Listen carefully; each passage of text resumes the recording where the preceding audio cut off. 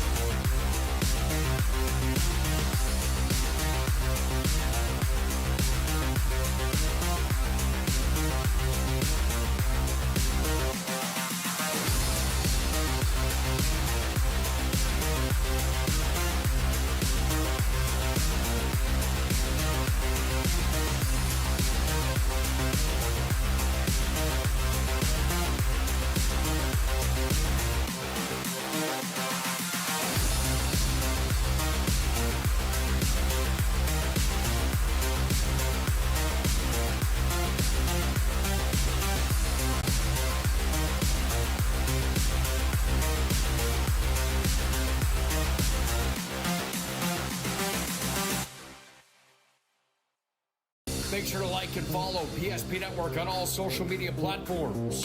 PSP Network, it's game day.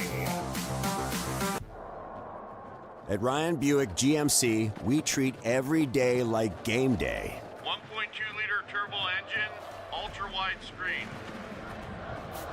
1.2-liter turbo engine, ultra-wide screen, on 2. Ready? We know how to get you in the right vehicle. Buchanans, and hut, hut. From the test drive to the handoff, we make every step easy. This season, start your drive at Ryan Buick GMC. We often think of frontiers as pages in a history book, a time gone by. But even in this modern world, there are new frontiers to conquer. Whether you're tending the land to grow a better tomorrow or growing a business for new opportunities, the work you do powers the world. Exploring the frontier means stepping forward, shaping the future for yourself and for those around you. First International Bank and Trust, helping you live first, one step at a time. That sinking feeling you get when this happens? That's oil change anxiety. The anxiety of being without a car with a billion things to do. The fear of being overcharged.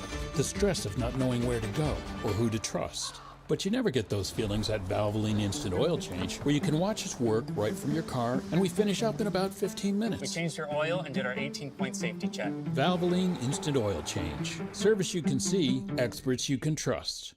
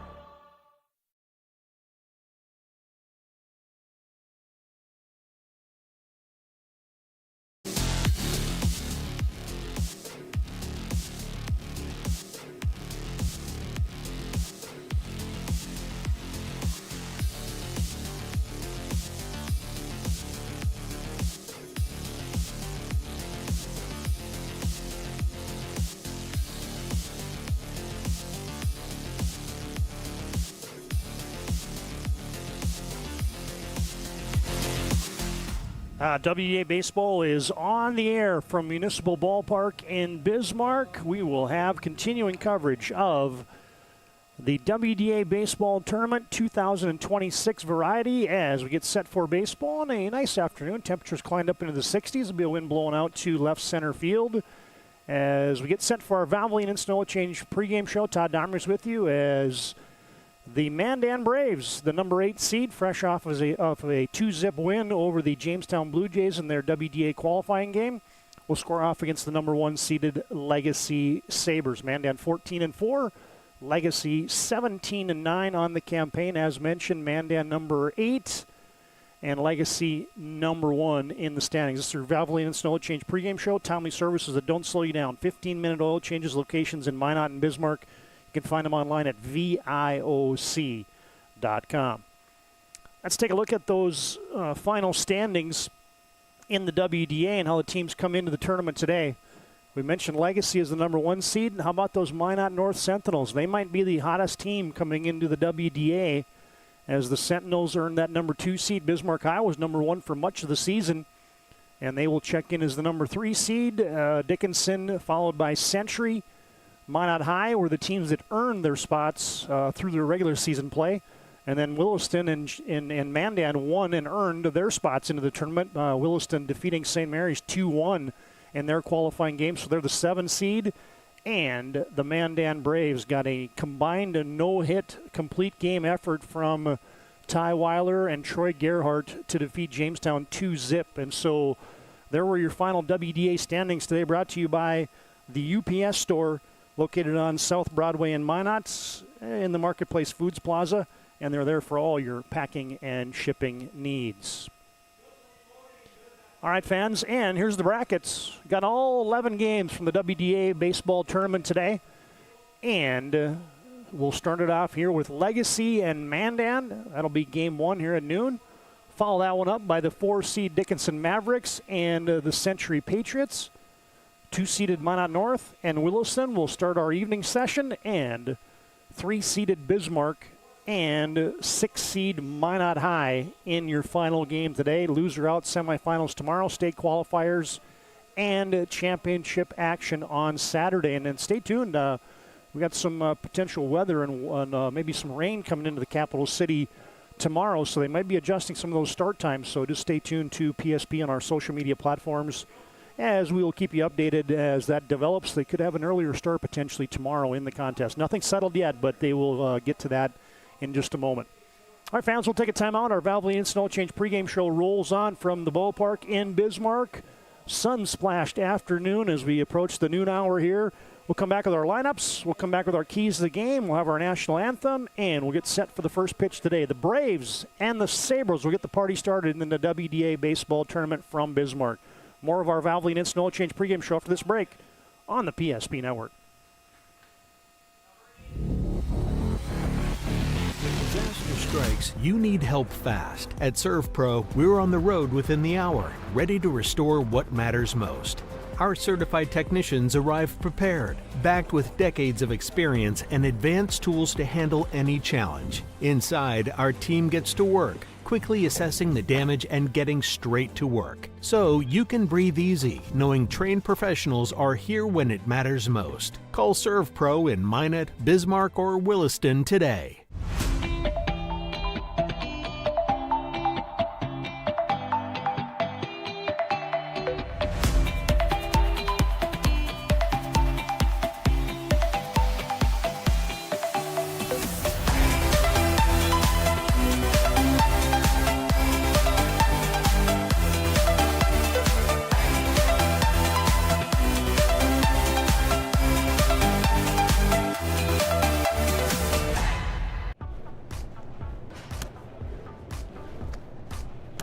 So Carson, how do I become a great football player like you?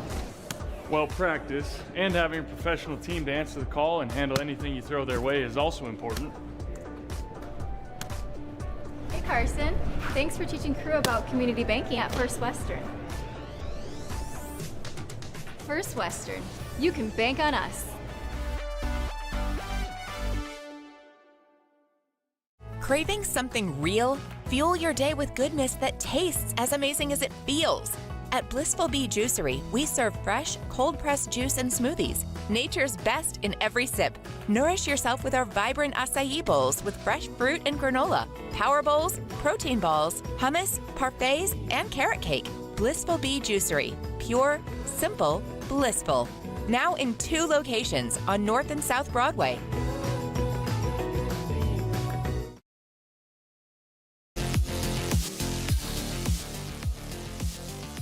Lineups being introduced out on the field here at the ballpark in Bismarck. There's your look at the Mandan Braves. They'll go this way for 22nd-year head coach DeWitt Mack, his favorite baseball player of all time.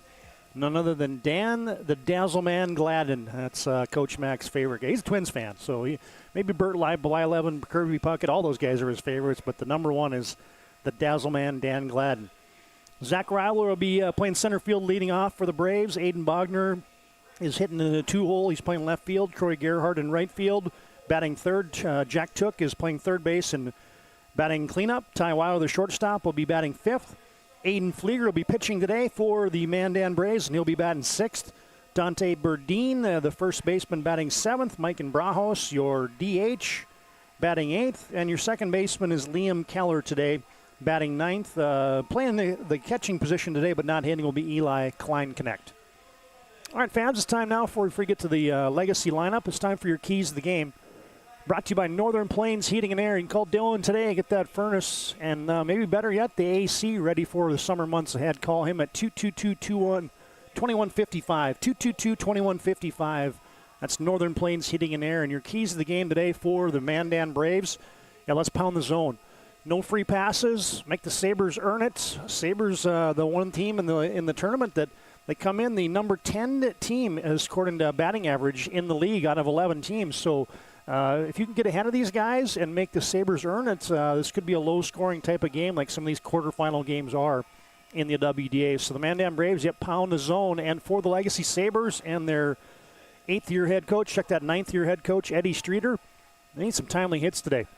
They're going to have Nate Heil on the mound. We'll talk about him in just a second. And they get a couple early runs and some good two-out hitting. Attacking that zone when the pitches are in the zone. Timely hits will be important today for the Legacy Sabres. There's your Northern Plains Heating and Air keys to the game. You can find them online at northern-plains.com. Our fans, let's honor America. Let's honor our great country. Honor those men and women who serve with the playing of our national anthem today before our ball game at noon hour here in Bismarck.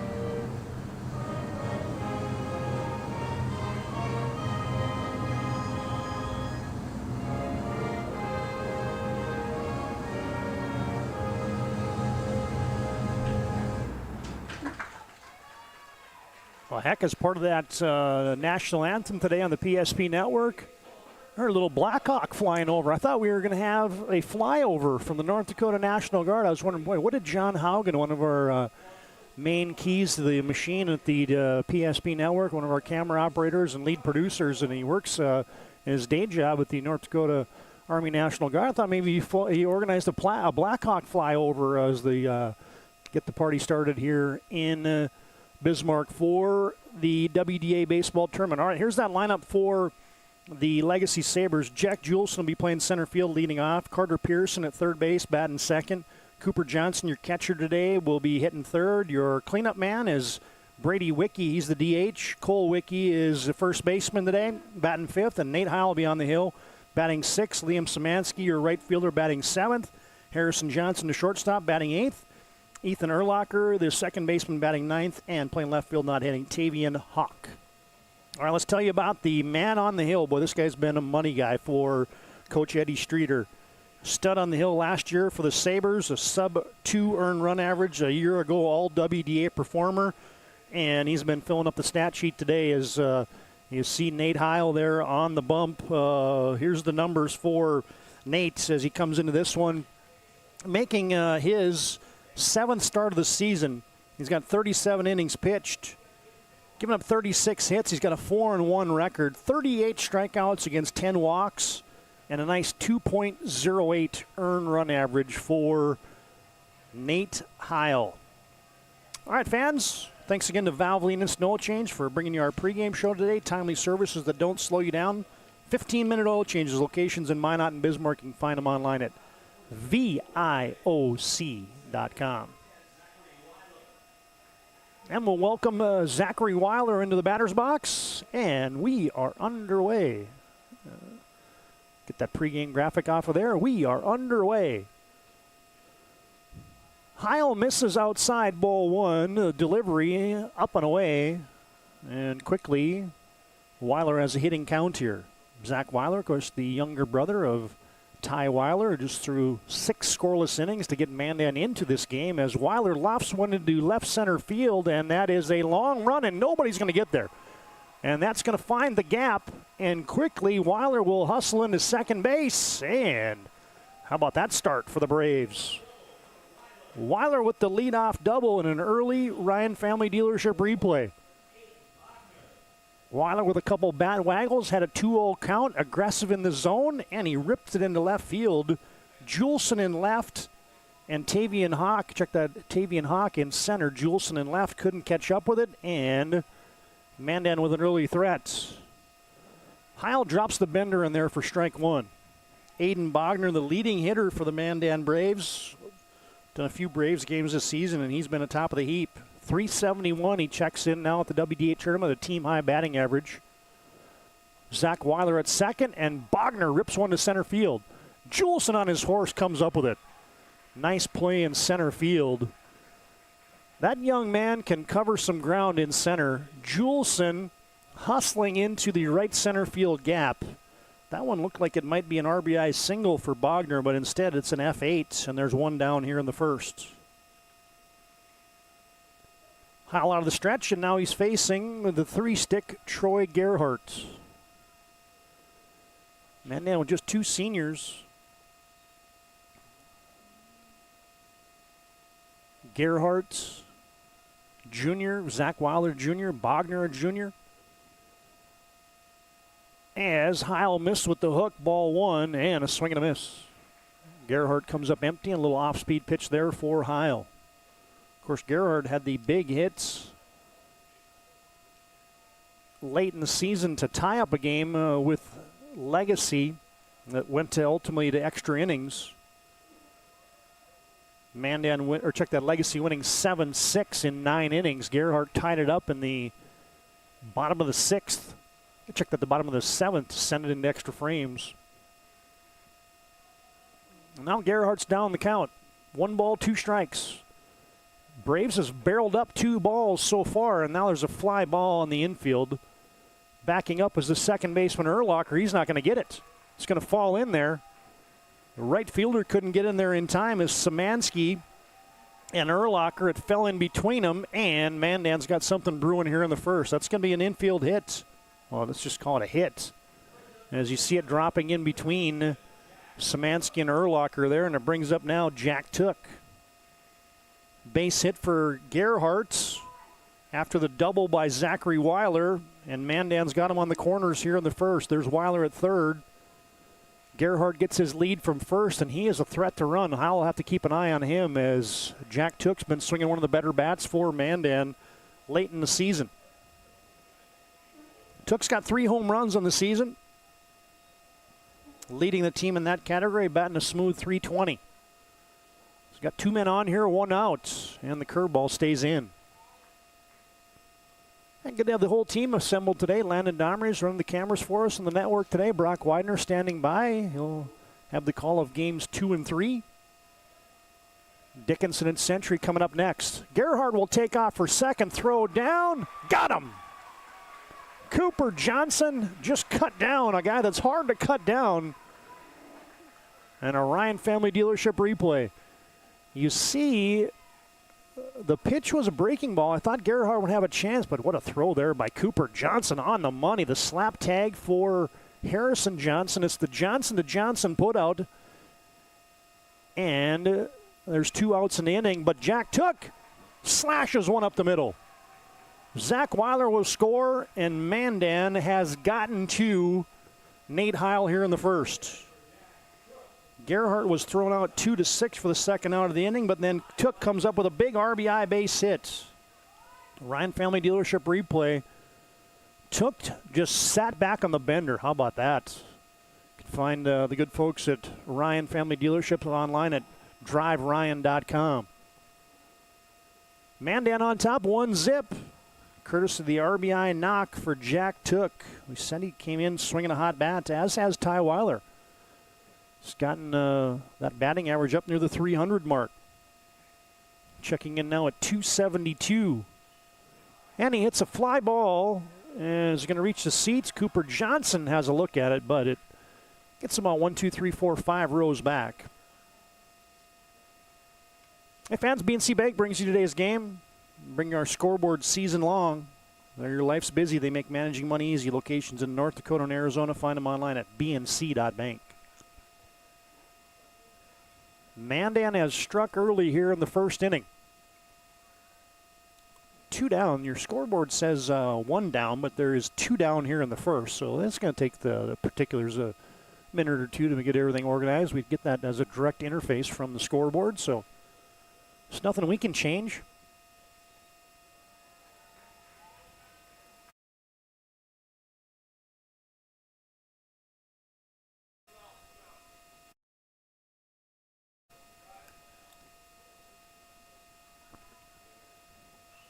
And a foul away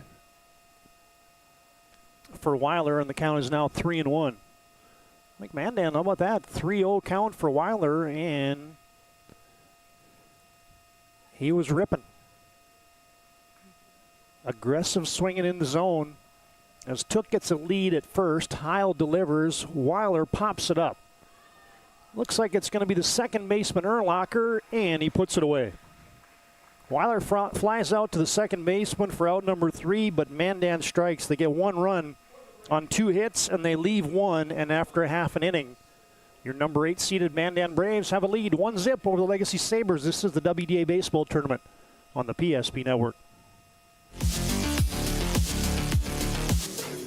Different lives. Some of us drive trucks, some of us work long shifts in the oil fields, some of us just want to get home safely.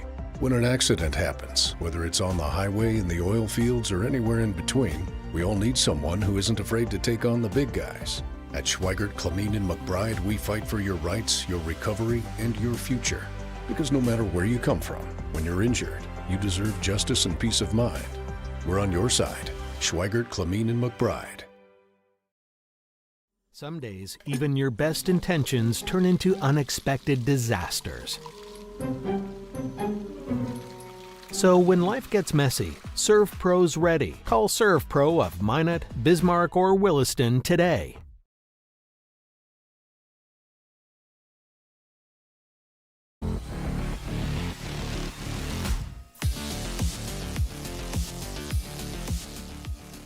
Now there's the man on the bump for the Mandan Braves, none other than the junior Aiden Bogner.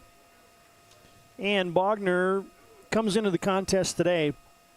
He'll be making his 5th start, his 7th appearance of the season. He's pitched 25 and a third innings. Got a 1-3 record, giving up 32 hits, 9 earned runs. He's struck out 27, walked 11, and his earned run average checks in at 2.49. These are 2 good pitching teams, as evidenced by their rankings in the team ERA. Legacy with the best earned run average in the league at 2.7. Mandan at number 2 at 3.67. So I would not expect a plethora of runs today, even on a day when the wind is blowing out to left center field. This could be a low-scoring contest, but Mandan got one in the first, and Bogner is going to be facing Jack Juleson, Carter Pearson, and Cooper Johnson. Juleson strolls into the batter's box. Of course, the MSUM Minnesota State Moorhead football commit, Jack Juleson. Leading off, as always, for the Legacy Sabres on a 64-degree day today in Bismarck.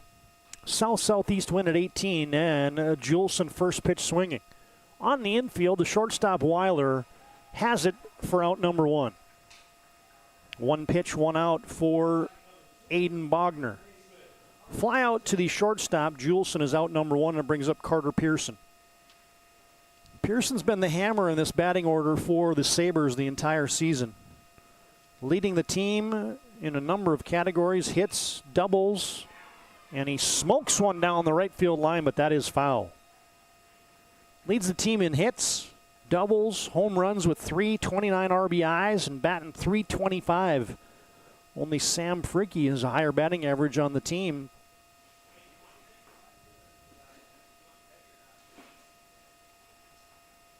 Well, Legacy swinging aggressively against Bogner, a guy that likes to pound the zone with strikes. Kind of a wide open, I would say, WDA baseball tournament. You got a number of teams that come into this event thinking that they can win the whole shebang. You got Minot North that come on like gangbusters. Went from 10th to 2nd in the WDA standings. As Bogner has a 2-ball, 1-strike delivery, and Pearson hits it hard. Zach Weiler on his horse back in center, and now he's under it. Pearson hit it about 300 feet, but that is a cavernous area in center field, and Zach Weiler hauled it in. F8, Pearson is out number 2. Now you look at the Bismarck Demons, the 3 seed, and they come in. Legacy's got as good a 1-2 pitching punch as anybody, in Nate Heil and Cole Wicke. We're talking about Minot North and Mueller, a stud hitter and pitcher for the Sentinels. Bismarck High, the 3 seed. Obviously, they were their number 1 for much of the season. 4 seed Dickinson can pitch and hit, and they got Kuderna. You got Century that has the best batting average in the WDA, so they can hit and pitch a little bit. So Minot High, the defending regular season champions and the state runner-up, are back here as the 6th seed, and obviously you got the Mandan Braves, a team that the coaches picked as number 2 in the preseason poll. Here's an 8 seed. So this is a wide open tournament, folks. Make no mistake about it. There could be 8 teams that could make a case that they could win this thing. 1 ball, 2 strike. 2 strikes to Cooper Johnson. He was ahead of a couple pitches there as Bogner's changing speeds nicely here. As there's 2 down here in the bottom of the first.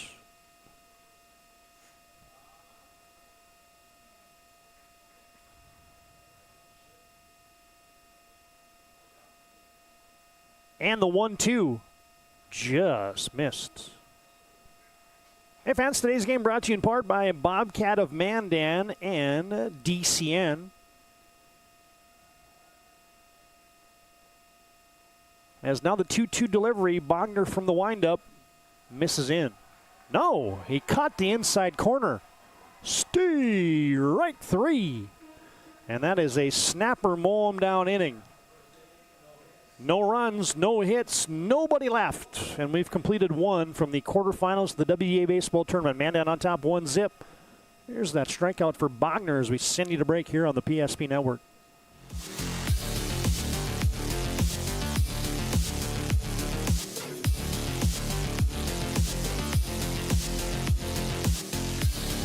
Of the financial planning approach at Legacy Financial Partners is a personal relationship. Our unique and collaborative approach to financial planning starts with your dreams, not just the numbers. We will work with you regularly to take action to update your plan as your needs evolve, recommending products and services that are right for your situation.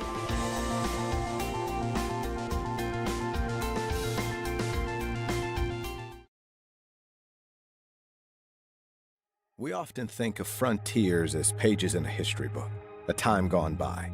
But even in this modern world, there are new frontiers to conquer. Whether you're tending the land to grow a better tomorrow or growing a business for new opportunities, the work you do powers the world. Exploring the frontier means stepping forward, shaping the future for yourself and for those around you. First International Bank and Trust, helping you live first, one step at a time.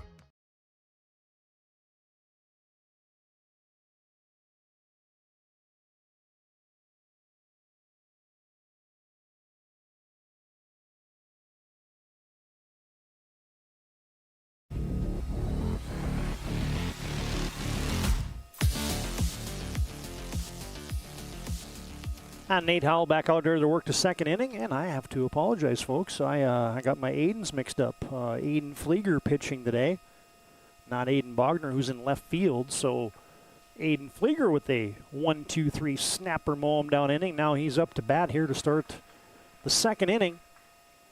Well, we're going to reset those numbers as Flieger with a team high 150 earned run average. No wins, 1 loss, and 2 saves for Flieger. As Heil is not got a 2-2 count. And the pitch. Curveball stays up.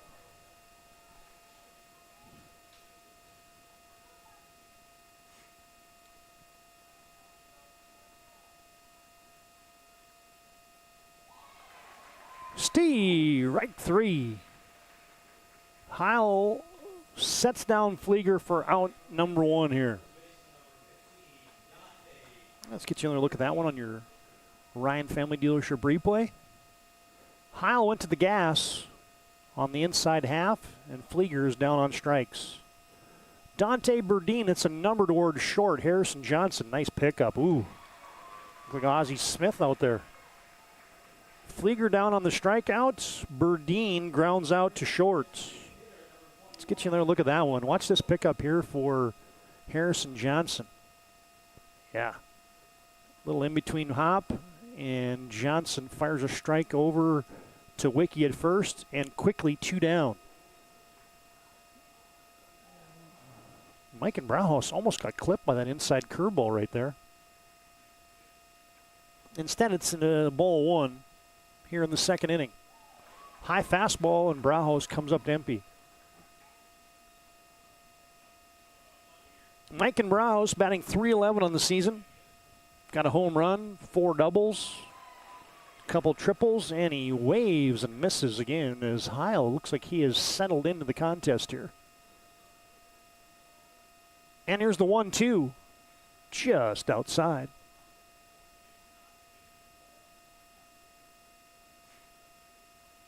Two down here in the top of the second. Heil looking for a 1-2-3 inning, and the fastball stays just away. This afternoon, see a lot of shorts and short sleeves. A few people still with the sweatshirts on. Strike 3. Nate Heil has indeed settled into the contest. That's a nifty 1-2-3 inning. No runs, no hits, nobody left. Score remains 1-0. Man down on top. As here's that Nate Heil strikeout to end the top of the second.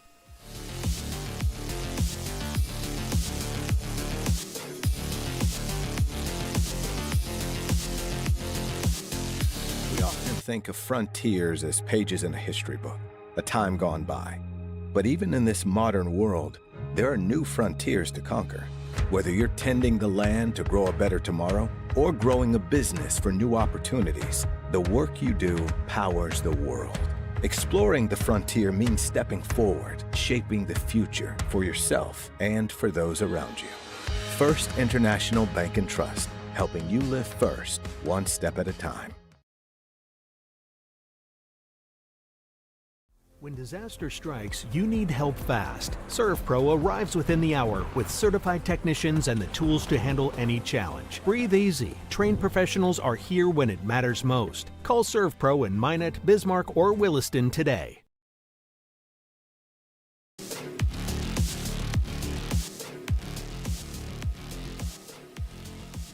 Well, Aiden Flieger out there to work his second inning. And he'll be facing Brady Wicke, Cole Wicke, and Nate Heil. As Flieger hits it, and that is belted deep to left. Back, back, back, goodbye! Home run! Brady Wicke just deposited one into the left field seats, and we are tied. Brady Wicke just went yard. Get your Ryan Family Dealership replay. Got a low breaking ball, and there it went.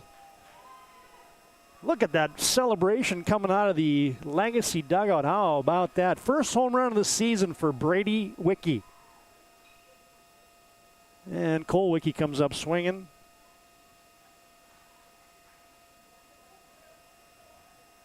Well, some early fireworks. Mandan got a run early, and Legacy has now tied it up in the second. Flieger misses up and away. Hey fans, today's game also brought to you in part by High Point Networks and Nodak Insurance, your local Mandan agents, Darren Johnson, Scott Wilkins, Cody Olson, Ben Hodek, and Mitch Coast. Couple hops on a ground out to Burdine. Cole Wicke is retired. 3 unassisted for the first out here in the second.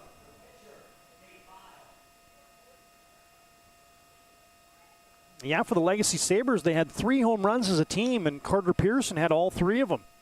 That's the first guy not named Carter to bang one out of the yard. Brady Wicke got one up in the jet stream as it's a south-southeast wind, and that is certainly blowing towards the left field foul pole, so the way Wicke hit that one, that got some wind aidage. And that ball is hit hard to right field. And on his horse was Troy Gerhardt as Nate Heil tagged it to rights. Gerhardt had to take a couple steps back, but he comes up with it for the second out here in the second. And it brings up Liam Szymanski, the right fielder for the Sabres. Szymanski batting .175 on the season. Flieger comes up and in. And this series today, 17th meeting for the Braves and the Sabres since the COVID year of 2020. And they are deadlocked. Mandan 8 wins, Legacy 8 wins. Mandan has won 5 of the last 8, however, including contests at the WDA and state tournaments a season ago. Swing and a miss for Szymanski. Offered at that outside pitch.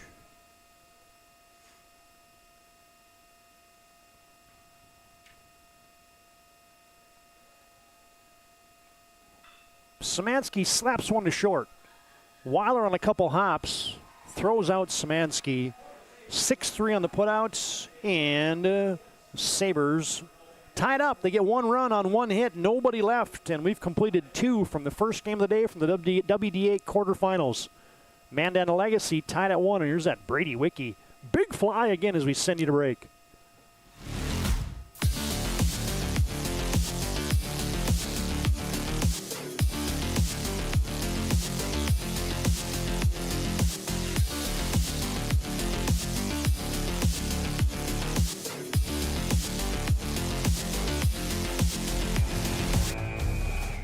Every football fan has their Sunday routine. Maybe it's setting your lineup, firing up the grill, or claiming your spot on the couch. But the center of every Sunday is the drive. The morning drive home before kickoff. The drive to your buddy's watch party. Wherever you're headed, we can take you there.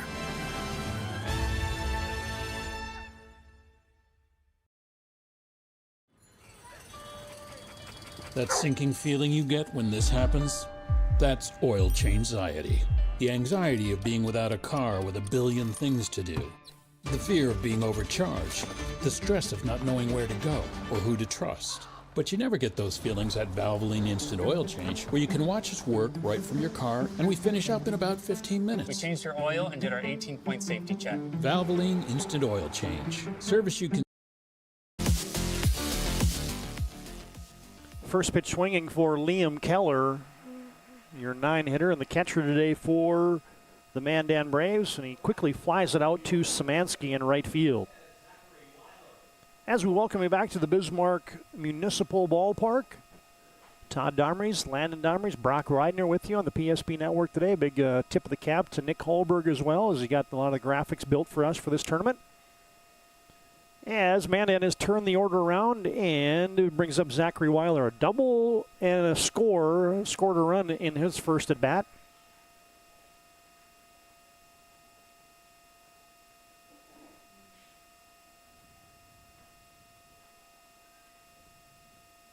Zach Weiler's played in all 28 games for the Mandan Braves, now batting up over 260 on the season. 23 hits and 86 trips. And he floats one into short left field, but here comes nobody. Tavian Hawk and Juleson. I thought somebody was going to come up with it, but it goes off the glove of Tavian Hawk, and that'll be another single for Zachary Weiler. You see him just kind of lofting it into left field. And then you see Hawk just couldn't come up with it. I thought Juleson maybe had a chance because he was screaming over there from center field. Instead, Zach Weiler has his second hit of the day. Mandan has already touched up Nate Heil for 4 hits. As Aiden Bogner swings and misses. Bogner a fly out to center field in his first at bat.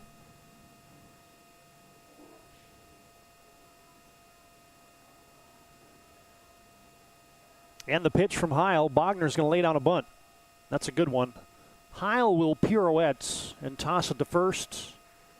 Mandan playing a little small ball there with Aiden Bogner sacrificing Zach Weiler to second.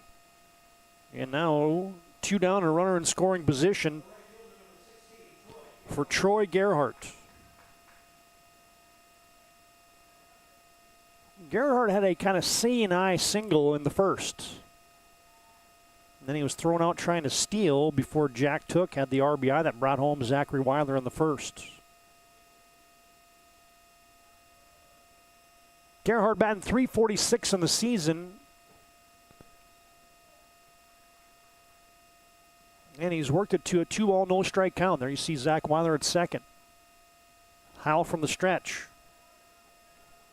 And the pitch. Fastball, and Gerhardt was late. Gerhardt leads the team with 6 doubles, and he's knocked in the most runs for the Mandan Braves with 18. Also leads the team in walks, and he's kind of turned into be the closer here lately for Mandan. Takes strike 2 on the outside corner. Good pitch there for Nate Heil. Heil trying to hang a 0 here for Legacy. There's 2's wild. 2 balls, 2 strikes, 2 outs. And the pitch. Gerhardt just filleted that one off the end of the bats. Foul down the right field line. Minor, you got Dickinson and Century coming up next. Mavericks the 4 seed. Century the 5 seed. Nate Heil gets the single from Cooper Johnson, and here's another 2-2 to Gerhardt. That's up. Hey fans, today's game also brought to you in part by Minot State. Be seen, be heard, be you at MSU. Planet Pizza also brings you today's game without tastes good right about now. A Blue Buffalo or a plain cheese. Swing and a miss. Heil went to the off-speed breaking ball. Gerhardt down with the K, and Heil has indeed hung a 0 here for the Sabres. As we have completed 2.5 innings, 1-1 on your BNC National Bank scoreboard. This is WDA Baseball on the PSP Network. Since 2003, the architects and engineers at Ackerman Esvold have been enhancing everyday life. From response times to commute times, we've helped create critical infrastructure, enhancing highway safety, flood protection, and public education. And we're no stranger to enhancing fun, family outings, and even game time. Ackerman Esvold, working to enhance your everyday life. The Jersey Mike's catering box is the easiest way to feed your friends. The hard part is picking your sub. That's why we're having a draft. With the first pick, Sarah from Carolina selects number 13, the original Italian. You know, I trusted my gut, and that's exactly where the sub's going to go. So Hold on, we've got a trade. Jake traded his second pick with me, because I'm starved. Freshly sliced subs to go, wherever you and your friends go. Jersey Mike's, a sub above.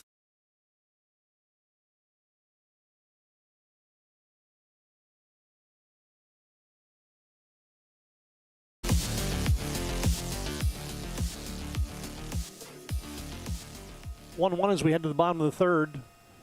Harrison Johnson, Ethan Urlacher, and Jack Juleson will be facing Aiden Flieger out there, who's out there to work his third inning of work. And the 1-0, Urlacher, soft fly ball into short right field. Second baseman Keller is out. He has it. As Harrison, I think I mentioned maybe, did I say Urlacher was bad? And that was Harrison Johnson, my bad, as Harrison Johnson flies out to the second baseman, Liam Keller. And now it brings up Ethan Urlacher.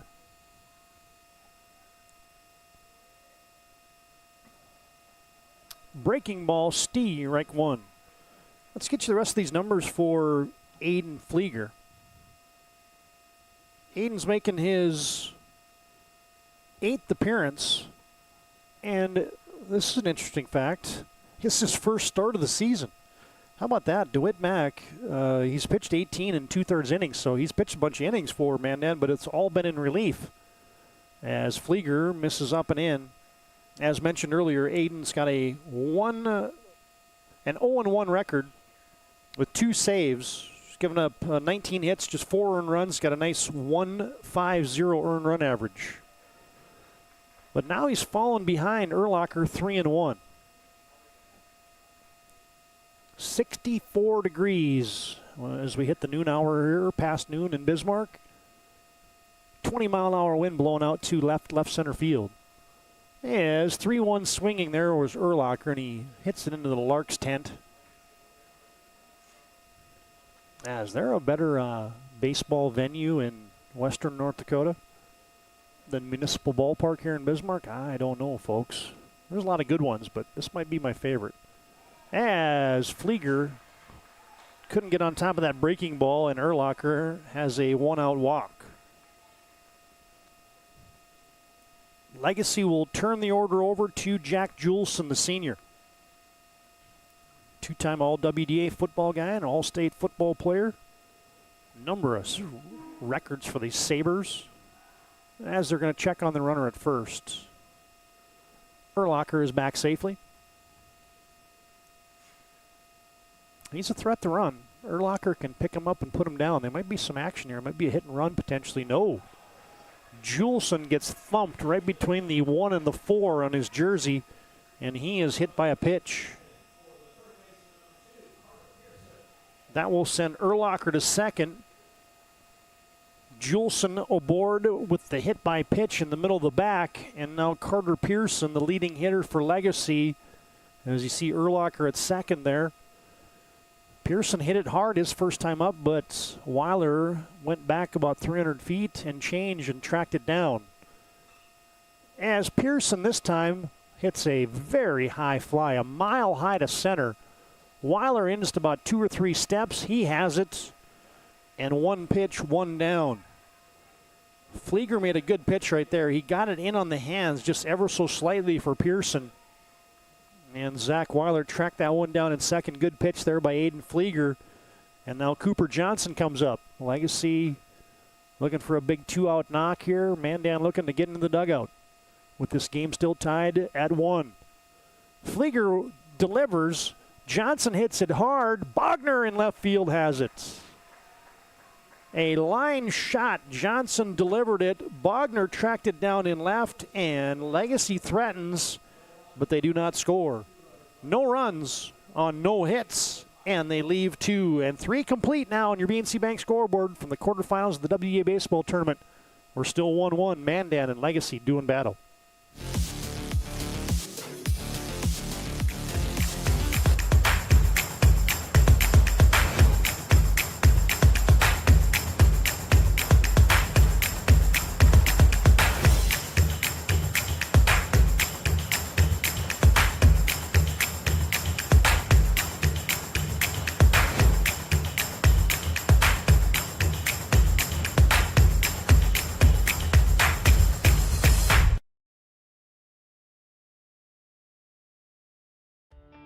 fender bender, a big idea. The next chapter. Different days have different needs. But they all start the same way. With one call to First Western. Banking. Insurance. Trust. Not departments, just different ways we show up for the same people. First Western, all under one roof, all in your corner. You can bank on us.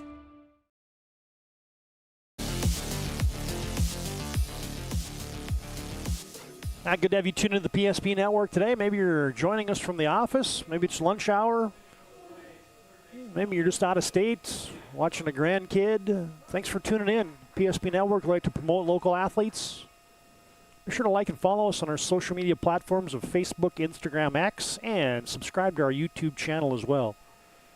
And maybe, boy, the best thing you can do is say thanks to all the sponsors that we have season long, and then we went out and got a few more WDA baseball tournament only sponsors, so we can keep this on our free of charge YouTube platform. Of course, several things in PSP land have moved over to PSP Plus as we gotten into postseason for football and basketball, and that's our subscription platform. But this baseball tournament still free of charge as Jack Took hits one down the left field line, and Tavian Hawk runs out of real estate. Jack Took had the big hit for Mandan, the base hit, and an RBI in the first inning. Legacy really swinging that infield around. You got Harrison Johnson almost playing right up the middle. As it's a 1-ball, 2-strike count now to Jack Took. Of course, Jack is signed to go play some big-time baseball at the University of Illinois, Chicago. Took hits it hard to left. Tavian Hawk got twisted around. Oh, and he came up with it. How about that? I gave him about a 0% chance of coming up with that catch in left field, and then Hawk just stuck out the leather. Watch this. It's going to be a long ways away, but took inside outs, and now watch Tavian Hawk. He was running in circles. Started left, went back to his right, and flagged it down. Nice play, Tavian. And there's one down here in the top of the fourth. Took hit it hard, but he flies out to the warning track in left. Brings up Ty Weiler, who flew out to the second baseman, and Weiler hits a soft fly ball into left field. Oh, Hawk dove, but he couldn't come up with it. It bounced out of his glove. And that's going to be a base hit there for Ty Weiler. Tough play for Tavian. He made a miracle grab against Jack Took, who's probably thinking, how does he not catch the one that I hit? And then Ty Weiler hits one, and he misses that one. So anyway, Mandan's got a man on here in the top of the fourth for Aiden Flieger. Flieger looking to help himself as Nate Heil out there to work the fourth here for Legacy. Heil is kind of labored through 52 pitches here, through 3 1/3. Cooper Johnson was going to try to throw it to runner, and then he lost it, and that's going to be an extra base for Ty Weiler.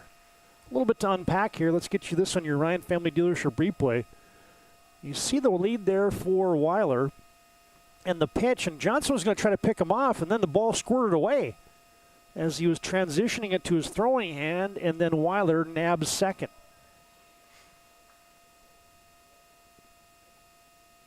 Flieger batting now, still with a runner in scoring position. He's worked it to a 3-0 count. The pitch from Heil is down and in. Flieger aboard with the walk. Mandan's got something brewing here with one down in the top of the fourth. And they'll bring up Dante Burdine. Dante got jammed his first at bats. Hit a slow roll to the shortstop, Harrison Johnson, who had a nice pickup on the play.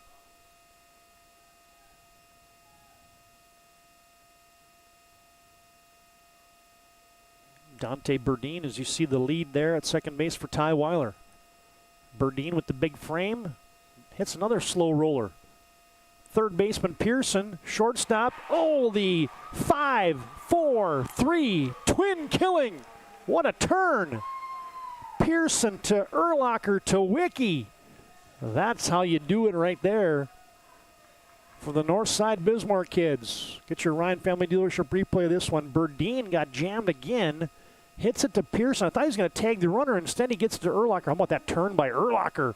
And a strong throw to first. They get Burdine, and no harm done. Mandan gets no runs. They get 1 hit and nobody left, and we've completed 3.5. Score remains 1-1 on your BNC National Bank scoreboard. This is WDA Baseball on the PSP Network.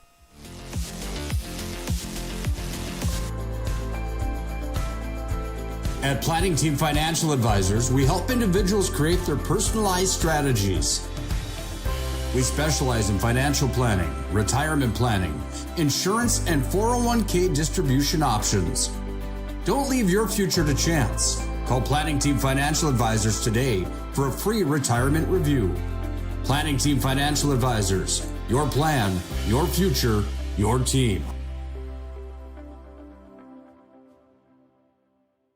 Dakota Community Bank and Trust, your trusted partner for commercial and business loans. We not only provide lending you need to grow your business, but we also reinvest in our communities. We believe in strengthening our businesses and creating opportunities for success. Choose Dakota Community Bank and Trust for your commercial and business loans, and together let's keep our communities thriving. Serving the community, looking out for you. At Dakota Community Bank and Trust, that's what we do.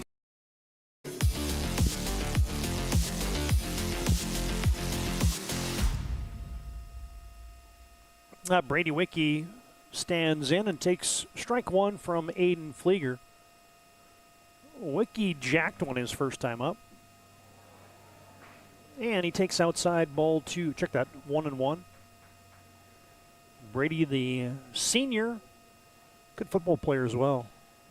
Starting linebacker for the Legacy Sabres. Got their first ever playoff win for head coach Chris Clements this last fall, as Flieger looked a little extra careful with Wicke after he hit the long bomb in the first. Check that in the second. High and tight. Ball 2. 2-2 count here in the bottom of the fourth.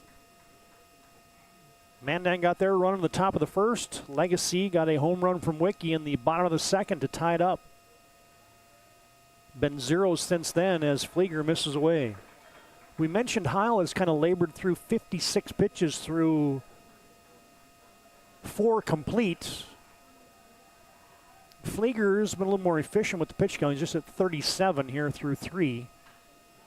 Wicke on the full count fouls it away.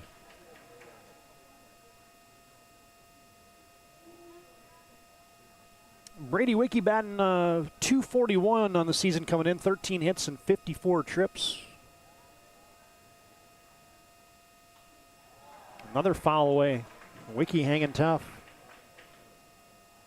Of course, Cole and Brady Wicke are brothers.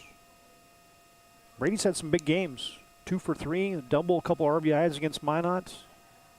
4 RBIs and a 3 for 3 day against Minot North. And Brady Wicke is aboard. He draws the base on balls. The second one offered by Aiden Flieger. Walked Urlacher with 1 out in the second. You know what they say about leadoff walks? They often come around to score.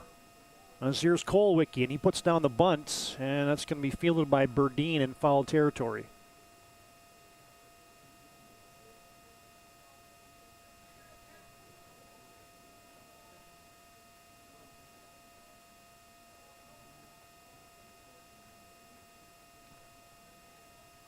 Nobody out, man on. Legacy looking to sacrifice, and the bunt is down. Flieger's going to go to second. Oh, and it's off the glove of Weiler. I don't know if that was what the team was indicating that Flieger was supposed to do there. That I don't think was the correct play. That's a situation you just got to take the out. But yeah, there's 16, 17, 18-year-old kids out there. Let's get your Ryan Family Dealership replay. Brady Wicke had a pretty good jump on this bunt by Cole Wicke, and when Flieger turned, Weiler wasn't in position. I don't think he thought there was any chance that's coming to second base. And the error moves runners now into second and third. And Nate Heil bats. Boy, you talk about a position here where you could help yourself if you're Nate Heil. Batting just 154 on the season. Mandan has to bring the infield in. See, took on the grass there at third on the green artificial surface. And the pitch. Flieger misses away. Legacy looking to pounce. Nobody out here. Brady Wicke at third. Cole Wicke on board via the air on second. And we're going to get a mound visit today. And today's visit to the mound brought to you by First International Bank and Trust. Full-service independent community bank built on the bond between employees and customers, founded in 1910. Serving rural and urban communities across Arizona, Minnesota, North Dakota, South Dakota. Find them online at FIBT.com.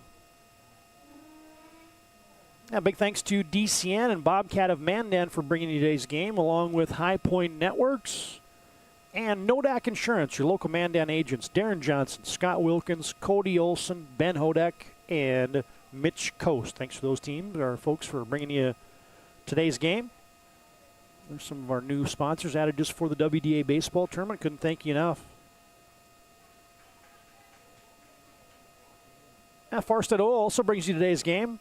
Wholesale fuel, mobile lubricant, DEF needs, serving North Dakota, Montana, western Minnesota since 1938. That's Farstead Oil. Just drove by their Mandan office a couple days ago. As after the mound visit by Coach Mack, it's a 2-balls, no-strike count to Nate Heil and the pitch. Outside. 3-0 with Liam Szymanski waiting on deck. Still nobody out here in the bottom of the fourth. Still tied at 1-1, but Legacy is threatening. I'll check that. It was a 1-ball, 2-strike count, and it still remains 1-ball, 2 strikes. Nope, now it's 2-2, umpire says. And the scoreboard says it as well. Boy, this is a big moment right here. Flieger, can he bear down here and get an out for Mandan, or will Nate Heil spoil it? The pitch. Swing and a miss. Heil goes down on the K, and that was a big pitch there for Flieger. Replay brought to you by DriveRyan.com, the folks at Ryan Family Dealership. Yeah, Flieger went to the off speed. And now it brings up Liam Szymanski with one down here. Runners at second and third. Bouncing ball towards Took at third. He has it, and it is foul. Boy, that was close. It was interesting because Brady Wicke was coming home and Took was kind of just straddling the line. Let's get a look at it. See if it's going to be a tough angle for us to take a look at it on the Ryan Family Dealership replay, but yeah, well, it was right on the line, so umpires got the best view of it.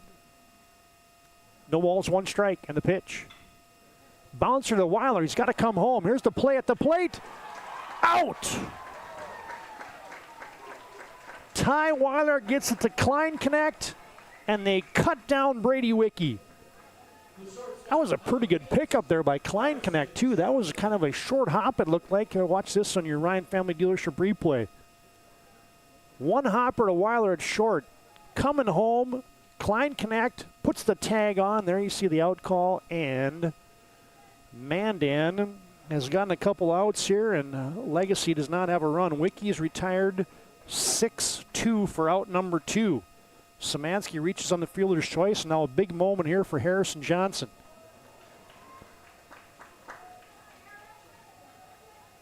Harrison, your all-WDA, all-state hockey guy, and the West Region Senior Athlete of the Year in the Frozen Pond, and boy, he's got a chance here.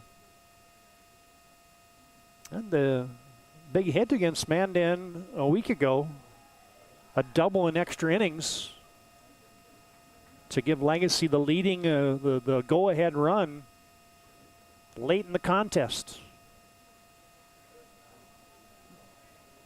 Johnson's been scuffing a little bit at the plate this year, but this is a huge moment, batting .228. As they check on Szymanski again.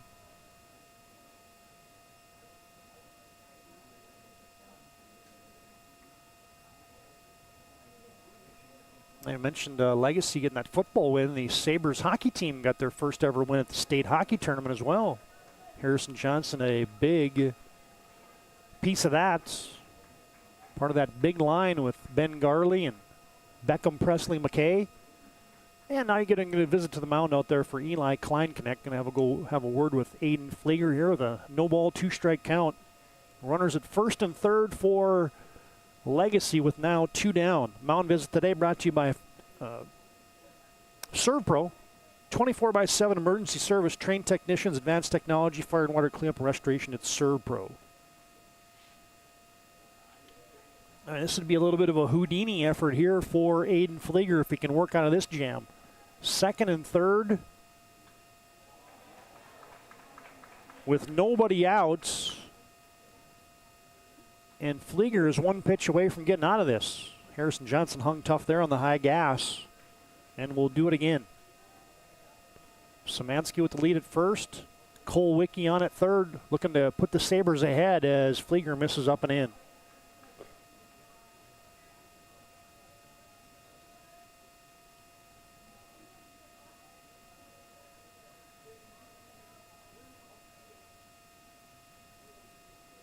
Runners at the corners with 2 outs. Here's the 1-2. Bounce to short. Oh, nice pickup by Ty Weiler. He has it. He touches second. And call Aiden Flieger Houdini. Legacy doesn't get anything. As the Sabres come up with 0 runs, they didn't get a hit. It was a walk and an error that got people on base, and the Sabres leave 2. And we have completed 4 innings here from the ballpark in Bismarck. 1-1, your score remains. This is quarterfinal baseball from the WDA Baseball Tournament on the PSP Network. We started with small beginnings. And just like the visionary entrepreneurs we serve, we turned an idea into reality. BNC National Bank, where possibilities begin right here at home. Breathe in.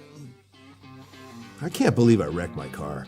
There's some things in life we can't control, but what's important is how we respond.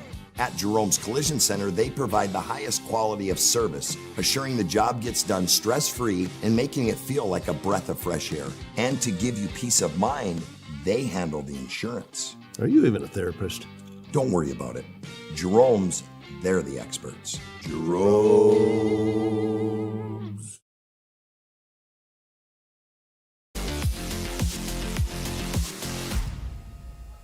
Here we go on the top of the 5th.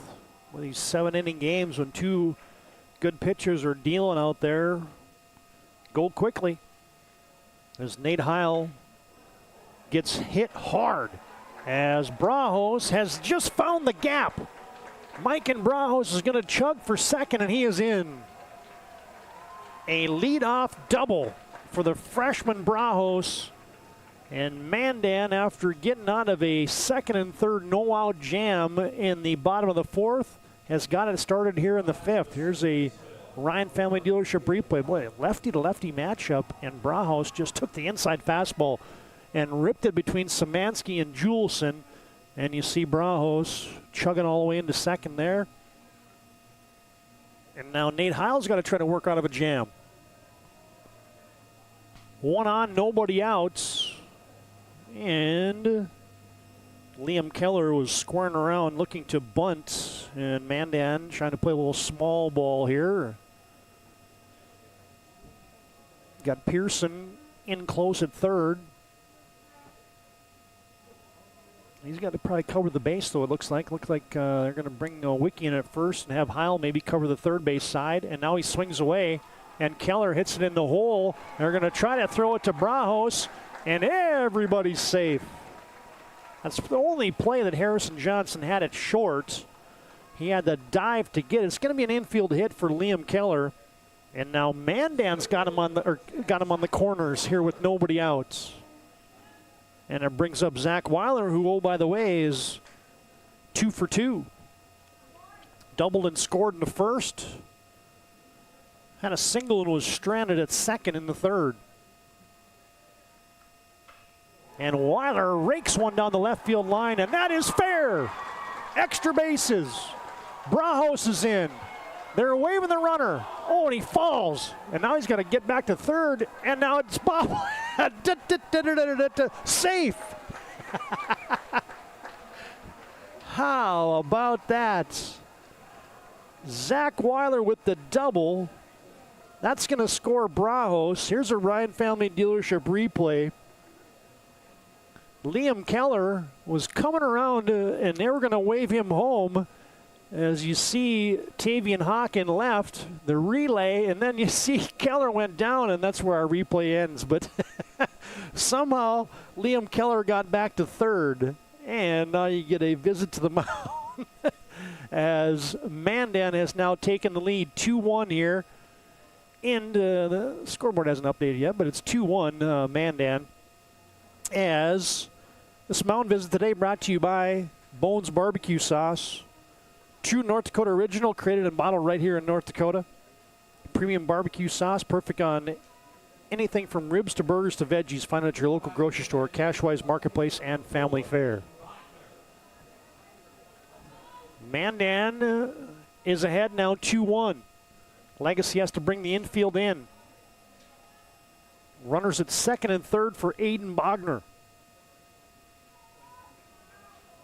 Bogner's 0 for 1. Fly out, and then a sacrifice bunt in the third. And he swings and misses. 1-1 count. Mandan's got one in, looking for more. And the pitch is outside. Now, I mentioned that those WDA standings. You think about how tightly compacted those standings were. A couple losses or a couple wins, you move from second or third down to sixth in a hurry. As that's a good pitch there by Nate Heil. Just showed the, I'll say, competitive balance in the WDA this year. Now you're seeing it play out here in the opening round as Mandan, the 8th seed, gets a bouncing ball to second. They're going to come home with it and out. Nice play for Ethan Urlacher. Bogner reaches on the fielder's choice, but a couple of guys thrown out at the dish here. Bogner bounced it to Urlacher, who chucked it home to Cooper Johnson. There's the tag. There's the out single, and Nate Heil made a big pitch there. Keller retired 4-2 for the first out here. Zach Weiler now to third, and Bogner at first for Troy Gerhardt.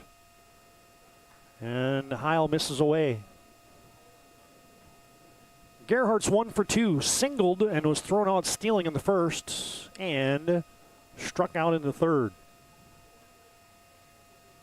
Gerhardt's kind of the engine that drives the Mandan Braves. And can he get a big hit here for Mandan to provide some more insurance here? Here in the top of the 5th. Mandan has got 8 hits already against Heil. And I don't think that was a suicide squeeze. It looked like it was a safety squeeze there. Gerhardt looked like he might have been even trying to bunt for a base hit, try to push that thing towards the second baseman Urlacher and bring in the runner. As Mandan's middle infield is at double play, or check that, Legacy's middle infield is at double play depth here with 1 down. Here's the 1-2 from Heil. Swing and a miss. The high fastball gets past Gerhardt, and that is a big out. It'll bring up Jack Took. First you get a look at it in your Ryan Family Dealership replay on the 1-ball, 2-strike count. Heil reared back and got one past Gerhardt, and now it brings up Jack Took. Took had an RBI single in the first, and he's going to get the intentional pass. So they're going to put Took on and load him up for Ty Weiler. Weiler has flown out to second and singled. Ty batting .272 on the season. He's knocked in 9. And the pitch. Weiler takes strike 1. Now you won't find a better bowler in the state of North Dakota probably than at the high school level in Ty Weiler. He's already got 11 perfect games, 300 games in bowling. And he's just taken strike 2. Nate Heil is buckling down here. Can he get out of a jam just giving up one run? Here's the 0-2. Fastball's away.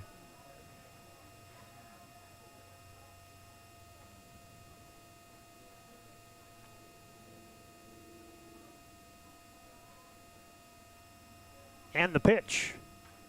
Fouled back. Of course, Ty Weiler and Logan Koloski, the only two seniors on the Mandan squad.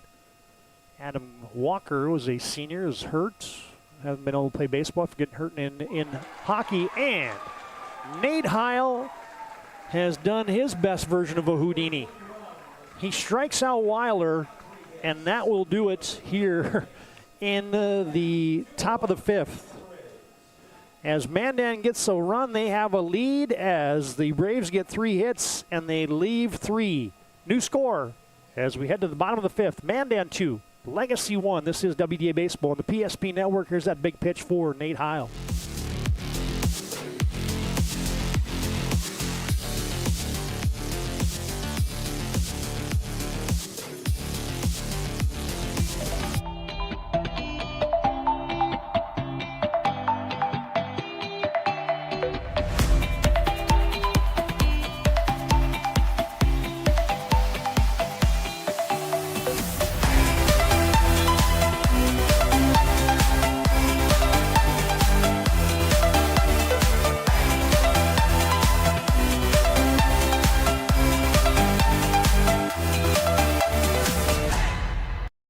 Started with small beginnings. And just like the visionary entrepreneurs we serve, we turned an idea into reality. PNC National Bank, where possibilities begin right here at home.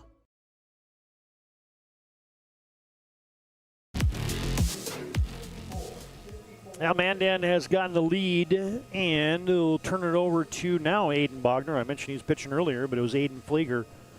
Bogner will replace Flieger. Aiden with a 1-3 record, 24 runs given up, 9 of them been earned. Struck out 27, walked 11.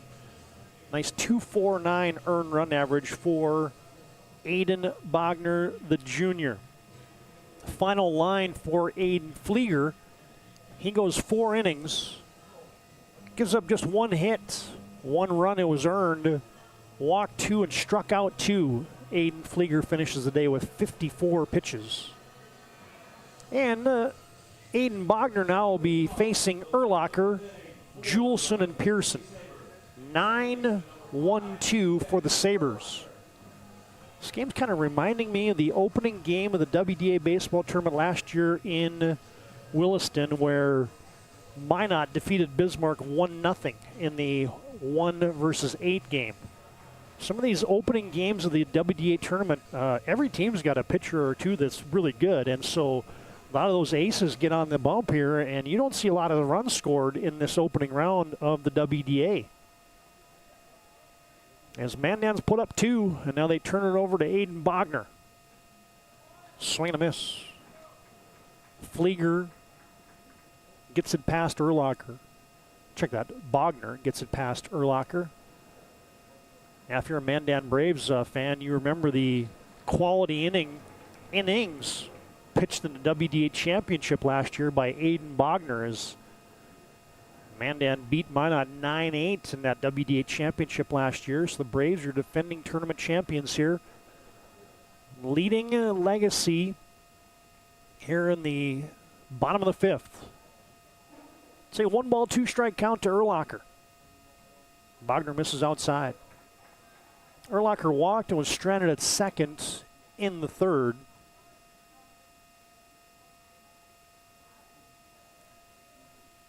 And the 2-2, strike 3. Bogner hit the black on the outside corner, and that's out number 1. Brings up Jack Juleson. Batting .303 on the season is Jack, leading the team in base hits, tied for the team high in doubles. Team high 25 runs. He's that spark plug at the top of the order here for Legacy. As Bogner drops the hook in there, strike 1. Reminder, you got Legacy, check that, Century and Dickinson coming up next. Minot North and Williston will be game 3. And your nightcap tonight, Bismarck High and Minot High. Juleson swings and misses, and now it's an 0-2 count, and he hacks one foul. Stayed alive.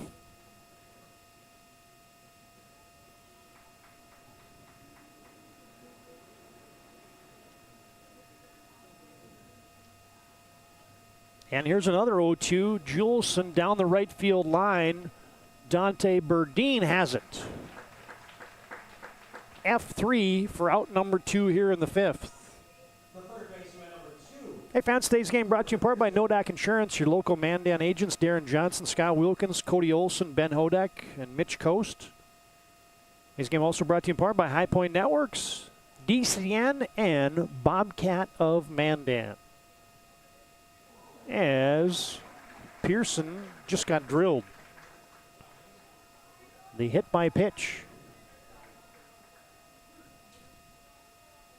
will get Pearson on board, and Cooper Johnson strolls into the batter's box.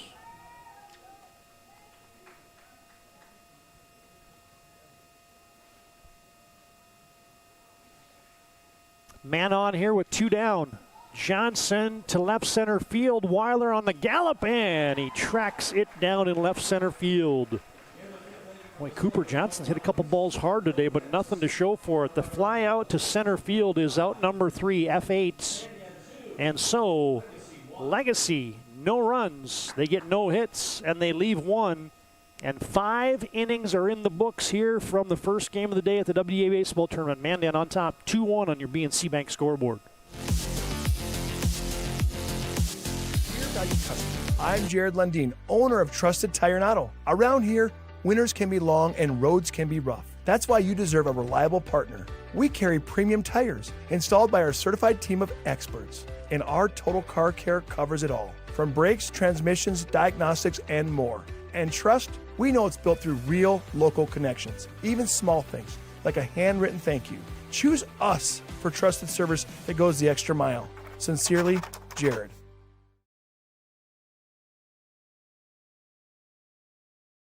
A place where Minot's finest views meet unforgettable flavor. Welcome to Beowulf Craft Kitchen and Lounge. Upscale casual dining crafted with care, paired with an exceptional selection of wines and bourbons. A place for family fun and nights meant just for 2. Or gather with friends to watch the game in our reimagined lounge, all overlooking Beowulf Golf Club, North Dakota's #1 rated course. Beowulf Craft Kitchen and Lounge. Come experience Chef Barry's fusion of flavors.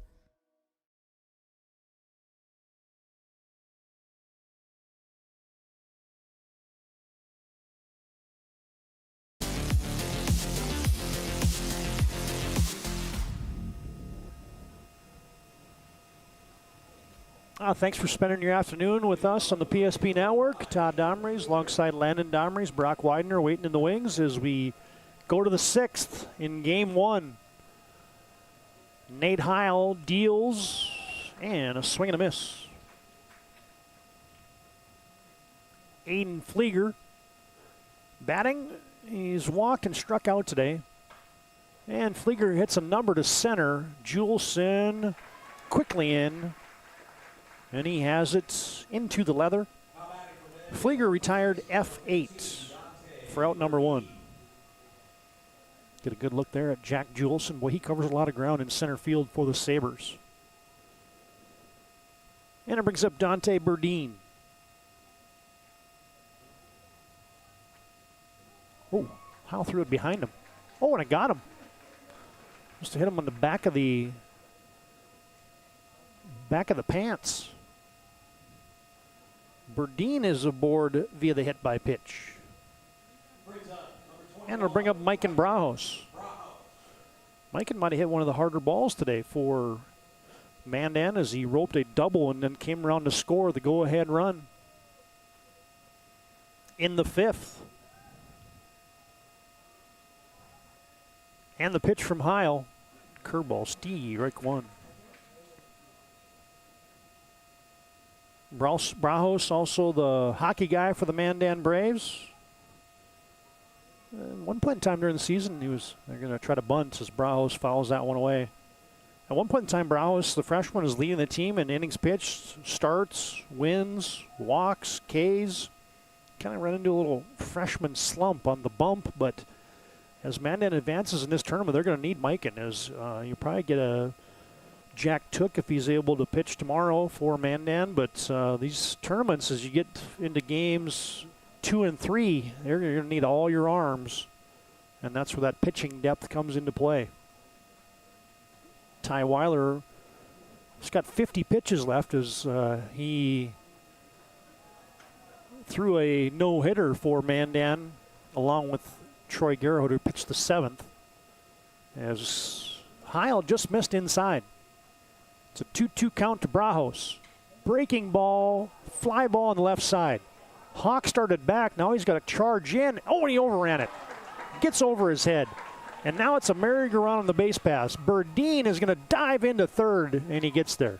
He kind of had to hold up as Hawk come charging in, or he went back, and then he came in, and then it bounced, and oh boy, all kinds of crazy stuff are happening here. Let's get your Ryan Family Dealership replay. The breaking ball just slapped into left field. Then you see Hawk started back. Now he comes in, and then he went over his head, and then you had great hustle there. It was as tracking them back to get that thing was the shortstop Harrison Johnson. Let's watch this play out again. And then I thought Burdine was going to get thrown out at third. That is unbelievable hustle by Harrison Johnson, because there would have been a runner, maybe even two, might have scored on that play. Now Mandan with 1 out, it's got him at second and third. And they officially gave Brajos a hit on that one. And it brings up Liam Keller. Legacy has to bring the infield in now, second and third with just 1 down. And I think the squeeze is now in play. Number 9 hitter up, Keller.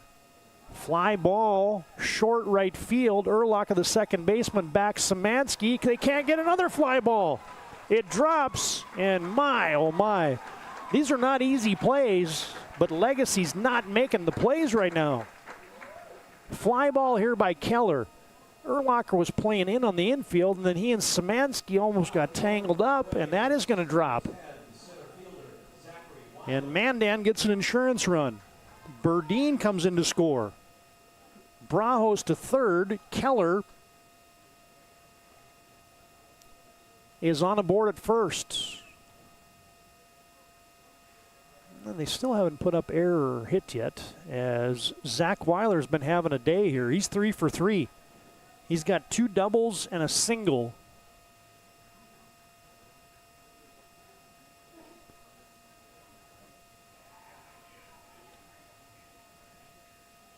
Yep, Mandan does lead 3-1. The scoreboard hasn't updated yet, but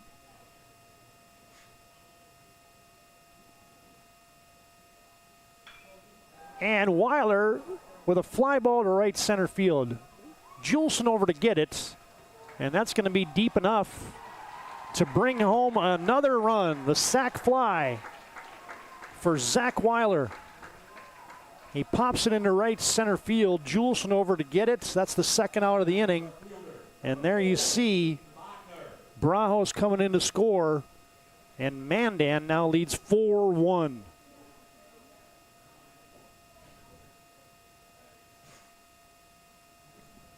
And that's going to be the day for Nate Heil. Pitching change today brought to you by Bones Barbecue Sauce. True North Dakota original, bottled and created right here in North Dakota. Premium barbecue sauce, perfect on anything from ribs to burgers to veggies. Find it at your local grocery store, Cashwise Marketplace, and Family Fare. Mandan leads 4-1 here in the top of the 6th, and we got a pitching change. We'll be back to tell you about the new arm out there for the Sabres. Mandan 4, Legacy 1. This is WDA Baseball on the PSP Network.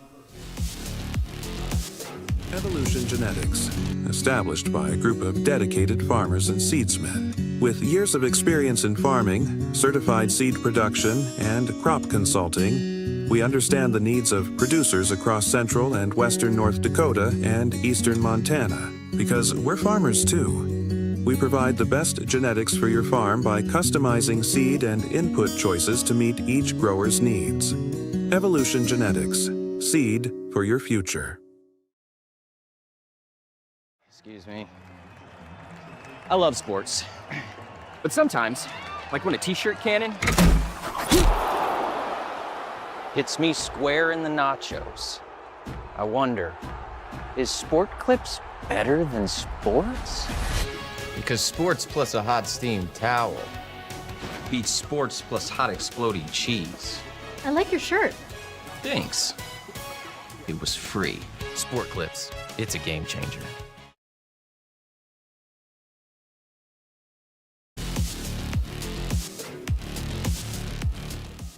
Now you get a good look at the new arm out there for the Legacy Sabres. Eddie Streeter's going to go to Carter Johnson.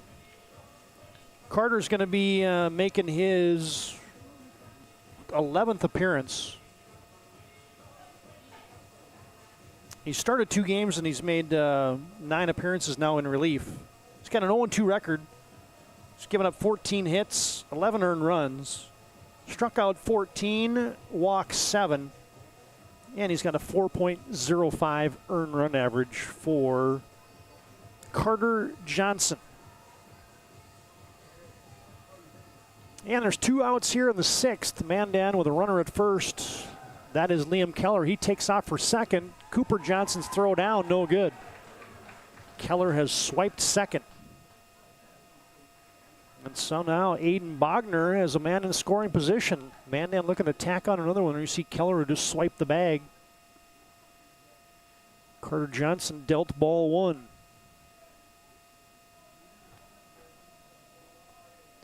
Bogner takes a breaking ball in. Strike 1.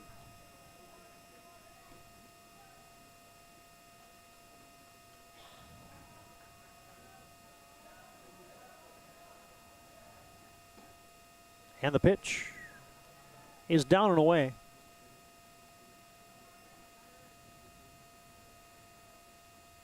Four runs, 9 hits, and an error for the Mandan Braves. 1 hit, 1 run, 1 error for Legacy. And Bogner rips one.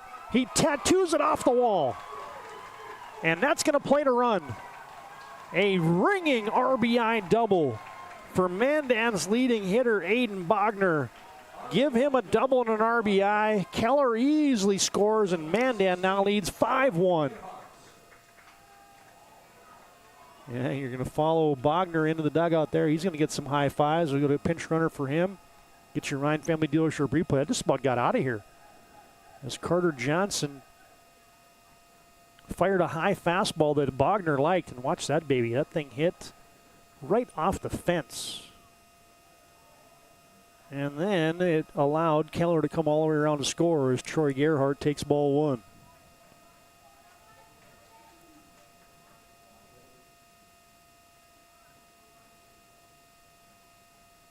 Mandan's got 3 runs on 3 hits here in the 6th.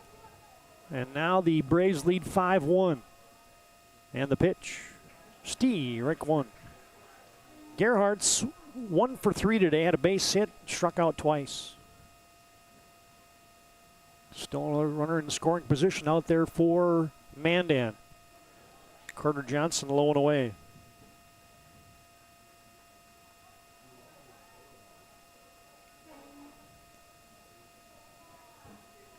And here's the 2-1. Swing and a miss.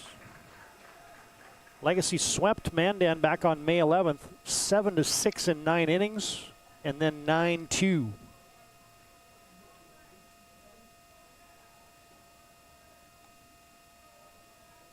And the pitch is down and away.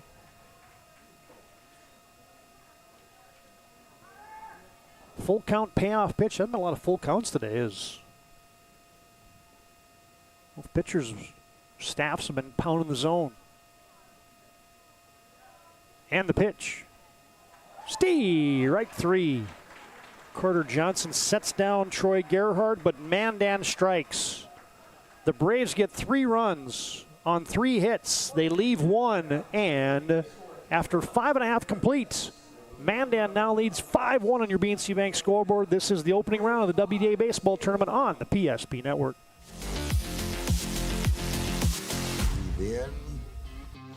I can't believe I wrecked my car. There are some things in life we can't control, but what's important is how we respond. At Jerome's Collision Center, they provide the highest quality of service, assuring the job gets done stress-free and making it feel like a breath of fresh air. And to give you peace of mind, they handle the insurance. Are you even a therapist? Don't worry about it.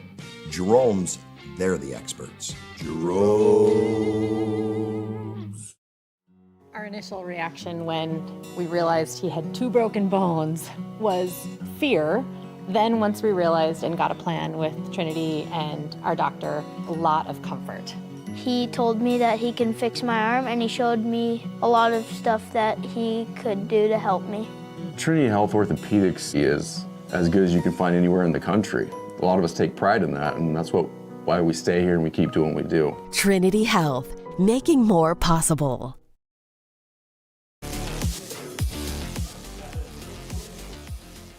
And Brady Wicke will lead off for the Legacy Sabres. Sabres got to get something going here. Just got the 1 hit. That was delivered by Brady Wicke as he homered in the second. Final line for Nate Heil today. He's going to pitch 5 2/3 innings, gives up 8 hits, 5 runs, 4 were earned. As Brady Wicke down the right field line, and it drops foul. You had Berdine over there, Gerhardt over there, Liam Keller over there. As the final line for Heil, 5 2/3 innings pitched, gives up 8 hits, 5 runs, 4 of them were earned. He strikes out 5 and walks 2, and Heil today pitches and throws 89 pitches. Mandan leads 5-1 here in the bottom of the 6th on your BNC Bank scoreboard, and Bogner delivers just outside.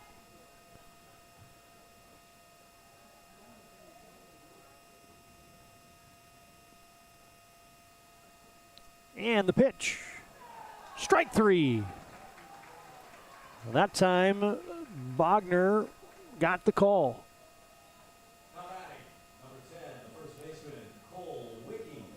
And get a look at there in your replay as Bogner got the outside corner. And it brings up Cole Wicke.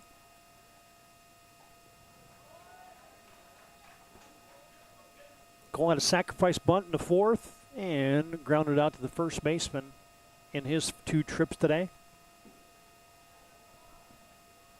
That's the one thing about Legacy, man. Their pitching staff, as mentioned, is #1 in the league, but Sabres batting .248 on the season. That is number 10 out of number 11 teams in the WDA. And this is not necessarily a team built to crank up a bunch of runs coming from behind. Is fisted near the Sabre bench by Cole Wicke. .248 batting average for Legacy. Mandan's .281. That's number 8 in the league. I mentioned Century leading the WDA and batting at .319. Legacy and Mandan, the 2 best teams in the conference for team earned run average. Here's the pitch by Bogner, payoff pitch, and it's fouled off at the plate by Wicke. A reminder after the game, we'll have our planning team financial advisor Shots Crossroads post-game show. Part of that will bring you our move of the game and our MVP of the contest today. And the pitch. Foul back. Wicke hanging tough. As we can tell you, today's game also brought to you in part by Val's Cyclery. Owned and operated in downtown Minot since 1960. Full line of e-bikes. Sharpening center for knives, scissors, chainsaw blades, and more. And a fitness center as well, as Bogner has just struck out the Wickies. Brady down and Cole down, and brings up Nate Heil. And the Mandan bench may be starting to feel this a little bit here in the bottom of the 6th. As Heil takes up. Bogner misses upstairs. There you get a look at the junior Bogner. Delivers from the windup. And that one's bouncing into the catcher today, Eli Kleinknecht.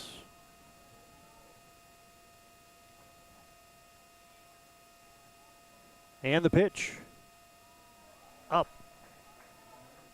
Wagner now down 3 balls, no strikes. Of course, we'll have all 11 games for you today in the PSP Network. Not today, but this weekend here at the WDA Baseball Tournament as Wagner pumps in strike 1. All 4 quarterfinal games today. Couple loser outs. Semifinal games tomorrow. State qualifying. And the championship on Saturday. As down the left field line, you had Took over there, Weiler over there, Flieger over there in left field, and nobody can come up with it, and Nate Heil will live another day. Foul ball makes it a 3-2 count. One more time, we'll have a payoff pitch here. There you see the Century Patriots getting ready for their upcoming contest. They'll square off against the Dickinson Mavericks coming up next.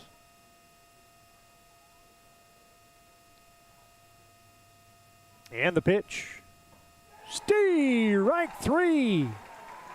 Wagner has just struck out the side. No runs, no hits, nobody left. And we've completed 6. Mandan looking to spring a mini upset here. They lead 5-1. Here's the Wagner strikeout as we head to the 7th.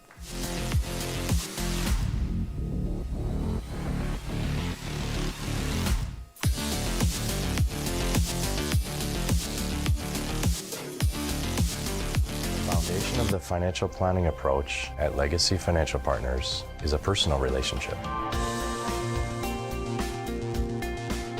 Our unique and collaborative approach to financial planning starts with your dreams, not just the numbers. We will work with you regularly to take action to update your plan as your needs evolve, recommending products and services that are right for your situation.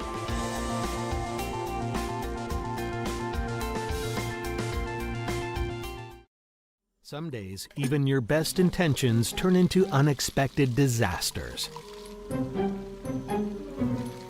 So when life gets messy, ServPro's ready. Call ServPro of Minot, Bismarck, or Williston today.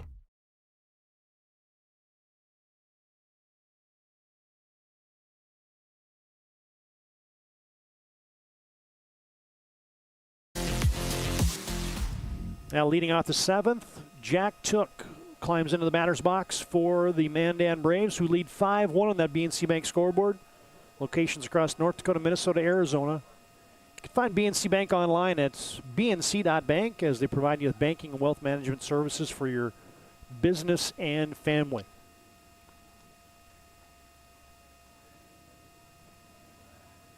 Carter Johnson out there to work another inning for the Sabres as Jack Took today. Had a big RBI base hit in the first. Walked into 5th and flew out to left field. He's got a 1-for-2 day going.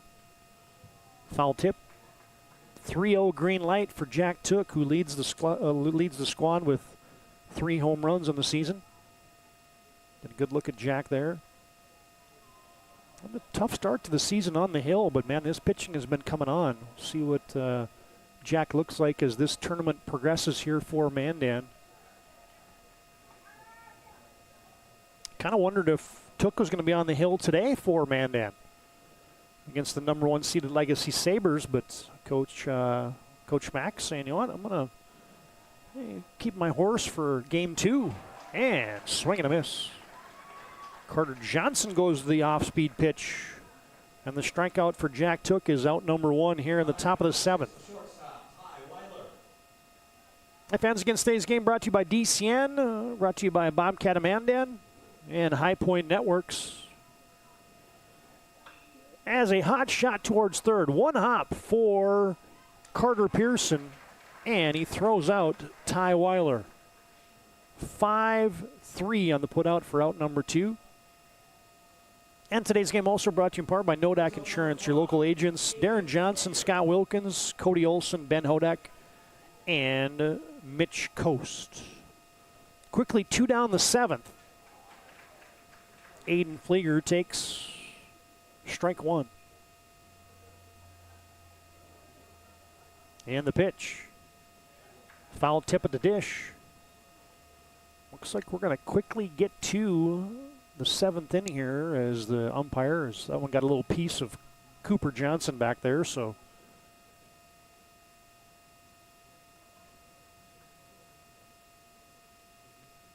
Aiden Flieger, the team leader in saves, is in line for the win today.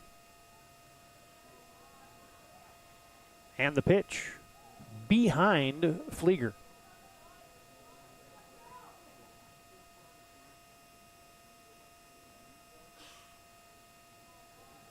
These two teams played twice in the postseason last year. WDA semifinals and at the state tournament. And Carter Johnson has just hung a 1-2-3 inning there as he strikes out a couple. No runs, no hits, nobody left for Mandan, and we will go to the 7th. Last hacks coming up for the Sabres. They need to rally. Mandan leads 5-1. And can Mandan close it out here in the opening round of the WDA baseball tournament? Different lives. Some of us drive trucks, some of us work long shifts in the oil fields, some of us just want to get home safely. When an accident happens, whether it's on the highway, in the oil fields, or anywhere in between, we all need someone who isn't afraid to take on the big guys. At Schweigert, Clamine, and McBride, we fight for your rights, your recovery, and your future. Because no matter where you come from, when you're injured, you deserve justice and peace of mind. We're on your side. Schweigert, Clamine, and McBride.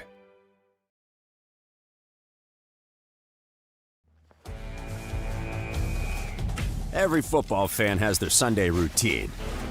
Maybe it's setting your lineup, firing up the grill, or claiming your spot on the couch. But the center of every Sunday is the drive. The morning drive home before kickoff. The drive to your buddy's watch party. Wherever you're headed, we can take you there.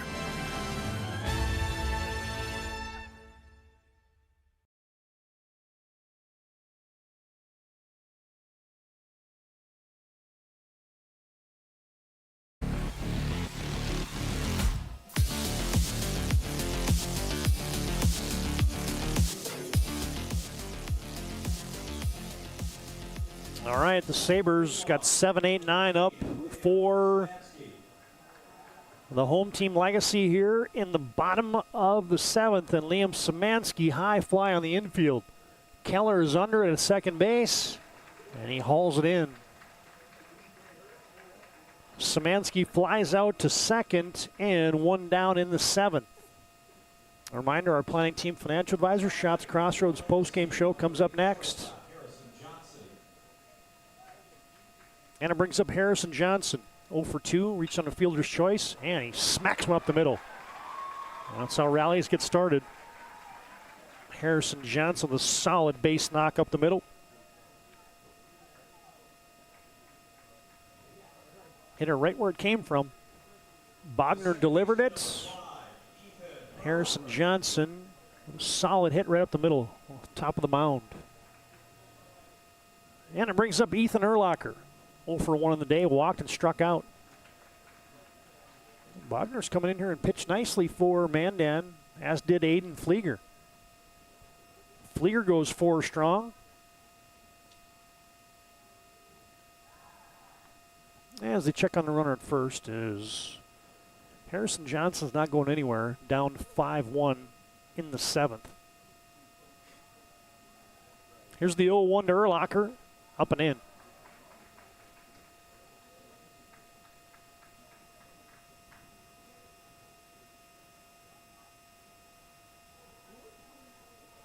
Mandan 14-14 in the season, looking to upset the #1 seed here in the first game of the day. Just squirts away from the catcher Kleinknecht, not far enough for Harrison Johnson to advance. Got Jack Juleson waiting in the on-deck circle for Legacy. One down in the top of the 7th. Check that, the bottom of the 7th. And the pitch. Up. And Urlacher has worked it to a 3-1 count.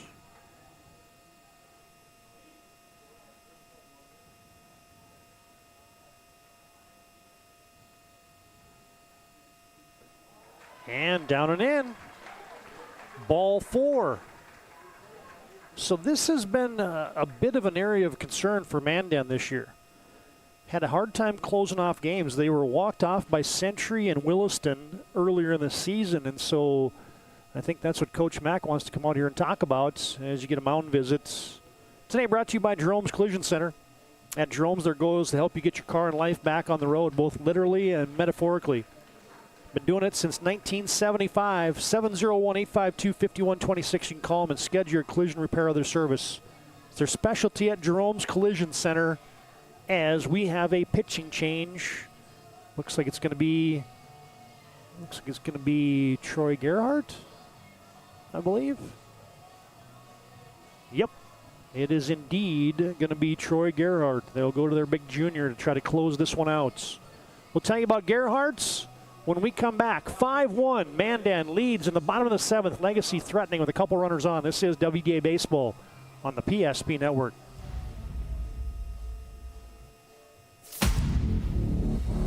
We often think of frontiers as pages in a history book, a time gone by.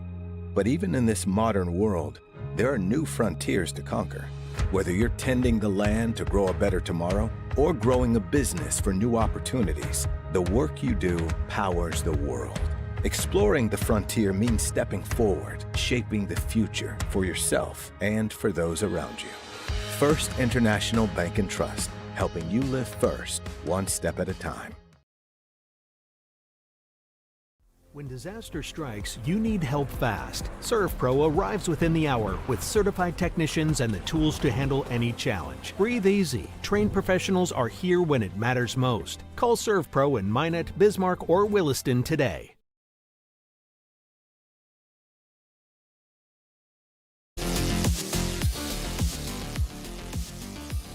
Getting a good look there. It's Troy Gerhardt, junior for the Mandan Braves. Turned into the de facto closer late in the season here for head coach DeWitt Mack. Gerhardt's got a 1-3 record. He's got 2 saves. He's given up just 3 earned runs in 13 innings pitched. Struck out 18, walked 3, and Gerhardt with a 1.62 earned run average. And they'll be facing the senior Jack Juleson. Bogner comes in and pitches 2 1/3 innings, gives up 1 hit, hasn't given up a run. He's responsible for the runners at first and second here for Legacy. Bogner strikes out 4 and walks 1. Juleson was hit by a pitch, and he's 0 for 2. Mandan with a 4-run lead, tying run in the on-deck circle, represented by Carter Pearson, as Juleson takes a fastball in the outside corner, strike 1.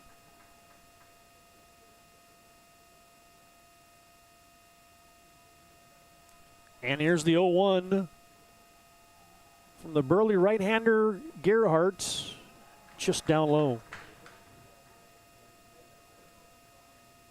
Juleson batting .303 on the season.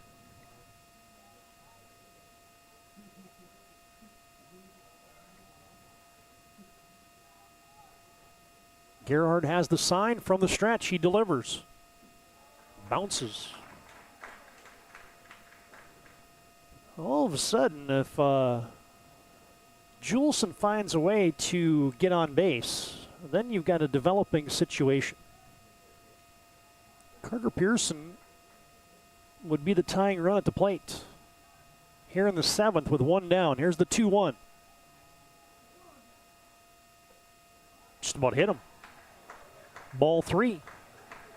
And oh, by the way, Carter Pearson leads the Sabres with 3 home runs, and he kind of has some power to the opposite field. And that's exactly where the wind is blowing out. I'm not saying it could happen, but it could happen. If you're into grand slams to tie the game, here's the 3-1 to Juleson. Bounced. It's going to be a tough play. Juleson can fly. Gerhardt throws it away. And that's going to bring a run home. That's the pressure that Jack Juleson puts on you. That's going to be a base hit. Harrison Johnson comes around to score. Urlacher advances all the way to third. Juleson reaches base, and Legacy's now got 2 on the board. Get your Ryan Family Dealership replay. It was like a swinging bunt here for Juleson. Watch this. Gerhardt hustled to it, but I don't know if they're going to get him anyway, as it pulled Burdine off the bag, and there you see the runner coming home. And now the tying run is at the plate with Carter Pearson. One down here in the 7th inning. And strike one. The score is now 5-2.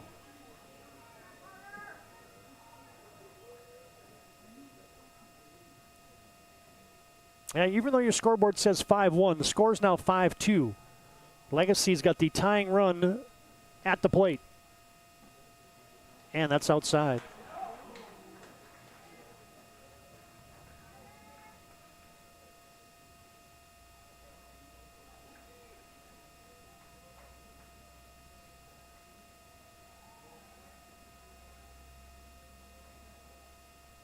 And the pitch. Outside. All of a sudden it seems like, even though Mandan leads by 3 runs here in the 7th, it seems like Uncle Mo has shifted ever so slightly to the Sabres. You got a couple good sticks up there next in Carter Pearson, followed by Cooper Johnson, who's barreled up a couple balls today. Here's the 2-1 to Pearson. Way outside.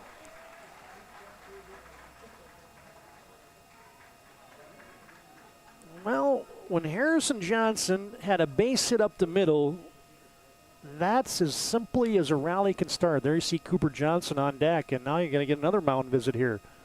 Coach Mack kind of senses the same thing that I'm sensing here, that, hey, man, this thing's not going the right way for the Mandan Braves. Mound visit today brought to you by First International Bank and Trust.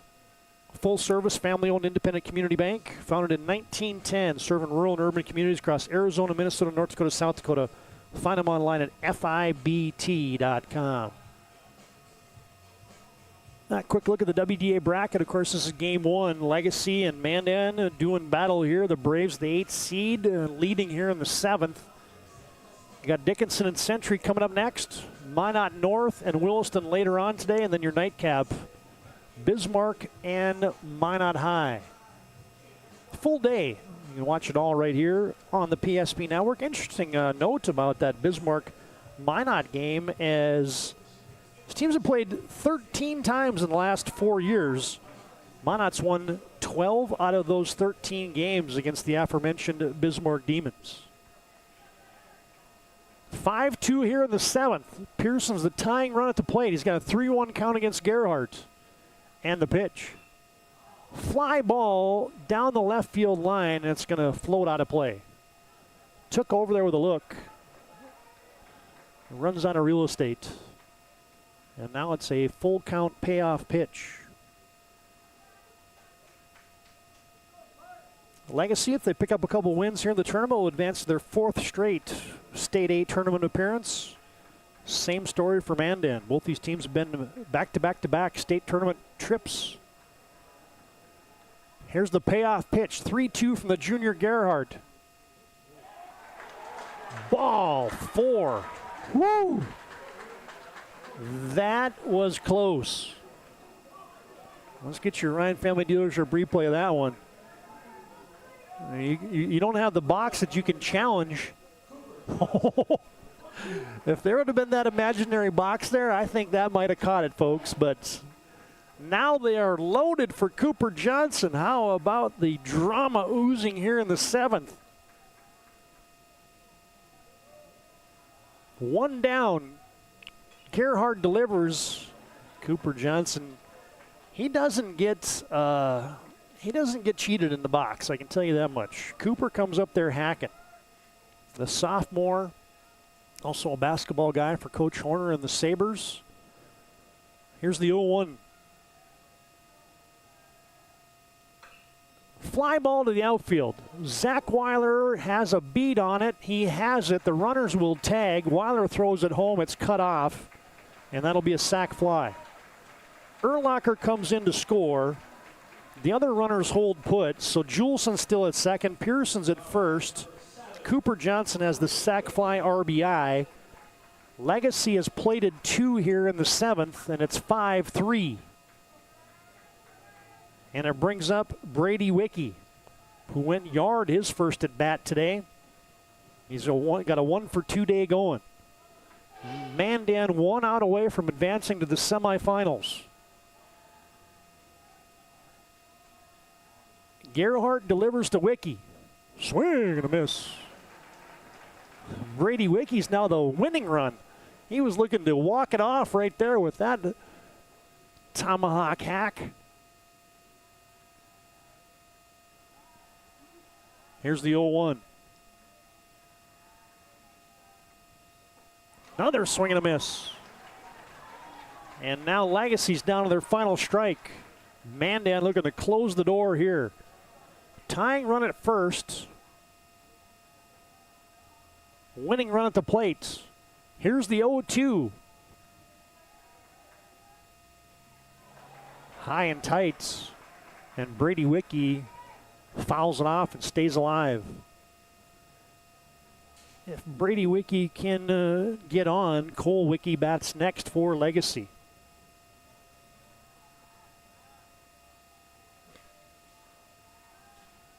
And another 0-2 from the junior Troy Gerhardt. Fouled away.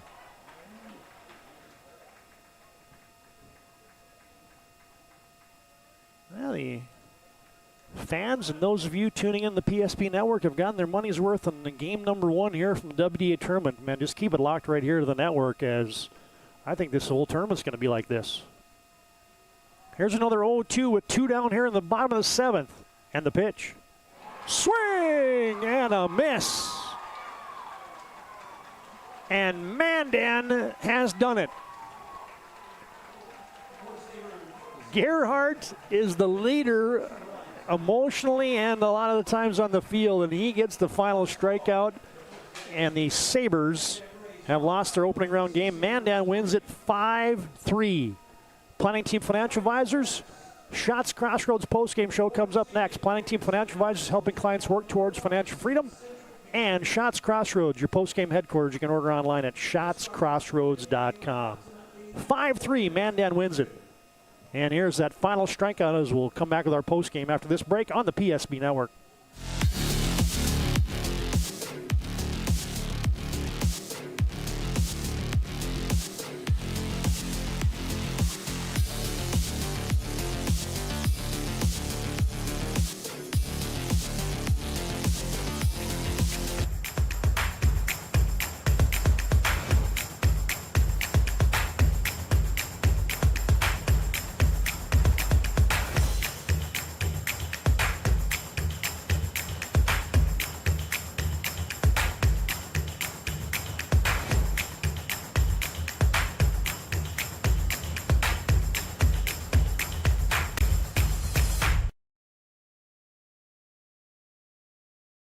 We started with small beginnings. And just like the visionary entrepreneurs we serve, we turned an idea into reality. PNC National Bank, where possibilities begin right here at home. This presentation on the PSP Network is proudly brought to you by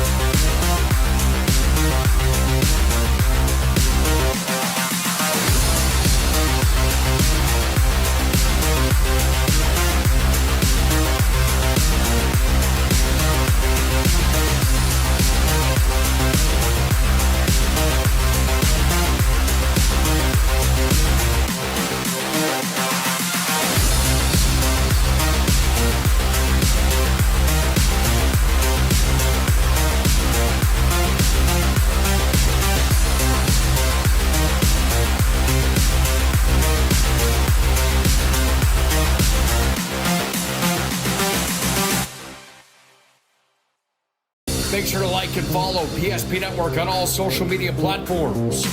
PSP Network, it's game day. Sometimes life gets messy and accidents happen. So when life gets messy, ServPro's ready. Call ServPro of Minot, Bismarck, or Williston today. Every football fan has their Sunday routine. Maybe it's setting your lineup, firing up the grill, or claiming your spot on the couch. But the center of every Sunday is the drive. The morning drive home before kickoff. The drive to your buddy's watch party. Wherever you're headed, we can take you there.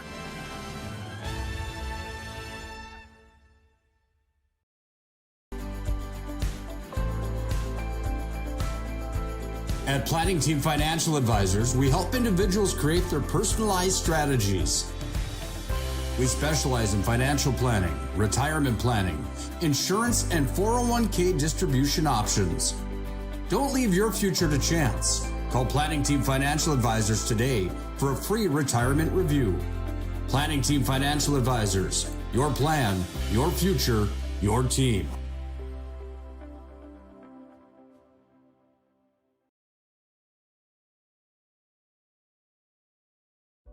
An injury can happen anywhere, at any time, to anyone. It's not really something you can schedule on your calendar. But when it happens to you and it's not your fault, there's one law firm to remember. That firm is Schweigert, Clemene, and McBride. We live here and take pride in helping our community. We know this area inside and out. We put in the work and fight for what's right so justice can prevail for you. That is what we're all about. We're on your side. We're Schweigert, Clemene, and McBride. AE Construction Management and General Contracting builds more than structures. They build confidence. Your trusted partner in commercial construction across North Dakota, they handle everything from planning to final delivery. Whether it's steel, industrial, or retail, AECM builds with precision and safety. Their hands-on approach keeps your project on time and on budget. Build better with AECM. Call Tim at 701-818-0099 or visit aeconstructionmanagement.com. Dear valued customer, I'm Jared Lundeen, owner of Trusted Tire and Auto. Around here, winters can be long and roads can be rough. That's why you deserve a reliable partner. We carry premium tires installed by our certified team of experts, and our total car care covers it all, from brakes, transmissions, diagnostics, and more. And trust, we know it's built through real local connections, even small things like a handwritten thank you. Choose us for trusted service that goes the extra mile. Sincerely, Jared. Dakota Community Bank and Trust, your trusted partner for commercial and business loans. We not only provide lending you need to grow your business, but we also reinvest in our communities. We believe in strengthening our businesses and creating opportunities for success. Choose Dakota Community Bank and Trust for your commercial and business loans, and together let's keep our communities thriving. Serving the community, looking out for you. At Dakota Community Bank and Trust, that's what we do.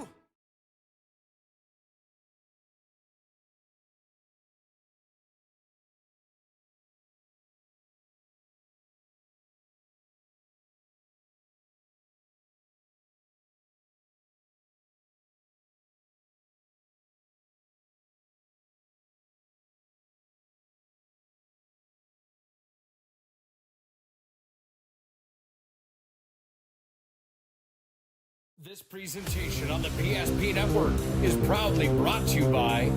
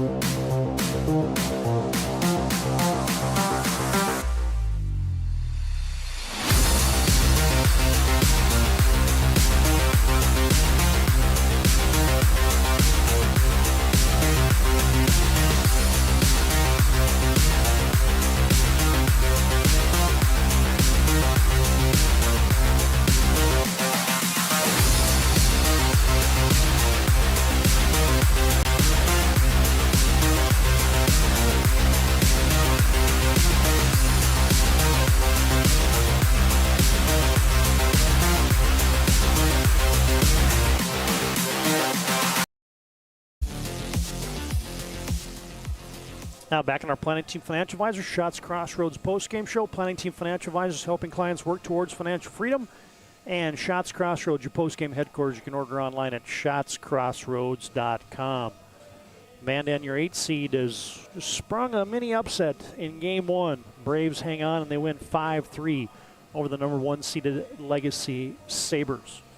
Mandan improves to 15-14, and they have a date in the semifinals tomorrow. Legacy falls to 17-10, and they have a date in a loser-out contest tomorrow here from the WDA. All right, let's roll a few post-game highlights here as part of our post-game show brought to you by Ryan Family Dealership. And we'll tell you about all the numbers in this one, as there's a lot to unpack. As here's those highlights, as the numbers look like this. 5 runs on 9 hits and 2 errors for Mandan. Legacy has 3 runs on just 2 hits and 2 errors for the Sabres. Offensively for Legacy, they get the home run from Brady Wicke, and Harrison Johnson had the 2 hits. That was it. Johnson scored a run as well, as did Ethan Urlacher. Nate Heil goes 5 2/3 innings, gives up 8 hits, 5 runs, 4 of them earned, struck out 5 and walked 2. Carter Johnson comes on and pitches a scoreless inning and a 3rd in relief. And for the Mandan Braves today, Zach Weiler has a huge day. 3 for 4 with a run and an RBI. Aiden Bogner was 1 for 3 with a double with an RBI. Jack Took had an RBI single in the contest. Mike and Brajos had a big day, 2 for 3 with 2 runs scored. And Liam Keller also 2 for 3 with an RBI and a run scored, as the bottom order came through for the Mandan Braves. Brajos 2 for 3 in the 8 spot, and Keller 2 for 3 in the 9 spot. Aiden Flieger, he got his first start of the season, and he didn't disappoint, so we'll tell you about his numbers in just a second. Aiden Bogner comes in and throws a nice couple innings of relief as he gives up goes 2 1/3, gives up a hit, 2 runs, 1 of them was earned, strikes out 4 and walks 1. Troy Gerhardt comes in and gets the save, pitching 2/3 of an inning, walked 1 and struck out 1. Flieger gets the win. Gerhardt gets the save. Nate Heil will take the loss today for the Legacy Sabres. There's your numbers. Brought to you this afternoon by Planning Team Financial Advisors and Shots Crossroads. Now you see these post-game highlights, again brought to you by Ryan Family Dealership, as that was a big twin killing right there for Legacy. The 5-4-3 double play in the 4th, as now you're going to see the big fly. 2nd inning for Brady Wicke. Went yard for his first home run of the season, tied the game at 1 in the 2nd after Mandan had taken an early lead. And look at that celebration coming off the Legacy bench right there. Here's what gave Mandan the lead in the check that. This is a Brajos double. Oh, check that. It was a Nate Heil strikeout in the 2nd inning to end the 2nd for Mandan. And I think next you're going to get the it's going to be the Flieger strikeout to end the bottom of the 1st. And we'll let this roll because next highlight is how Mandan got their opening run of the game. The RBI single by Jack Took that put the Mandan Braves on the board. Yeah, here it is. Took just sat back in that breaking ball, deposited it into center field. You see the runner coming home to score, and that's your post-game highlight package there today, again, as part of our post-game. All right, fans, a couple things left to wrap up here. First up, it's our move of the game today, brought to you by Spas Etc. Located in the capital city, looking for a spa, hot tub, gazebo, sauna, game for your rec room. It's Spas Etc. And the move of the game, well, you could have went a couple different ways here. Weiler has 3 hits. Brajos has a couple hits. Liam Keller had a couple hits, but boy, the move of the game was Legacy's threatening, and Troy Gerhardt comes in and closes the proverbial door and strikes out Brady Wicke. He'd already homered in the game and got it done. That's your Spas Etc. move of the game. Look at Gerhardt, the celly, doing the chest slapping, and there was some high drama building, as that is your Spas Etc.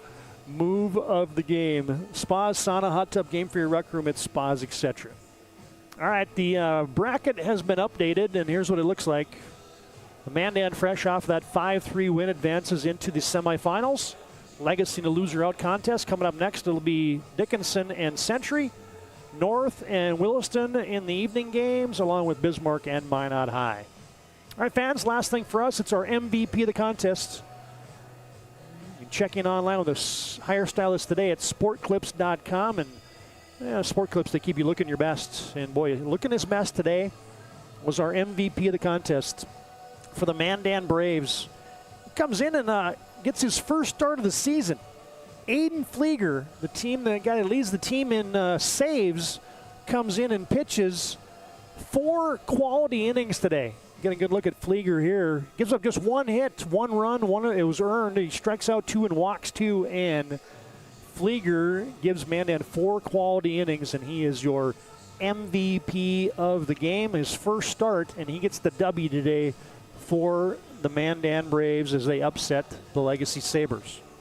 All right, fans, that'll put a wrap on Game 1. We'll come back after our Jerome's Collision Center in between game break, and we'll set the stage for the Mavericks and the Patriots in Game 2. Final score, opening game of the day. On your BNC Bank scoreboard, it is Mandan 5, Legacy 3. This is WDA Baseball on the PSP Network.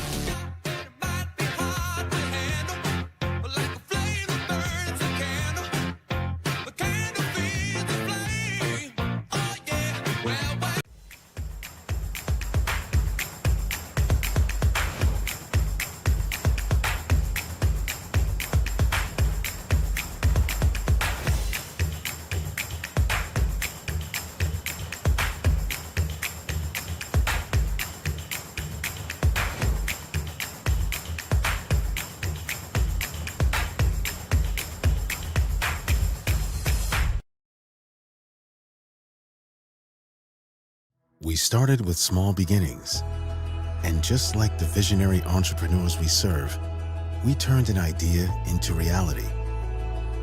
PNC National Bank, where possibilities begin right here at home. This presentation on the PSP Network is proudly brought to you by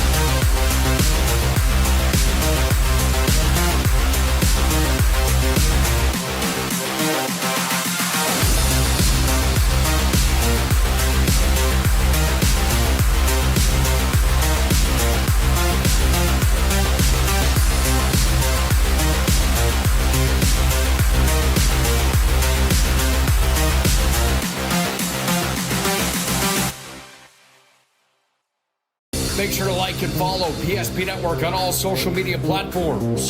PSP Network, it's game day. Sometimes life gets messy and accidents happen. So when life gets messy, Serve Pro's ready. Call Serve Pro of Minot, Bismarck, or Williston today. Every football fan has their Sunday routine. Maybe it's setting your lineup, firing up the grill, or claiming your spot on the couch. But the center of every Sunday is the drive.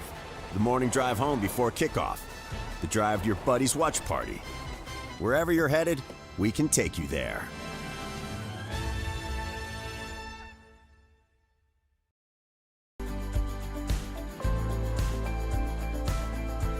At Planning Team Financial Advisors, we help individuals create their personalized strategies.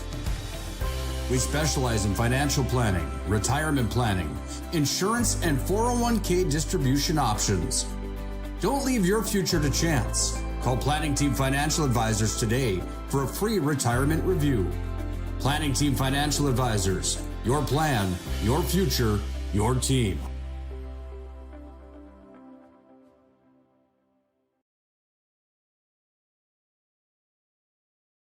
This presentation on the PSP Network is proudly brought to you by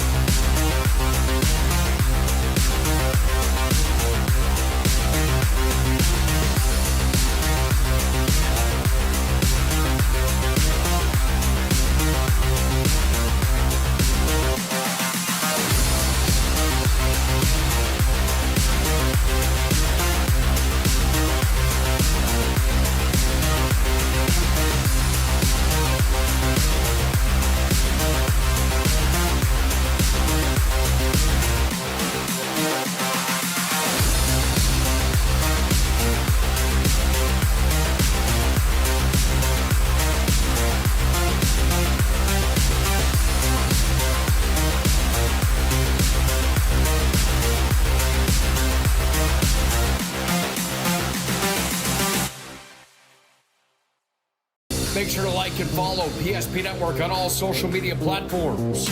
PSP Network, it's game day.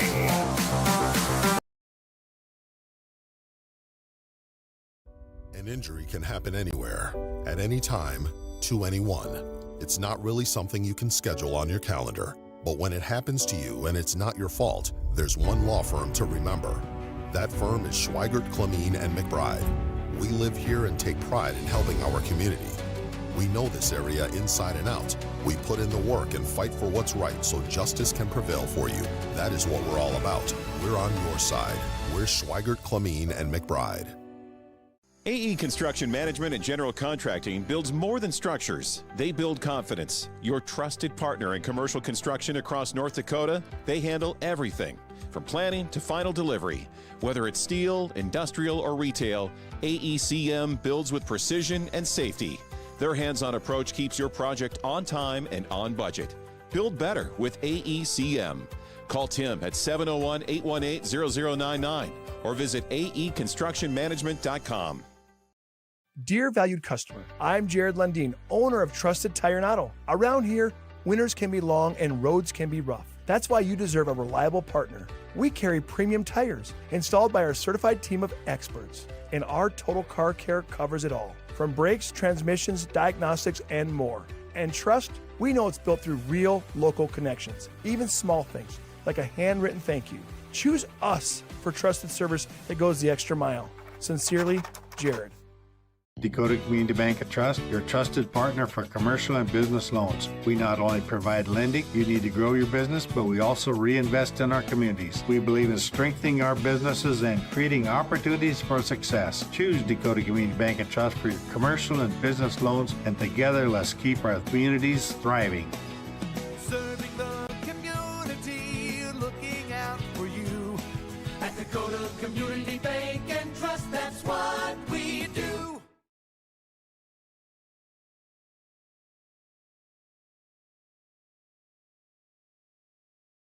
When disaster strikes, you need help fast. At ServPro, we're on the road within the hour, ready to restore what matters most. Our certified technicians arrive prepared, backed with decades of experience and advanced tools to handle any challenge. Inside, our team gets to work, quickly assessing the damage and getting straight to work. So you can breathe easy, knowing trained professionals are here when it matters most. Call ServPro in Minot, Bismarck, or Williston today.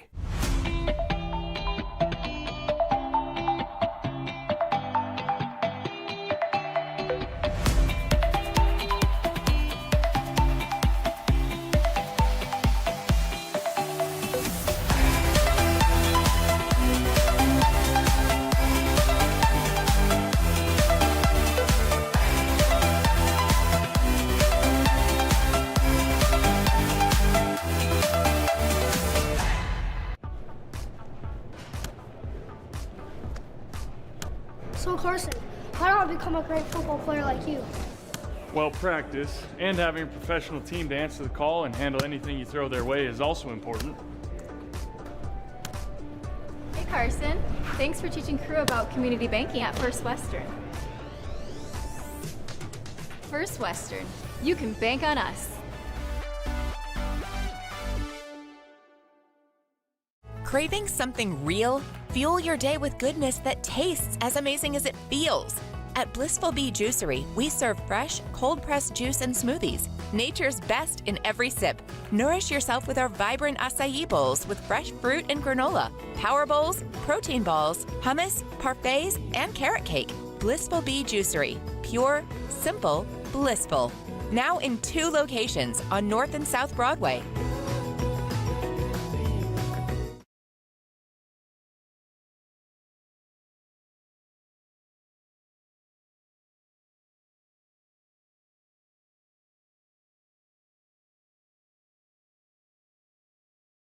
This presentation on the PSP Network is proudly brought to you by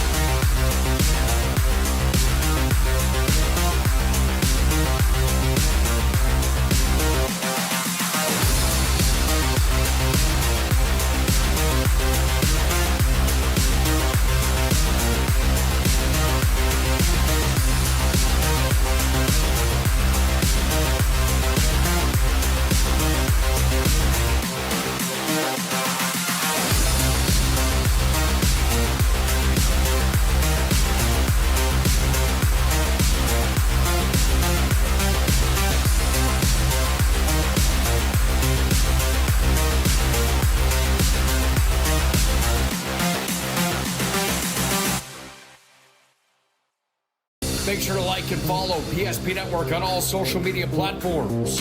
PSP Network, it's game day.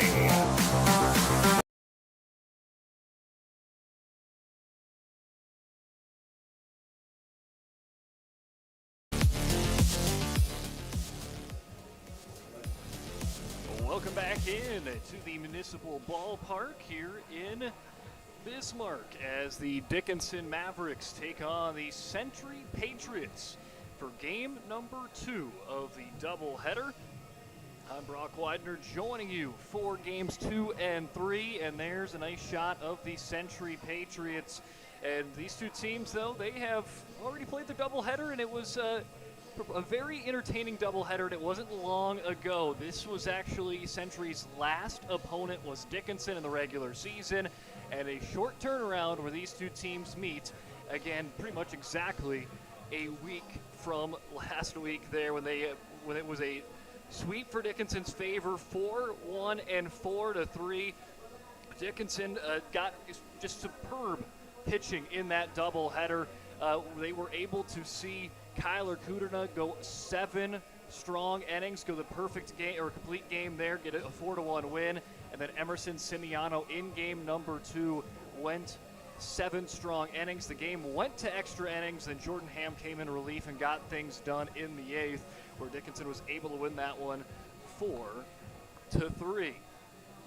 So 2 very close games when these two teams have played, and it's going to be interesting because both these offenses have seen the pitchers already and just seen them last week, the pitchers they will face, as Kyler Kuderna will get the start for Dickinson after he went 7 innings strong against the Patriots this year, 117 pitches, 1 run, 0 earned on 4 hits, 2 walks, and 7 strikeouts for Kuderna.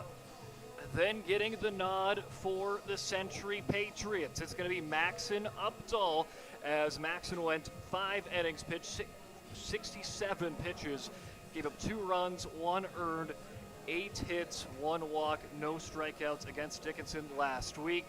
He got a no decision on the end of the billing there, where Dickinson picked up the 4-3 win in extras. If you're just joining us, game 1 is in the books as the top-seeded Legacy Sabres go down in upset fashion. Mandan picks up the win 5-3, and Mandan looking to see if they can go back-to-back WDA champs. And Mandan has won 2 of the last 3, and seeing if they can keep that streak going after a big upset win, the 8-1. As Legacy will play tomorrow at 11, Mandan will play in the semifinals at 4. Legacy will face off the loser of this matchup, where Dickinson will take on the winner in the semifinals.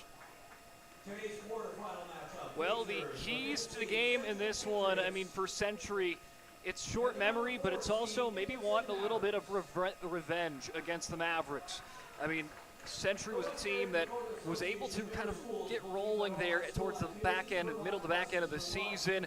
It looked like they were going to be the 4 seed. Well, they come in as the 5 seed, as Dickinson was able to get the sweep and then as well as have the score advantage there as well in that 3-way tie with Century, Dickinson, and Minot. But for the Century team, maybe a little bitter taste in their mouth as the way that last game finished in extra innings, as Dickinson ended up having a base runner that was called out initially, or what it was tagged out at second base. Well, then they went back and said the base pass was obstructed by the second baseman. They allowed him to take second, and it removed an out on the board. And just a little bit after, that very runner of Jordan Ham would come across to be the game-winning run in walk-off fashion. So Century seeing if they can try to redeem that and seeing if they can play, try to get that revenge of an early season or a later season loss against Dickinson.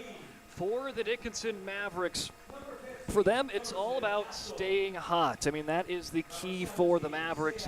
This is a team that actually has the biggest winning streak so far coming into this tournament at 5 straight wins.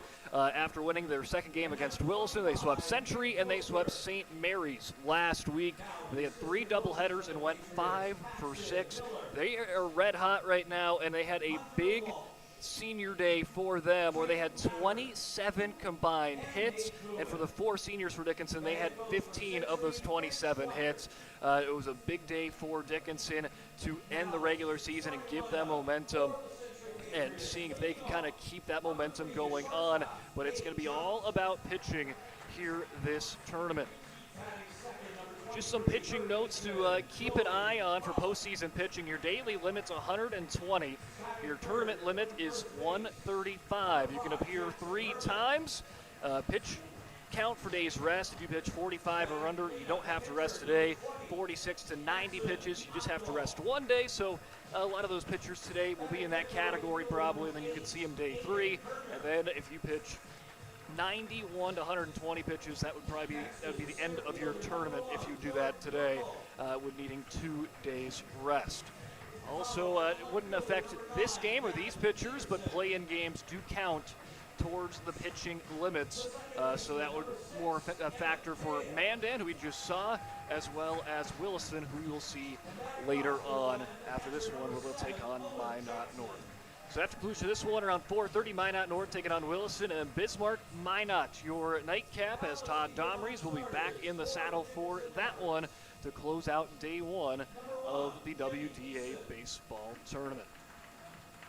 Well, let's meet the starting lineups for these 2 teams, and well, Dickinson, they will be the home team on the scoreboard, so let's introduce you to their outfield. Well, the senior Liam Robb will make the start at left field, Jake Balliet at center, and Mason Tormashy at right. Cameron Wolf at first, Jackson Herbal at second, Jordan Ham will start at shortstop, and Emerson Simiano at third. Josh Billman doing the catching, and Kyler Kuderna will be up on the hill for game 1. DHing for them will be Aiden Emery. Now let's checking out that batting order for Century. The shortstop, Cade Junt, will be the leadoff. Joey Kralik hitting second. Then Jackson Herman hitting at the 3. In that middle of the lineup, Maxon Updahl, Aiden Herner, and Jordan Merkel. In the bottom third, Gavin Peterson, Emmett Bale, and Owen Johnson. Again for them, Maxon Updahl will be the starting pitcher. Well, thanks for joining us on the Valvoline Instant Oil Change pre-game show. Valvoline, it's your locally owned oil change headquarters, 25 years. Lundine's taking care of people. Local actually matters. Not to mention, this oil change is a stay-in-your-car, drive-through oil change, typically performed in 15 minutes or less. Find them in Minot and in Bismarck. It's Valvoline Instant Oil Change. Let's take a quick break, and when we come back, we will have the first pitch as Kyler Kuderna on the hill when we come back on the PSP Network. Excuse me. I love sports, but sometimes, like when a t-shirt cannon hits me square in the nachos, I wonder, is Sport Clips better than sports? Because sports plus a hot steamed towel beats sports plus hot exploding cheese. I like your shirt. Thanks. It was free. Sport Clips, it's a game changer. Dear valued customer, I'm Jared Lundeen, owner of Trusted Tire and Auto. Around here, winters can be long and roads can be rough. That's why you deserve a reliable partner. We carry premium tires installed by our certified team of experts, and our total car care covers it all, from brakes, transmissions, diagnostics, and more. And trust, we know it's built through real local connections, even small things like a handwritten thank you. Choose us for trusted service that goes the extra mile. Sincerely, Jared.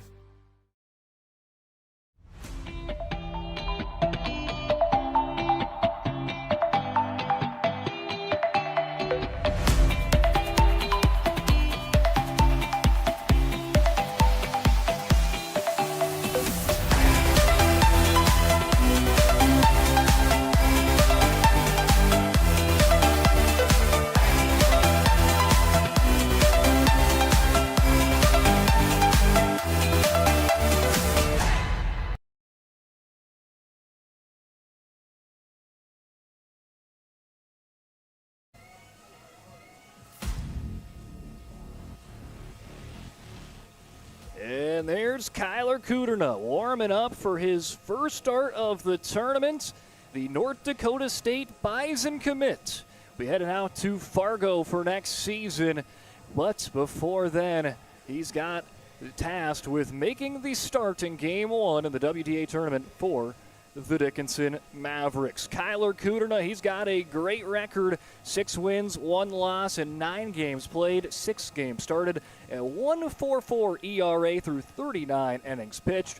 He gave up 8 runs, 26 walks to 58 strikeouts, and leads Dickinson in almost every pitching category this season, does the future Bison.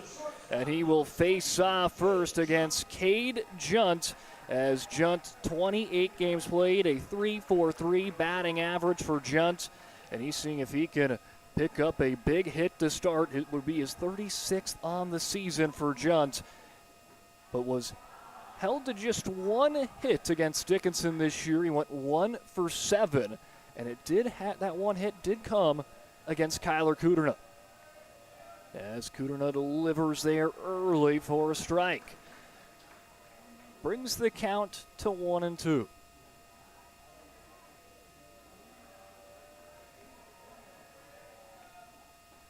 And that one in there now to 1-2 count, as 1 ball, 2 strikes out to Junt. Junt hitting at that 343 mark. He is tied for second in hits with 35 on the year. Tied with him and Jackson Herman, just behind Joey Krolick's 41 hits. These two offenses that you'll see today, well, their batting averages are 1-2 inside the WDA. Century hitting .319, that's a best in the conference. And Dickinson just behind him at .313. Here's the 2-2. Fouls up and over this great concourse here at the Municipal Ballpark, as Junt continues to try to fight him off here early.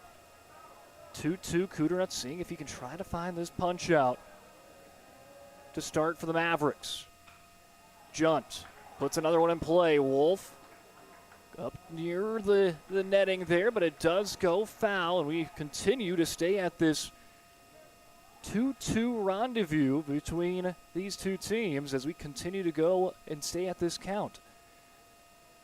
Junt doing everything he can in this senior versus senior battle to start off on the base pass. And there's a comebacker, hits off of Kuderna lightly. Kuderna will jog it out, and he'll underhand one for out number 1.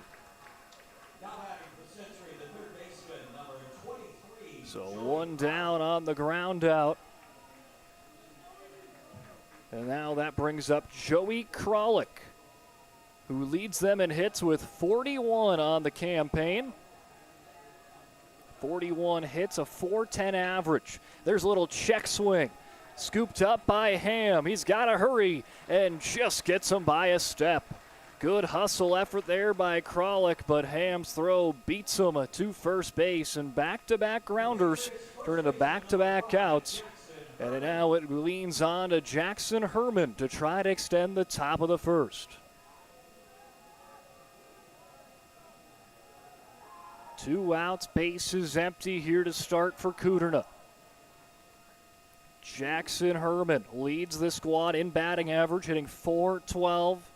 Went 2 for 6 against Dickinson this year, 1 for 3 against Kuderna. Little check swing, but it does go high. They will say he did let off of it, 2-0 count. Jackson Herman, he's also got some pop in his bat, leads the team in extra base hits and home runs as he swings away for his first strike. Kuderna's got some electric stuff. His fastball settles in around 86 to 89 miles per hour, as he will even up the count 2-2. Also throws a slider around 74 to 78, a curveball around 72 to 75 miles per hour, and a changeup that hovers around 79. Here's the 2-2. spikes that one in the dirt, and we've got our first full count here of the day, seeing if Kudrna can try to go 1, 2, 3. But Jackson Herman, with the best batting average for Century, seeing if he can keep this inning alive. He'll pop one up.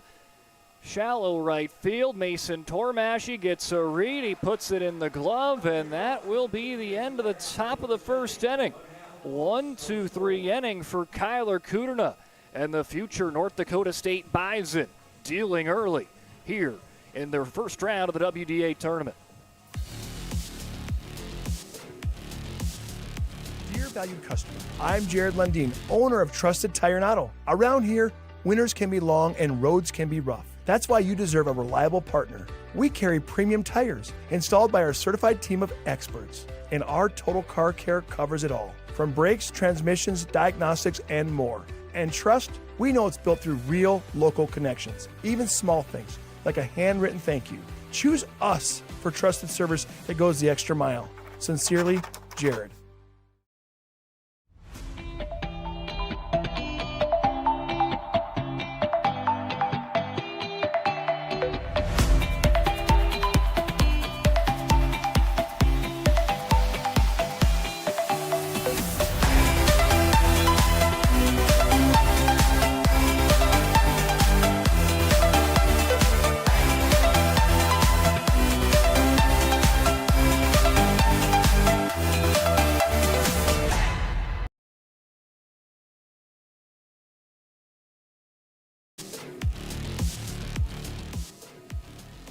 Kyler Kudrna goes through the Century order 1, 2, 3, and now his dancing partner gets head up to the hill for the first time, and Maxon Updahl.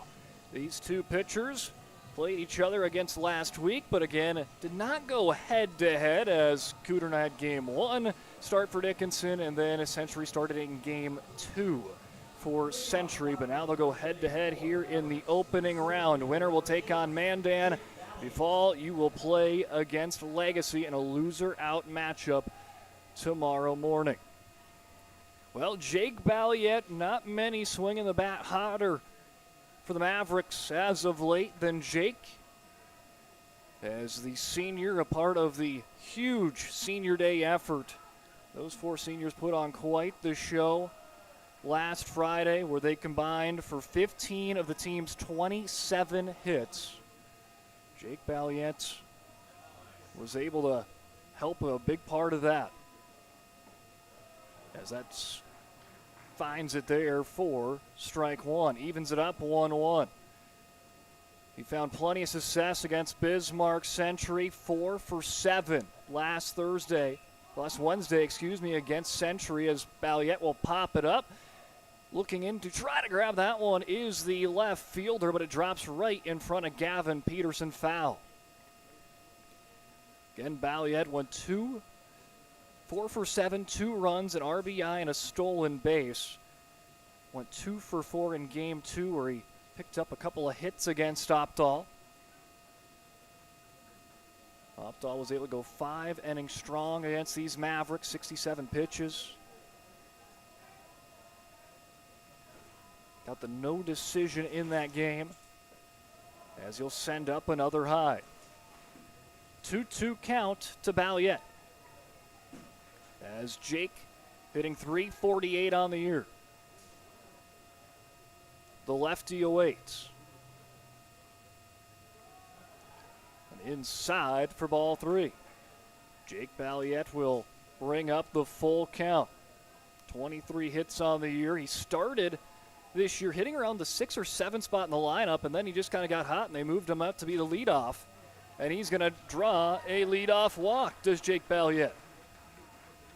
So Balliet draws the walk and puts a base runner on board for Dickinson. As Balliet, that true leadoff, has come across to score a team-high 28 times. And he'll be one to threaten on the base pass, as Kyler Kudrna, the leader on the team in batting average and in hits, comes up to bat. In the middle there for strike 1. Kudrna hitting .414 on the year, 24 hits. Now we're seeing if they'll move him up the lineup. We've kind of seen him anywhere from 2 to around 4 or 5 in that batting order. As pickoff attempt, easily gets back in time.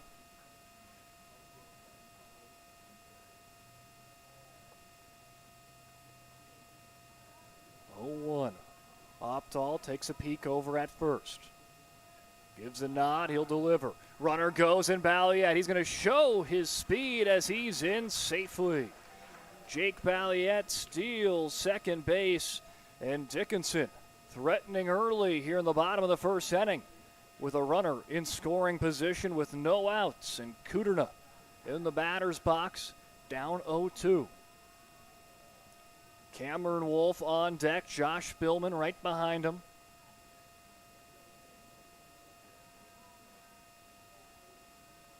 Kudrna going to end up putting down a nice bunt, and no one at first base. He is in there for a bunt single. Let's take a look on the Ryan family dealership. Instant replay. A perfect bunt there for Kudrna. As the first baseman, Jackson Herman, came in, no one went to replace the bag. And a heads-up play there for the Mavericks. Puts runners on the corners with no outs for Cameron Wolf. And he had a huge week last week to conclude the regular season. He hit his first home run on the year on Senior Day against St. Mary's just last Friday. 24 hits, that's tied for a team high with him and Kudrna, and also put in perspective with Wolf, he missed the first 4 games of the season. Here's the 1-0.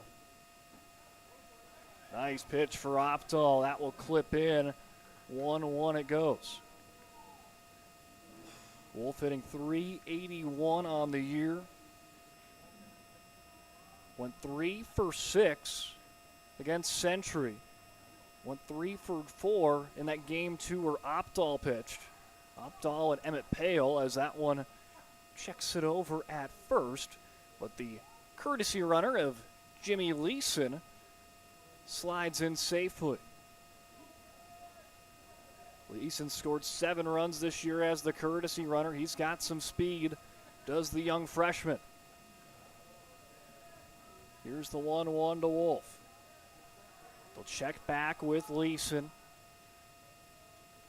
Also got to be a little careful with those pickoff attempts. If it gets by first base, you got a runner at third. That'd be looking to try to score with Balliet's speed. Just 90 feet away. Opdahl's pitch. Wolf turns that one foul. Nice crack of the bat for the Concordia basketball commit. Cameron Wolf was a part of that third-place team at state for Dickinson basketball. They were able to take down West Fargo in the third-place game. Exciting team. They had a lot of seniors on that, including Wolf, as he'll pop it up. And the second baseman of Emmett Pale brings it down for out number 1. So that's the first out of the inning. Emmett Pale ends up getting that one for the first one, the sophomore second baseman. And that will bring in a fellow sophomore to the batter's box, a Josh Spillman. Spillman started the season with his hair on fire, was hitting over 500. A good chunk of it. Here comes the runner goes, and Leeson picks up the stolen base, and a drop ball at second allows Balliet to come across to score. Jake Balliet, the leading run on the BNC National Bank scoreboard, as he will celebrate with his team, and it was a big part of Leeson going to steal second base. A drop ball, as you see there on the Ryan Family Dealership instant replay, and Balliet makes it a 1-0 game.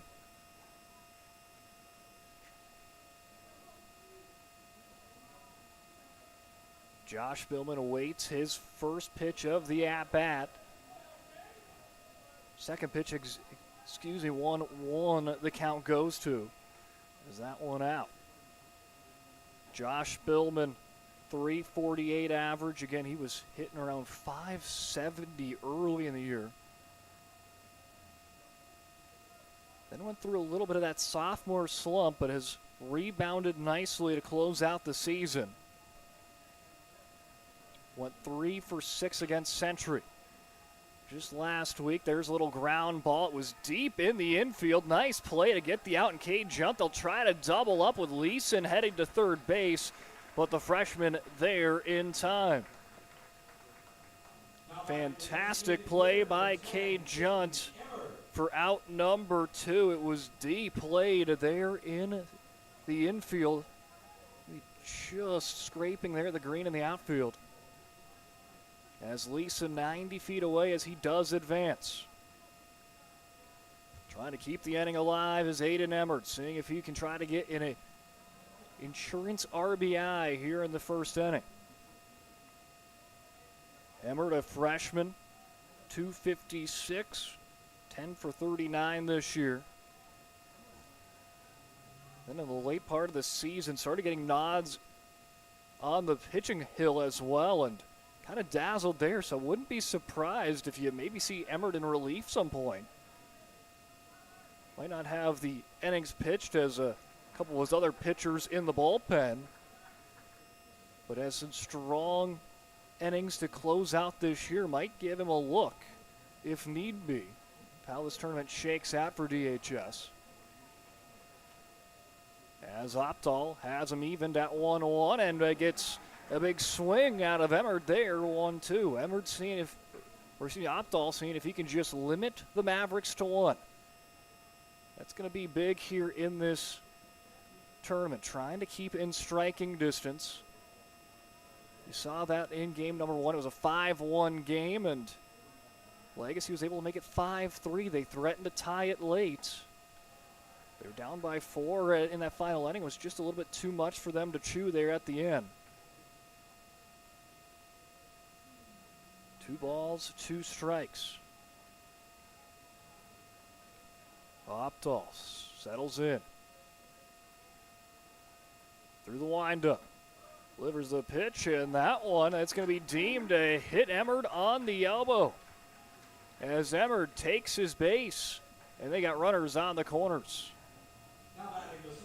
See if we can catch that right here on the Ryan Family Dealership Instant Replay. There came in quick there. Does get a piece of Emmert. As Opdahl trying to shut the door on this inning, and now Mason Tormashy.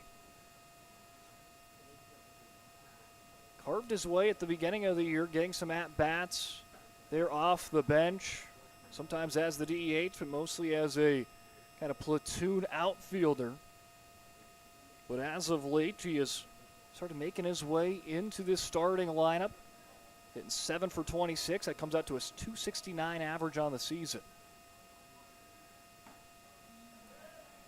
Check swing won't matter. It does hit the zone for Opdahl, who is throwing 23 pitches in the first frame. He'll take a peek back over to first. There's Leeson at third. Drops down just below the zone. Trying to frame that pitch there was Owen Johnson. We'll see how many positions Owen Johnson plays here today against Dickinson. He played at catcher, shortstop, and pitcher. Starts as catcher here in game 1 of the tournament. He'll frame that one in nicely for strike 2. 2 balls, 2 strikes, 2 outs. Opdahl just a strike away from getting out of this jam with runners on the corners. Tormashy will send it foul. That one near where Williston is starting to set up shop. Again, the Williston Coyotes will take on the Minot North Sentinels in game 3 today. That's going to be around 30 minutes after the conclusion of this one. Looking forward to that one with both those two teams might have coming in with the hottest record in their last 10 games. And there's Maxon Opdahl striking out Tormashy to end inning number 1. And it was a big closeout to it as Dickinson strikes first. But Opdahl just keeps it to 1, stranding 2 on the corners. 1-0 heading to the second as Kudrna back on the hill and leading off for Century. When we return, it's Maxon Opdahl. Our initial reaction when we realized he had 2 broken bones was fear. Then once we realized and got a plan with Trinity and our doctor, a lot of comfort. He told me that he can fix my arm, and he showed me a lot of stuff that he could do to help me. Trinity Health Orthopedics is as good as you can find anywhere in the country. A lot of us take pride in that, and that's why we stay here and we keep doing what we do. Trinity Health, making more possible. Breathe in. I can't believe I wrecked my car. There's some things in life we can't control. But what's important is how we respond. At Jerome's Collision Center, they provide the highest quality of service, assuring the job gets done stress-free and making it feel like a breath of fresh air. And to give you peace of mind, they handle the insurance. Are you even a therapist? Don't worry about it. Jerome's, they're the experts. Jerome's.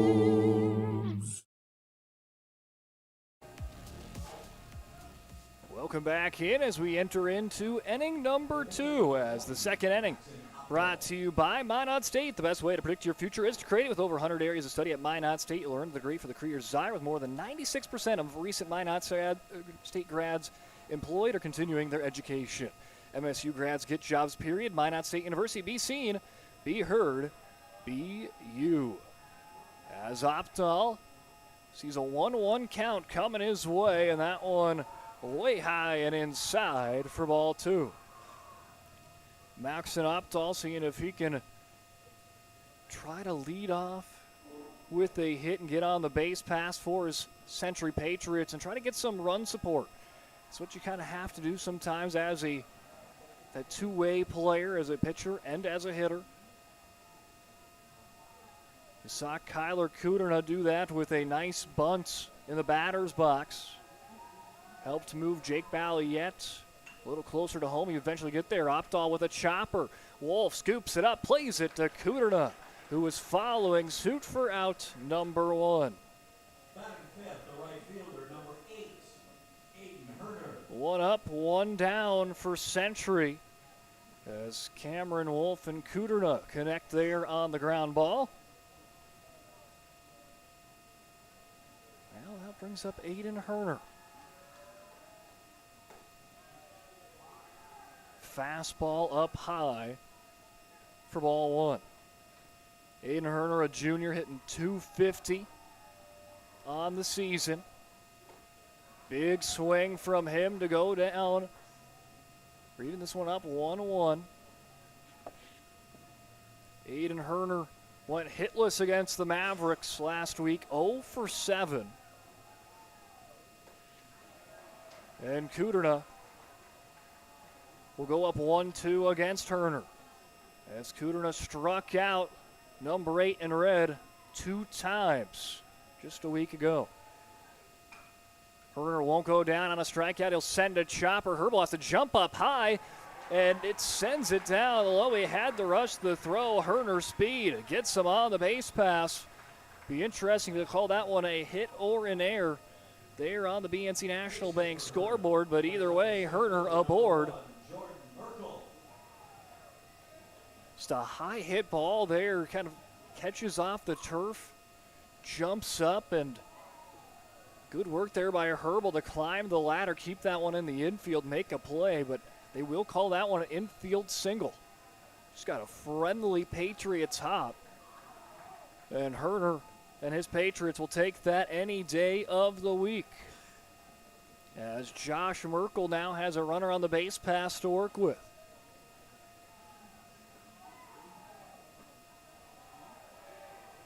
Just misses the zone inside for a ball. Jordan Merkel hitting .301. Exactly what you want to see right there in the heart of the order.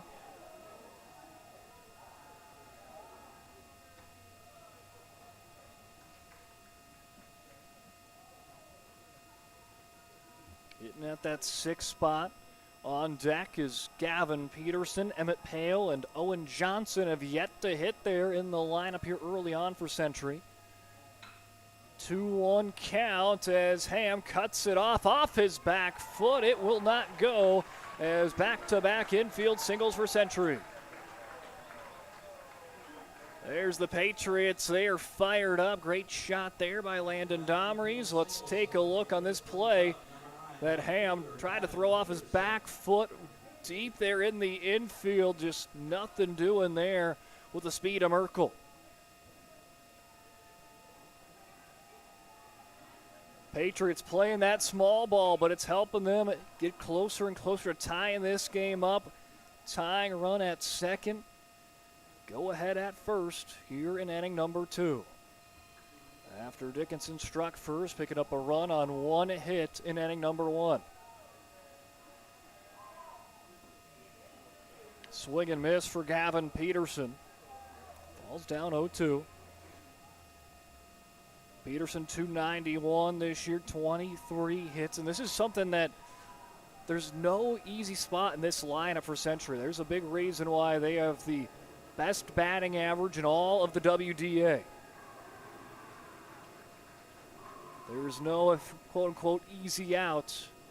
You have to battle for every single out when you're a pitcher opposing these Patriots.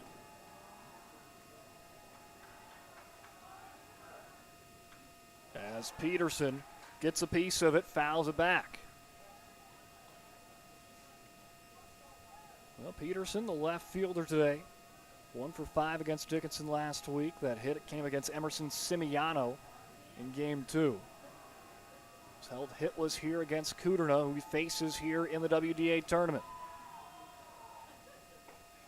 And Kuderna strikes him out. A big swing and miss. Out of Gavin Peterson for out number 2. Well, Opdahl stranded runners on the corners in the bottom of the first. Kuderna seeing if he can strand a pair of base runners here in the top of the second. Swinging on strike 1 is Emmett Pale. 283 average this year for Pale. Yeah, as we talked about, that's their 8-spot hitter hitting 283. Any coach in the WDA would want to see a lineup like that. Doesn't matter where you're hitting, quality hitters from 1 to 9. Even off the bench as well, they've got some capable hitters. See if they can make noise as the 5 seed. Here's the 0-2. Kuderna gets out of the jam with back-to-back strikeouts against the Century Patriots, as the Patriots have 2 runners stranded on the base pass. Kuderna continues to dazzle here early. He sat Century down 1-2-3 in the first. Had a little bit of trouble there early on with 2 infield singles in the second, but back-to-back strikeouts keeps Dickinson ahead 1-0 as we head to the bottom of 2. We started with small beginnings. And just like the visionary entrepreneurs we serve, we turned an idea into reality. BNC National Bank, where possibilities begin right here at home. Dakota Community Bank and Trust, your trusted partner for commercial and business loans. We not only provide lending you need to grow your business, but we also reinvest in our communities. We believe in strengthening our businesses and creating opportunities for success. Choose Dakota Community Bank and Trust for your commercial and business loans, and together let's keep our communities thriving. Serving the community, looking out for you. At Dakota Community Bank and Trust, that's what we do.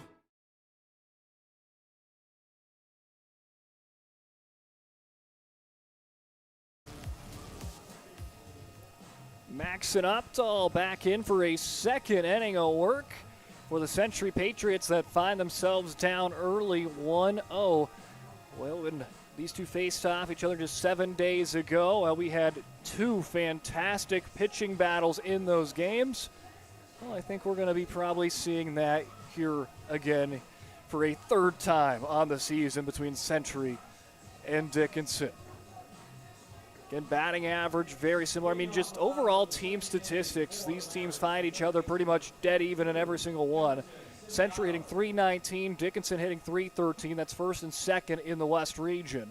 ERA, well, Century's got a .454 as a team, and Dickinson a .473, and that's fifth and sixth in the region. So they continue to be pretty much dead even any way you cut it. They had identical records as well inside the conference. At a point where they were both had 11 wins until Dickinson was able to get the sweep against St. Mary's and solidify their spot there, as Dickinson didn't know what seed they were going to be at the beginning of last week. They could have been as high as the 4 seed and as low as the 7 seed. After splitting with Wilson, sweeping Century, and sweeping St. Mary's, they rose all the way up to the 4 seed and avoided a play-in game. 1 ball, 2 strikes to Emerson Simiano.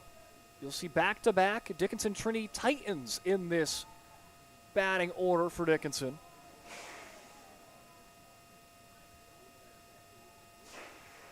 And back-to-back players that were able to really elevate their batting averages. Simiano and Jordan Ham had their struggles at the plate in parts of the year, and then everything kind of clicked in their favor. The last 3 doubleheaders last week, where Simiano was able to go from sub 200 to hitting 280 on the season. But he'll go down to start inning number 2. It's Maxon Opdahl starting it off with the strikeout, his second on the day. And now he'll face off against Jordan Ham. Well, Jordan Ham, he saw his batting average kind of in the hundreds most of the season. Big week last week, helped him elevate it to 255. And had a big-time performance against Century, and I think that's really kind of what started that confidence going on, with going 5 for 8 against the Patriots. And he's got a well-hit ball. His bat continues to stay red hot as he is rounding first and heading to second. A stand-up double for Jordan Ham here in inning number 2.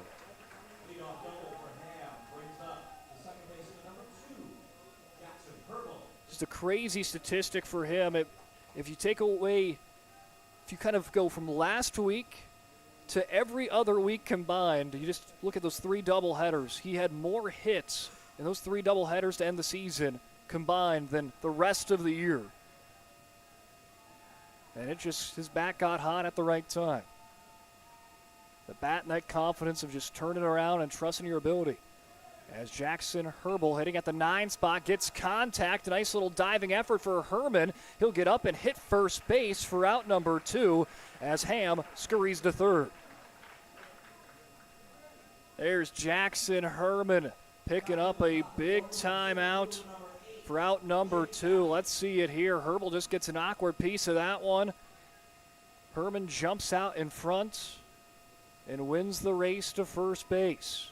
But for Dickinson now, they have got the tying run just 90 feet away. And they reset back to the top of the order with Jake Balliette. Sees a strike get in on that outside corner for strike 1. Maxon Opdahl stranded 2 runners last inning. Seeing if he can do the same. He stranded a runner at third base in inning number 1. He looks to do it here in inning number 2 and try to keep this a 1-run game and keep Century within striking distance. As we start to get to the middle of this game, those middle portions, but Jake Balliette is hit by a pitch as Ham started to come in, but they will wave him back to third base. That's the second Maverick that is hit by a pitch here in this game. After Emmerd was hit one in the first inning, Balliet hit by a pitch here in the second. His fourth hit by pitch of the season puts the runners on the corners. Maxon Opdahl faces off against Kuderna, and that one, does it hit Kuderna, or did it hit off the bat?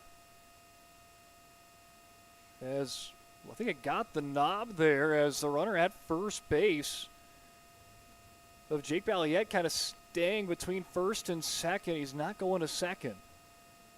As head coach Pete Dobit's going to have a little word with the umpire.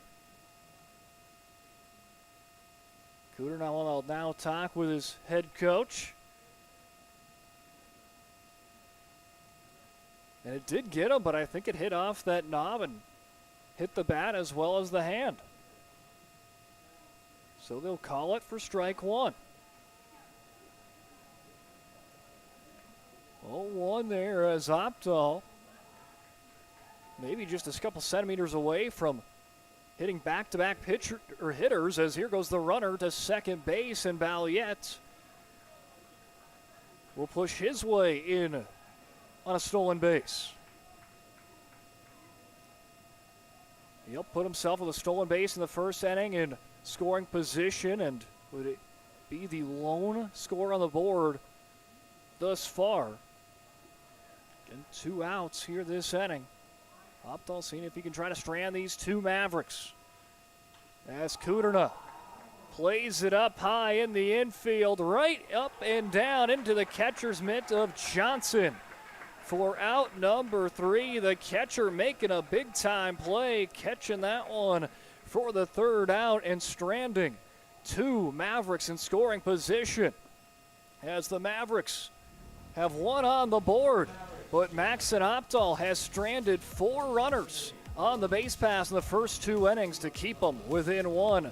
We head to the third when we return. We're leading off for the Century Patriots. They'll be right back to the top of the order with Cade Junt.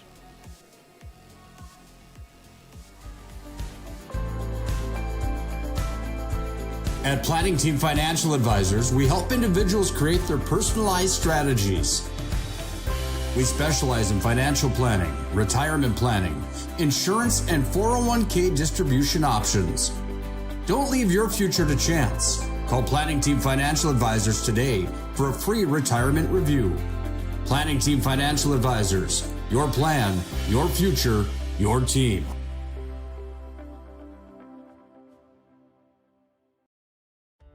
A fender bender. A big idea. The next chapter. Different days have different needs. But they all start the same way. With one call to First Western. Banking. Insurance. Trust. Not departments, just different ways we show up for the same people. First Western. All under one roof, all in your corner. You can bank on us.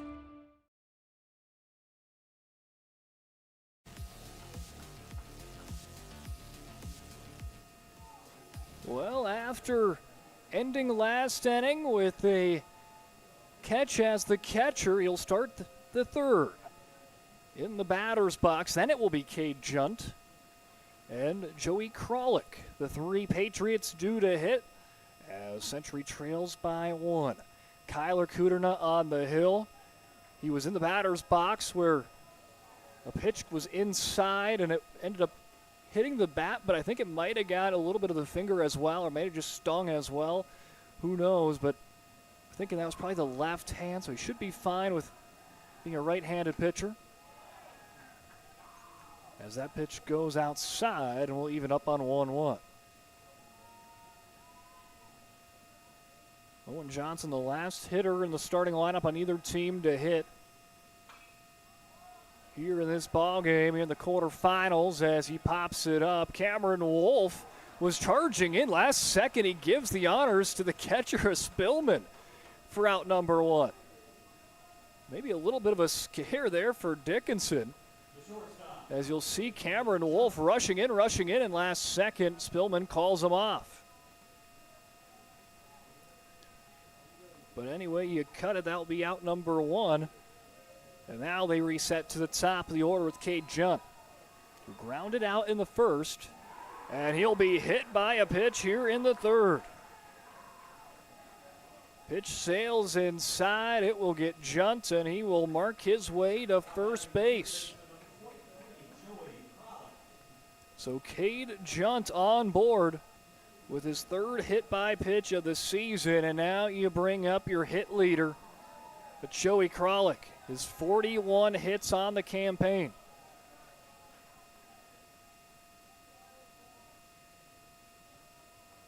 Kralik picked up a pair of hits against Dickinson, but was held hitless against Kudrna. Here's a pickoff, easily back in time. Is Junt. Kudrna wants to keep the speedy leadoff on his toes. 40 pitches thus far for Kudrna through 2 1/3. Pitching numbers are going to be huge, and maybe not as much in day 1, but they definitely start in day 1 as Cameron Wolf almost lost a little bit again, but he does find it for out number 2. Because of your pitch limits on your day and how many days of rest, especially if you want to pitch a pitcher day 1 and day 3, that pitcher can't exceed 90 pitches. And Kyler Kudrna has had multiple days where he has went over 100 pitches this season, including last Friday where he went 117.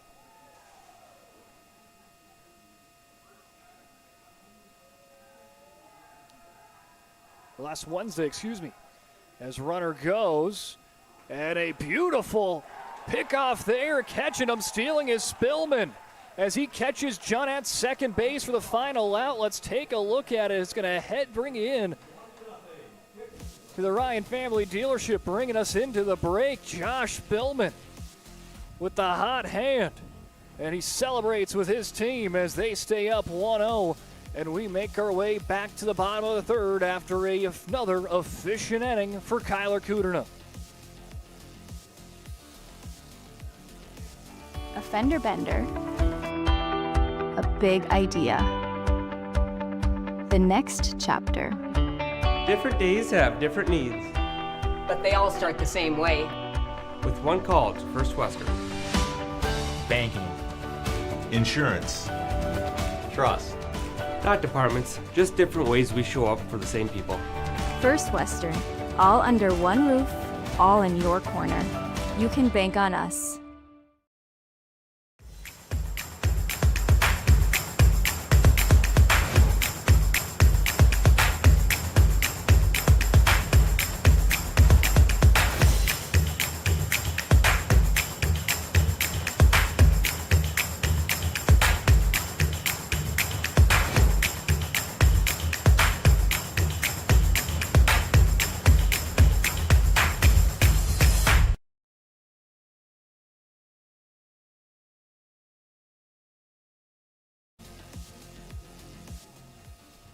Bottom of the third inning, Max and Updahl back on the hill. 41 pitches through 2 to this point. Max and Updahl has tallied a couple of strikeouts, and most importantly for him, the big number at hand is 4 left on base. Stranded a runner on the corners in inning number 1, and then runners at second and third in the second. So this game could be very different at this point. It could be 5-1, it could be 5-0 or 3-0, but instead it's 1-0. Updahl doing everything he can to keep his Patriots right in the mix.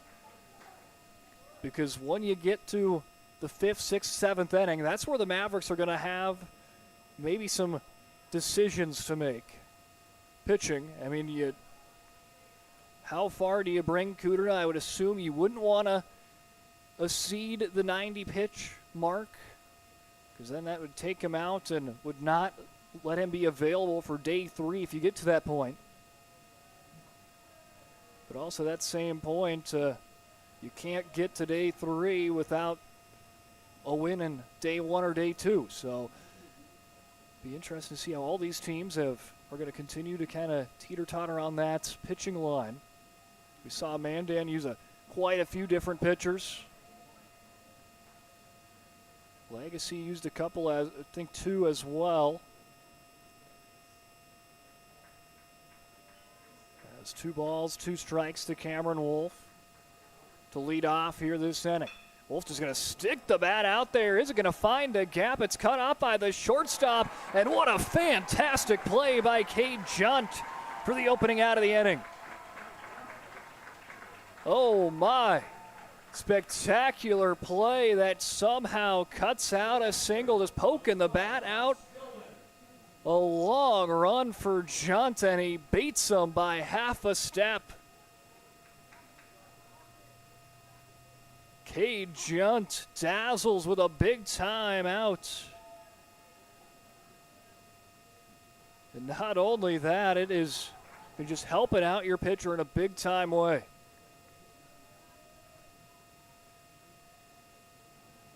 Bases empty, an 0-1 count, going to bring it into a 1-1, just misses the zone to Spillman. Josh Spillman was able to gun down a runner at second base, catching him in the act of stealing. Was able to end last inning, and now he has a hard shot ball, and it's going to be given the sign for extra bases. No, they'll cut him off and stop him at first. Initially they said, gave him a green light, but quickly getting that ball in play is Gavin Peterson. As Josh Spillman has a runner at first base, and now he'll have a courtesy runner for him. Jump out into the first base bag, and Aiden Emmerd, the DH today, into the batter's box. Emmerd, just a freshman, will sneak that one under the glove of Joey Kralik, and back-to-back singles for the Mavericks. Let's take a look at the hit by the freshman that puts runners on first and second with 1 out. Kralik tried to make the play, but it sneaks underneath the old mitts, and now runners on first and second. Now that makes that fantastic play by Cade Junt even that more important. Because if he doesn't make that play, we'd have runners on bases loaded with no out. Instead, it's runners on first and second with 1.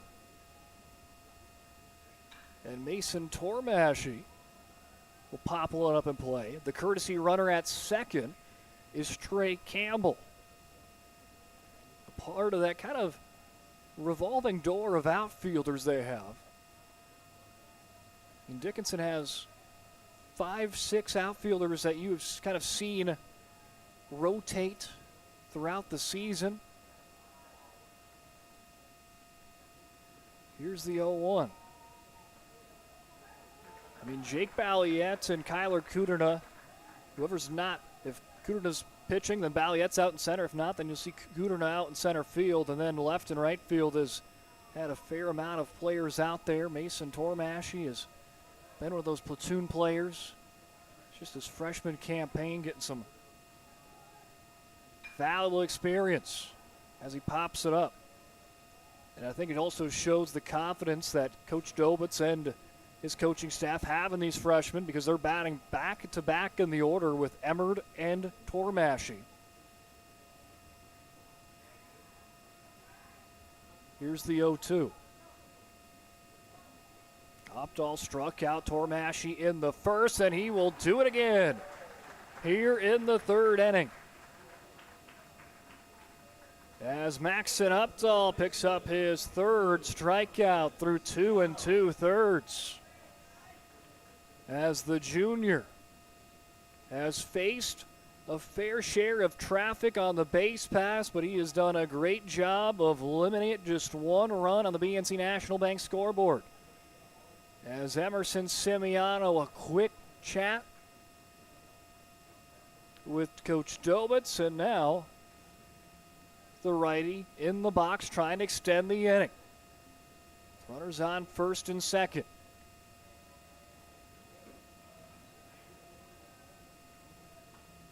Maxon Opdahl has stranded 2 runners in each inning this far.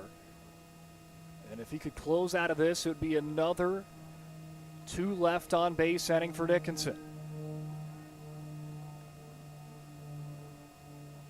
Simiano with a little bit of a pump fake there, a check swing. It doesn't matter though, because it will find the zone for a strike.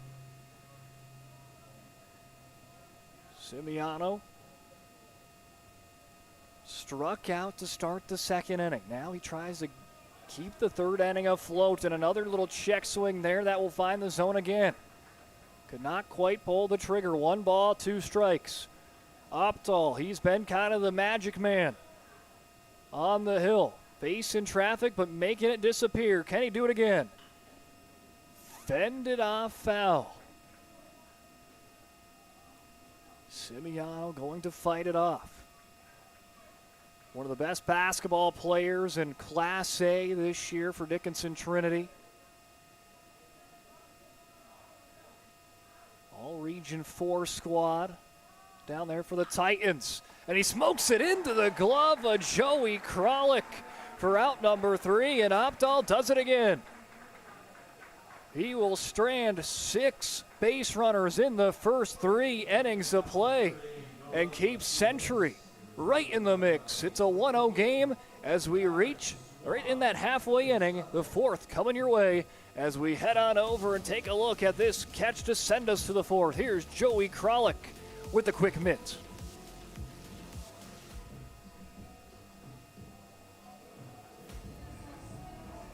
Since 2003, the architects and engineers at Ackerman Estvold have been enhancing everyday life. From response times to commute times, we've helped create critical infrastructure, enhancing highway safety, flood protection, and public education. And we're no stranger to enhancing fun, family outings, and even game time. Ackerman Estvold, working to enhance your everyday life.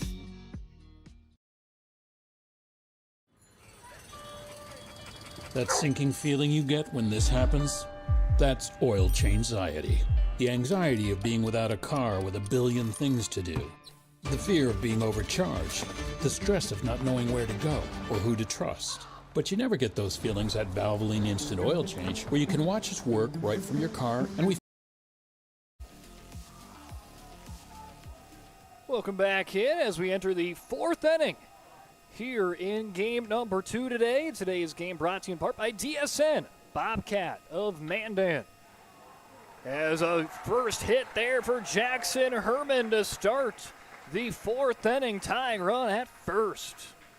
Huge hit there for Herman. He's now 1 for 2. Today's game also brought to you by High Point Networks and Nodak Insurance. Your local Mandan agents, Darren Johnson, Scott Wilkins, Cody Olson, Ben Hodak, and Mitch Coast. Big thanks out to all of our great sponsors. If it wasn't for them, this broadcast would not be possible. Thanks for them for also helping us keep this one on YouTube for free of charge. It's a beautiful day here in Bismarck, and had some chances of rain here in this tournament, but today probably not going to, hopefully not a too big of a factor. It looks like some 9 o'clock chances, but very light, to knock on wood. And then tomorrow was supposed to be a lot of rain chances, but it's starting to clear up, so maybe maybe we can just get everything all in perfectly here for WDA. The baseball fans looking upon us here, helping us try to get this one in cleanly. No balls, 2 strikes. Again, Opdahl. Little pitcher versus pitcher, and that one slings it to Ham. He gets it to second for out number 1 and cannot turn it for 2. It was a drop ball there on Wolf. But most importantly, you get the leadoff runner on the fielder's choice. Drop ball there, and you knew Opdahl knew it as he was already signaling as he will have a courtesy runner check in for him as Aiden Herner, who singled in the second. That was, again, when you had back-to-back infield singles for Century in that frame where Herner and Merkel infield singled. They had runners on first and second, but Kuderna batting down the hatches and pick up back-to-back strikeouts to get Dickinson out of it scot-free. So runner at first base. One out for Herner to try to move him into scoring position. Herner hitting .250 on the year. As he'll be patient, good eye on that one. Something to note now with both pitchers pitching over 50 pitches, they will not be available tomorrow, as you can only pitch 45 pitches without having to sit a game or sit a day of rest. So potentially see these pitchers again, depending on how the bracket shakes out. And getting out of the way there is Liam Robb as Jake Balliet comes up with the catch in center. So there's the second out. There's a nice picture there of Jake Balliet as he walks back to his post. Made quite the charge there from center to left field and called off Robb to make the catch, and now brings us out to runner on first with 2 outs with Jordan Merkel. Merkel perfect 1-for-1 day. He's the one that had that deep infield single right on the cusp there. Jordan Ham was able to field it, but Ham threw off his back foot. Kind of a rainbow throw to first base and allowed the speedy Merkel to get there in time for an infield single. Allowed Century to try to threaten to tie that game up at that point, but it's stayed a 1-0 game through this early portion. Dickens scored in the bottom of the first, and it has stayed there since. And ball in the dirt will force Spillman not to try to throw down the base runner there at second base. So a stolen base will put the tying run 90 feet away. A 1-2 count to Merkel.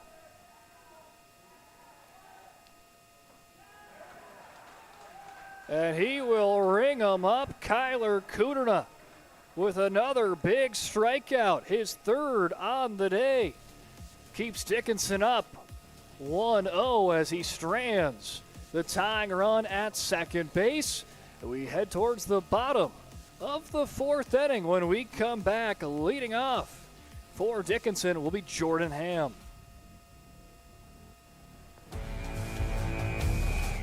Every football fan has their Sunday routine. Maybe it's setting your lineup, firing up the grill, or claiming your spot on the couch.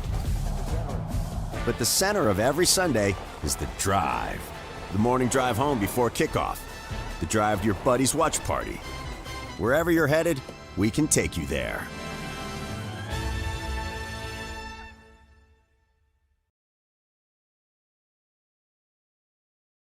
We often think of frontiers as pages in a history book, a time gone by. But even in this modern world, there are new frontiers to conquer. Whether you're tending the land to grow a better tomorrow or growing a business for new opportunities, the work you do powers the world. Exploring the frontier means stepping forward, shaping the future for yourself and for those around you. First International Bank and Trust, helping you live first, one step at a time.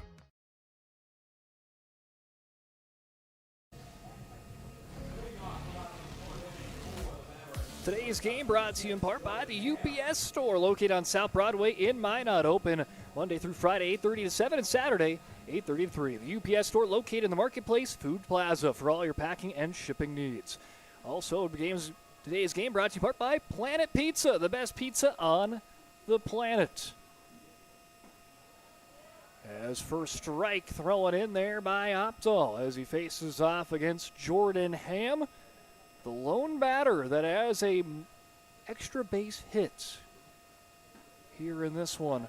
Had a double back in the second inning. but was not able to come across to score. He was stranded at third base.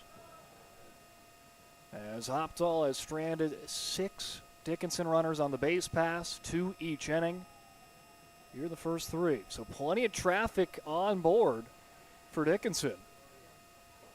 But Opdahl has done everything he can to get them out of those jams time and time again.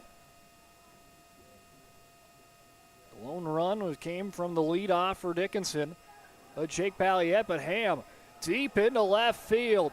Tracking after it, but it does not matter as Jordan Ham, a double in the second, he homers in the fourth, 2-0 Dickinson. Jordan Ham continues to stay red hot.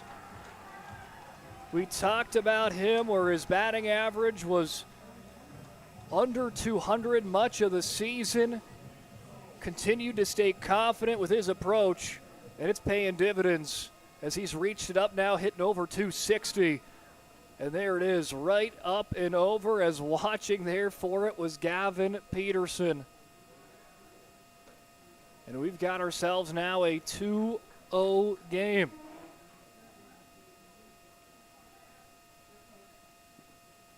Big swing for Jordan Ham, his first home run of the season.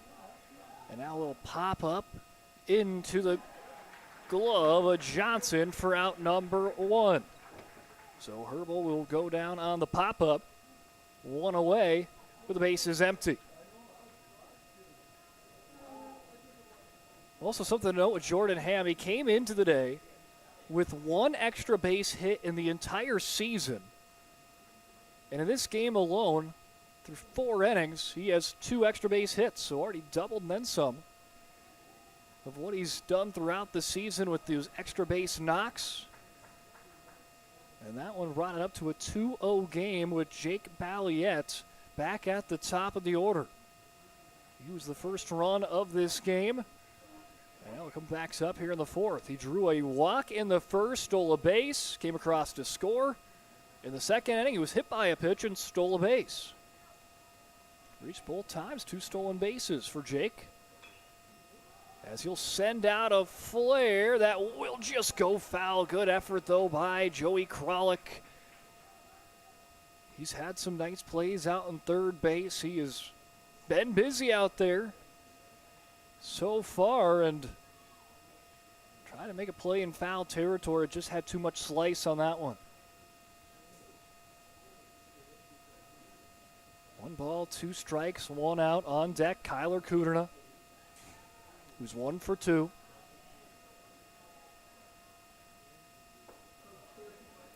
Balliet patient. 2 balls, 2 strikes.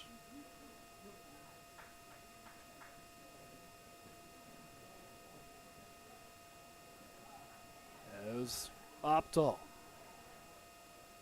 delivers, big swing and a miss, but it's in the dirt as Balliet will jog his way to first, not in time, as the throw is there for out number 2. So Johnson making a nice play. He's had the pop up and now the throw to first after strike 3 in the dirt. And now Kyler Kuderna will try to extend the inning that has helped Dickinson get a run in insurance. As they lead 2-0 after the Jordan Ham solo shot. And allowed Kuderna to have a little bit of breathing room when he gets back up on the hill.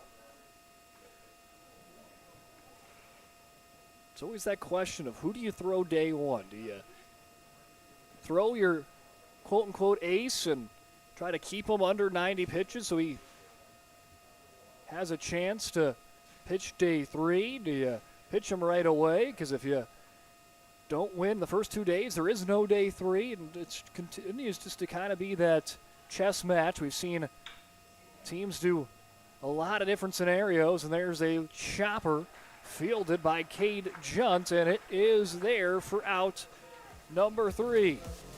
But Jordan Ham, his home run brings it up for Dickinson. They go up 2-0 through 4, and the 5th inning coming up when we return right here on the PSP Network. Gavin Peterson, Emmett Pale, and Owen Johnson due to hit for the Pats.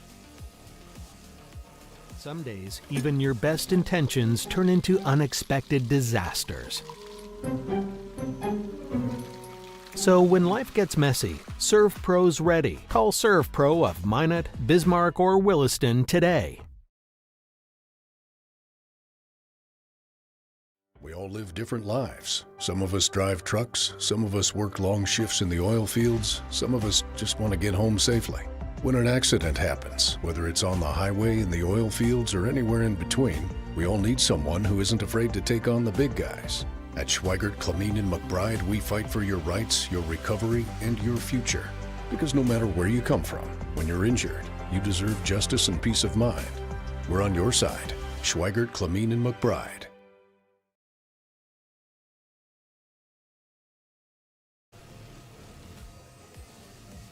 Four innings down, 3 more to go here in game number 2 today. If you're just joining us, Mandan takes down the top-seeded Legacy Sabres 5-3, and that keeps the 8-seeded Mandan pushes them into the semifinals as Mandan tries to go back-to-back for their WDA titles.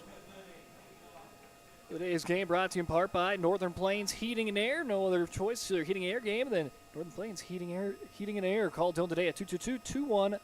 I want to make sure that AC is ready for the summer months ahead as Kudrna back on the mound.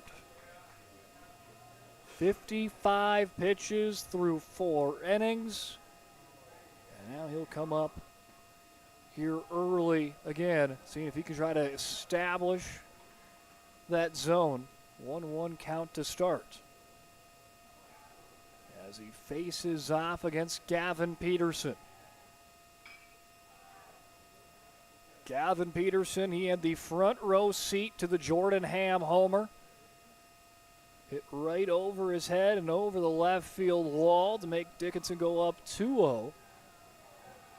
Peterson seeing if he can try to get the Patriots to start it off with a hit here, but it's taken away as Tormashy able to cut the distance and pick that one for out number 1. 1 up, 1 down as Emmett Pale will dig in. Pale struck out in the second. That's when Kudrna was able to send back-to-back Patriots in order by the way of the strikeout and get out of that inning unscathed. The Patriots' biggest scoring opportunity with runners on first and second with just 1 out.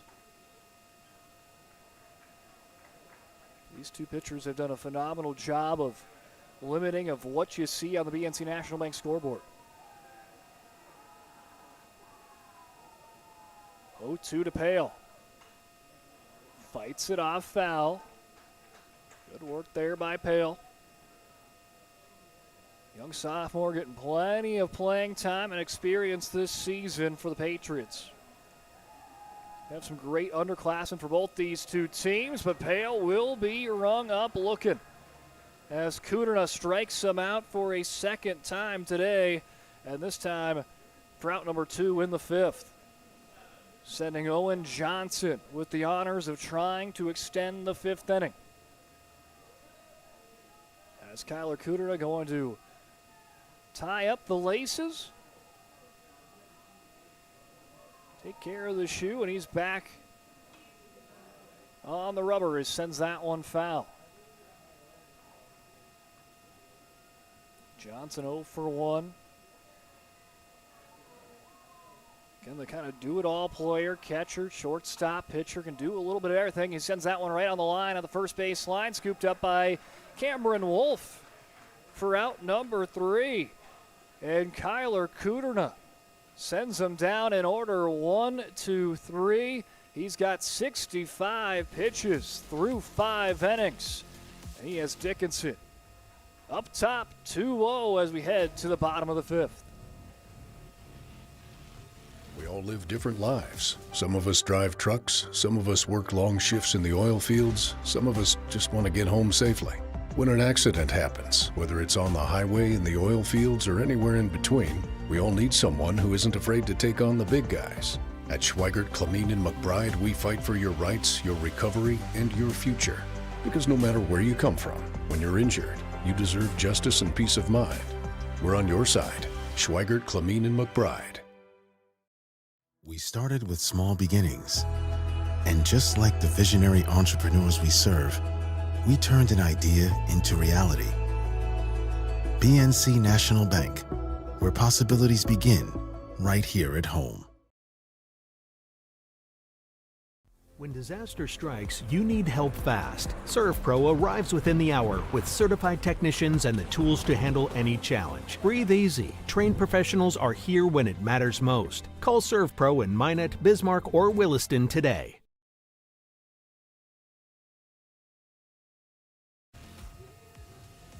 Today's game brought to you in part by BSN, the current exclusive personalized solutions for North Dakota high school and collegiate programs, from custom equipment, uniforms, coaches apparel, fan wear, branding, and more. They do it all. Contact your local BSN sales pro today. Make some great stuff, and saw Nate Zachman, the sales representative there in the southwest part of the state. He had a cool little project he was working on with Glenola and Hebron, as tagged right here on the PSP network. We called them the Iron Five during their district and regional tournament, and next thing you know, they wanted Iron 5 t-shirts for those 5 players that played a majority of those tournament games. And Nate Zachman and the crew at BSN got them all sorted out, as there's a leadoff double for Cameron Wolf. Leadoff double for Cameron Wolf. He's got 1 for 3 today for Wolf. We said he kind of came in with a hot bat as well. 24 hits on the year. And now he'll have a courtesy runner come out for him in AZ Ho. As AZ will do the courtesy running. Did not see him in their final doubleheader on the season, but see him as a courtesy runner, see him as one of those rotational outfielders. Plays a little bit of that versatility role. See how Coach Dobitz uses him this week.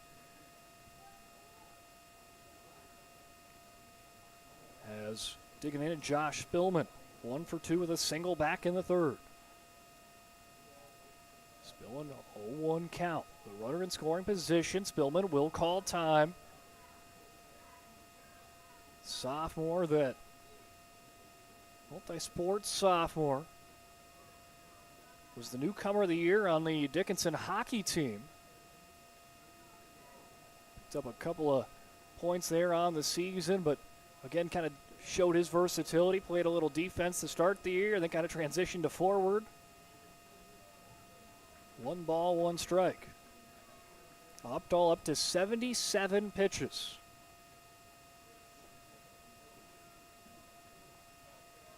As he will stare down Spillman on the 1-1.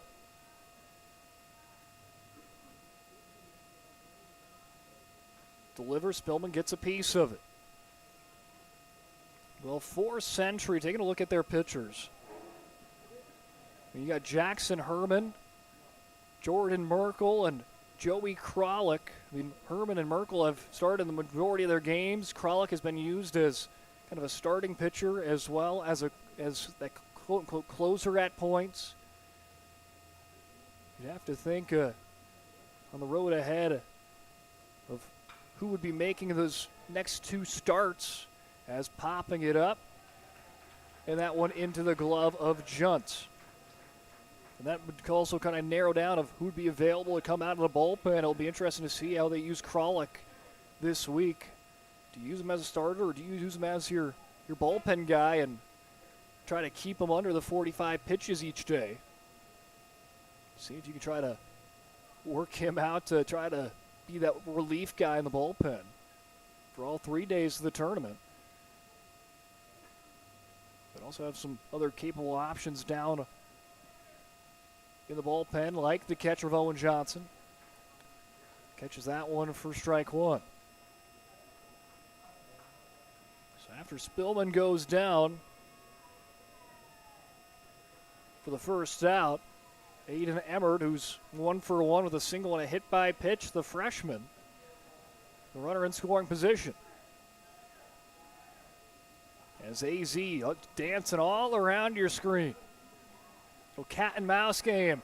Emmert drills it out into left field. Hits off the wall. And it's going to be an RBI double for the freshman of Emmert.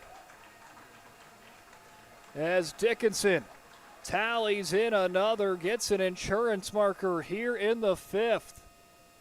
As the freshman with a big-time swing. Absolute beautiful swing there for Emmert. He brings in an RBI. And Dickinson leads 3-0.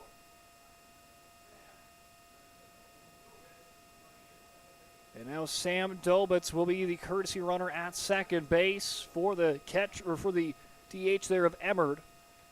And Trey Campbell will come in for his first at-bat.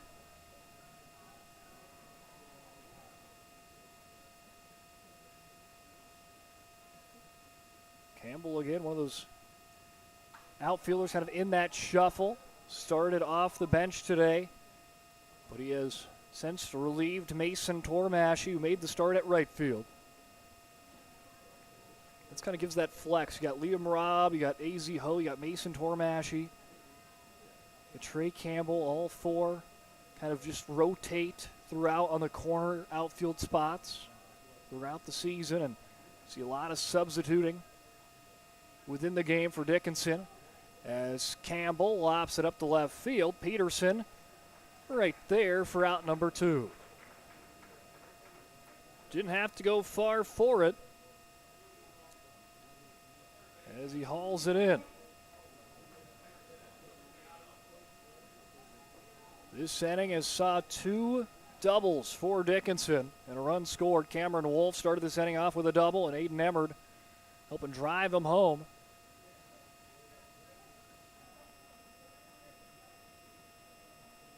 As Emerson Simiano tries to keep the inning alive. 2 outs, runner on second. 1-0 count to start to Simiano. And now here's where we get to that point with Opdahl. He's at 84 pitches. If he pitches over 90, we will not see him on the hill for the remainder of the tournament. So looks like some action potentially working out in the bullpen for Century. Saw Sander Segsveen head on over there with Sam Bortke. 2-1.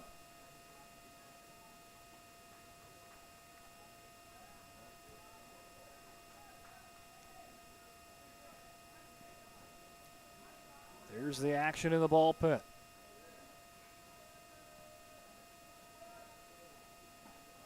Sailing in for strike 2. Is this Opdahl's final batter to face? If he gets out of the inning, you would assume yes, but if not, what would you do if you're Century at this point? Just sending your your pitchers to the bullpen, and you're trying to keep Opdahl under 90. He's got his 89th pitch coming up. If you pitch 90, that's fine. 91, that's when you have to sit 2 days, and that would guarantee him not pitching again in this tournament.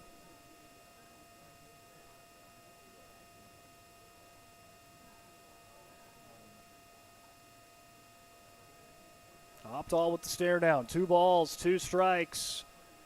Cuts away.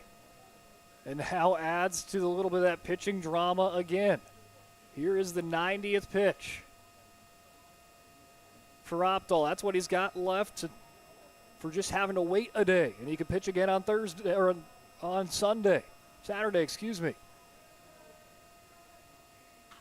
Simiano turns on it. That one is foul. Oh, Coach Dobitz thought it was fair. Let's see if we can catch this one on the Ryan Family Dealership instant replay.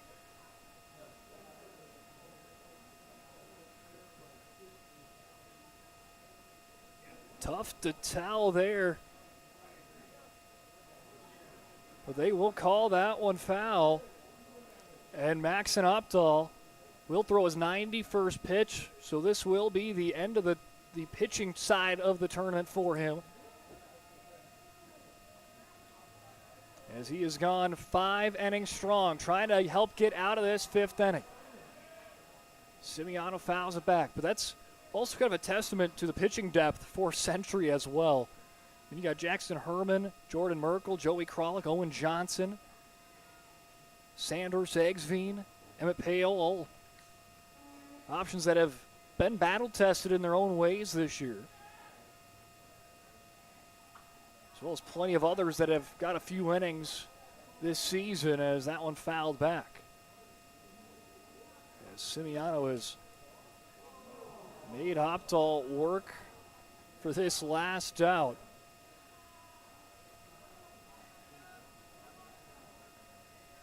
Try the full count again. 3 balls, 2 strikes, runner at second. Opdahl to Simiano, who will hold off of it. And Simiano draws the walk. And now a mound visit coming up, brought to you by First International Bank and Trust.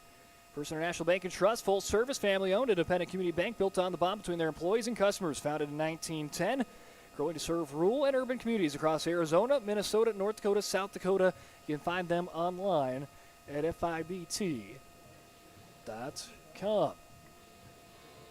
Well, you would think they're just going to see if they can just have Opdahl power through. Yeah, try to utilize his abilities now to the fullest. With him not being able to pitch in day 2 or day 3 of the tournament, this is it for the mound side of it for him. They do have a couple of guys warming up in the bullpen. But maybe seeing if they can just bring them in the 6th. And it looked like that was Sandor Segsveen as well as Sam Bortke that went back out there. Bortke was probably the catcher for Segsveen. As more than likely we'll see the young freshman pitcher come in during the 6th. I mean, that's at least where the signs implicate towards. But Jordan Ham, he made it 2-0 in this game earlier with a solo shot home run. Now with runners on first and second. Trying to get out, trying to help his team not put a closeout to this 5th. Trying to build some more run support for Kudrna. Pitch sails up high for a ball.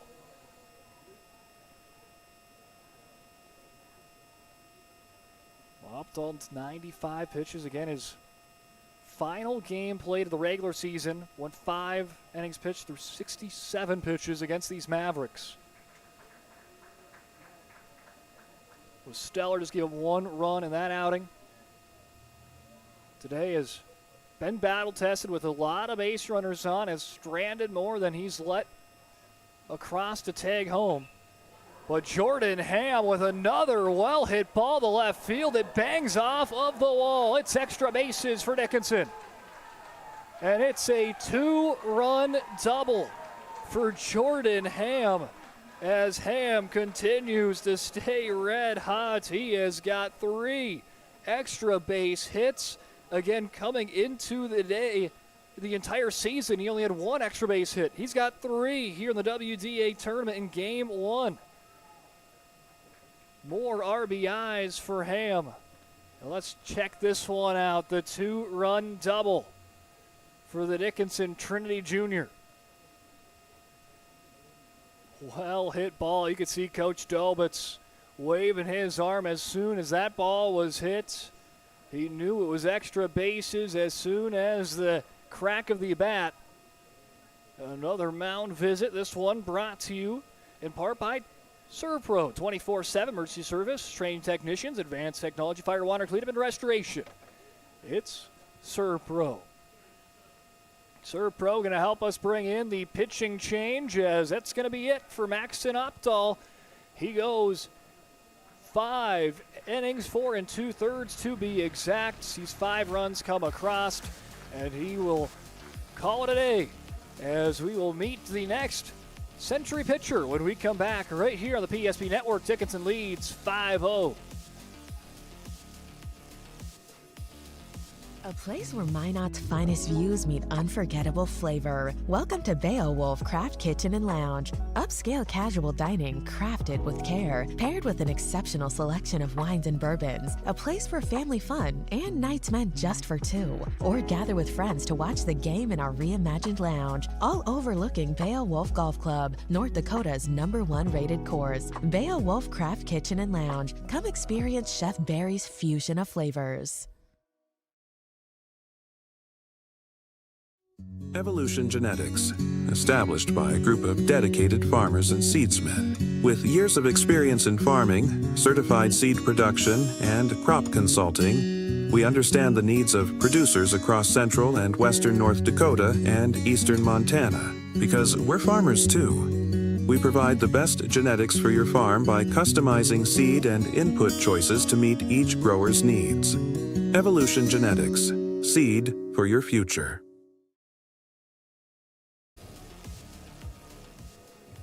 Sander Sagsveen comes in relief of Maxon Opdahl. 15 innings pitched for Sagsveen this year.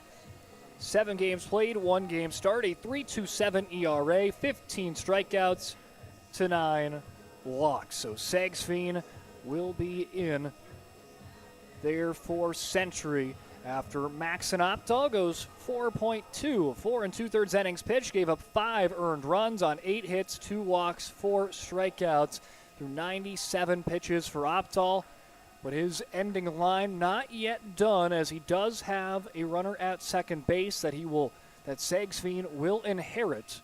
So if Ham does come across to score, that would be on Opdahl's final stat line. As Jackson Herbal will dig in. He'll be the first batter to face off against the freshman righty. And Sagsveen shows the gas there for strike 2. Good pitch there for the freshman, trying to help his team stay in striking distance, trying to keep this one at 5 runs difference, a hit and run. Herbal sends it out to Junt across the diamond for out number 3. Sander Sagsveen in relief gets the final out to put a close of the 5th inning. Dickinson adds in some runs in the 5th. 3-run 5th inning for Dickinson. It was doubles from Cameron Wolf, Aiden Emmert, and a 2-run double from Jordan Ham that puts Dickinson up 5-0 through 5 innings. 6th inning coming your way when we return. As coming up to bat for Century will be the top of their order. Cade Junt, Joey Kralik, and Jackson Herman. Excuse me. I love sports. But sometimes, like when a t-shirt cannon hits me square in the nachos, I wonder, is Sport Clips better than sports? Because sports plus a hot steamed towel beats sports plus hot exploding cheese. I like your shirt. Thanks. It was free. Sport Clips. It's a game changer. Dear valued customer, I'm Jared Lundeen, owner of Trusted Tire and Auto. Around here, winters can be long and roads can be rough. That's why you deserve a reliable partner. We carry premium tires installed by our certified team of experts, and our total car care covers it all, from brakes, transmissions, diagnostics, and more. And trust, we know it's built through real local connections, even small things like a handwritten thank you. Choose us for trusted service that goes the extra mile. Sincerely, Jared.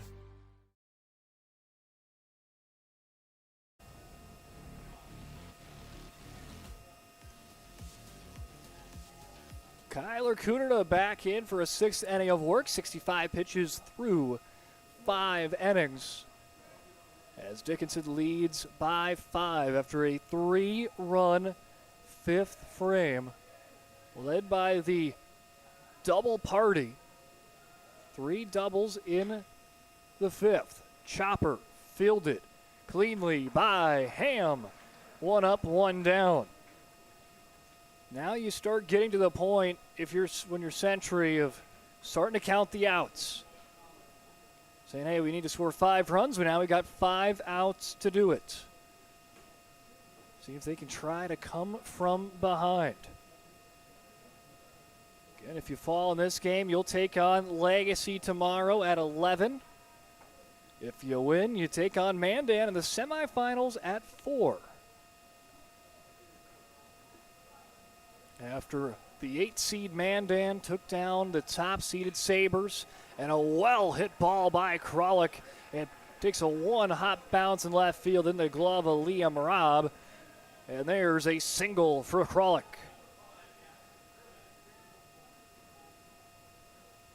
That's Kralik's first hit of the day as he came in with 41 hits on the campaign. There's hit number 42. It's a big one to try to get some momentum back on their favor. And a hit starting to be contagious. Back-to-back hits for Century. Jackson Herman follows up the Kralik single with a single of his own. Runners on first and second now with 1 out.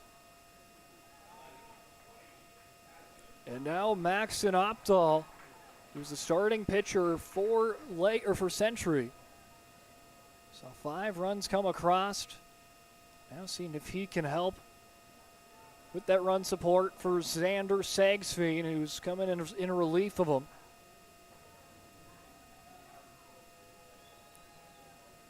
As Opdahl, the lefty, will let that one go.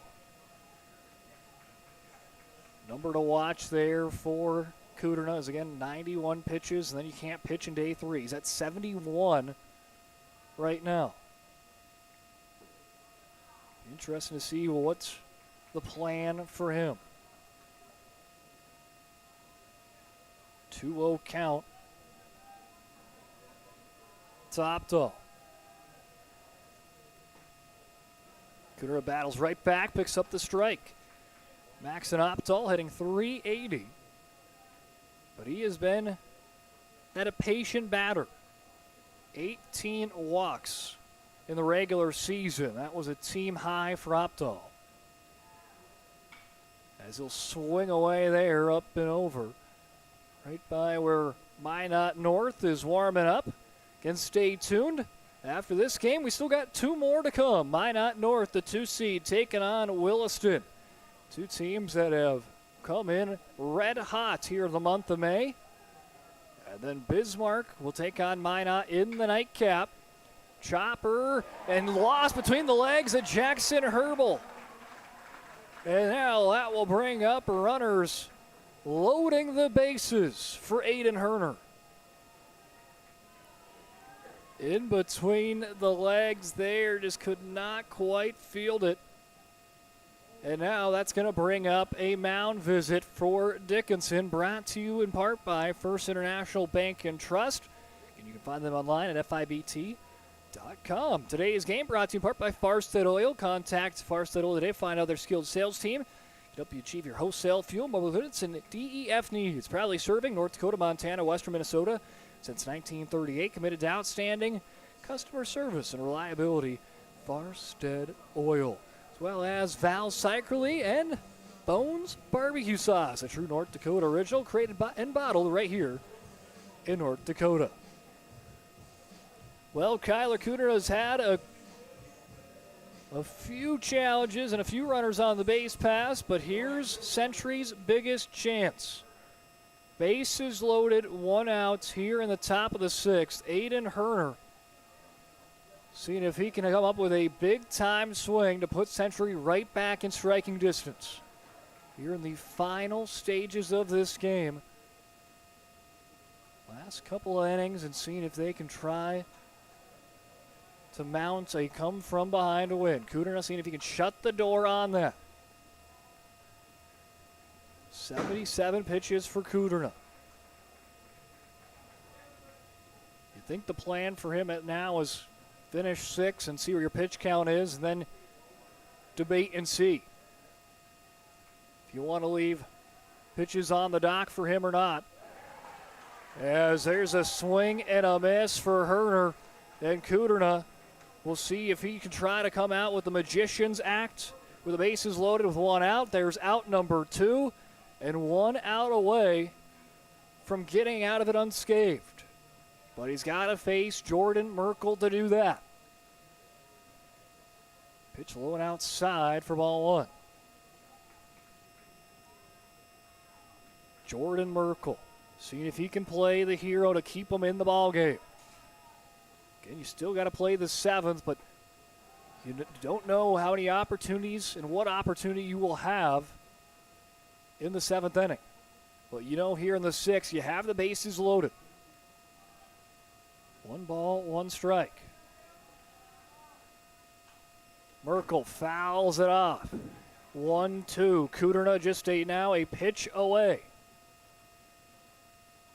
from getting out of the bases loaded jam.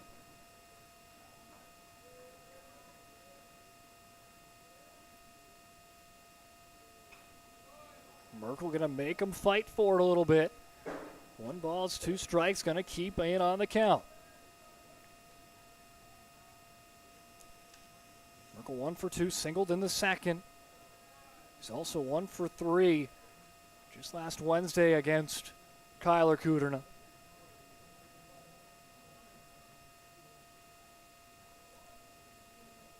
Here's the 1-2. Merkel going to say, hey, we're going to try it again for a 3rd time.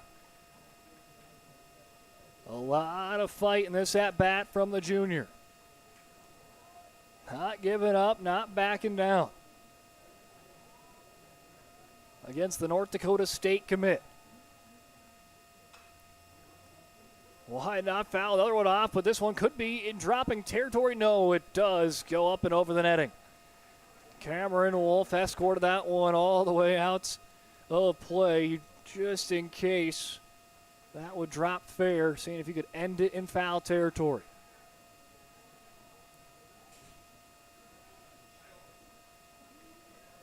One ball, 2 strikes. Try it again. Was this part 4 or 5 on the 1-2 count?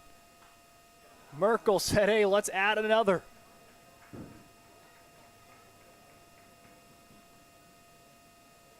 This is getting close to about a 10-pitch at-bat. And it's been 1-2 for pretty much all of it.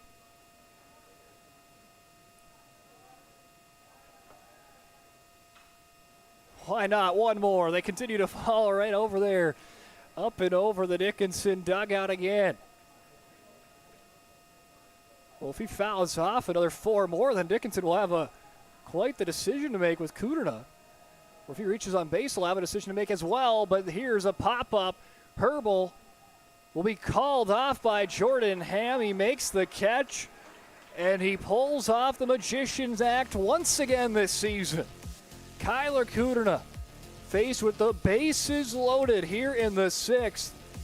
And once again, he makes them all disappear, stranding all 3 base runners, and keeps Dickinson up 5-0 as we make our way to the bottom of the 6th.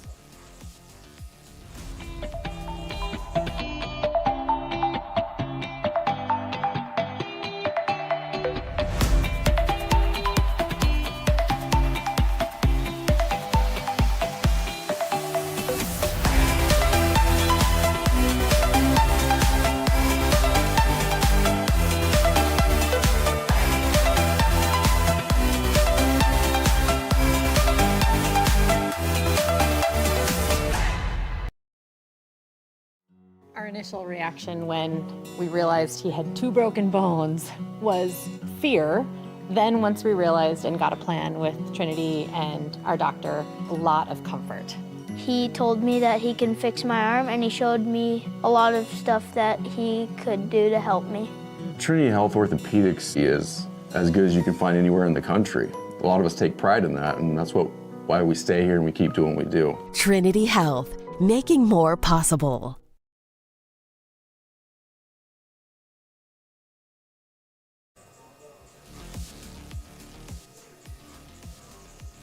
Century was 1 hit away from opening this game up and trying to get right back in the mix. They had the bases loaded with one out. And once again, Kudrna gets out of the jam in a huge battle between him and Jordan Merkel. I would have to say that was probably 10, 11, maybe 12 pitch at bat.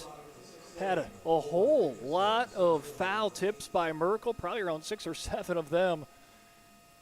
And yet he finds a way to keep Dickinson on top 5-0, and now they're 3 outs away from winning this ball game and playing Mandan tomorrow in the semifinals. But before we get to them back on the pitcher's mound and decisions they do have, does Dickinson, do you send Kudrna out for the 7th? If you do, he will not be able to pitch the remainder of the tournament. Or do you put in a relief pitcher, and who do you trust upon to get the game squared away? Let's see if they try to get some insurance runs here. Was new pitcher on the mound, Xander Sagsveen came in for one out last inning. They have Emmett Pale who checks in. So Emmett Pale, 11 innings pitched this year, 7 games played, 1 game started, a 5.73 ERA, 3 strikeouts to 9 walks for Pale.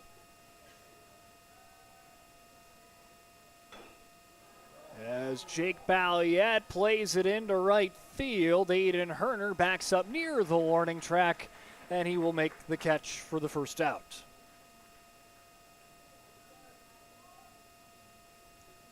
So a Century's pitching situation here today. Again, Max and Updahl, he'll be done pitching for the tournament as 97 pitches today. Xander Sagsveen just got that final out in the inning, 3 innings pitched, so he'll still be in play for days 2 and 3. Will not have to take a day's rest. Could play again tomorrow as Kyler Kudrna, deep to left field, hits off the wall. It's extra bases for the senior. As Kyler Kudrna, he is dazzled on the hill, and now he will pick up a double. An extra base hit for Kyler Kudrna. And that will be his second on the day after he ended up having a bunt single in the first inning.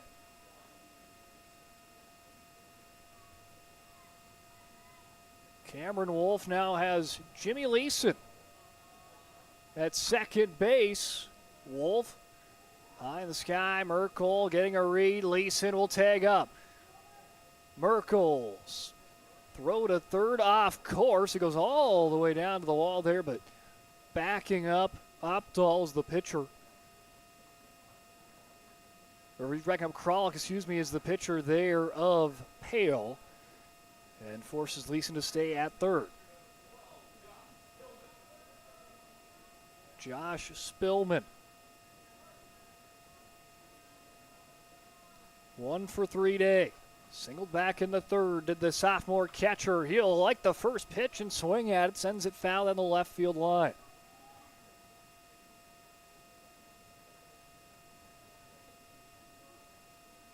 Seeing if he can try to bring in an RBI, bring in Leeson to go up by 6th. Before the 7th inning, he'll foul that one up. Johnson will make the catch. It was able to get some wind and turn that one back in play for him, and Johnson will put the inning to rest. But now it's all focus in the batter's box for Century, down by 5. Dickinson leads 5-0. And into the batter's box, trying to mount the comeback. It's the bottom third of that lineup. Gavin Peterson, Emmett Pale, and Owen Johnson to start it off for the Patriots. Our initial reaction when we realized he had 2 broken bones was fear. Then once we realized and got a plan with Trinity and our doctor, a lot of comfort. He told me that he can fix my arm, and he showed me a lot of stuff that he could do to help me. Trinity Health Orthopedics is as good as you can find anywhere in the country. A lot of us take pride in that, and that's why we stay here and we keep doing what we do. Trinity Health, making more possible. Breathe in. I can't believe I wrecked my car. There are some things in life we can't control. but what's important is how we respond. At Jerome's Collision Center, they provide the highest quality of service, assuring the job gets done stress-free and making it feel like a breath of fresh air. And to give you peace of mind, they handle the insurance. Are you even a therapist? Don't worry about it. Jerome's, they're the experts. Jerome's.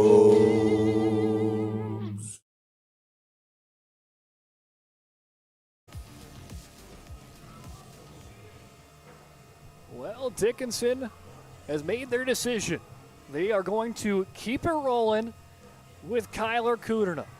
So it looks like Kuderna not in their plans for day 3 on Saturday. They want to make sure that you can go that 7 innings and help them punch their ticket to the semifinals. As Gavin Peterson finding the gap in the outfield. It's going to be extra bases. Gavin Peterson heading to third, and it's a leadoff triple for Peterson.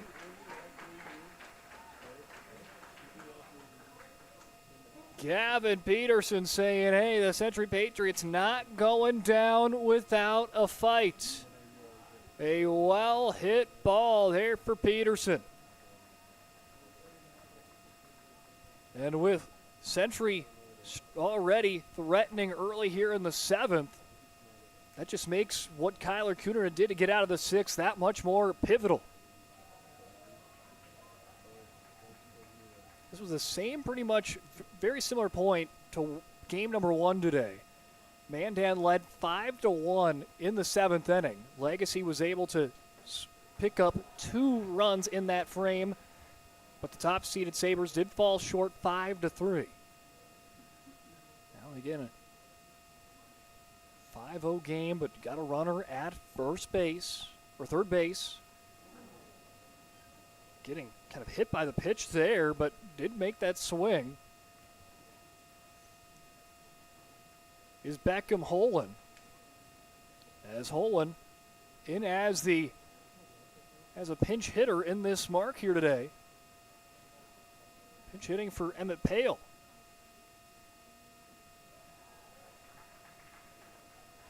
Now is that patience, and there it is officially, that 91st pitch for Kuderna. So he will not pitch in games 2 or 3 of the tournament. For Dickinson, you would assume you'd see Simiano either today or Saturday be the starting pitcher, and then be interesting to see who you go with the other day. Be probably a collaborative effort with Zach Gunwall and probably Caden Gale, maybe even Aiden Emmerd, getting a couple of innings. That marks it into where do you put in maybe that bullpen game, if you will. Do you do it in the semifinals or do you do it in the championship?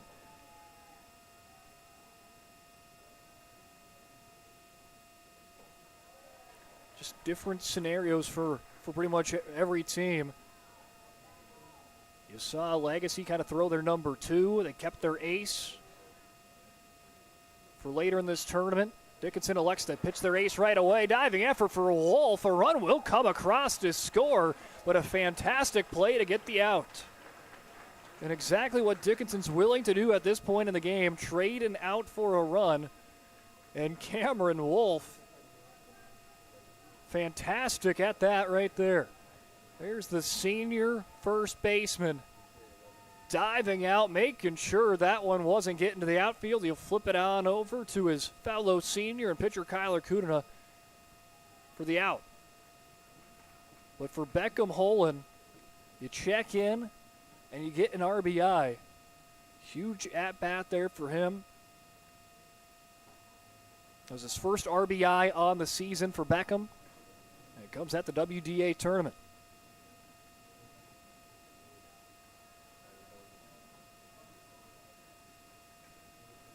Now Owen Johnson. Base is empty. Kuderna blows that one by him. Pitch number 99 coming up. Again, your daily limit's 120. So he's 22 pitches away from that. As Owen Johnson looking for his first hit on the day. Into the dirt for a ball. 1-2.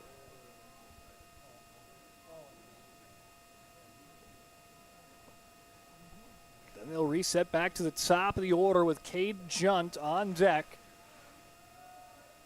Guaranteed to hit this frame as Kuderna with the strikeout for out number 2. And now Kuderna's got Dickinson just 1 out away after his 6th strikeout on the campaign or on the day here in the WDA tournament. Now he's 1 out away from going the distance and punching Dickinson's ticket to take on Mandan tomorrow. Junt tries to lay down a bunt. It does steer foul. He'll have to go back.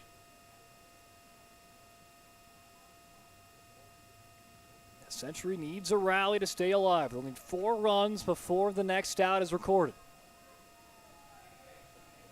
Picked up their lone run in this inning after Gavin Peterson hit a triple and Beckham Holland. It will drive him home.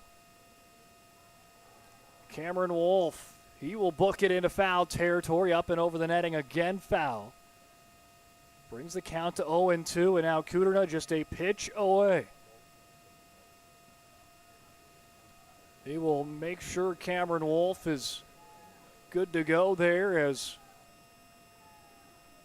waits for the thumbs up. Wolf moves his way over to first base, and we're ready to go. No balls, 2 strikes, 2 outs. Base is empty here in the top of the 7th, and Kuderna will send Dickinson to the semifinals with his 7th strikeout on the day. Just giving up 1 run, and Dickinson headed to take on Mandan tomorrow at 4 o'clock, and they will send a Century into a loser-out matchup against the Legacy Sabres. That will kick off at 11. You can catch both those games and all 4 games tomorrow and the remaining games today as well right here on the PSP Network. Dickinson victorious 5-1. Let's take a break, and when we come back, we have got the Charbonneau Car Center post-game show, and we'll announce the Sport Clips MVP of the game. That and much, much more coming up when we return on the PSP Network.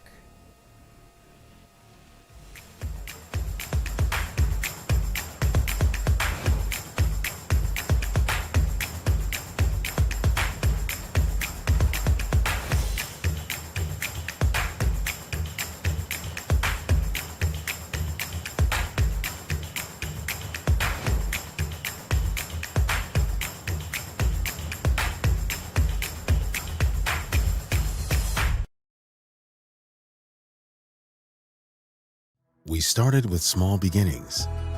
And just like the visionary entrepreneurs we serve, we turned an idea into reality. PNC National Bank, where possibilities begin right here at home. This presentation on the PSP Network is proudly brought to you by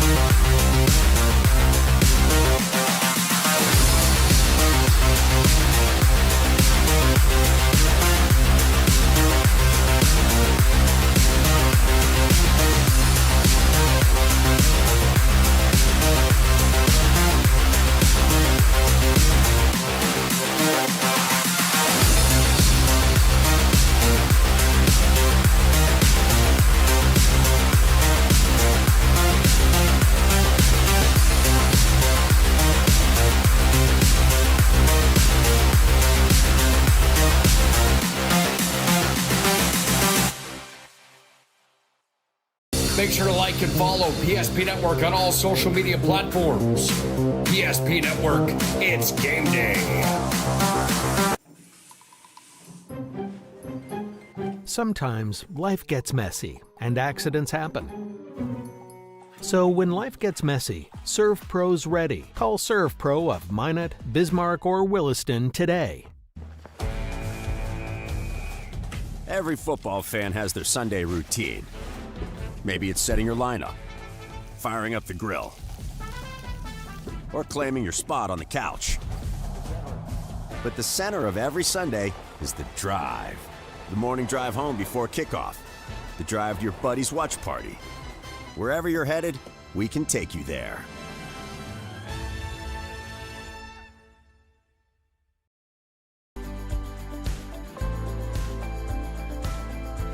At Planning Team Financial Advisors, we help individuals create their personalized strategies.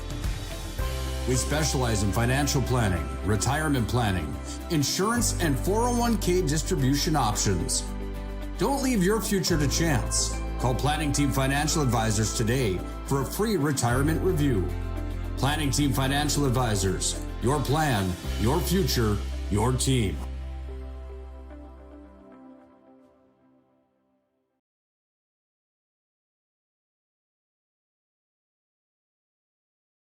When disaster strikes, you need help fast. At Serve Pro, we're on the road within the hour, ready to restore what matters most. Our certified technicians arrive prepared, backed with decades of experience and advanced tools to handle any challenge. Inside, our team gets to work, quickly assessing the damage and getting straight to work. So you can breathe easy, knowing trained professionals are here when it matters most. Call Serve Pro in Minot, Bismarck, or Williston today.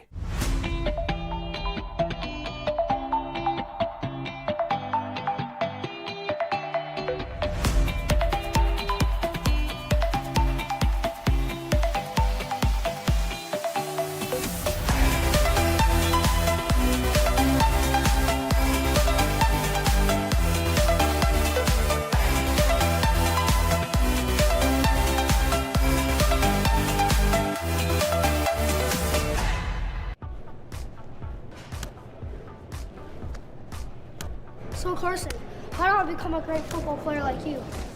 Well, practice and having a professional team to answer the call and handle anything you throw their way is also important. Hey Carson, thanks for teaching crew about community banking at First Western.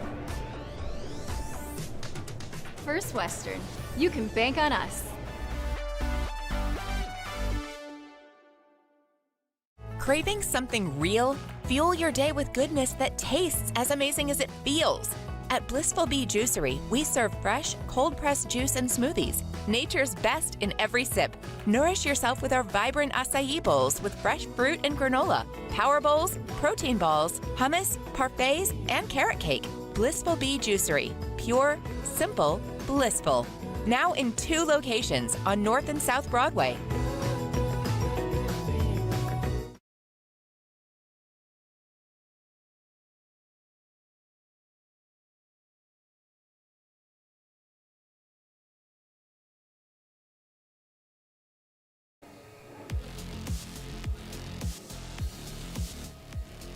Game 2 in the books. Dickinson headed to the semifinals as they take down Century 5-1. Welcome in to the Planning Team Financial and Shots Crossroads post-game show. As Planning Team Financial, whether you're looking for a full-service financial plan or planning for farm or business succession, Planning Team Financial Advisors here to help you work towards achieving your financial goals. Visit them online at planningteam.com. Also, Shots Crossroads is your post-game headquarters. Order online at shotscrossroads.com. Shots Crossroads get filled up on their delicious menu. It includes their famous 99. Order online at shotscrossroads.com. Team buses are always welcome. Well, Dickinson able to score first in that one. They scored early, and that run played pivotal early on in the game as Jake Balliette gets on a leadoff walk, and he would later be brought home. Kyler Cooner was able to bunt him over into scoring position. He did come across 1-0 Dickinson. Then it was Maxon Opdahl versus Kyler Kuderna. Opdahl had more traffic on the base pass, but in a 1, 2, and 3, he was able to strand 2 base runners in scoring position each inning, so 6 left on base for Dickinson in the first 3. And you thought, hey, Century's doing enough to keep them in this game, and Dickinson might have saw their best opportunities maybe slip from their grasp at points, but no, Dickinson, their big hits started to tally up. A home run for Jordan Ham in the 4th made it 2-0, and 3 doubles in the 5th inning. Cameron Wolf, Jordan Ham, Aiden Emmert, all double, and that tallies it up to 5-0. Dickinson elects to pitch Kyler Kuderna the distance, and he would give up just 1 run in that 7th and final inning as they tried to battle their way back in, but it was just too little, too late, and Dickinson picks up the win. Taking a look at the stats in this one, let's start it off with the Century Patriots. Junt goes 0 for 3. Kralik with 1 for 3 day. 2 for 3 for Jackson Herman. Maxon Opdahl was held hitless, so was Aiden Herner. Jordan Merkel picks up a single. Gavin Peterson does the same. And then an RBI for Beckham Holland. They had 1 extra base hit. It was a Gavin Peterson triple.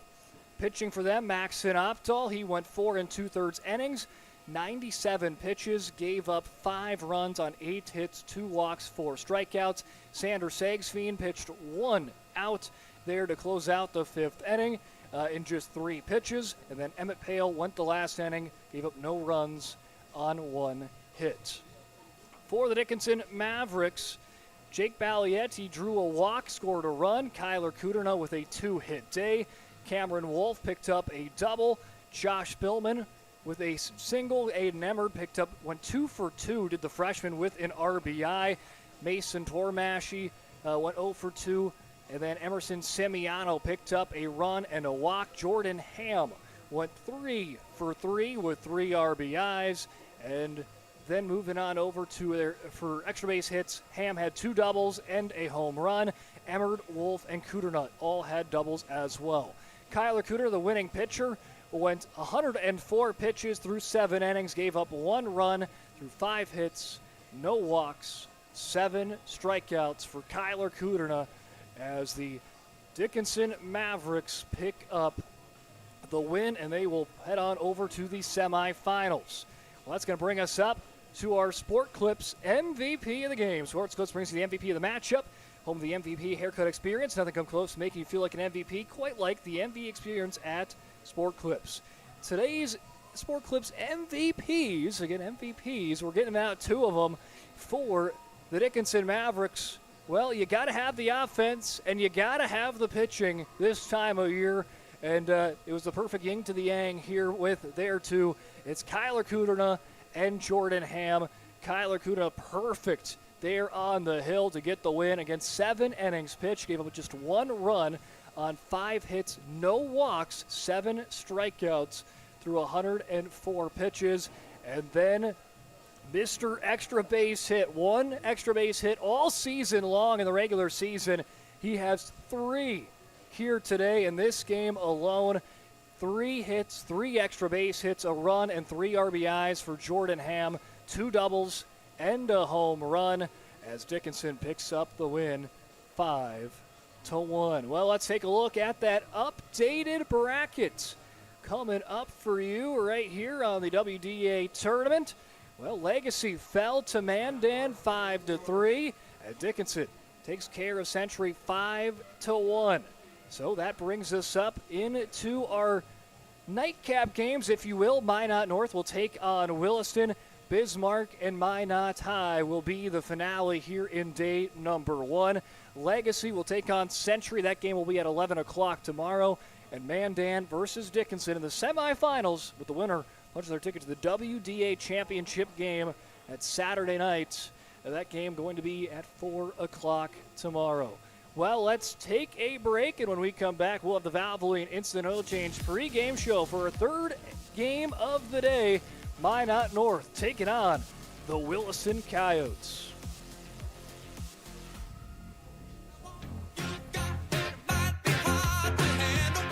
Like a flame that burns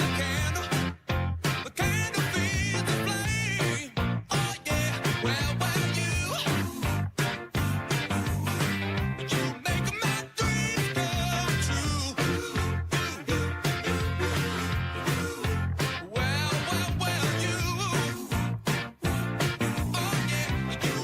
at Qdoba. We started with small beginnings. And just like the visionary entrepreneurs we serve, we turned an idea into reality. BNC National Bank, where possibilities begin right here at home.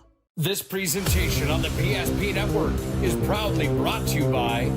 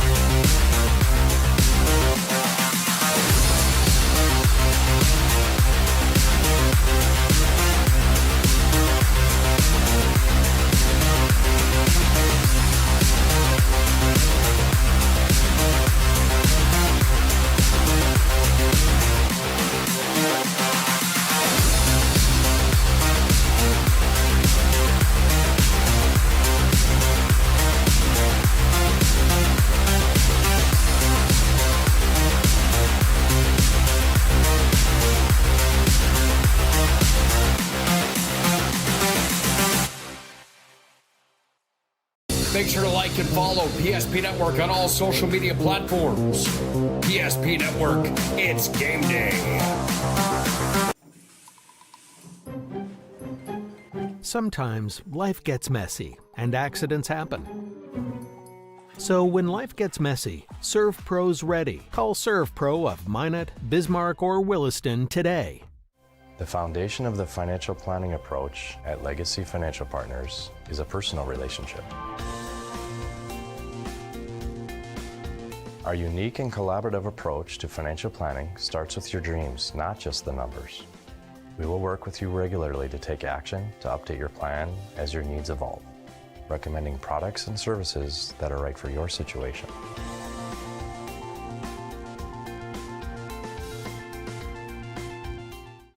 Breathe in. I can't believe I wrecked my car. There's some things in life we can't control. But what's important is how we respond. At Jerome's Collision Center, they provide the highest quality of service, assuring the job gets done stress-free and making it feel like a breath of fresh air. And to give you peace of mind, they handle the insurance. Are you even a therapist? Don't worry about it. Jerome's, they're the experts. Jerome's.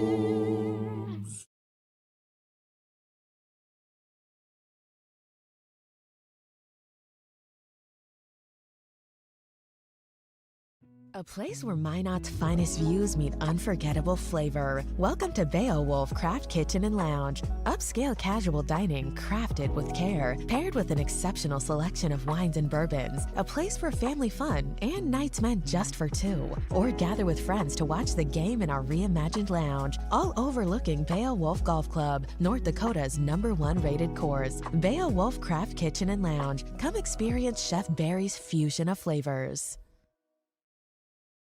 Since 2003, the architects and engineers at Ackerman Esvold have been enhancing everyday life. From response times to commute times, we've helped create critical infrastructure, enhancing highway safety, flood protection, and public education. And we're no stranger to enhancing fun, family outings, and even game time. Ackerman Esvold, working to enhance your everyday life. Our initial reaction when we realized he had 2 broken bones was fear. Then once we realized and got a plan with Trinity and our doctor, a lot of comfort. He told me that he can fix my arm, and he showed me a lot of stuff that he could do to help me. Trinity Health Orthopedics is as good as you can find anywhere in the country. A lot of us take pride in that, and that's why we stay here and we keep doing what we do. Trinity Health, making more possible. This presentation on the PSP Network is proudly brought to you by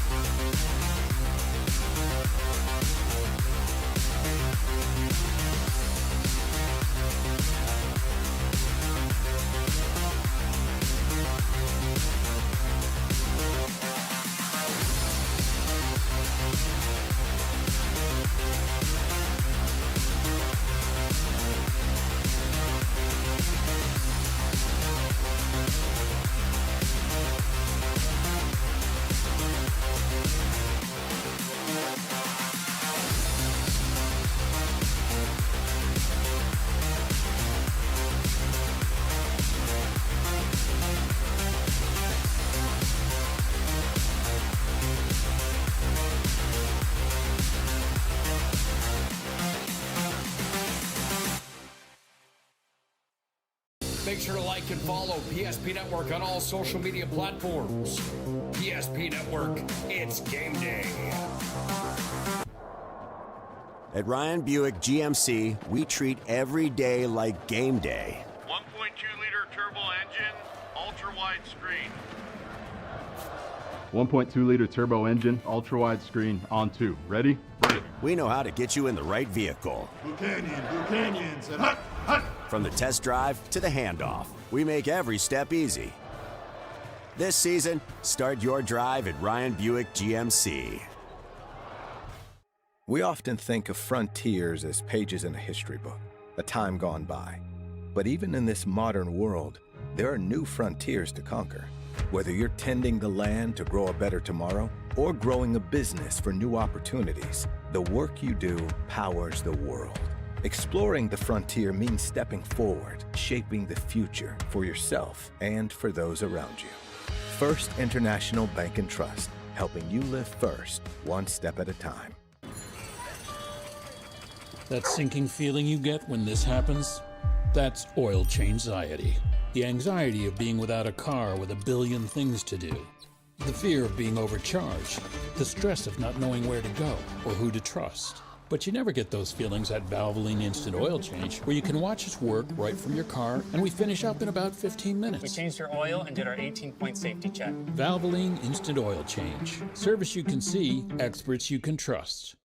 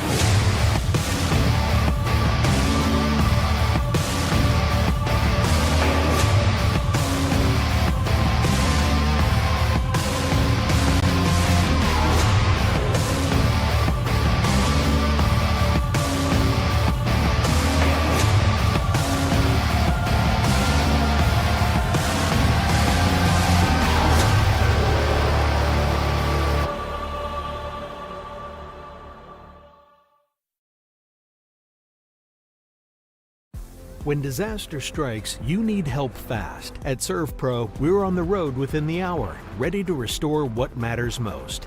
Our certified technicians arrive prepared, backed with decades of experience and advanced tools to handle any challenge. Inside, our team gets to work, quickly assessing the damage and getting straight to work. So you can breathe easy, knowing trained professionals are here when it matters most. Call ServPro in Minot, Bismarck, or Williston today.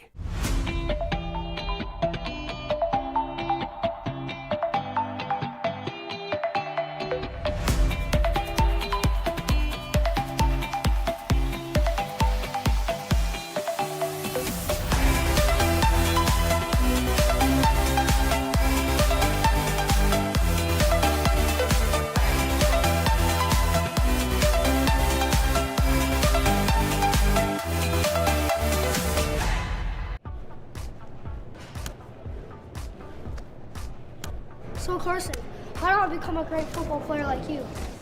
Well, practice and having a professional team to answer the call and handle anything you throw their way is also important.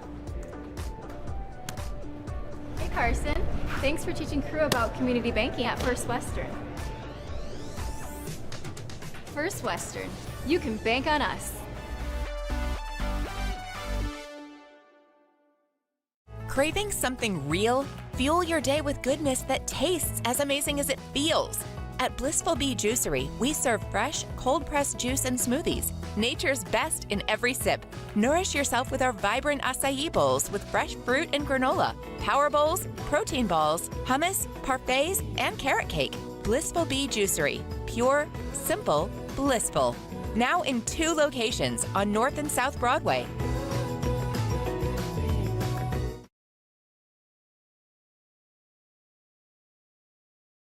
An injury can happen anywhere, at any time, to anyone. It's not really something you can schedule on your calendar. But when it happens to you and it's not your fault, there's one law firm to remember. That firm is Schweigert, Clemene, and McBride. We live here and take pride in helping our community. We know this area inside and out. We put in the work and fight for what's right so justice can prevail for you. That is what we're all about. We're on your side. We're Schweigert, Clemene, and McBride. AE Construction Management and General Contracting builds more than structures. They build confidence. Your trusted partner in commercial construction across North Dakota, they handle everything from planning to final delivery. Whether it's steel, industrial, or retail, AECM builds with precision and safety. Their hands-on approach keeps your project on time and on budget. Build better with AECM. Call Tim at 701-818-0099 or visit aeconstructionmanagement.com. Dear valued customer, I'm Jared Lundeen, owner of Trusted Tire and Auto. Around here, winters can be long and roads can be rough. That's why you deserve a reliable partner. We carry premium tires installed by our certified team of experts, and our total car care covers it all, from brakes, transmissions, diagnostics, and more. And trust, we know it's built through real local connections, even small things like a handwritten thank you. Choose us for trusted service that goes the extra mile. Sincerely, Jared. Dakota Community Bank of Trust, your trusted partner for commercial and business loans. We not only provide lending you need to grow your business, but we also reinvest in our communities. We believe in strengthening our businesses and creating opportunities for success. Choose Dakota Community Bank of Trust for your commercial and business loans, and together let's keep our communities thriving. Serving the community, looking out for you. At Dakota Community Bank and Trust, that's what we do.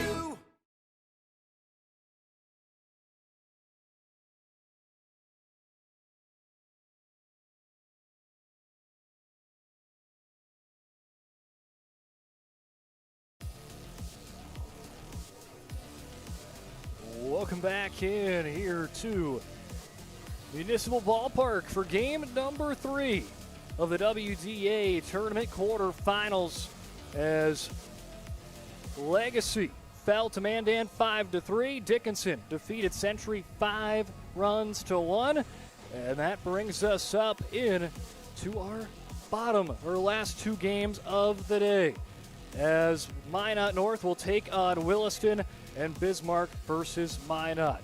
2 teams that are really ramping up and feeling that mojo as Minot North has won 7 of their last 8 and have won all 7 of their last 7 WDA games.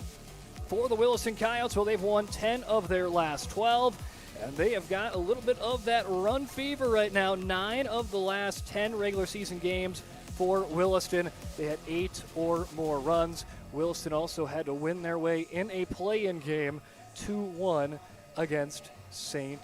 Mary's. So we get ready for this one. Minot North taking on Williston.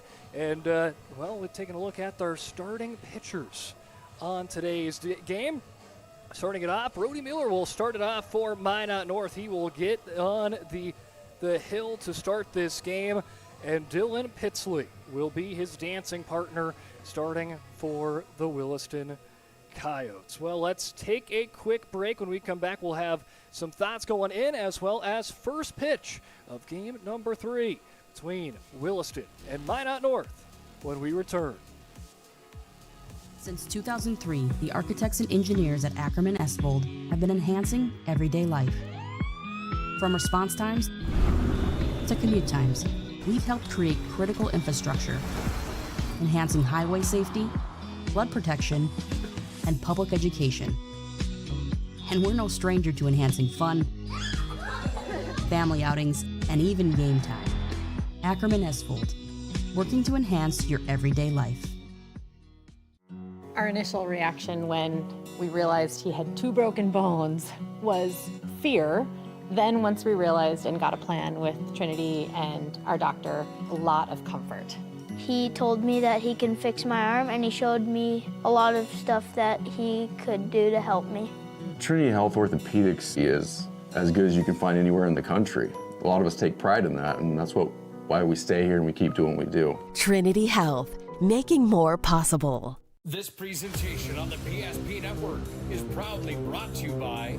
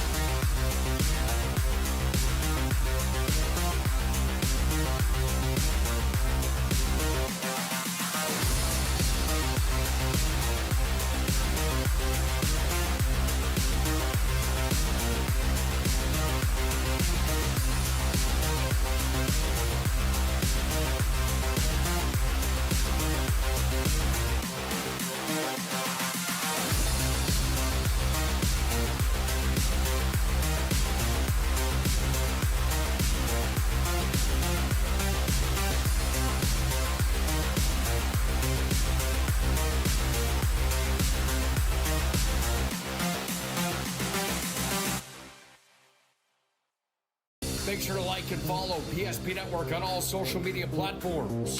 PSP Network, it's game day. At Ryan Buick GMC, we treat every day like game day. 1.2-liter turbo engine, ultra-wide screen. 1.2-liter turbo engine, ultra-wide screen, on 2. Ready? We know how to get you in the right vehicle. Blue Canyons, and hut, hut. From the test drive to the handoff, we make every step easy. This season, start your drive at Ryan Buick GMC. We often think of frontiers as pages in a history book, a time gone by. But even in this modern world, there are new frontiers to conquer. Whether you're tending the land to grow a better tomorrow or growing a business for new opportunities, the work you do powers the world. Exploring the frontier means stepping forward, shaping the future for yourself and for those around you. First International Bank and Trust, helping you live first, one step at a time. That sinking feeling you get when this happens? That's oil change anxiety. The anxiety of being without a car with a billion things to do. The fear of being overcharged. The stress of not knowing where to go or who to trust. But you never get those feelings at Valvoline Instant Oil Change, where you can watch us work right from your car, and we finish up in about 15 minutes. We changed your oil and did our 18-point safety check. Valvoline Instant Oil Change. Service you can see, experts you can trust.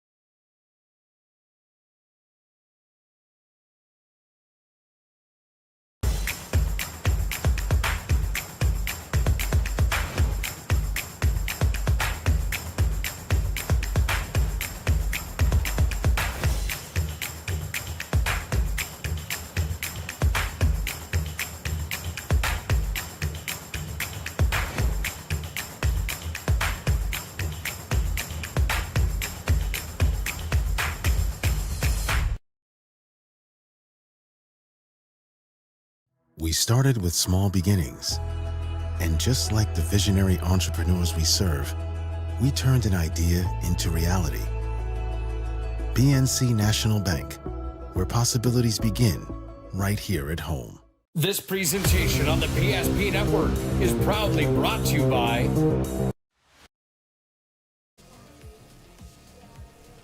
Welcome back in here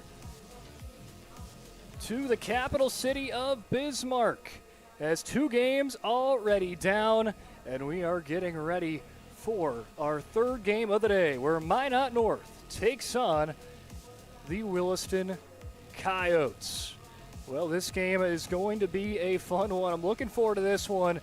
2 teams that have a lot of momentum coming into this tournament.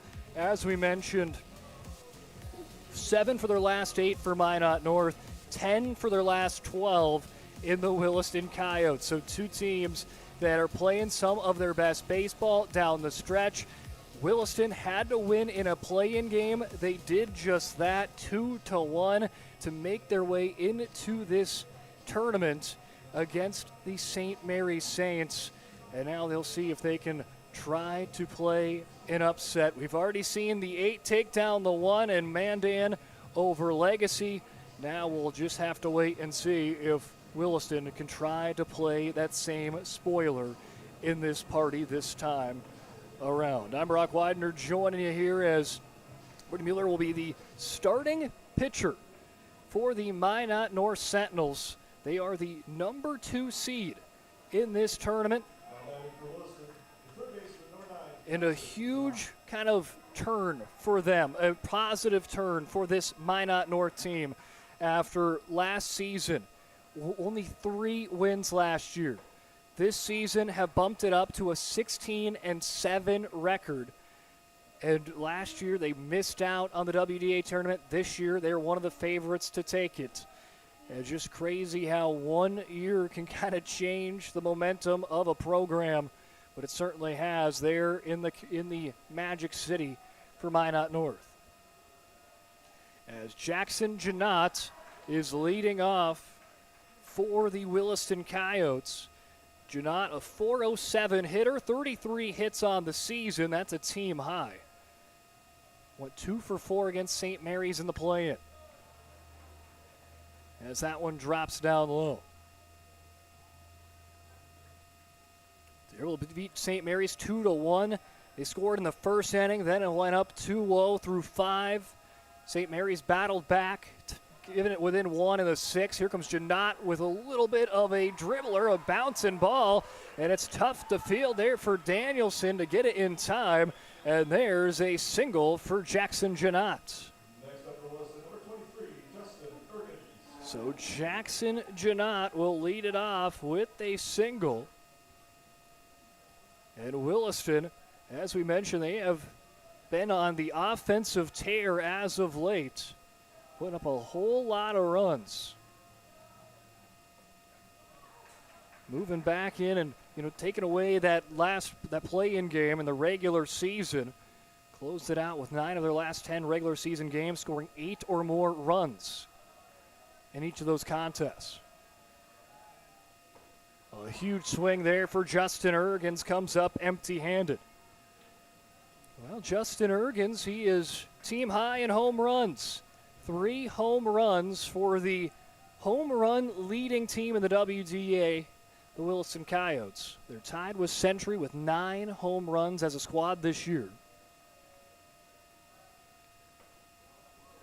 And Ergens has a third of his team's home runs. Also a fantastic pitcher, but for this squad, again, the pitching going to be very fun to watch of how this all plays out for these 8 teams. As Brody Mueller with a big-time strikeout to start this game and keep that runner at first base with 1 out.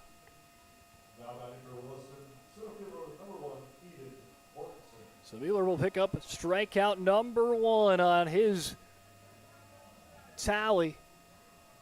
One of many probably that we will see today. 34 innings pitched this year. 7 games played, 7 games started. 2.68 ERA, a perfect 5-0 record, 47 strikeouts to 12 walks.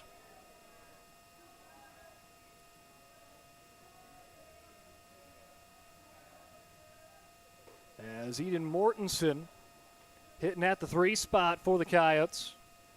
Let's meet the outfield for Minot. North, Mason Stewart out at center field. And you got Gannon Hedberg at right and Logan Dixon at left field. Levi Ballas, the catcher. Brady Bigstead, first base. Jace Price at second. Caden Danielson making the start at shortstop. And Tate Haugenau is the third baseman. That's the starting defensive alignment for Minot North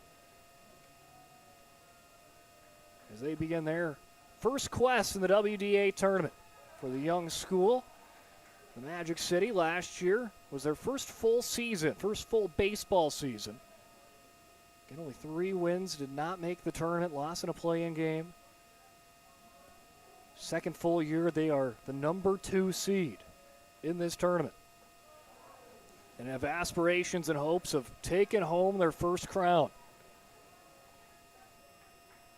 Again, anyone is in play coming into the day of yet 8 teams that I feel like it's just kind of picking of who you thought would be the WDA champion. Didn't matter who's the first or the 8th seed. As you saw, the 8 take down the 1 today. It's going to be a tough-knit tournament. It's going to come down to timely hits and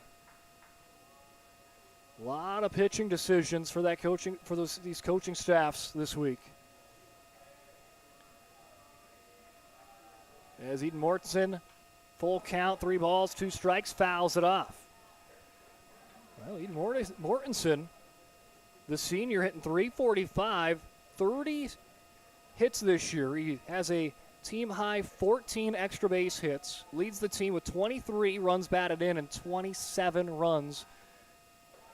He has come across to score 27 times, and he will draw a walk and have runners on first and second for the Coyotes. For Ashton Nikoloff, with prime real estate opportunity for him.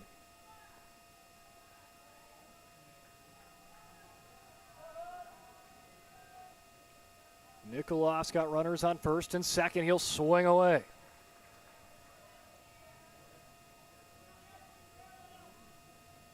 Get it all started off with a Jackson Janot single this inning. Then it was a strikeout to Ergens. Now just a walk to Mortensen, puts runners on first and second with one out to work with.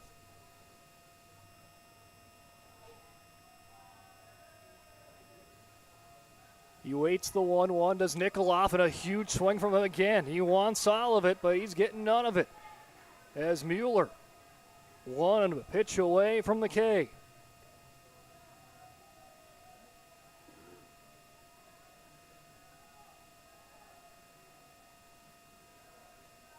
Nickoloff sees the ball go right past the bat once again for a third time of the at-bat, and there's the punch-out. The second strikeout of the day for Brody Mueller. And he is trying to strand the runners on first and second.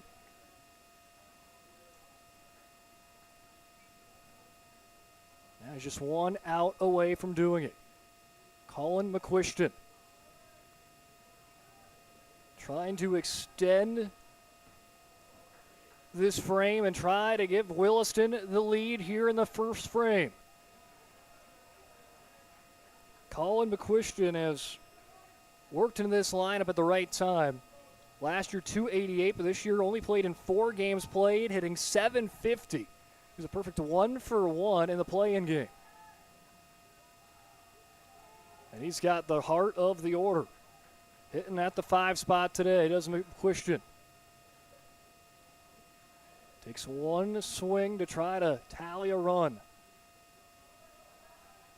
And against this Minot North team, runs have been hard to come by.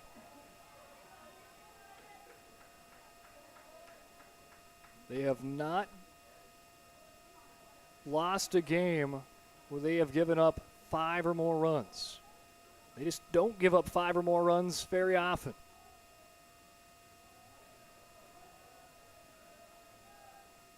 Well, I mean, that's the only time they've lost is 5 or more runs, but it's just a tough way to get to them there, and they will get out of the inning unscathed once again as a nice catch by Stewart out in center field, and there it is.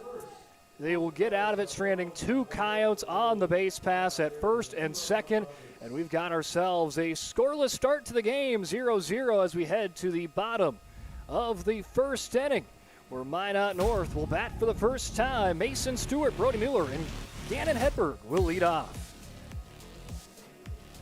Evolution Genetics, established by a group of dedicated farmers and seedsmen. With years of experience in farming, certified seed production, and crop consulting, we understand the needs of producers across central and western North Dakota and eastern Montana, because we're farmers too. We provide the best genetics for your farm by customizing seed and input choices to meet each grower's needs. Evolution Genetics, seed for your future. A place where Minot's finest views meet unforgettable flavor. Welcome to Beowulf Craft Kitchen and Lounge. Upscale casual dining crafted with care, paired with an exceptional selection of wines and bourbons. A place for family fun and nights meant just for 2. Or gather with friends to watch the game in our reimagined lounge, all overlooking Beowulf Golf Club, North Dakota's #1 rated course. Beowulf Craft Kitchen and Lounge. Come experience Chef Barry's fusion of flavors.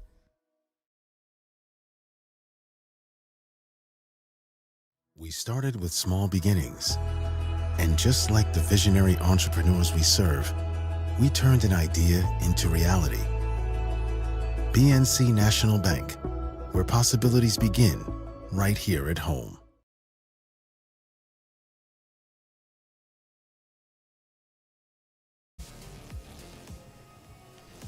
Dylan Pitsley on the hill for the first time today, as he will be today's starter for Game 1 for the Williston Coyotes on their journey to try to take home the WDA title. Dylan Pitsley has pitched a team-high 31 innings pitched, a team-high 11 games played on the hill. 4 games started. He's been kind of that relief/starter role. 2.26 ERA, 18 strikeouts to 6 walks, a record of 3 wins, 1 loss, and 1 save for Pitsley.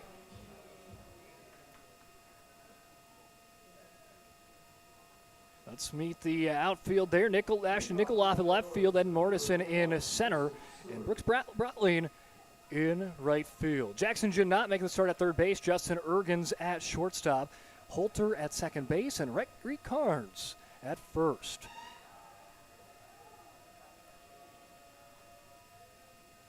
Pitsley is dishing it out to McQuestion. And the first pitch in there for a strike. Again, thanks for joining us today on the PSP Network, home of all 11 games here from the Municipal Ballpark. 2 down, 9 to go this week. 2 more tonight, 1 more right now, and then we'll have a nightcap. We have 4 games tomorrow and 3 more on the final day to try to punch tickets to the state tournament, as well as crown a WDA champion on Saturday night at 5 Central. So far, we've got a couple of teams in the semifinals. Dickinson and Mandan will play tomorrow at 4. They will try to battle it out for one of the 2 championship spots and dates on Saturday. As Pitsley goes against Mason Stewart to start. Stewart, great eye, lets that one go for strike 2. Mason Stewart hitting .329 as the leadoff, 25 hits, 22 runs. That's a team high for Stewart. As he puts the ball in play, coming in after it's Janot. He will make the throw in time for out number 1. Jackson Janot with a heck of a play in third base. And there he is now. That's on the right side of the pitching mound. He's got a long ways to go back to third. Let's take a look at that one on the Ryan Family Dealership. Instant replay.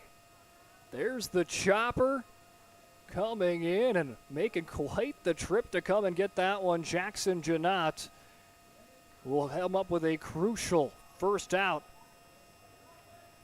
against Mason Stewart.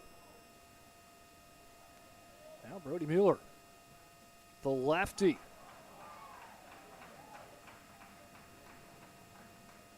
Leads them in some pitching categories as well as hitting. A 2A do-it-all type player, hitting .486 this year, 35 hits. Those are both team highs for the Sentinels. 12 extra base hits, 3 home runs, 24 RBIs, 15 walks. You guessed it, more categories that Brody leads his team in. 1 ball, 1 strike, 1 out. Here in the bottom of the first inning, Pitsley trying to scrape that outside part of the plate. Again, it was interesting for Williston because they had to play in a play-in game. And so you want to be in this tournament, so you got to throw one of your top pitchers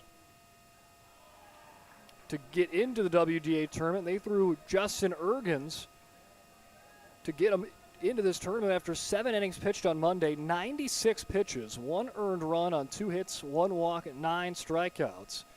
And I believe with that rule that was put in place years back, the playing game acts as a tournament game. So you'll have to work with him as well as the amount of days he would rest. He could have pitched today if he wanted to, but the only thing is those 96 pitches do count on the tournament resume.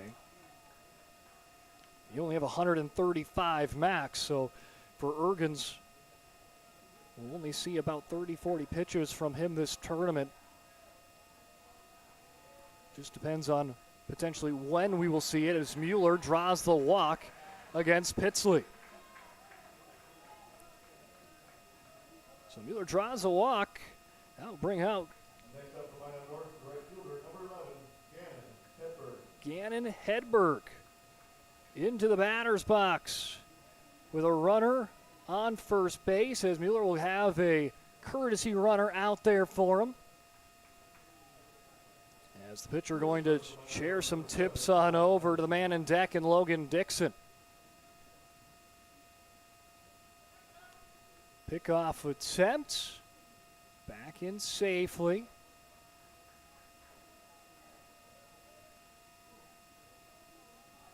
First pitch coming up to Hedberg.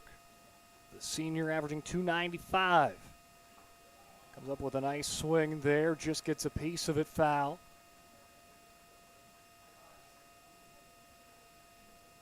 Hedberg, 18 hits this year, 6 extra base hits. He's another one of those two-way players, batter's box and pitching mound. You're making the start here in game 1, and then you have other options to make starts down the stretch of this tournament. Caden Danielson, Mason Stewart, Trajan Jelmstead will have multiple starts on the campaign. And then you got some guys that have more been in relief roles that we'll potentially see from time to time. Henry Woodbeck and Brady Vigestead. 1 ball, 1 strike, 1 out. Pitsley delivers to Hedberg, and it will hit him in the back as Hedberg gets hit, and he will make his way to first base as the Sentinels have runners on first and second after back-to-back hit-by pitches. Brings up Logan Dixon. Brody Mueller was giving him some pointers as he was making his way back to the dugout. Of trying how to face Pitsley, who will stare down Dixon. Long stare down. There's the delivery. That one blows by the swinging bat for strike 1. Dixon, a senior, hitting .275 this year, 11 RBIs. Made the jump up from last year, hitting .176 to .275. A whole 100 better. As Pitsley looks back at second base. Sends one foul down the third base line. Keeps it out. No balls, 2 strike count.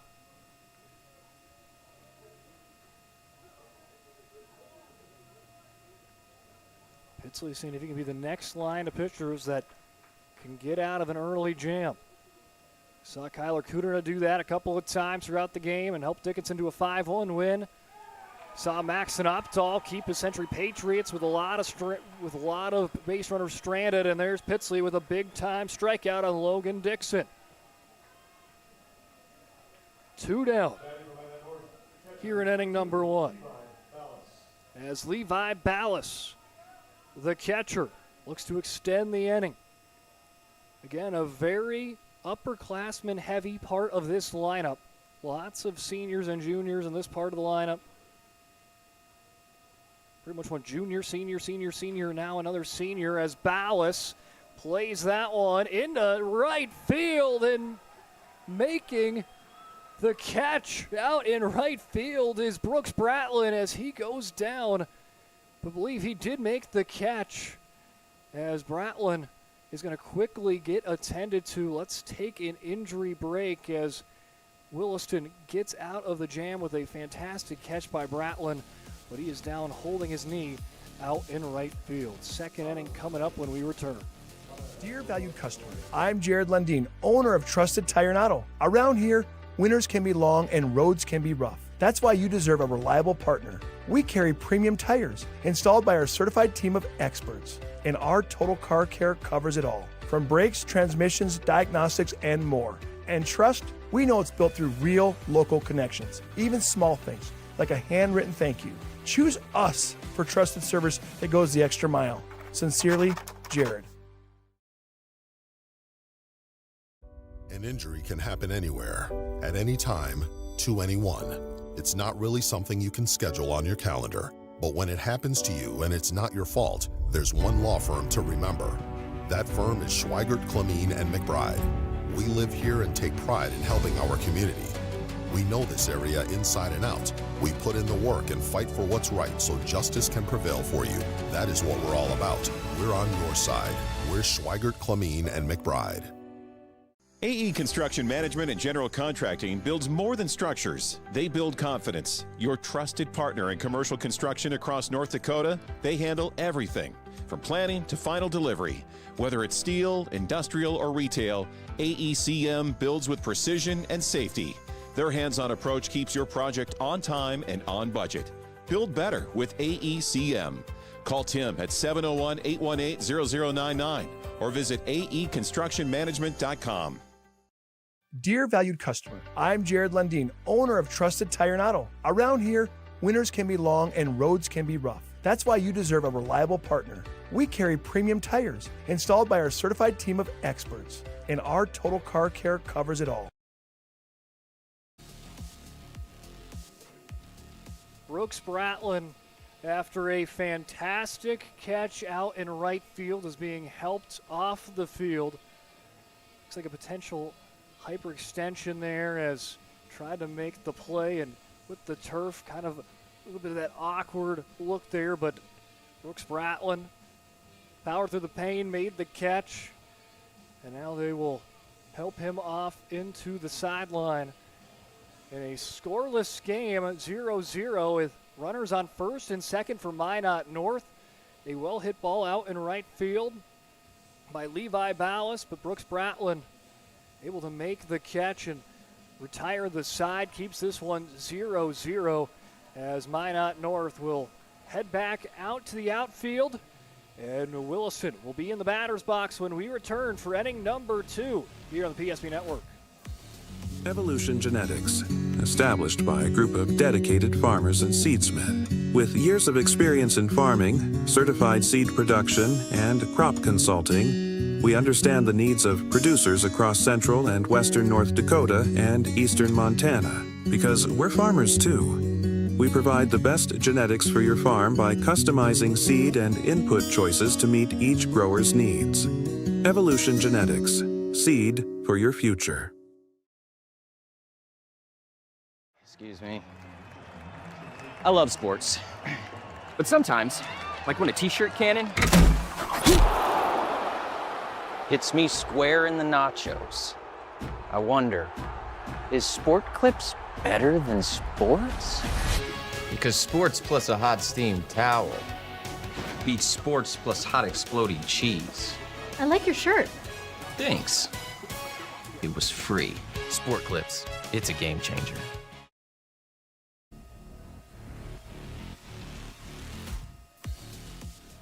McCray Heller leading off for the Mavericks, or for the Coyotes, excuse me, still in that last game. You see the orange and you automatically think Dickinson or Williston. Got that one wrong, but no, Williston leading off here in this one. Dickinson took a 5-1 win against Century in game number 2 today, as Williston gets out of a jam where they had runners left on first and second, did the Sentinels, and now McCray Heller goes down swinging as another punch out for Mueller and the Sentinels. His third already. Has sat down 4 Coyotes, 3 of the way of the punch out. Today's WDA baseball broadcast powered by NCC, your local broadband service provider in Williston. It's also powered by SRT, your local broadband service provider in Minot.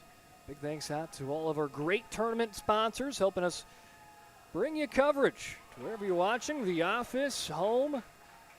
Maybe you're already camping, your first camping weekend. It's a nice day out here in the capital city. No balls, 2 strikes. Early to Xavier Klumker, who is the designated and pinch hitter for Brooks Bratlin, and Klumker goes down on a strikeout. Back-to-back Ks for the Sentinel pitcher.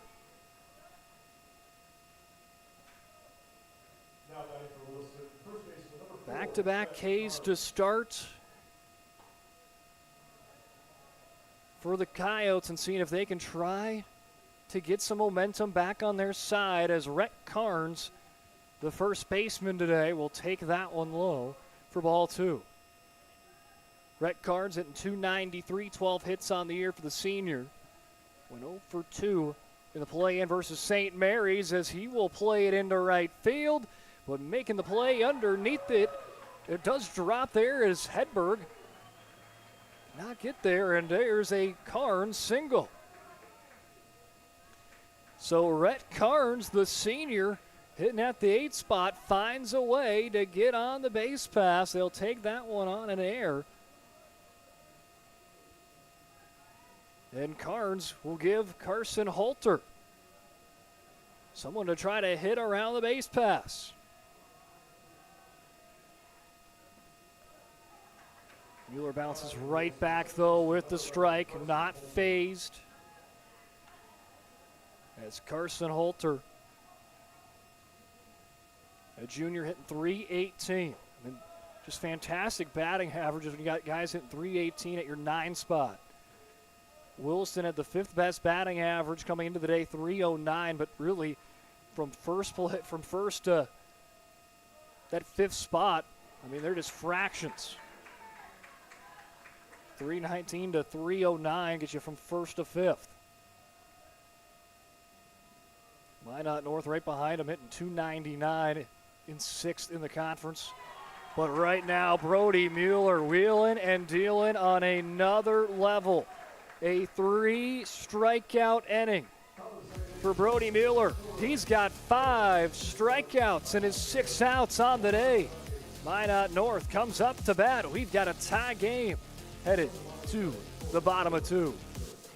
Dear valued customer, I'm Jared Lundeen, owner of Trusted Tire and Auto. Around here, winters can be long and roads can be rough. That's why you deserve a reliable partner. We carry premium tires installed by our certified team of experts, and our total car care covers it all, from brakes, transmissions, diagnostics, and more. And trust, we know it's built through real local connections, even small things like a handwritten thank you. Choose us for trusted service that goes the extra mile. Sincerely, Jared.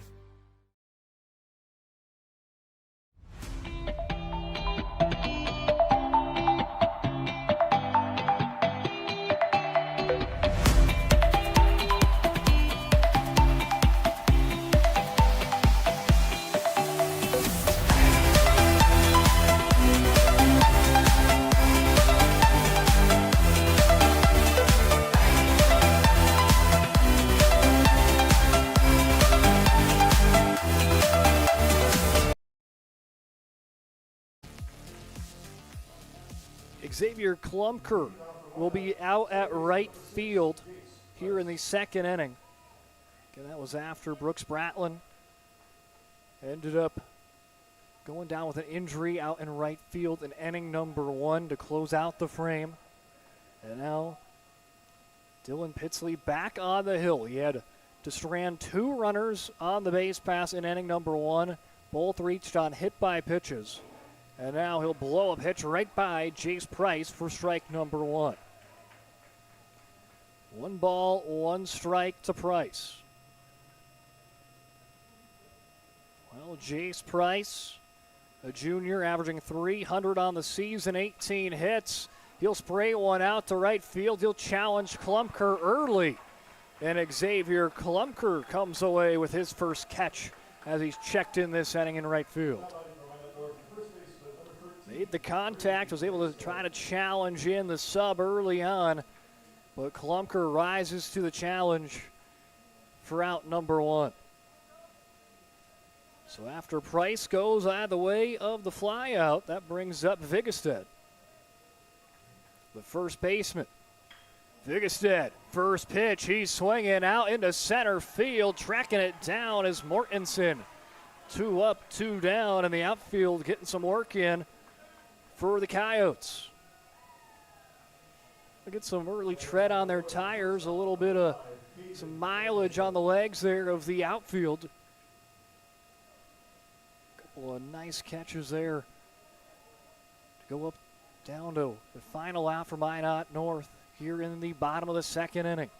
Trying to keep the frame alive is Caden Danielson.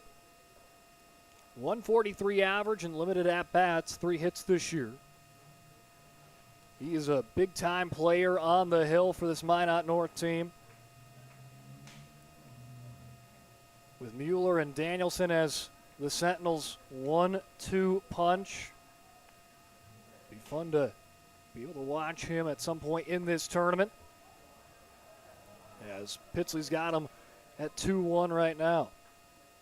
I mean, really take your pick. Mueller, Danielson, Stewart.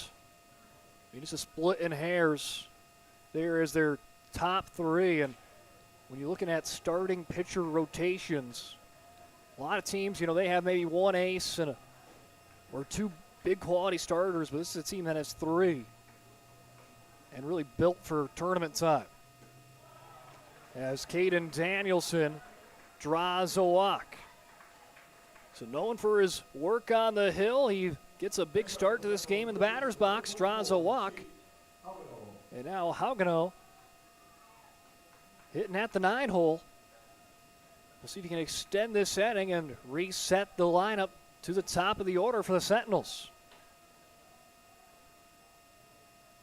As Haugenow, 321, 17 hits this year. A great batting average from that 9 spot. One of those hitters you want to see kind of come up and help reset the lineup. If you're Minot North. As the lefty patiently waits the 1-0 from Pitsley. He'll spray it out the left field, just foul. After trying to track that one down was Holter. Could not quite get there in time.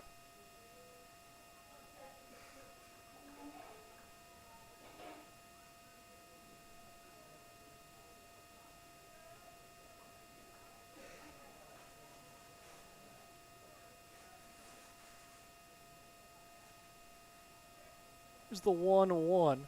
1 ball, 1 strike to take Tate Haugenow. 2 outs here in the second inning. A scoreless start to this frame. And Pitsley finds the strike zone. 1 ball, 2 strikes.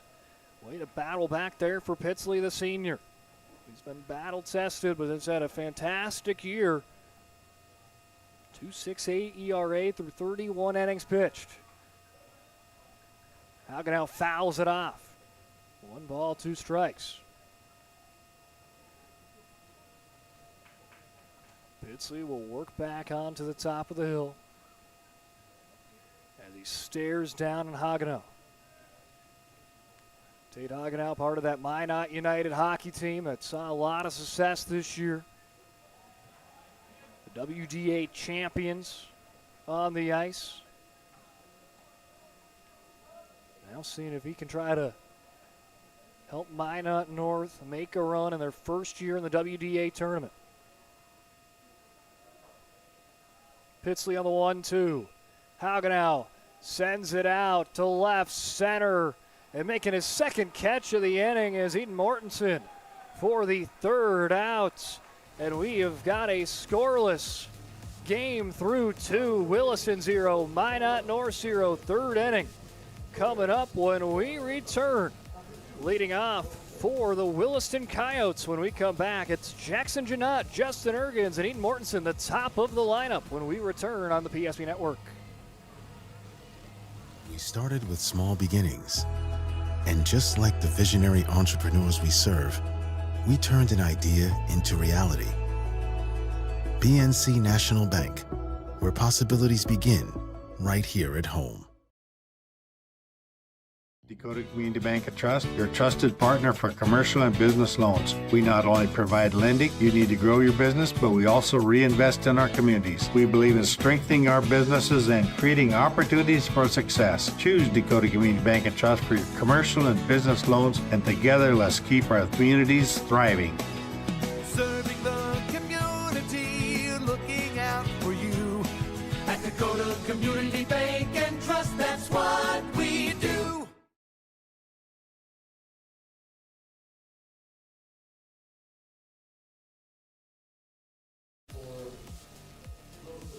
Leading off for the Coyotes, they're back to the top of the order. Jackson Janot. Jackson Janot, the starting 3rd baseman. He's made some dazzling plays so far in the outfield, especially in that first inning where he made that long trek to go and get a softly tapped ball. Almost as an infield single for Minot North, but Janot erased that. And now he's looking to go up for his 2nd hit today. He led off with a single in the first inning, but was stranded at second base. Both teams have had runners on first and second. Both happened in that first inning, but remain scoreless. Pitchers were both able to carve their way in inning number 2, and we quickly work to the 3rd. Swing and miss from Jackson Janot, got a piece of it. It will stay an 0-2 count. Brody Mueller, 42 pitches as he enters the 3rd inning. Again, we've seen teams use different strategies. We've seen Dickinson and Century say, hey, we're only relying on you to pitch one game. So if it takes 90-something, 100 pitches, well, that's what it's going to take. But other teams have, once they hit that 90 threshold, before they hit it, they sub out the pitcher and keep them available in play for Saturday. We'll see what's on the menu for Mueller and Pitsley in today's contest here between these two.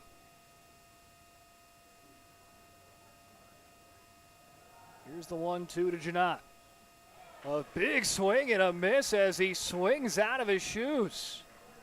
Falling down is Janot. He wanted all of it. He got none of it as he hits the turf. A statement strikeout. Let's check it out on the Ryan Family Dealership instant replay. A huge swing there from Janot. Came up empty-handed, and if it wasn't turf, he would have had the pants a little dirty, but in turf field here at Municipal Ballpark, no harm, no foul, as Justin Ergens, 0 for 1, was struck out in the first, digs in. Ergens, as we mentioned, he's got the power. 3 home runs this year, 10 extra base hits. Looking for his 29th hit on the campaign. Got to be careful with a hitter of his caliber. Mueller just doing that, 3-1. There's the Minot North bench there. Nice shot there by Landon Domries. As a walk, 5-pitch walk, Mueller walks Ergens. And Justin Ergens at first base here in the 3rd, with just 1 out for Eden Mortensen. Got the crew out today. I'm Brock Widener, joined along with our camera operator, Landon Domries. TD, Todd Domries, did our first game today on the horn, and he'll do our last game, as he will have Minot taking on Bismarck later on tonight, as that one pops right up into the second baseman's mitt of Jace Price for out number 2.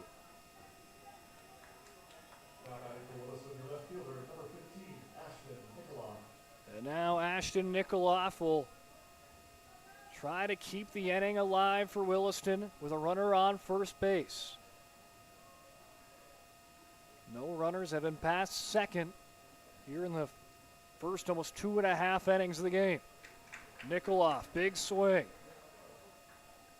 Strike one by Nikoloff, 421, leads the team in batting average, and that's why he's right at the heart of the order, right at the 4th spot.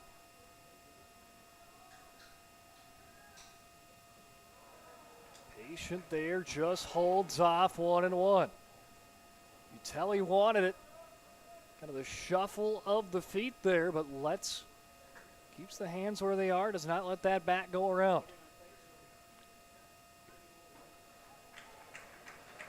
Sinks into the zone for strike 2. Mueller battles back. Now just a strike away from getting out of the inning. Seeing if a lucky pitch, 54 on the day, is a lucky one for Mueller. Takes a look at first base. Mueller delivers. And another swing and a miss and another punch out for Brody Mueller. He is talent up right, left, and center with a now already 7 punch-outs for Brody Mueller through 3. He's got this one continue to be scoreless 0-0 as he quickly gets the Minot North bats back up to bat as Mason Stewart leading off when we return.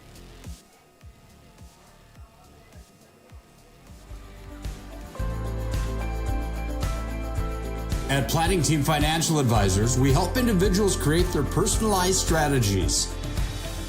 We specialize in financial planning, retirement planning, insurance, and 401k distribution options. Don't leave your future to chance. Call Planning Team Financial Advisors today for a free retirement review. Planning Team Financial Advisors. Your plan, your future, your team.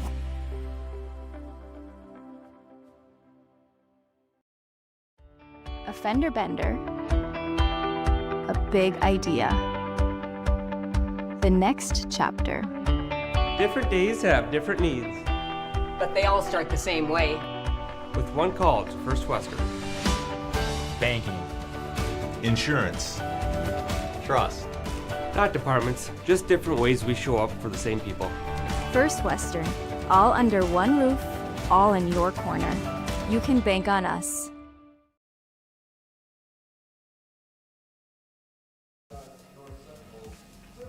Bottom of the third inning. Right now, both teams see if they can be the first one to punch a run on the BNC National Bank scoreboard. Big thanks out to all our sponsors. Today's game brought to you in part by DSN, Bobcat of Mandan, High Point Networks, and Nodak Insurance. Your local Mandan agents, Darren Johnson, Scott Wilkins, Cody Olson, Ben Hodak, and Mitch Coast. Couldn't do it without all of our great sponsors. Today's broadcast also brought to you in part by NCC and SRT. Your local broadband service provider in Williston is NCC and SRT in Minot. As Pitsley fields the ground ball comebacker and disposes of Stewart for out number one.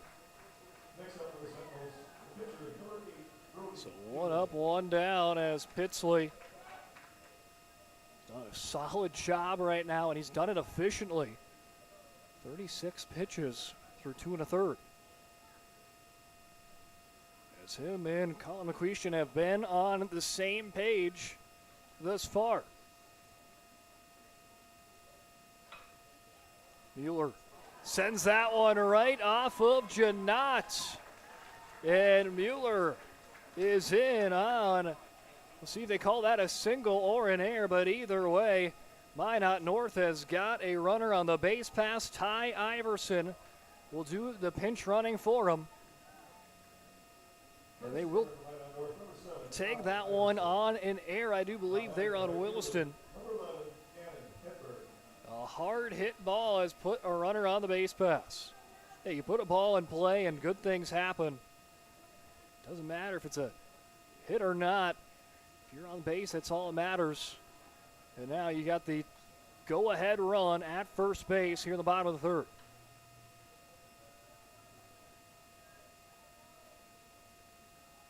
Gannon Hedberg was hit by a pitch in the first. See if he can replicate exactly what Mueller went. He was hit by a pitch in the first as well and then reached on an error.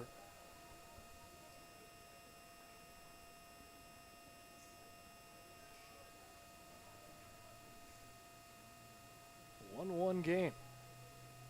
Gannon Hedberg.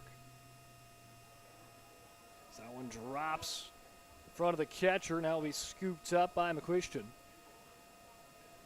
Hedberg hitting .295 this year, 18 hits. And one of those many kind of two-way players for this team. Mueller, Hedberg, Danielson making impacts on both sides, pitching and in the batter's box. Here's the 2-1. Hedberg gives it a trip out to center field. Diving effort, but it gets by Mortensen. That's going to bring extra bases, and it should bring a run home. As charging home is Iverson on an RBI. Triple Hedberg. Gannon Hedberg has given Minot the 3 or the 1-0 lead, and there you see it. Bailing out for out is Mortensen. Trying to go all out for him. It sneaks by, and an RBI triple for Gannon Hedberg has put Minot North on the BNC National Bank scoreboard first. So the second-seeded Sentinels lead on the scoreboard for the first time. 1-0 here in the bottom of 3 with one out and a runner on third. It's one of those things as a center fielder, and especially in the outfield, how aggressive do you want to be? And Mortensen knew he could try to make the play there, but it drops right in front and gets behind him. Good hustle effort there on the corners of Nikoloff and Klumpker to try to help him out. as Logan Dixon sees if he can build off of what Mueller and Hedberg have set the table for. Dixon went down by the way of a strikeout, but now goes up 2-0 here in his second plate appearance. Quickly fouls it off near the Minot North dugout.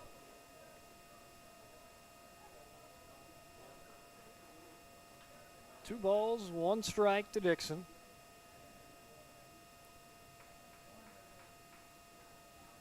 Logan Dixon, a senior, at 275 this year, and a big-time part of this team. We mentioned him earlier. Went from 176 batting average last year to 275 this year. It's been a big part of a team that only won 3 games last year and have won 16 this year. A 13-game improvement. As Dixon into right field, it drops right by Klumker. It's going to be an RBI double as Dixon uses his wheels for an extra base hit. Back-to-back runs batted in for the Sentinels. Hedberg with an RBI triple, and now Dixon with an RBI double. The Sentinels have momentum on their side as we head into a First International Bank and Trust mound visit. First International Bank and Trust, full-service, family-owned, independent community bank built on the bond between their employees and customers. Founded in 1910, growing to serve rural and urban communities across Arizona, Minnesota, North Dakota, and South Dakota. You can find them online at FIBT.com. Well, Dylan Pitsley will see if he can try to find his way out of this inning. After pitching 2 scoreless innings to start, sees Minot North tally 2 here in the third. Levi Ballas trying to keep the train moving right now. Everything's starting to go Minot North's way here in inning number 3. And these teams have played already 4 times. This is the 5th meeting between the two. Played early on in the season. It was actually Minot North's first 2 double headers on the year, both against the Wilson Coyotes.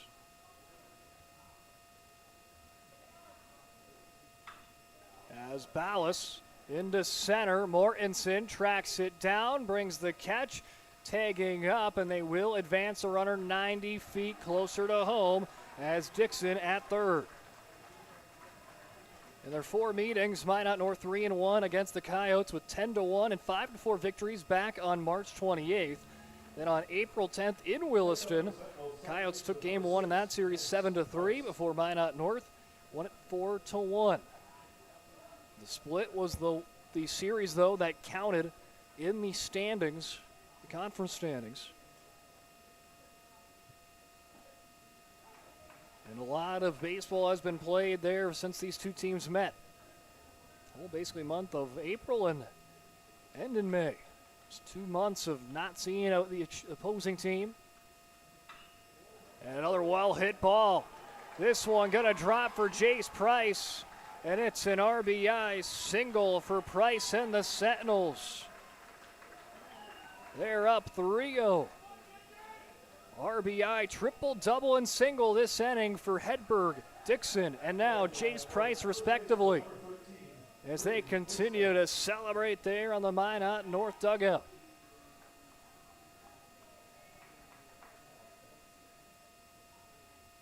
Brady Vigestead, the tall first baseman, flew out in inning number 2. Wants to keep that rally going. Well hit ball, but it's fielded well by Ergens. He'll do a little fielder's choice pitch to second base for the final out of the 3rd inning. As we've got a score on the board, Minot North scores 3 in inning number 3 as the Sentinels lead 3-0 as we head to the top of the 4th inning. When we return, Brody Mueller back on the hill. He's been wheeling and dealing 7 strikeouts through 3. Seeing what he can do in the 4th when we return. Every football fan has their Sunday routine. Maybe it's setting your lineup, firing up the grill, or claiming your spot on the couch. But the center of every Sunday is the drive. The morning drive home before kickoff. The drive to your buddy's watch party. Wherever you're headed, we can take you there.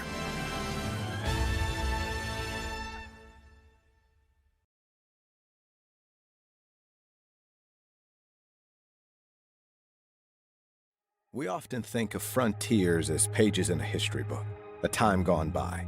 But even in this modern world, there are new frontiers to conquer. Whether you're tending the land to grow a better tomorrow or growing a business for new opportunities, the work you do powers the world. Exploring the frontier means stepping forward, shaping the future for yourself and for those around you. First International Bank and Trust, helping you live first, one step at a time.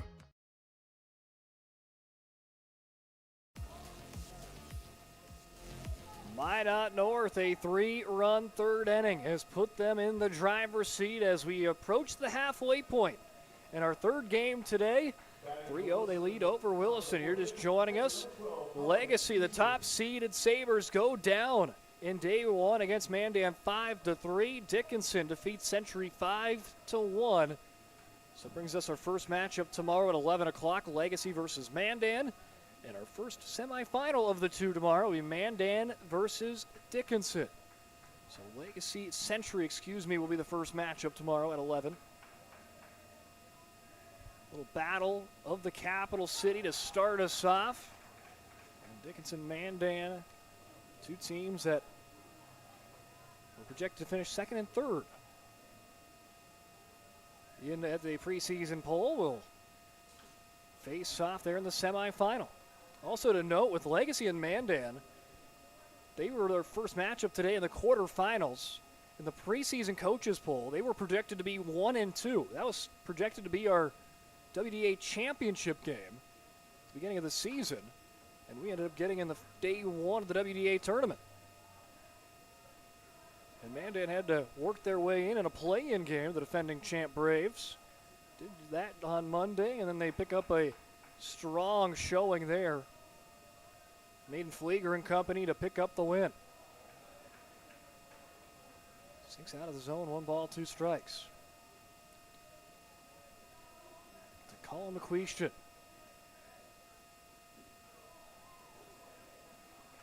McQuestion will let that one roll. 2 balls, 2 strikes. Leading it off here, trying to see if he can get that rally and get some runs back after the Sentinels have taken the lead.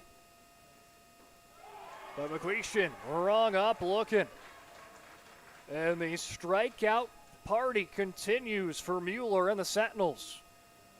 That's strikeout number 8 for Mueller. 8 strikeouts, 61 pitches for Mueller. As now he'll face McCray Hiller. Heller hitting .239 on the season, 0 for 1 in the play-in game against St. Mary's. Heller was struck out in the second inning. 1 ball, 1 strike, 1 out.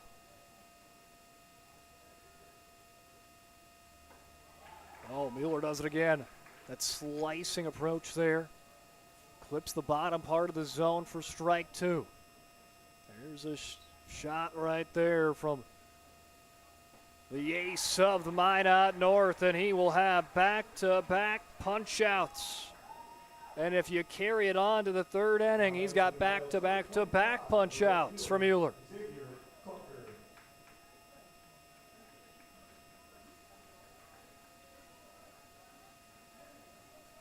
Nine strikeouts for Mueller. He's looking for 10 through 4 innings. On another planet right now as Klumker bats for his first time today. Xavier Klumker came off the bench for Brooks Brotland. Went out with an injury in the first inning, which sent Klumker in. Klumker struck out in the first. 1-1, he'll fend it off, 1-2. Mueller a strike away from his 10th punch out through 4 innings of work, as he continues to pilot the Sentinels in the right direction here in round number 1. Bismarck, Minot, they will be the nightcap today as Mueller fended off there by Klumker, but it goes right to the second baseman, Jace Price. Fields it cleanly, and Price will record the final out there in the top of the 4th inning, as Minot North sends them down in order, 1, 2, 3, and now the Sentinels come up to bat. Last time out, 3-run inning. See what comes up for them in the bottom of the 4th. Again, today's game powered part by NCC and SRT. A fender bender. A big idea. The next chapter. Different days have different needs. But they all start the same way. With one call to First Western. Banking. Insurance. Trust. Not departments, just different ways we show up for the same people. First Western. All under one roof, all in your corner. You can bank on us.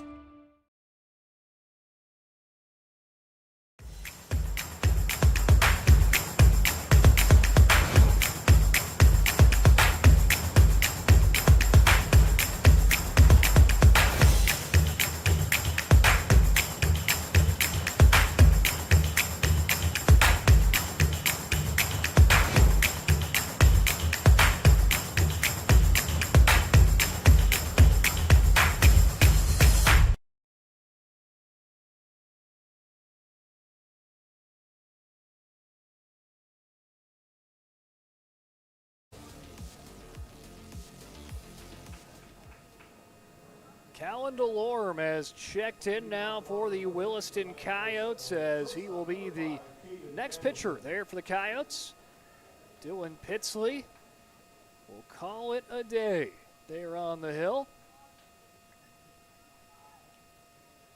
So Pitsley goes 3 innings strong, and I believe didn't catch what that final pitch count there for Pitsley was, but last time I looked, it was right around that, probably a 50 mark, 40-50 mark. So good chance might have to rest one day, but we could see Pitsley back on Saturday, depending on how the Coyotes tournament has shaken up to that point, as Caden Danielson is digging in to lead off. He goes up an early 3-0 against DeLorme. And DeLorme slings one right back in, making it 3-1. Callan DeLorme, 18 innings pitched, 7 games played, 2 games started. A 1.17 ERA, 15 strikes to 6 walks. Has kind of been one of those key relievers in the bullpen, with him and Dylan Pitsley, and both of them making appearances in this one. As on deck and waiting his turn is Tate Hagenow. You see in the circle, waiting patiently to see what Caden Danielson can come up with after Danielson walked in the 2nd.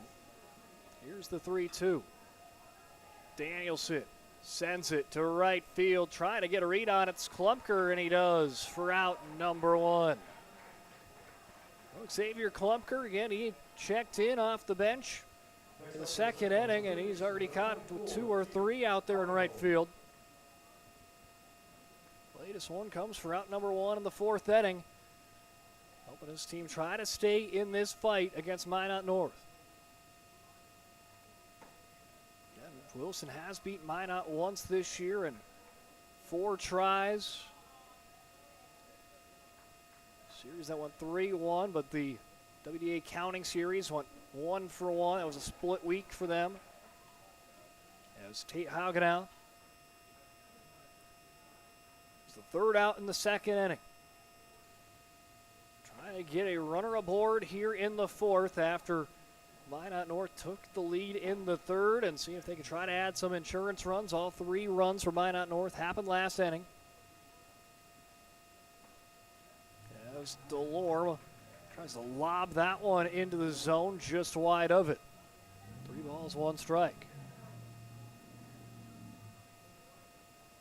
battle back there. Hitting one up, third baseman Janot tries to track it down. 3 different Coyotes trace after that one. And all 3 come up empty-handed, but luckily for them, it does fall in foul territory. Yeah, Jackson Janot, Justin Ergens, and Ashton Nikoloff all trying to race for it. Dade Hagenau will have a little bit of luck of the wind that's blowing to that left side of the field. Helps him drop foul, and now brings up a full count, 3 balls, 2 strikes. Hagenau out to left field. Nikoloff tracks back a few steps into the glove for out number 2.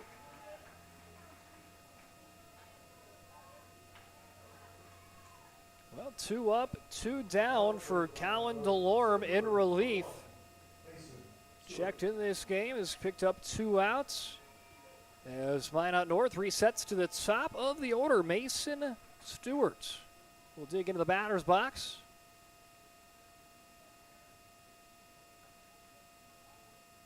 As DeLorme delivers his first pitch of the at-bat, Stewart right up and near the Wilson dugout. It does get into the dugout before the catcher could try to make a play on it, as McQuestion was trying to hustle his way over there.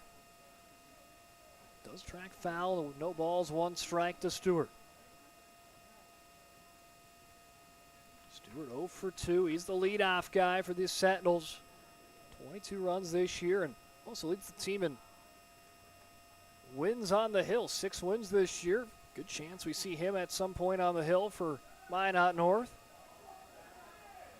And there he shows some good plate vision. Lets off of that one. 1 ball, 1 strike. Here's the 1-1 to Stewart.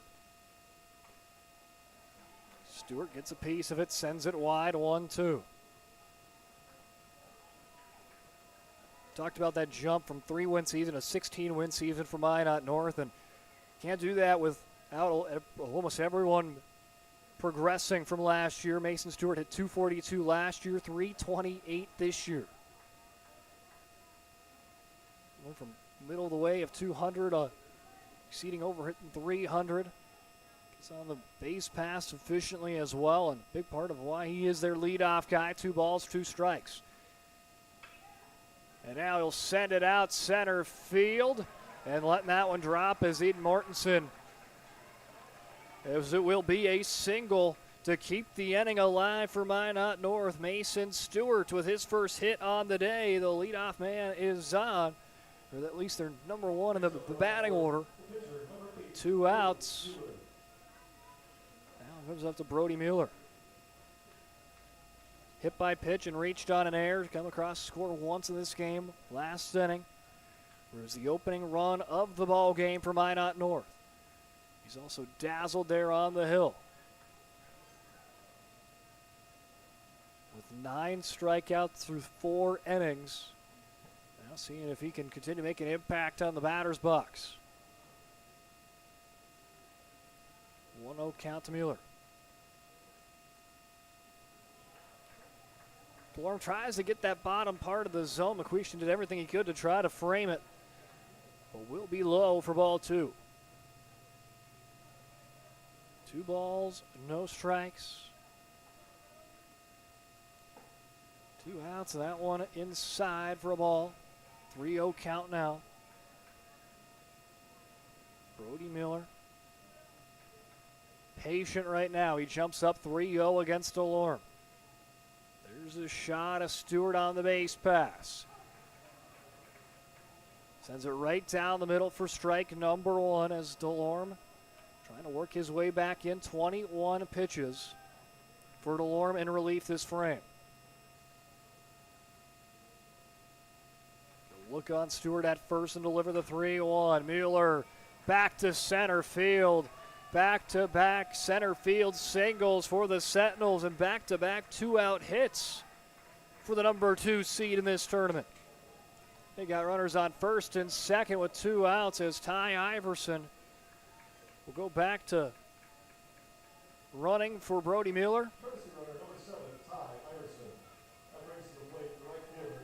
Runners on first and second with 2 outs for Gannon Hedberg, who had an RBI triple in the third. He was also hit by a pitch in the first. He's reached the base pass both times today.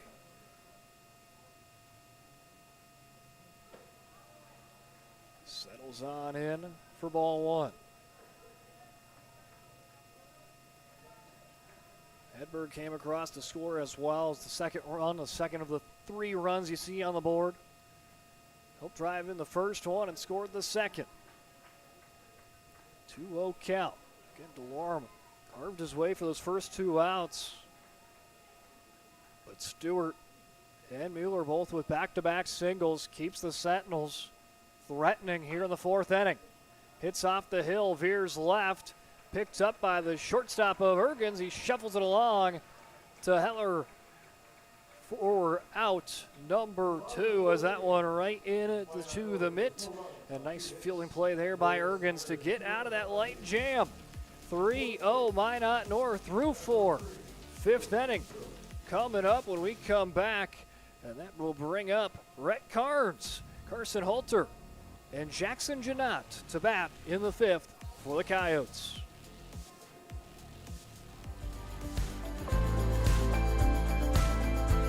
At Planning Team Financial Advisors, we help individuals create their personalized strategies.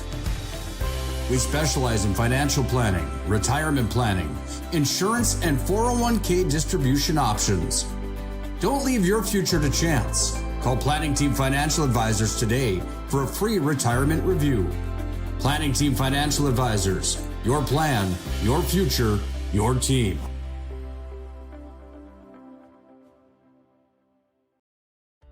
A fender bender. A big idea. The next chapter. Different days have different needs. But they all start the same way. With one call to First Western. Banking. Insurance. Trust. Not departments, just different ways we show up for the same people. First Western. All under one roof, all in your corner. You can bank on us. When disaster strikes, you need help fast. At ServPro, we're... Rick Carnes leading off for the Coyotes as they trail by 3 through 4. And Carnes will lead it off with a single. Trying to get it going here in the 5th. Trying to turn the tides in Williston's favor. As Carnes picks up a big key single to start. Trying to work back that gap after 3 runs for Minot North came in the 3rd. It was a scoreless 4th on both sides. And now Carson Holter will see a pinch hitter come in for him. Xavier Caceres will come in to bat. Xavier Caceres, .227 batting average, 5 hits this year. It was a perfect 1-for-1 against St. Mary's in the play-in on Monday.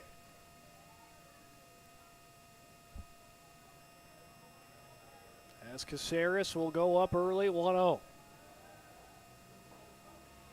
Battles right back in for a strike, 1-1. 1 ball, 1 strike. Caceres awaits the pitch from Mueller. Caceres plays it up high. Vigestead will trot his way out. Check to see if that one will drop in fair territory. It will not, and it will go down for a strike.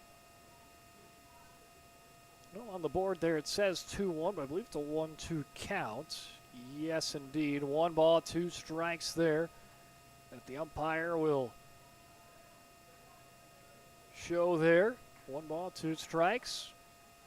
Caceres, though, will go down swinging for the strikeout. That's strikeout number 10 for Brody Mueller. As Caceres goes down swinging in that pinch hitting role, and now they'll reset to the top to Jackson Janot with 1 out, runner on first. Mueller's got 10 punch outs through 4 1/3.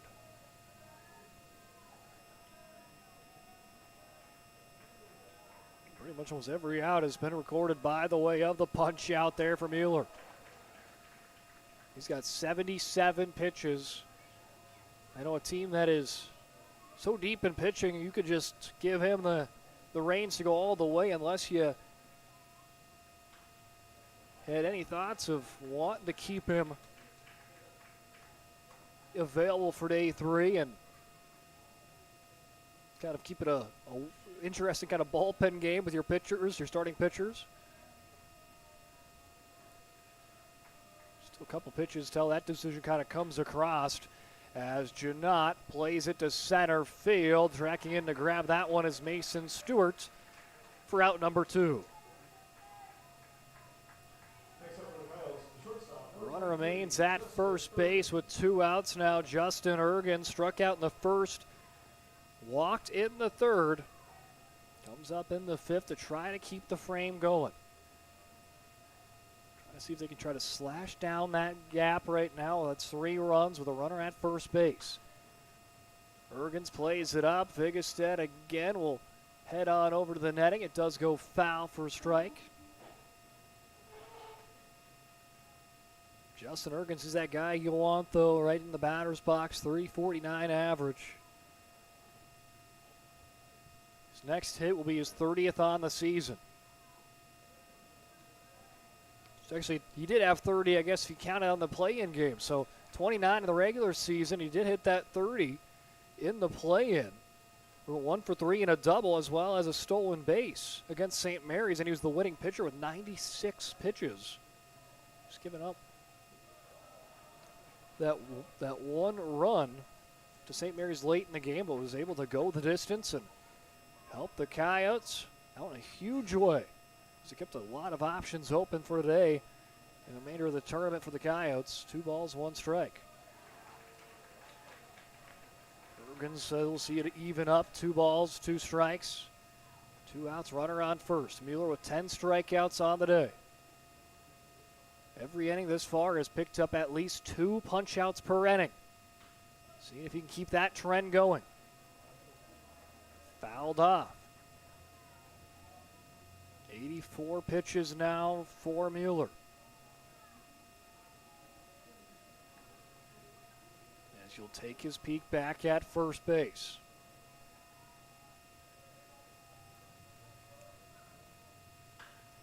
Ergens sends it out to right field. Circling around, it's Hedberg. He will catch that one for out number 3. And Strand, a runner at first. Minot North leads 3-0. We head to the bottom of the 5th as Brody Mueller and Minot North still in the driver's seat as Willison will send back out Callan DeLorme for a 2nd inning of work in relief for the Coyotes. Every football fan has their Sunday routine. Maybe it's setting your lineup, firing up the grill, or claiming your spot on the couch. But the center of every Sunday is the drive. The morning drive home before kickoff. The drive to your buddy's watch party. Wherever you're headed, we can take you there.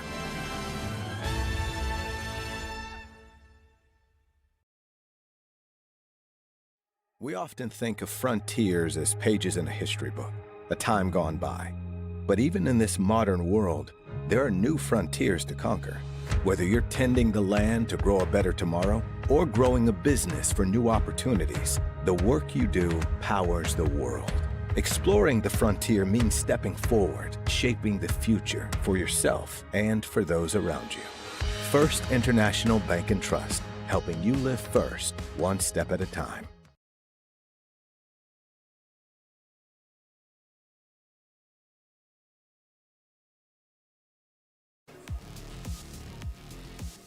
Callan DeLorme back in for a 2nd inning of work. 25 pitches in inning number 1 for DeLorme. Did not give up a run and kept this one a 3-0 game.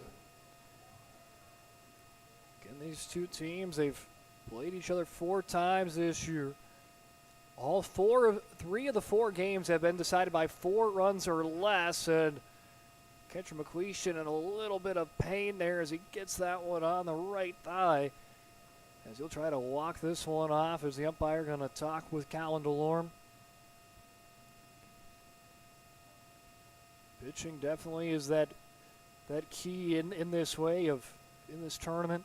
How do you manage your pitchers? And that'll be the question at hand for Minot North.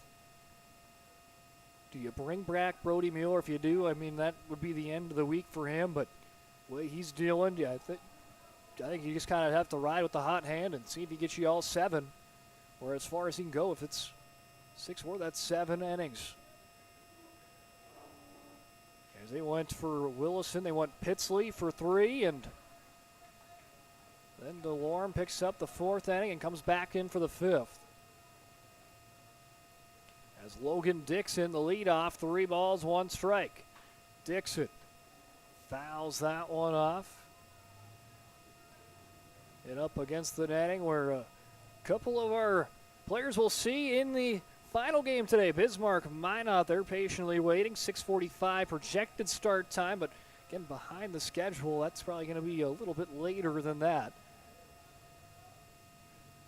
And there's a huge swing and a miss and a big strikeout to start the frame for Callan DeLorme.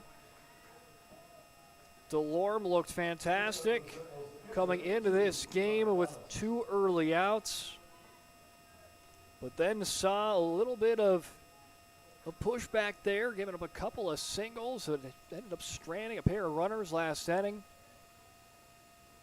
Bounces right back with an early punch out. Charging for that one is Hergens, and the shortstop makes the play. 2 up, 2 down.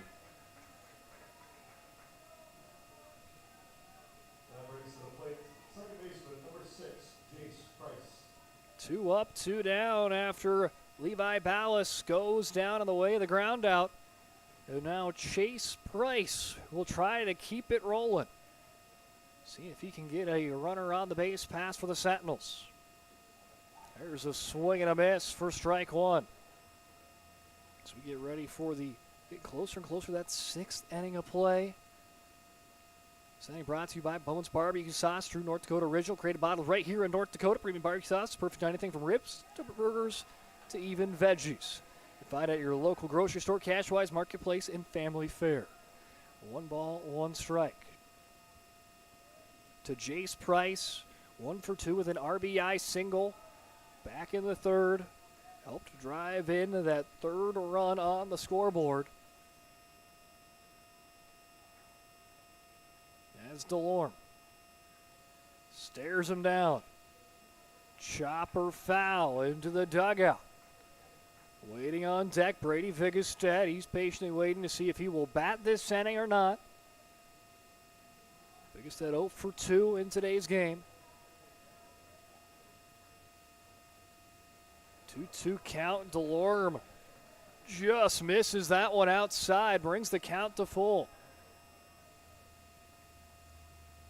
3 balls, 2 strikes, 2 outs. DeLorme's payoff pitch to Price misses the zone, and Jace Price will draw the walk to extend the 5th. Patience key there for Price. And now another mound visit there coming up for Williston. This one brought to you by ServPro, 24/7 emergency service, trained technicians, advanced technology, fire and water cleanup and restoration. It's ServPro. Well, Callan DeLorme will check out. It looks like the Coyotes going to be bringing in their 3rd pitcher on the day to try to help them get out of the 5th inning. Right now, 3-0 Minot North will meet the next Williston Coyote pitcher when we return on the PSP Network. Some days, even your best intentions turn into unexpected disasters. So when life gets messy, ServPro's ready. Call ServPro of Minot, Bismarck, or Williston today. We all live different lives. Some of us drive trucks, some of us work long shifts in the oil fields, some of us just want to get home safely. When an accident happens, whether it's on the highway, in the oil fields, or anywhere in between, we all need someone who isn't afraid to take on the big guys. At Schweigert, Clemene, and McBride, we fight for your rights, your recovery, and your future. Because no matter where you come from, when you're injured, you deserve justice and peace of mind. We're on your side. Schweigert, Clemene, and McBride.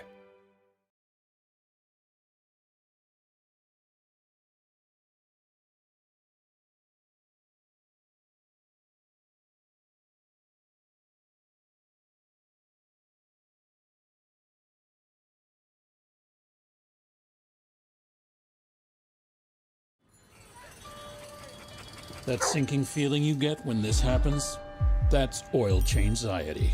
The anxiety of being without a car with a billion things to do. The fear of being overcharged.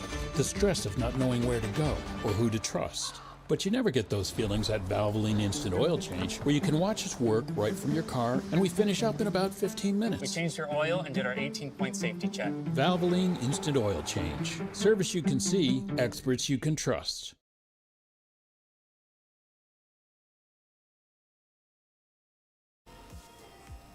Graydon Bowles will be the third Coyote out to the hill, as Graydon Bowles 5 1/3 innings pitched this year, 3 games played, no game started, 11.81 ERA, 6 Ks to 7 walks, as Bowles will see if he can try to keep this one in striking distance for the final couple of innings, as again we're in the bottom of the 5th. Bowles seeing if he can try to get that final out of the inning. He checks in for Calvin DeLorme. DeLorme around 38 pitches there for DeLorme. So he could come back if he wanted to for tomorrow. Pitching for less than 46 pitches today. As Brady Vigestead does come up to the batter's box this time around. He'll foul that one off. No balls, 2 strikes for Vigestead. Hitting 200 on the year. And he pops that one up. Shortstop Justin Ergens calling off Janot. And that one into the glove for out number 3. So Graydon Bowles comes in relief, gets out that final out. Just 3 pitches to do it. And we're headed on to the 6th inning, where Minot North continues to hold on to their lead 3-0. Wilson seeing if their offense can find a groove here in the top of the 6th when we come back on the PSP Network. The Jersey Mike's catering box is the easiest way to feed your friends. The hard part is picking your sub. That's why we're having a draft. With the first pick, Sarah from Carolina selects number 13, the original Italian. You know, I trusted my gut, and that's exactly where the sub's going to go. So Hold on, we've got a trade. Jake traded his second pick with me, because I'm starved. Freshly sliced subs to go, wherever you and your friends go. Jersey Mike's, a sub above. Since 2003, the architects and engineers at Ackerman Esvold have been enhancing everyday life. From response times to commute times, we've helped create critical infrastructure, enhancing highway safety, flood protection, and public education. And we're no stranger to enhancing fun, family outings, and even game time. Ackerman Esvold, working to enhance your everyday life.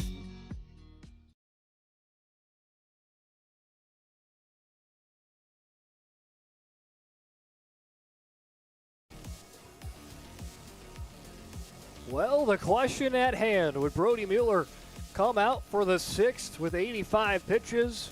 Well, there's your answer. He's back on the hill for the 6th inning. As Brody Mueller, 9 strikeouts. He has dazzled today. And he has kept Williston off the BNC National Bank scoreboard and has kept his Minot North Sentinels up 3-0. So it looks like Minot North could be kind of go in that same direction Dickinson did, but here comes a well-hit ball by Mortensen, and this one is out of here. A solo shot puts Williston on the board. Eden Mortensen with a big-time homer puts them within 2, his 3rd home run on the season, as he will round the bases, and the Coyotes not done fighting yet. That's how you get some momentum on your side here in the 6th. Let's take a look at it on the Ryan Family Dealership Instant Replay. Here's the pitch. He smokes that one into left field. Trying to track after that one was Logan Dixon, but that one out of here. And Dickinson or in Williston on the board as they trail 3-1. It's been a perfect day here in Bismarck. So there's a light chance of rain, but some bigger chances tomorrow in the Bismarck area. Got word back in Dickinson right now. It is raining and hailing in the Queen City. So that stays away for today here in the capital city of Bismarck. As Ashton Nikoloff waits the pitch, fouls that one off. Hits off the netting and caught by a coyote in the dugout. Bring up the 1-2. Ashton Nikoloff. See if he can continue on after that home run. .421 batting average. That was a leadoff home run for Eden Mortensen. Down by 2 was the Coyotes, holding on to their last 6 outs of the ball game. And rung up is Nikoloff, and he can't believe it as Nikoloff goes down by the K, and that is unofficially 10 strikeouts for Brody Mueller.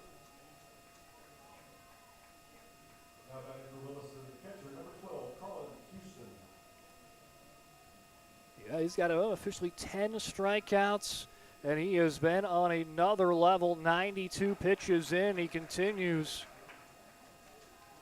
to not show that fatigue. Goes up early 0-1 to McQuistion.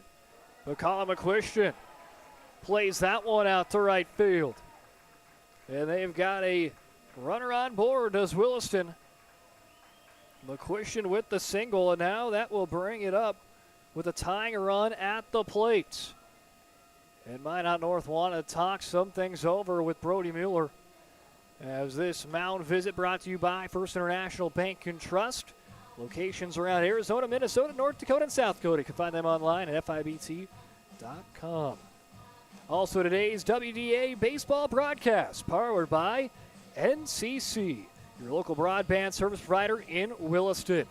Today's game also brought to you in part by SRT, your local broadband service provider in Minot. Big thanks out to all of our great sponsors helping us bring you the WDA tournament for wherever you're watching. Your office, your home. Maybe you're camping out here on this Thursday as Williston trying to fight their way back. It's been a very competitive 3 games today, and 5-3 win for Mandan, 5-1 win for Dickinson, sending Mandan and Dickinson to the semifinals. Legacy Century will duke it out tomorrow at 11 in a loser-out matchup. Third game today, 3-1. The difference maker there for Minot North has been the third inning where all 3 of their runs have come across. And after a quick mound visit, Williston will have a runner on first base with McCrae Heller in the batter's box.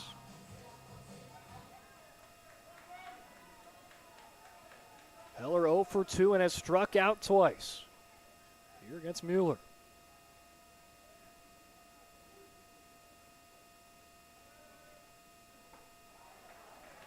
Tallying back up, it looks like I got 11 strikeouts for Mueller.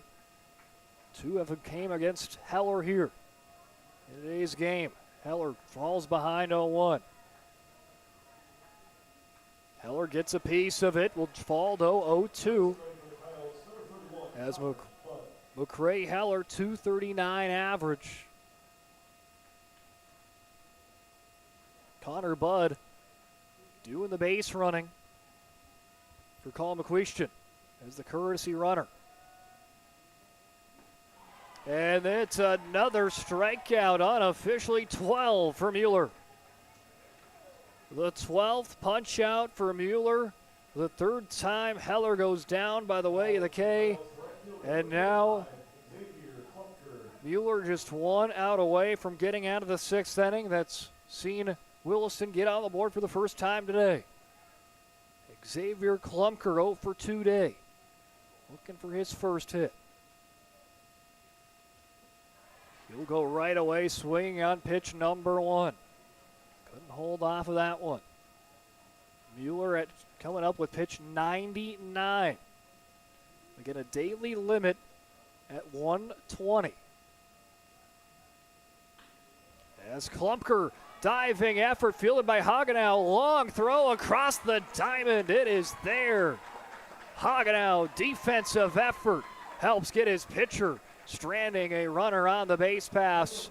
And there's 99 pitches for Mueller through 6. He's got 11 strikeouts and has Minot North up 3-1. But the Coyotes on the board in the 6th with a home run to lead off the inning by Eden Mortensen. And the Coyotes stay within striking distance as we continue to get closer and closer to the final stages. Bottom of the 6th coming up for Minot North as Williston sending back in Graydon Bowles for another inning of work in relief. Dear valued customer, I'm Jared Lundeen, owner of Trusted Tire and Auto. Around here, winters can be long and roads can be rough. That's why you deserve a reliable partner. We carry premium tires installed by our certified team of experts, and our total car care covers it all, from brakes, transmissions, diagnostics, and more. And trust, we know it's built through real local connections, even small things like a handwritten thank you. Choose us for trusted service that goes the extra mile. Sincerely, Jared.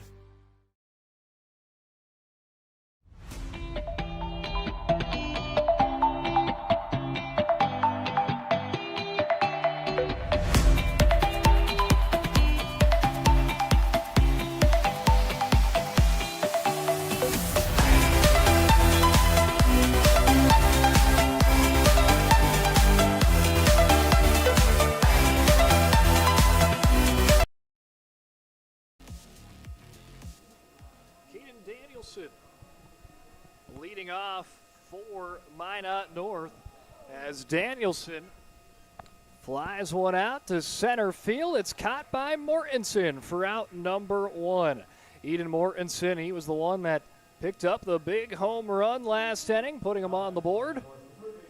And now he'll come out with a nice catch there for out number 1. 1 down. Brings up Tate Hagenau, and what a play at third base. From one end of the diamond to the other. Toward that last out, and hey, the other third baseman saying, I can make a big play too. It's Jackson Janot diving for out number 2. Jackson Janot helping out his pitcher, pick up his second out. Back-to-back outs, nice play there for Janot. The defense making some plays on both sides here late. Wilson doing everything they can do to try to keep this a 2-run game before the 7th inning. As Graydon Bowles, 5 in a 3rd innings pitch in the regular season. It's now an inning pitched already today. Got the final out in the 5th and 2 quick outs here in the 6th inning. But now has to face the top of the Sentinel order with Mason Stewart as 1 for 3 today.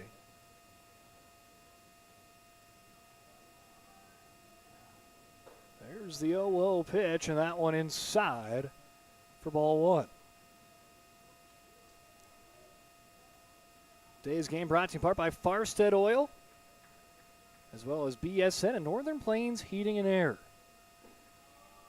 As drops down low for ball 2.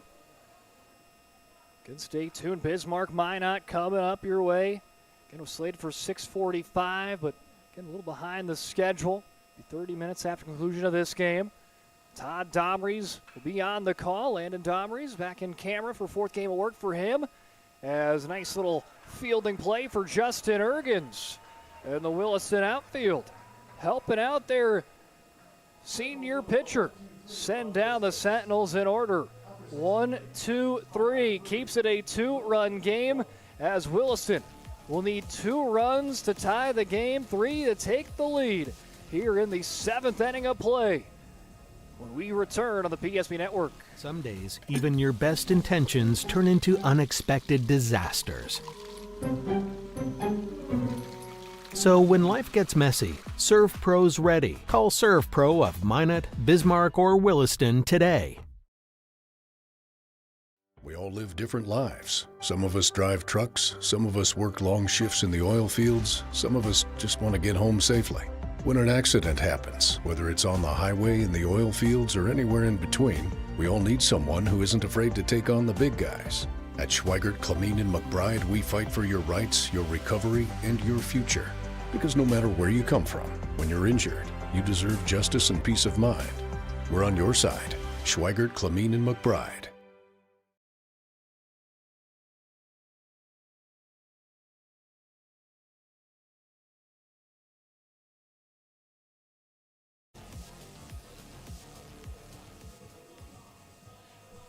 Brody Mueller back in for a 7th inning of work. Officially 11 punch-outs, 99 pitches. Again, a daily limit is 120 here at the tournament. He's already passed that threshold of 90 pitches that would allow him to pitch again in this tournament, so he's leaving it all on the line. You might as well use the pitches up, because after he checks it, once this game goes final, he will not be able to pitch the remainder of this WDA tournament for Minot North. So they're going to see if they can get 7 innings out of him today and keep that bullpen fresh for either tomorrow or Saturday. As Rhett Carnes sees that one drop down low. Carnes had a single his last time up. 1 for 2, but has reached base both times on a single and an error, and that one in for strike 1.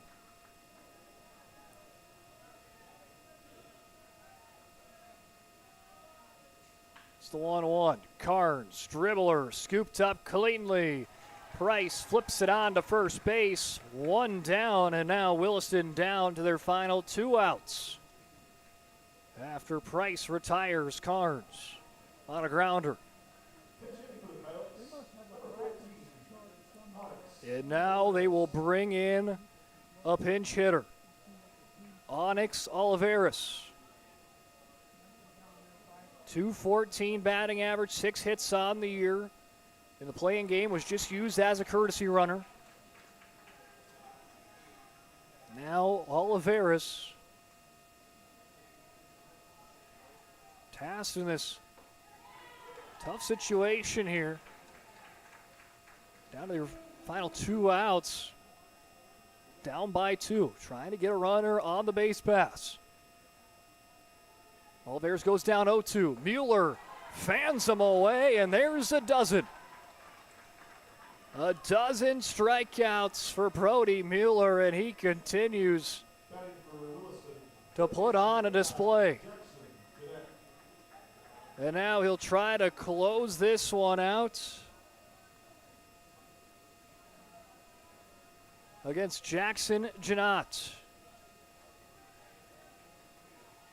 Janot 1 for 3, singled in the first, struck out in the third, holding on to the last out. But if he can get on board, then it would bring the tying run onto the plate with Justin Ergens, their home run leader on the season. Janot lofts it up, tracking after it. Mason Stewart, he's got it. And Minot North, after just 3 wins last year, turn it in now to 17 this year, and they're headed out to the WDA semifinals, where they will face off against Bismarck or Minot tomorrow at 6:30. Williston will play at 1:30 against the loser of the matchup there between the Demons and the Magi. But Brody Mueller, 12 strikeouts strong through 7 innings, helps Minot North punch their ticket to the semis, as Todd Domries going to be talking with our Sport Clips MVP as well as Coach Crawler when we come back here during the post-game show, brought to you by Planning Team Financial and Shots Crossroads. An injury can happen anywhere, at any time, to anyone. It's not really something you can schedule on your calendar. But when it happens to you and it's not your fault, there's one law firm to remember. That firm is Schweigert, Clemene, and McBride. We live here and take pride in helping our community. We know this area inside and out. We put in the work and fight for what's right so justice can prevail for you. That is what we're all about. We're on your side. We're Schweigert, Clemene, and McBride. AE Construction Management and General Contracting builds more than structures. They build confidence. Your trusted partner in commercial construction across North Dakota, they handle everything from planning to final delivery. Whether it's steel, industrial, or retail, AECM builds with precision and safety. Their hands-on approach keeps your project on time and on budget. Build better with AECM. Call Tim at 701-818-0099 or visit aeconstructionmanagement.com. Dear valued customer, I'm Jared Lundeen, owner of Trusted Tire and Auto.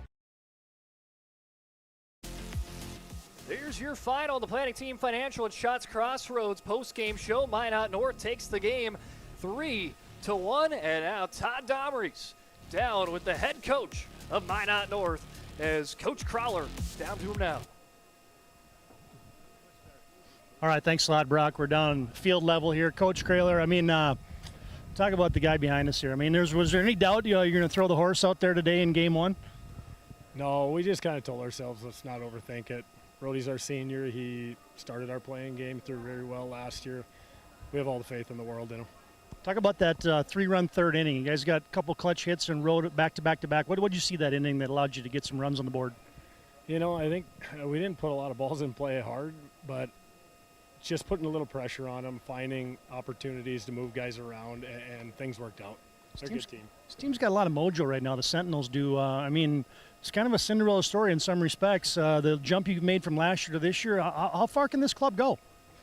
Yeah, I mean, we had a 10-day layoff or so we didn't exactly know how we were going to come out. We trusted that we were battle-tested, and we're going to just keep pushing, and we got a lot of pitching left, and I mean, it's been a great run.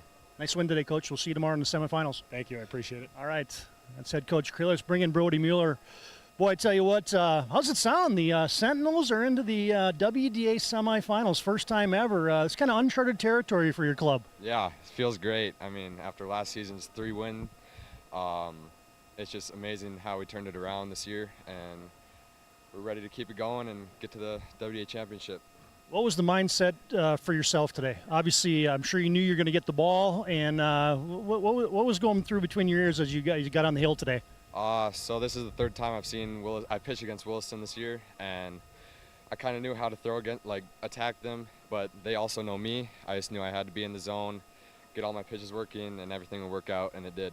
How important was it to get some early runs? I mean, kind of settles you down. I know you have a lead. One pitch can't make a difference. How important was that? It was huge. I mean, these games in the WDA are a dogfight every single time, and to be able to get a comfortable lead early in the game, it's just huge for momentum on the mound and even in the field, even when we come up to bat.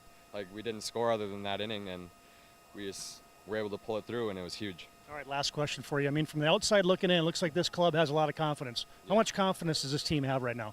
A great amount. I mean, we've won 9 out of our last 10, and bats are rolling, pitching's doing well, fielding is great. I mean, confidence is at an all-time high this year. Great game today, Brody. Good luck tomorrow in the semis. Thank you, sir. All right, that's Brody Mueller. We'll send it back up to you guys. Thanks, TD, as that was Brody Mueller, our Sport Clips MVP of the game. And again, as he talked about it there, just the importance of this year, from 3-win season last year to now still in the fight for a WDA title, and could be the first WDA title in Minot North school history. Well, let's take a quick break. When we come back, we'll wrap things up from the Planning Team Financial and Shots Crossroads post-game show. An injury can happen anywhere, at any time, to anyone. It's not really something you can schedule on your calendar. But when it happens to you and it's not your fault, there's one law firm to remember. That firm is Schweigert, Clemene, and McBride. We live here and take pride in helping our community. We know this area inside and out. We put in the work and fight for what's right so justice can prevail for you. That is what we're all about. We're on your side. We're Schweigert, Clemene, and McBride. AE Construction Management and General Contracting builds more than structures. They build confidence. Your trusted partner in commercial construction across North Dakota, they handle everything from planning to final delivery. Whether it's steel, industrial, or retail, AECM builds with precision and safety. Their hands-on approach keeps your project on time and on budget. Build better with AECM. Call Tim at 701-818-0099 or visit aeconstructionmanagement.com. Dear valued customer, I'm Jared Lundeen, owner of Trusted Tire and Auto. Around here, winters can be long and roads can be rough. That's why you deserve a reliable partner. We carry premium tires installed by our certified team of experts, and our total car care covers it all, from brakes, transmissions, diagnostics, and more. And trust, we know it's built through real local connections, even small things like a handwritten thank you. Choose us for trusted service that goes the extra mile. Sincerely, Jared. Dakota Community Bank and Trust, your trusted partner for commercial and business loans. We not only provide lending you need to grow your business, but we also reinvest in our communities. We believe in strengthening our businesses and creating opportunities for success. Choose Dakota Community Bank and Trust for your commercial and business loans, and together let's keep our communities thriving. Serving the community, looking out for you. At Dakota Community Bank and Trust, that's what we do.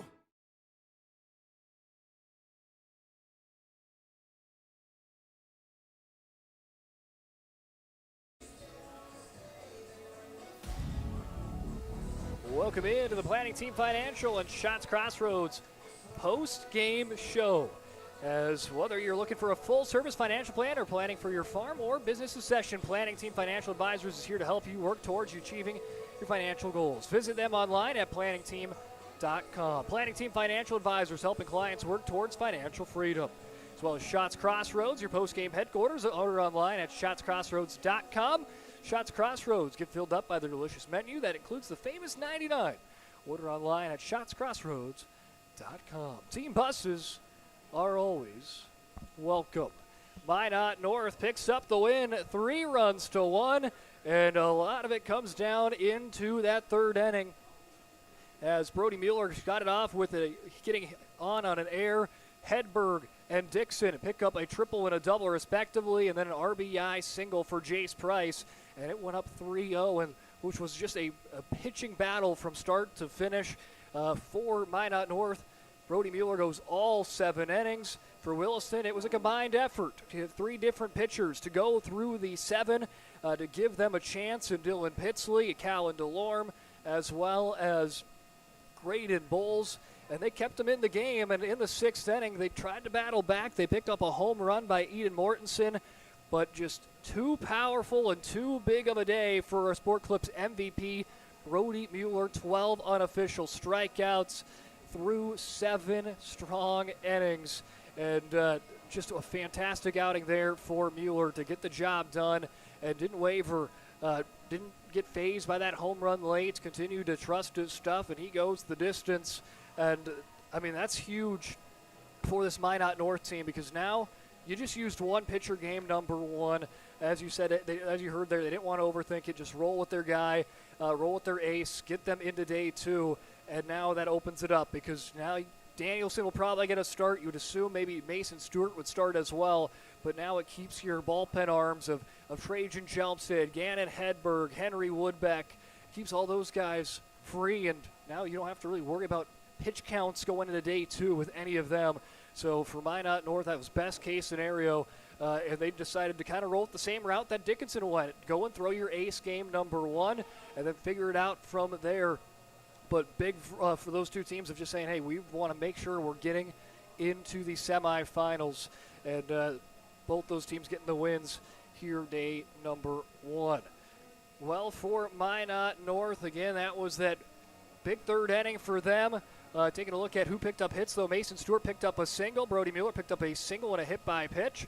Gannon Hedberg was hit by a pitch and also picked up an RBI triple, an RBI double for Logan Dixon. Jace Price, an RBI single and a walk. And a walk for Caden Danielson there offensively for the Sentinels. For the Coyotes, well, Jackson Janot picked up a single, a walk for Justin Ergens. Eden Mortensen picked up a single and a home run. Single of the day for Colin McQuistion, and a single as well for Rhett Carnes. And there is your stats there for the Coyotes. That's going to be doing it for our third game today. Minot North defeats Williston 3-1. And now let's take a look up at that updated bracket there for you. Again, a legacy. The top-seeded Sabres go down against the 8-seeded Braves 5-3. Dickinson, 7 strong innings from Kyler Kuda. Jordan Ham goes 3 for 3 with 3 extra base hits. 5-1 for them. And Brody Mueller, 12 strikeouts, puts the Sentinels in the semifinals 3-1. Then it's going to bring up for a final game today. Bismarck versus Minot in around 25 minutes time. Tomorrow we'll start action at 11 with Legacy taking on Century. And then at 1:30, Williston will take on the loser of Bismarck and Minot High. First semifinal will be at 4 tomorrow Central, Mandan versus Dickinson, followed up by Minot North and the winner of Bismarck and Minot. Let's take a break, and when we come back, we're starting to head on over to our fourth and final game of the day. Bismarck, Minot coming your way here shortly on the PSP Network.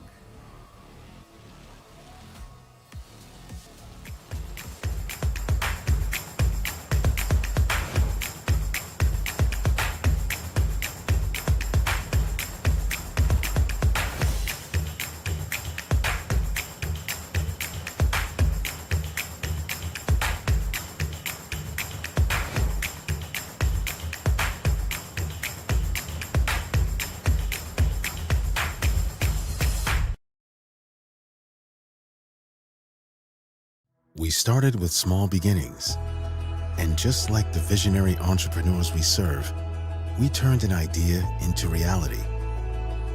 BNC National Bank, where possibilities begin right here at home. This presentation on the PSP Network is proudly brought to you by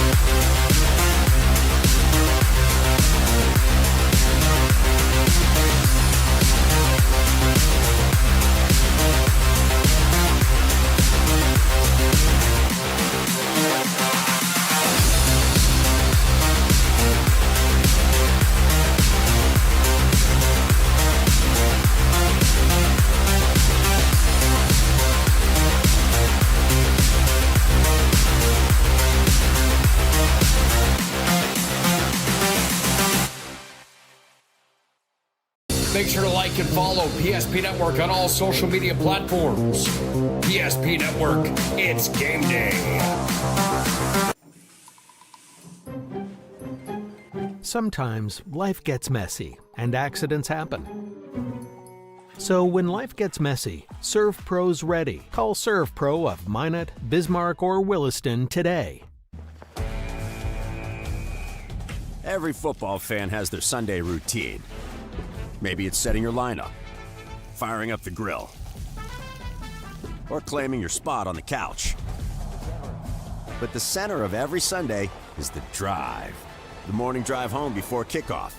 The drive to your buddy's watch party.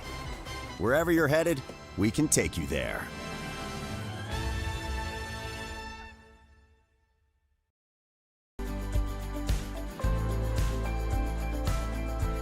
At Planning Team Financial Advisors, we help individuals create their personalized strategies. We specialize in financial planning, retirement planning, insurance, and 401k distribution options. Don't leave your future to chance. Call Planning Team Financial Advisors today for a free retirement review. Planning Team Financial Advisors, your plan, your future, your team.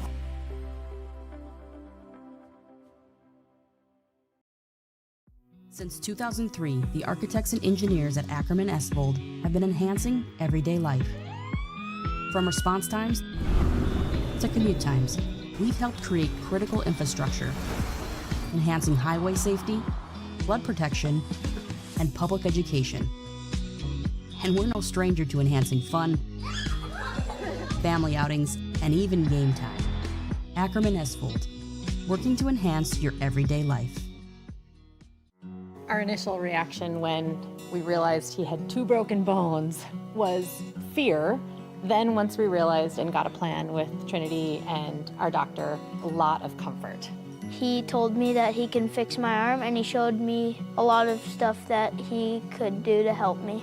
Trinity Health Orthopedics is as good as you can find anywhere in the country. A lot of us take pride in that, and that's why we stay here and we keep doing what we do. Trinity Health, making more possible. This presentation on the PSP Network is proudly brought to you by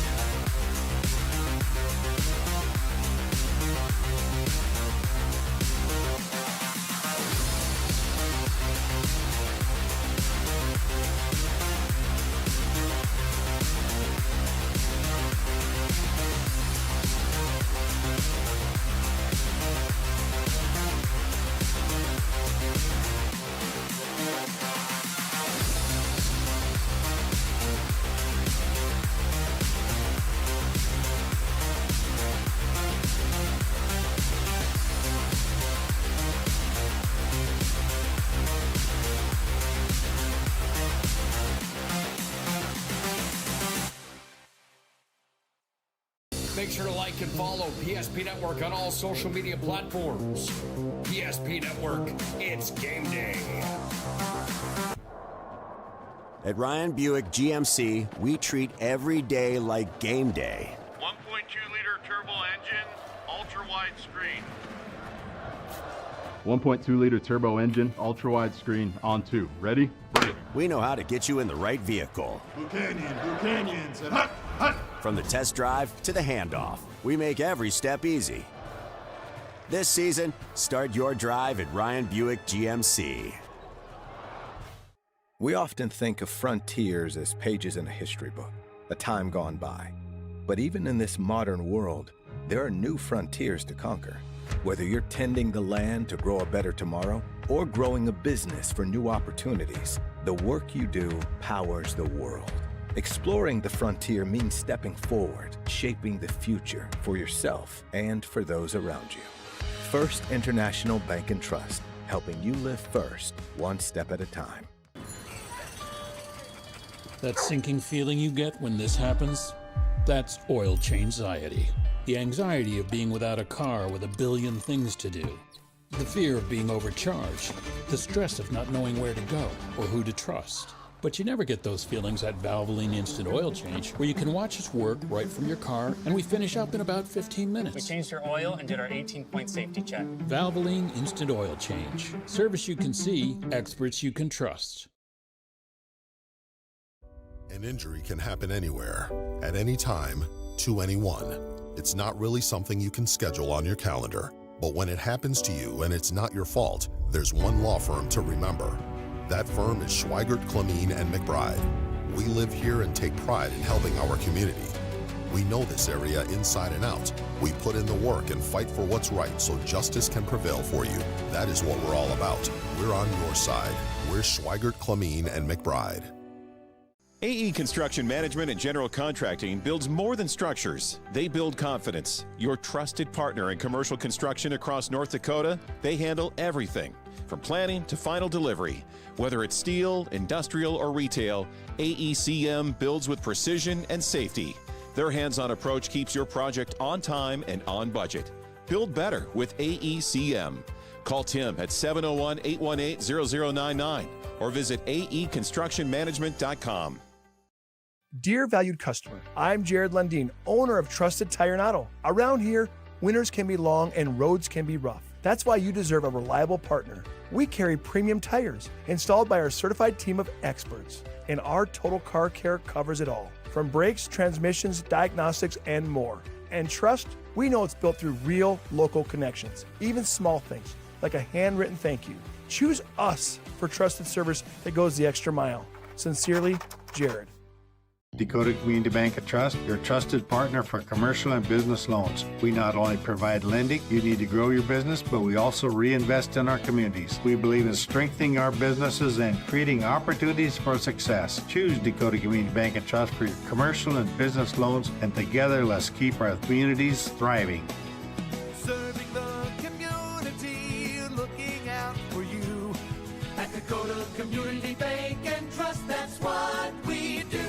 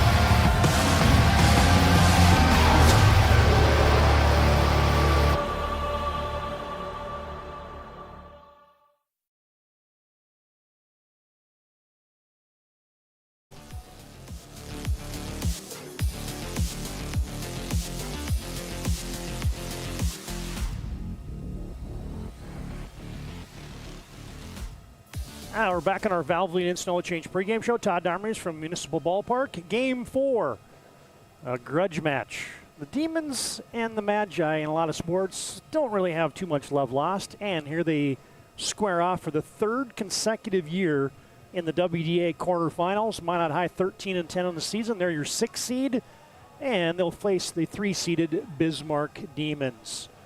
Valvoline Instant Oil Change pregame show. Timely services that don't slow you down. 15-minute oil changes. Locations in Minot and Bismarck. You can find them online at VIOC.com. Boy, games 2 and 3 featured two of the premier arms in the Western Dakota Association. Kyler Kuderna and Brody Mueller put on respective shows as Mandan pulled the mini upset in game 1. Let's just pull up the WDA bracket while we're talking about it. Mandan wins 5-3 over number 1 seed Legacy. Dickinson gets the effort from Kuderna and Ham at the plate and on the bump as they win 5-1 over Century, and then Minot North scores all their runs in the 3rd inning and get a complete game effort and 12 strikeouts for Brody Mueller and the Sentinels into the semifinals along with Mandan and Dickinson. And it clears the runway now for Bismarck and Minot High. Been a nice 60-something degree day in the capital city of Bismarck. Been a brisk wind out of the south-southeast at about 20 miles an hour. Seen a few balls get up into that jet stream and exit stage left here at Municipal Ballpark as two teams taking some infield right now. And let's tell you about what's been happening between these two clubs. In 2026, it was a Minot sweep back on May 21st. Or check that, April 21st. May 21st would be today. How about that? A month ago, Minot came to the Sanford Complex in Bismarck and swept the Demons 15-13 in extra innings and 5-2. Owen Meyer was the big guy that day. 3 for 5, 3 RBIs, a triple, 3 runs scored. Gavin King did his thing. The Demons got solo home runs from Garrett Randolph and then a shot from Gage Gronberg that cleared the yard. And then Peyton House threw a nice game with 10 strikeouts and 6 innings pitched in the nightcap for the Minot sweep. So it's been a matchup, folks, that has, I'll say, been dominated by the Minot Magicians. This is the 13th time these two teams have met in the last 4 years. Actually, today will be the 14th time. They've met 13 times in the last 4 years. Minot High has 12 wins, Bismarck High 1, and oh, by the way, the Magi have won 11 straight against these Bismarck Demons. It's a Bismarck Demon club that comes in riding a bit of a wave. They were the number 1 team for much of the season and then got eclipsed by Legacy and Minot North. They check in here now as the number 3 seed, but it's saying something for Bismarck High. Since 2017, they've been an 8, a 9, or a 7 seed in the WDA tournament. And that's hard footing when you're trying to win play-in games and then advance to the state tournament. Check that. They've been the 8th or the 9th seed in WDA every year since 2017. So that year they were the 5th seed, and now they're all the way up to the 3rd seed. So head coach Scott Kinashitsky in his 7th season has got his team playing good baseball here in 2026. And the longtime head coach for the Magi, Pete Stenberg, has his team playing well. They won 4 out of 6 here late in the season for Minot High.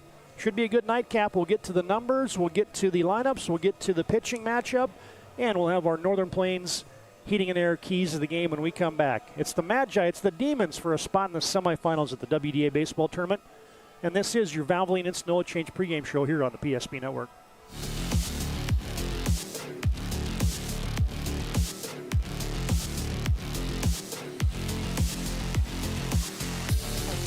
Minot's finest views meet unforgettable flavor. Welcome to Beowulf Craft Kitchen and Lounge. Upscale casual dining crafted with care, paired with an exceptional selection of wines and bourbons. A place for family fun and nights meant just for 2. Or gather with friends to watch the game in our reimagined lounge. All overlooking Beowulf Golf Club, North Dakota's #1 rated course. Beowulf Craft Kitchen and Lounge. Come experience Chef Barry's fusion of flavors. Evolution Genetics, established by a group of dedicated farmers and seedsmen. With years of experience in farming, certified seed production, and crop consulting, we understand the needs of producers across central and western North Dakota and eastern Montana, because we're farmers too. We provide the best genetics for your farm by customizing seed and input choices to meet each grower's needs. Evolution Genetics, seed for your future. A place where Minot's finest views meet unforgettable flavor. Welcome to Beowulf Craft Kitchen and Lounge. Upscale casual dining crafted with care, paired with an exceptional selection of wines and bourbons. A place for family fun and nights meant just for two. Or gather with friends to watch the game in our reimagined lounge, all overlooking Beowulf Golf Club, North Dakota's #1 rated course. Beowulf Craft Kitchen and Lounge. Come experience Chef Barry's fusion of flavors. Excuse me. I love sports. But sometimes, like when a t-shirt cannon hits me square in the nachos, I wonder, is Sport Clips better than sports? Because sports plus a hot steamed towel beats sports plus hot exploding cheese. I like your shirt. Thanks. It was free. Sport Clips. It's a game changer. Dear valued customer, I'm Jared Lundeen, owner of Trusted Tire and Auto. Around here, winters can be long and roads can be rough. That's why you deserve a reliable partner. We carry premium tires installed by our certified team of experts, and our total car care covers it all, from brakes, transmissions, diagnostics, and more. And trust, we know it's built through real local connections, even small things like a handwritten thank you. Choose us for trusted service that goes the extra mile. Sincerely, Jared.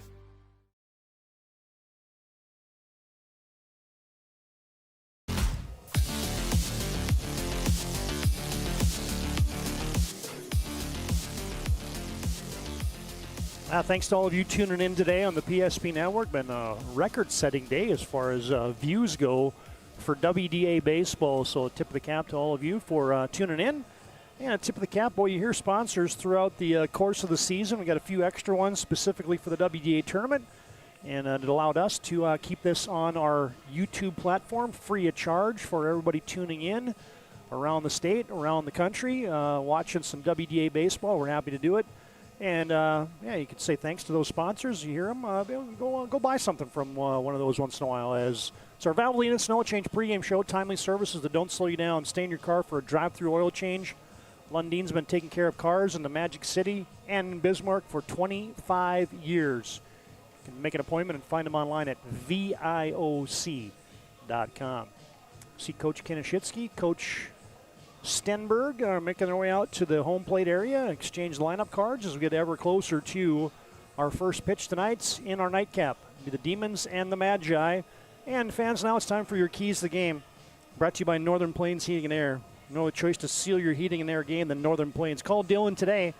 Make sure that AC is ready for the spring and summer months ahead. For all your installation upgrades and AC and furnace needs, call Dylan today. 222-2155. Your Northern Plains Heating and Air keys to the game. First off for the Magi. Hey, baby, it's Magi time. Minot High, a team that thrives in the postseason. They've won 2 straight WDA quarterfinal matchups against these Bismarck Demons. We mentioned Minot's won 11 straight versus the Demons. And it's a Minot team that, they graduated the likes of Kellen Burke, Carson Deaver, Easton Panasuk, Tegan Strand, Aiden Deal, Hiram Maples. I mean, and Trey Stewart. That's a lot of heavy lifting those guys did. But this team has rebounded. They're 13-10. They come in here winning 4 out of 6. And this is when the Magi play their best baseball here for Coach Stenberg is in the postseason. So postseason is Magi time. That's your key to the game. And for the Bismarck Demons, hey, man, when you have lost 11 straight against any singular opponent, it's time to break a streak. And that would be the lone objective tonight for the Bismarck Demons. Break that 11-game loss streak against these Magi and move yourself into the WDA semifinals of the date against Minot North tomorrow night. There's your Northern Plains Heating Air keys to the game. Find them online at northern-plains.com and call Dylan today, 222-2155. Make sure that AC is ready for the spring months ahead. They have Landon Dahmers on the cameras for us. Brock Widener had calls of games 2 and 3, did a great job, and now we set our attention on the Magi and the Demons. Some of the particulars for these two teams: Minot High, probably a little better hitting team. A little better. Minot's a 312 team average, and Bismarck's a 311 team average. So, by 1 percentage point, they're a better hitting team than the Demons. Bismarck High scores 7.8 runs a game. Minot scores 7 runs a game. Bismarck's got a little better pitching staff as Bismarck High number 3 in the league in earned run average at 3.69. Minot number 8 at 4.87. The Magi give up 5.9 runs a game. The Demons give up 4.4. All right, you saw the non-starters, and now here's your starting lineups. First off for the Minot High Magicians and Coach Stenberg. It'll look like this. Remington Anderson will play center field, and he'll lead off. Drew Jordan will be at short today, and he'll be batting second. Oliver DeShaw, boy, that guy's been raking. He's well over 400, leading the WDA in hitting. He's catching and batting third. Owen Meyer had a big game in the doubleheader sweep for Minot against the Demons earlier this year. He's cleanup man, and he plays left field. Gavin King will be on the bump, and he'll bat fifth. Tegan Schindler, maybe the only senior that is back with experience for Minot High. He's going to play third base and bat sixth. Peyton House will be your first baseman, and he will bat seventh. Owen Sundahl will play right field and bat eighth. And Cole Deaver will be your second baseman and bat ninth. Anderson, Jordan, DeShaw, Meyer, King, Schindler, House, Sundahl, and Deaver, your lineup tonight for Minot High, who comes in 13-10. And a quick glance at the final WDA baseball standings. See, Legacy was 15-5 in conference play. Minot North right behind them. Mandan defeated Jamestown in the 8-9 play-in game, 2-zip. Williston in the 7-10 game defeated St. Mary's 2-1. And there you see Minot High at that 11-9 record, the 6th seed, and the Bismarck Demons 13-7. Demons just until last week were in that number 2 hole, and then Minot High snuck past them. As the Demons would have had the tiebreaker against Minot North, but North came up with one more win. And that was your final WDA standings, brought to you tonight by the UPS store, located on South Broadway in Minot in the Marketplace Foods Plaza. There's a lineup for the Bismarck Demons and head coach Scott Kinishitsky. Aiden Rakowski will be playing shortstop and leading off. Drew Taylor, center fielder, batting second. Garrett Randolph, the left fielder, batting third. Gage Gronberg will be your cleanup hitter today, and he'll be on the hill. Kyle Schlobaum will be in right field, batting fifth. Brady Vogel will be behind the dish, batting sixth. Tate Fisher will be the first baseman, batting seventh. Your designated hitter today, Cooper Christensen, the batting eighth. And Tristan Schultz will be your 9-hitter, playing third base. Playing in the field, but not hitting tonight, will be Brayton Schultz. He'll be your second baseman for the Demons. Rakowski, Taylor, Randolph, Gronberg, Schlobaum, Vogel, Fisher, Christensen, Schultz, and Schultz. All right, just about to put a wrap on our Valvoline Instant Oil Change pregame show here. But first, let's tell you the numbers for the guy on the hill tonight for the Bismarck Demons. We're going to turn to the senior Gage Gronberg tonight. Gage been good on the hill this year, but was good on the hill last year for the Demons. Led him in a lot of categories. He'll be making his 7th start tonight. He's pitched 31 1/3 innings. He's given up 32 hits, 16 earned runs, struck out 36, walked 17, and he's got a nice 3.57 earned run average. Gage Gronberg 3-1 on the season, and he'll be facing a left-handed dominant Minot High lineup. And if you're going to pitch against Minot High, boy, I think you can say the same things for the Demons. Boy, you better take care of Remington Anderson, Drew Jordan, Oliver DeShaw, those top three. And then you got the Animals on top of the Bismarck Demon lineup in Aiden Rakowski and Drew Taylor.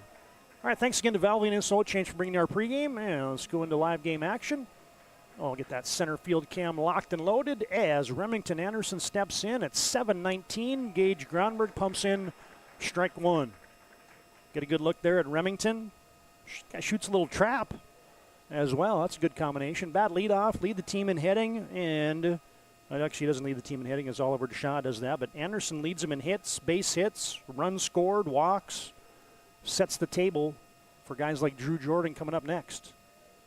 Gronberg has strike one. Now a fly ball fouled out of play, and quickly it's a 1-ball, 2-strike count.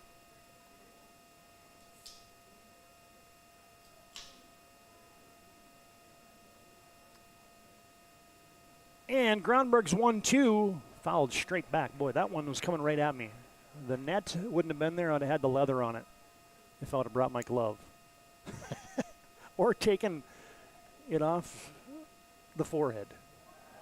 And that one clips Remington Anderson. So Anderson is aboard. Gets hit by a pitch, and it brings up Drew Jordan. I mentioned, boy, you got a lot of lefties. Anderson, Jordan, DeShaw, Schindler, House. It's just southpaw. There are going to be a lot of dudes in that left-handed side of the batter's box today for Minot High. Gronberg out of the stretch, comes up high. Vogel out of the crouch for ball one. Now they always got to wonder how these two teams that have been kind of waiting in the wings all day long, you have to wait a long time to get your postseason party started.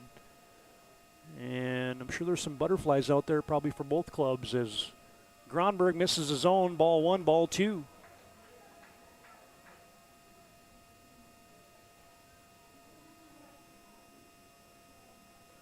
Our fans are thanks tonight to SRT, who's powering tonight's broadcast, your local broadband service provider in Minot.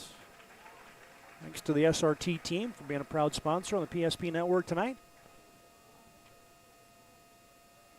As Gronberg hits the zone and blows one past Drew Jordan, strike one. Drew Jordan had a great basketball season this year for Jeremy Brandt and the Minot High Magicians. And Drew averaged almost 18 points a game.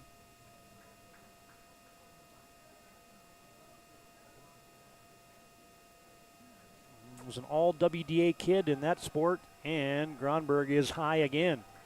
Anderson was off and running, but it didn't matter. That was ball four. So Bismarck High has given up a hit by pitch and a walk, and Minot High's got something brewing here in the top of the first. And now you get Oliver DeShaw, and this guy's been a hit waiting to happen. Leading the WDA, batting .453 on the season. 24 hits, 53 at-bats. That is number one in the conference. Leads the team with 18 RBIs, and he drops down a bunt. Gronberg has it on a bounce, takes the sure out at first, and DeShaw, I wonder if that was a call or if you decide to just get two guys in scoring position with one out. Anyway, DeShaw is retired 1-3 for the first out of the inning, and it'll bring up Owen Meyer. 4 consecutive lefties before you get to face Gavin King, the first right-handed stick in the lineup. Minot now with two guys in scoring position as Gronberg comes up and in. Yeah, I wonder if that was DeShaw. I just have a hard time believing in the first inning with nobody out and your leading hitter and RBI guy that you're going to take the bat out of his hands, so to speak, and have him lay down a sacrifice bunt. But, hey, man, Coach Stenberg's got a lot of W's. His team was 23-8 last year as they were runner-up in a WDA, runner-up in the State A tournament. 26-4 the year before that. 26-6, I beg your pardon. As that is floated into short left field, now the wind's got it, angling towards the line, and that is going to drop. Bismarck High couldn't get up to it. 1 run is in, 2 runs are in, and Owen Meyer has done it again. The Demons' Garrett Randolph was on his horse in left field, but it finds the surface, and that's a 2 RBI double for Minot, and the Magi have jumped on top 2-zip. Jump on that one on your Ryan Family Dealership replay. Yeah, the pitch from Gronberg, Meyer, just a breaking ball that was up in the zone. Boy, that thing got up in the jet stream, and there it went. Nothing that Randolph could do. 2 runs came scampering around, and the Magi lead 2-zip. Gavin King batting 5th. Another runner in scoring position in Owen Meyer. There you get a look at that Owen Meyer lead at second. Gronberg to the plate. Strike one. Hits the outside corner.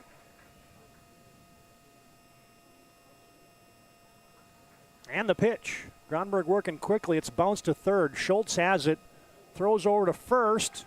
Back over to third. Good base running there by Meyer. Schultz took a look at him. And he threw it over to the first baseman, Tate Fisher, who fired it back over to third, but not in time. Meyer advances 90 feet as King is retired 5-3 for out number 2, and it brings up Tegan Schindler. Now we mentioned Tegan lone senior back for Coach Stenberg with a lot of varsity experience. He's put together a good season. Played in all the games for the Magi, leading the team in at-bats, leading a team with 4 triples, and he's got the only home run this season for Minot High. Quickly, Gronberg works ahead, 0-2. Should feel like probably a mini win here for the Demons if they can get out of this just giving up 2 runs. Here's the 0-2. Swing and a miss. Schindler's down on strikes. They got to toss it down to first, and that'll do it. And Gronberg gets a K to end the inning, but Minot High strikes. As the Magi score 2, they get just the 1 hit. It was a walk and a hit by pitch that set it up, and Minot leaves 1. After 1/2 inning, it's Minot High 2, Bismarck 0. Here's that Gronberg strikeout to end the top of the first.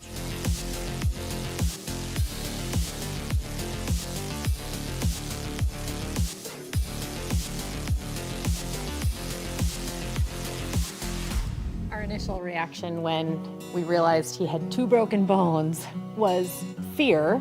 Then once we realized and got a plan with Trinity and our doctor, a lot of comfort. He told me that he can fix my arm, and he showed me a lot of stuff that he could do to help me. Trinity Health Orthopedics is as good as you can find anywhere in the country.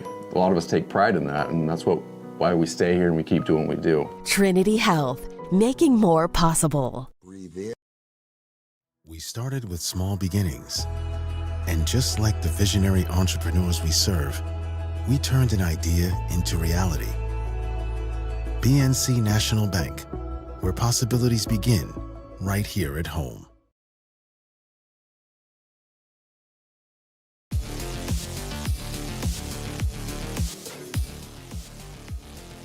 I get a good look at Gavin King there on the hill for Minot High, the junior, also a swimming standout.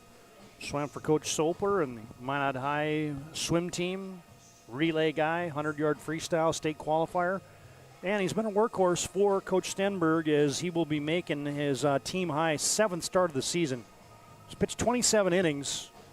He's got a 3-1 record as he leads the Magi in wins. He's given up 12 earned runs, struck out 17.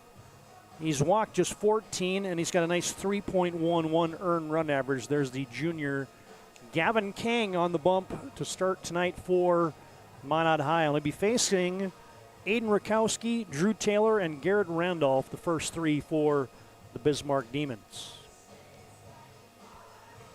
Hey fans, our thanks to DCN, Bobcat of Mandan, and High Point Networks for bringing you tonight's game.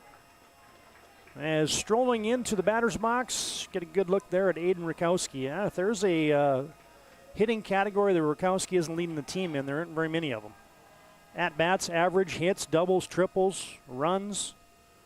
He has been a dude the entire season, and if you're going to do good against Bismarck High, you got to keep these first 2 guys off the base paths. Rakowski and Taylor can wreak some havoc. King misses up ball 1, now ball 2. Saw it took Gage Gronberg a little bit to settle in. Let's see how Gavin King manages this for the bottom of the first. And just like that, he falls behind 3 balls, no strikes. Get a good look at Drew Taylor there, one of the animals. He'll be batting second. And it's a 4-pitch walk. Rakowski aboard.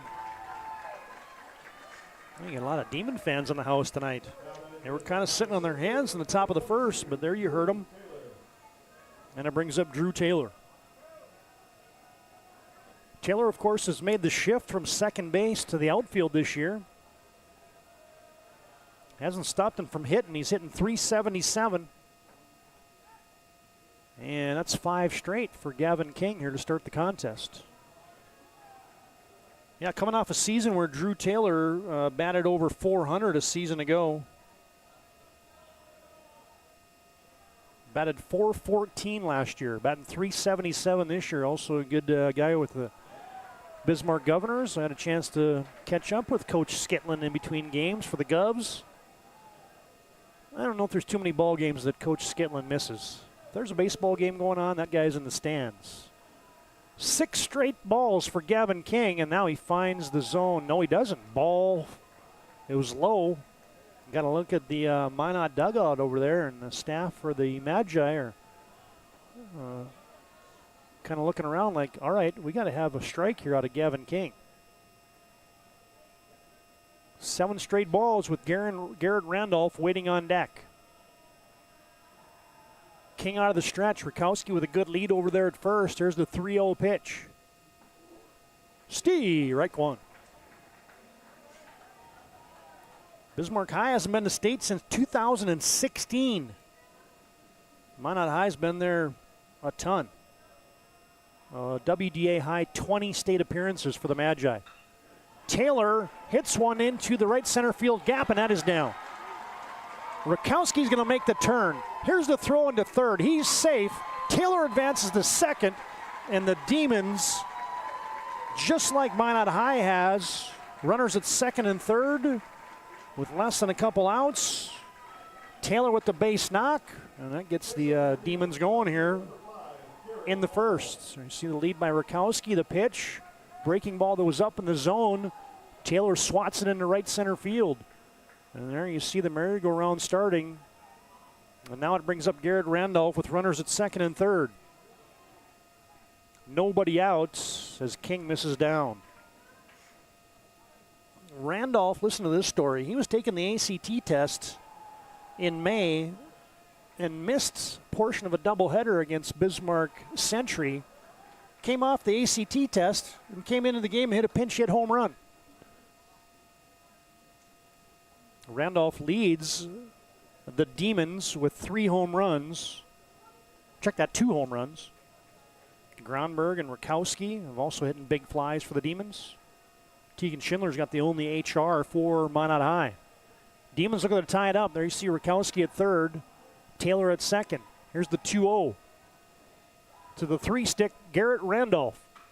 Hit high and deep into left field. On their horse, nobody's going to get it. And that one will fall. 1 run is in. 2 runs are in. Look at Randolph flying into third base. And the Demons, with back-to-back hits, have tied this baby up at the ballpark. Great effort in center field by Remington Anderson, but it was between him and Owen Meyer, and the Demons have tied it up. Ryan Family Dealership replay. Behind in the count, King comes in here with the fastball, and Randolph was ready. How about Anderson on his horse here? Just about came up with that. And then it was a merry-go-round around the bases for the Demons. Rakowski scores, Taylor scores, and we are knotted up at 2. It was Garrett Randolph that had a huge doubleheader in that loss. When Minot High swept Bismarck High earlier this season, we'll tell you about Randolph's numbers here in a second, is King down low. It's 1-1 to the cleanup hitter, Gage Gronberg. You know, Randolph was 1 for 4 with a 3-run jack in the first game, and then he went 2 for 4 with 2 doubles in the second game. So Randolph picks up right where he left off against Minot High earlier this season. Gronberg looking to help himself. Takes up. Fired down to third by DeShaw. Slap tag there by Schindler as Randolph scampers back. Tonight's game also brought to you in part by Nodak Insurance. Your local Mandan agents, Darren Johnson, Scott Wilkins, Cody Olson, Ben Hodak, and Mitch Coast bring you today's game. Yes, this is a developing trend here for Gavin King. He has worked behind. He's walked a couple guys, and then he was behind, he walked one, but he's been behind Taylor. He was behind Randolph, and now he's behind Gronberg. Hitters count here, 3-1 delivery. Fastball, nope, he went off speed, and Gronberg takes it down. Still nobody out here in the top of the first, and Coach Sherrick's going to come out and have a word with his right-handed hurler. Mound visit tonight brought to you by First International Bank and Trust. Full service, family-owned independent community bank built on the bond between employees and customers. Founded in 1910, serving rural and urban communities across Arizona, Minnesota, North Dakota, South Dakota. You can find them online at FIBT.com. And get that meeting at the mound here.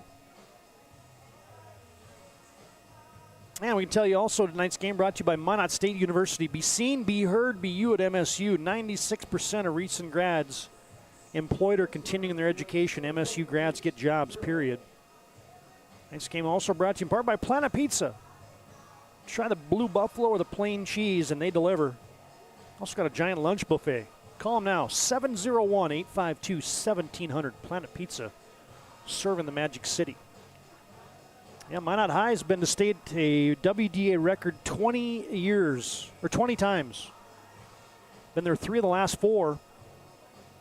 The only time they didn't make was in 2023. Minot's got 6 WDA titles and 1 state title back in 2006. Oh, by the way, they beat Bismarck High in that title game, 12-2. Here's Kyle Schlobaum. Swing and a miss. King went off speed. Bismarck High with 4 WDA titles, 2 state titles, 2003 and 2014. Check that. That Magi state title was in 2005. Couldn't read my own handwriting. Schlobaum now quickly behind, and this is turns out to be a great mound visit for Coach Schierick, as Gavin King was behind the first 4 batters in succession, but now Schlobaum with Brady Vogel. You see him waiting on deck. King now ahead, no balls, 2 strikes. And they'll check on the runner at first. It gets away momentarily, and that will be enough for Randolph to score. And the Demons have a lead. It was a pickoff attempt at first that just bounded away ever so slightly from Peyton House. And by the time he tracked it down, you see it here, there's the pickoff attempt. It bounced away, Randolph scampers home, nothing the Magi can do, and Bismarck High leads 3-2. Schlobaum now batting with just a single runner at first.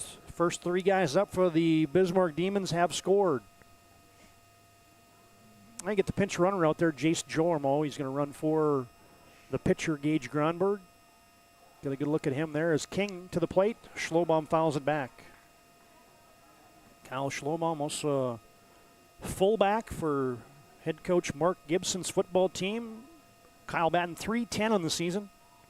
9 hits and 29 at-bats coming into the WDA tournament. Boy, in a day that hasn't featured too many runs, these 2 teams are hitting, and there's another one. Schlobaum knocks it into left field as Drew Jordan, the shortstop, couldn't come up with it. I don't know if he'd have got anybody out anyway. That was deep in the hole, and the hit parade continues for the Demons. Their 3rd hit. They've also got 2 walks here in the inning, and still nobody out. Now if you're the Magi, you just got to find an out someplace. And Brady Vogel comes up for the Demons. He's catching today, batting 6th.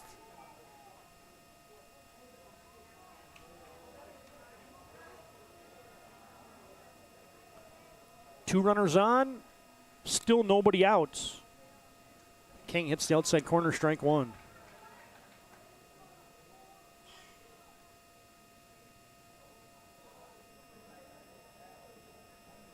Brady Vogel, right-hander against right-hander, and that one's upstairs.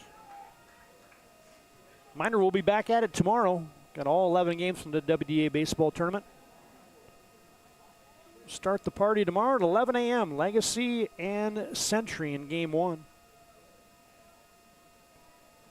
Follow that one at 1:30 with Williston against whoever's unsuccessful in this contest. Semifinals tomorrow, and one of them set. Mandan will take on Dickinson at approximately 4 p.m. and Minot North play the winner of this game at 6:30 tomorrow night. Bismarck has put 3 up here in the first. It's been a laboring inning here for Gavin King. He's already got 25 pitches, still nobody out. And that one's up and in. Count is 2-2.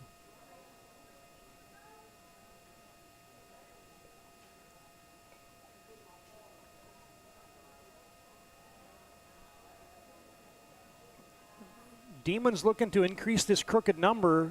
Strike 3. Gavin King rings up Brady Vogel. Minot High has their first out of the inning. Find the good folks at Ryan Family Dealership online at Ryan.com, driveryan.com, and there's your strikeout there. Vogel down for the first out of the inning and brings up the first baseman, Tate Fisher.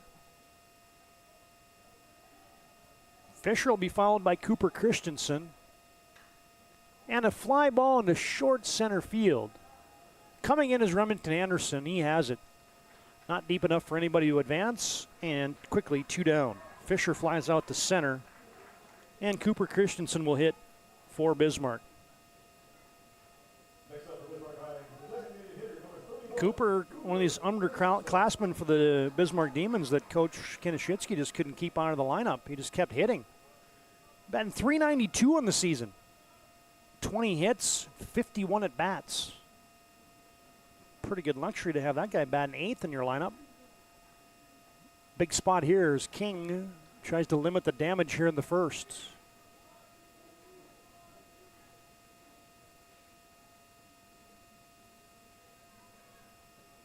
I mentioned all the holes that Minot High had to fill from a season ago. As it's a 1-ball, no strike count, Christensen fouls that one out of play. Bismarck High had to fill a bunch of holes too. Grady Swanson, all WDA, all state performers in Tanner Grosclose and Tate Shaner. Both those guys up in the Minot State program, playing little baseball for the Beavers. Connor Harvison went on to play football at UMary. And so just like Coach Stenberg had to do, Coach Kinishitsky had to reload. We're going to try to cut down the runner at second, but Schlomob is back as Deshaw showing off the right wand. Got a good arm out there, but check that. I couldn't pick off Jace Jormo, the pinch runner. Schlobaum's at first, Jormo at second. With 2 down here and now a 2-1 count.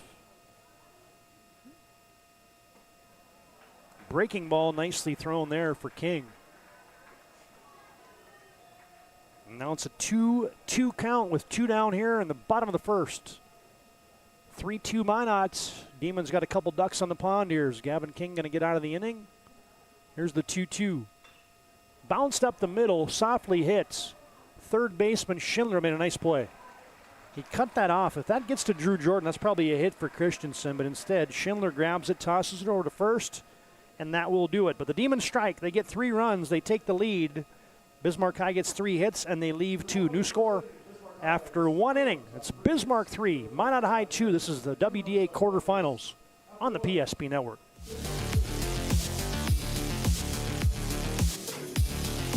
Wda Bank and Trust, your trusted partner for commercial and business loans. We not only provide lending you need to grow your business, but we also reinvest in our communities. We believe in strengthening our businesses and creating opportunities for success. Choose Dakota Community Bank and Trust for your commercial and business loans, and together let's keep our communities thriving. Serving the community, looking out for you. At Dakota Community Bank and Trust, that's what we do.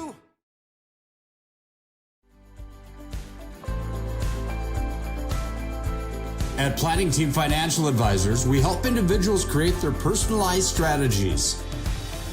We specialize in financial planning, retirement planning, insurance, and 401k distribution options. Don't leave your future to chance. Call Planning Team Financial Advisors today for a free retirement review. Planning Team Financial Advisors, your plan, your future, your team.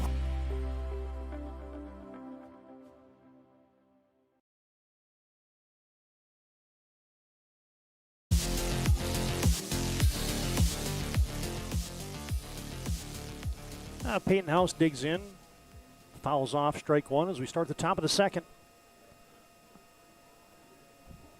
5 runs put up in the first inning.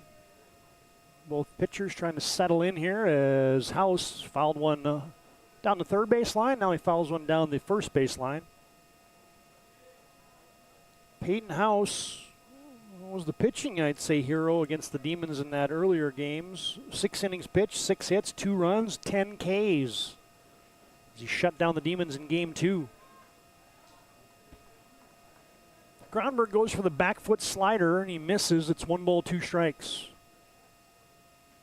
It'll be Peyton House, Owen Sundahl, and Cole Deaver. 7, 8, and 9 here for the Magi. You see the Minot Sentinels watching the game tonight, wondering who they're going to be playing tomorrow night. Oh boy, that one got a piece of the umpire. It's foul ball as the umpire was in foul territory, but your first base umpire, that's old Jed Steiner over there, he could not get out of the way. This might be our first Ryan Family Dealership replay of an umpire getting plunked. Peyton House lined it down the left field or the first base line. The ump tried to duck out of the way and couldn't do it. I like the sportsmanship by Brady Vogel. These guys look out for each other. Maybe the ump behind the plate catches a foul tip, or the first base line umpire catches one, and they'll go out and clean off the plate. Go take a mound visit. Brought to you by Serve Pro tonight. Got 24/7 emergency service at Serve Pro. Is 2-2 pitch fouled off at the plate by House. Just want to get those guys a little extra time to make sure that they got all the particulars about them. I see Gage Grunberg's got the eye black on tonight. I like it. Stay right 3. House is down looking. That might have been the best pitch of the night right there for Grunberg. Yeah, look at the...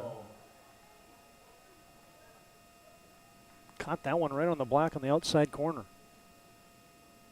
And there's one down here in the second. Brings up Owen Sundahl. Sundahl batting 196 in the season. Takes ball 1. Sundahl also a tennis guy in the Minot High program. A chance to visit with Mitch Lundy a little bit tonight.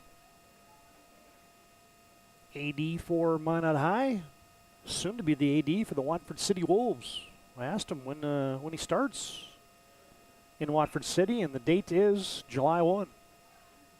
Grounded to second, and the Demons. Brayton Schultz tosses it over to Tate Fisher, and Sundahl is retired 4-3 for out number 2. Brings up Cole Deaver. Of course, Cole, the younger brother of Carson Deaver, the 2-time All-WDA, 2-time All-State performer for Minot High. Deaver playing second today for Minot. Swings and misses. Boy, this looks like a different Gage Gronberg out here in the second inning. He's always a guy that works quickly. And as a fielder, boy, that keeps you on your toes as there's a nice hook. Gronberg drops in another one. And the pitch. Swing and a miss. Foul tip held onto by Brady Vogel, and that is a nifty 1-2-3 inning. No runs, no hits, nobody left. We've completed 1.5 in the fourth and final quarterfinal game of the day. Score remains 3-2 Bismarck on your BNC Bank scoreboard. This is the WDA Baseball Tournament on the PSP Network. A fender bender. A big idea. The next chapter. Different days have different needs. But they all start the same way. With one call to First Western. Banking. Insurance. Trust. Not departments, just different ways we show up for the same people. First Western. All under one roof, all in your corner. You can bank on us.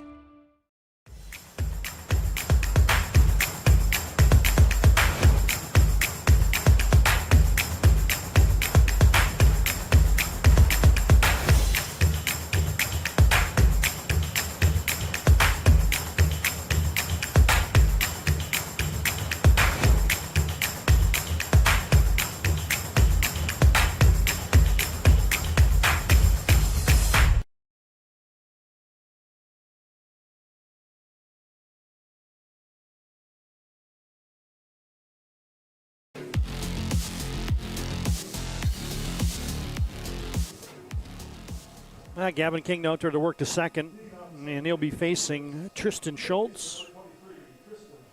And then he will turn the order over to the top, and Aiden Rakowski, Drew Taylor batting. Bismarck High sent 8 to the plate in the bottom of the first. They scored 3 runs on 3 hits. And bounced to third. Schindler on 1 hop. Fires it across. House has it. And Scholes retired 5-3 for out number 1. Brings up Aiden Rakowski, who, you got a good look at Tegan Schindler over there playing the hot corner for Minot High. Hey fans, tonight's broadcast powered by SRT, your local broadband service provider in the city of Minot. Good to have the folks at SRT sponsoring tonight. Chance to say hi to SRT CEO Cassidy Jomstead tonight. Thanks to her team for helping sponsor our PSP Network broadcast of the WDA Baseball Tournament. High fly. Wind is going to hold that in as Deshaw has a beat on it, and he has it. And Rakowski is retired F2. Yeah, Oliver Deshaw, he's his uncle, none other than Josh DeMille.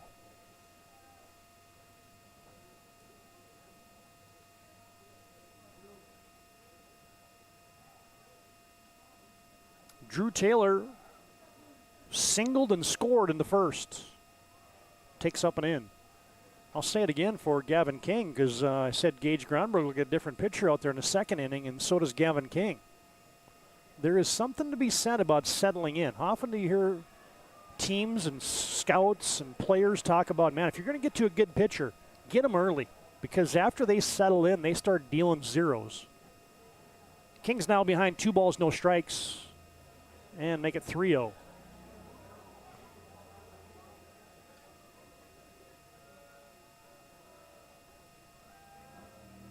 And the 3-0 to Taylor, taking strike one.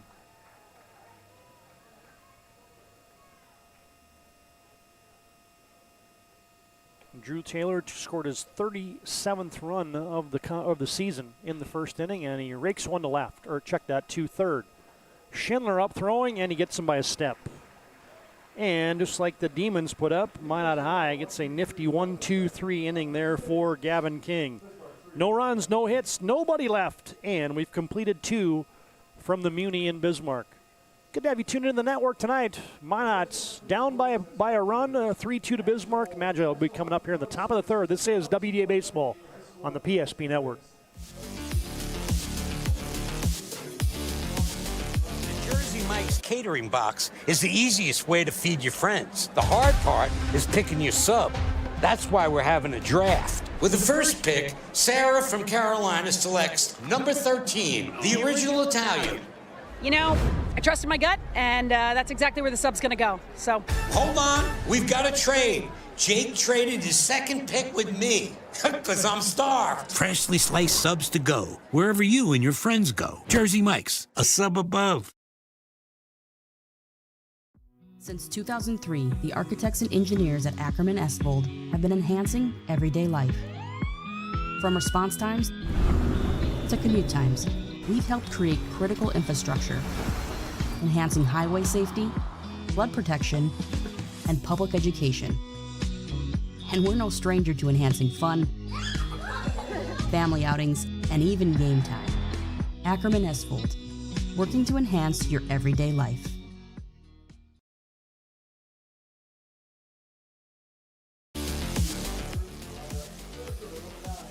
Now, Minot looking to make it 3 straight trips to the state tournament, getting through the WDA. Bismarck looking to get to the State A for the first time since 2016 as Gronberg.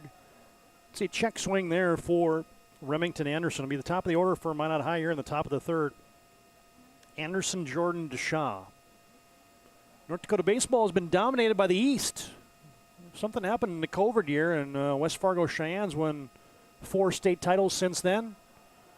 Fargo Shanley's won 1. You have to go all the way back to 2019 before you have a WDA team winning the state title when Century went back-to-back in 2018 and 19. Of course, Mandan was your WDA tournament champs last year. Bismarck Legacy the year before that. After Minot had won the last 2 regular seasons, being the number 1 seed going into both those WDA tournaments. So the Magi kind of tired of being the bridesmaid here as runners-up in the WDA tournament and the state tournament last year. And there is a walk to Remington Anderson. What do they say about leadoff walks?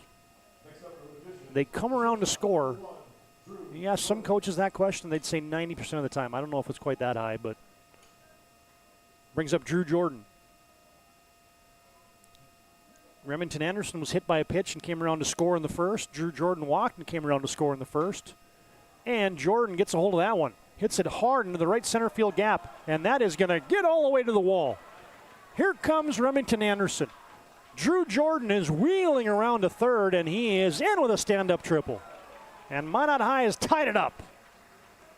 Drew Jordan hit that baby a ton. He scalded it to the deepest part of the field. Give him an RBI triple. And Minot High knots this game up at 3 here in the top of the third. Gronberg came into the zone with a kind of a split-fingered fastball, and that thing was just golfed out there by Drew Jordan. And there he was on his horse, getting all the way to third. And it brings up Owen Meyer. Oh, check that, Oliver Deshaw batting third, and then it'll be Owen Meyer. Deshaw laid down a sac bunt in the first. Jordan at third with nobody out. Vogel with a snap throw down to third. Scholes puts a tag on him, but Jordan is bat safely.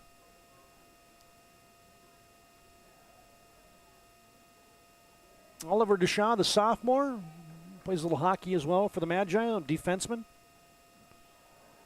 Leading the Magi in a couple hitting categories. .453 average, 5 doubles,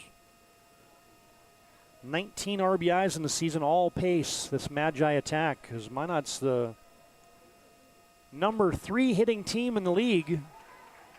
Team batting average for the Magi of .312, just behind Century and Dickinson, who are 1 and 2 respectively. Deshaw's got a hitter's count, 3-1, and Gronberg lost him. So runners on the corners with nobody out here for the Magi. And it'll bring up Owen Mayer. And you're going to get a mound visit for the Demons tonight. And that's tonight brought to you in part by Jerome's Collision Center. Accidents happen. They're a part of life. At Jerome's, their goal is to get your car and life back on the road. It forces them to do more than just fix your vehicle. They've been doing it since 1975. Call them at 701-852-5126. Schedule your collision repair or their service. At Jerome's Collision Center, they value you and your car. I get the meeting of the minds there for the Demons, as Minot High has got something brewing here, as Magi sent 6 to the plate in the first inning, scored 2 runs and just the 1 hit, left 1 guy. And now 3 consecutive men have reached for the Magi. Anderson walked and scored on Drew Jordan's triple. Jordan's now at third, and Oliver Deshaw walks, and it brings up Owen Meyer, who had a RBI double that plated 2 in the first inning. Meyer squares around a bunt. Runner's going to take off for second. They throw it down there. Got him!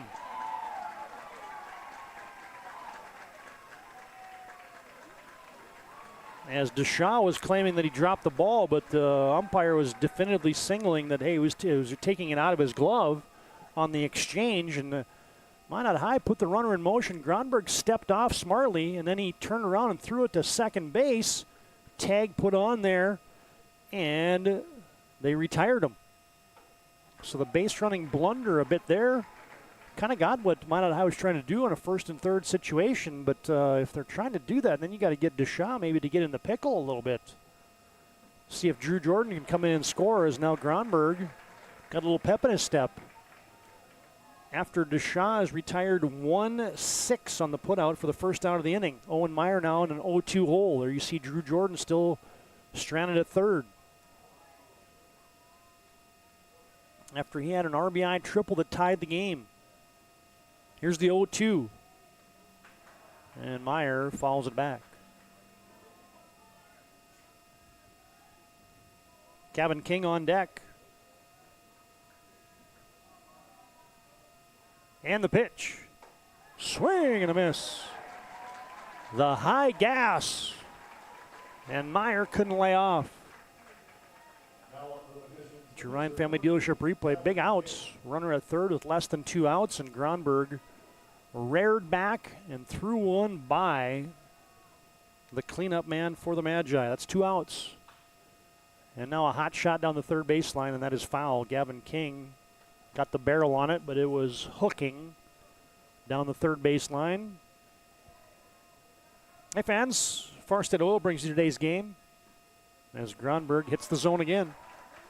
Wholesale fuel, mobile lubricant, and DEF needs, serving North Dakota, Montana, western Minnesota since 1938. That's Farstead Oil.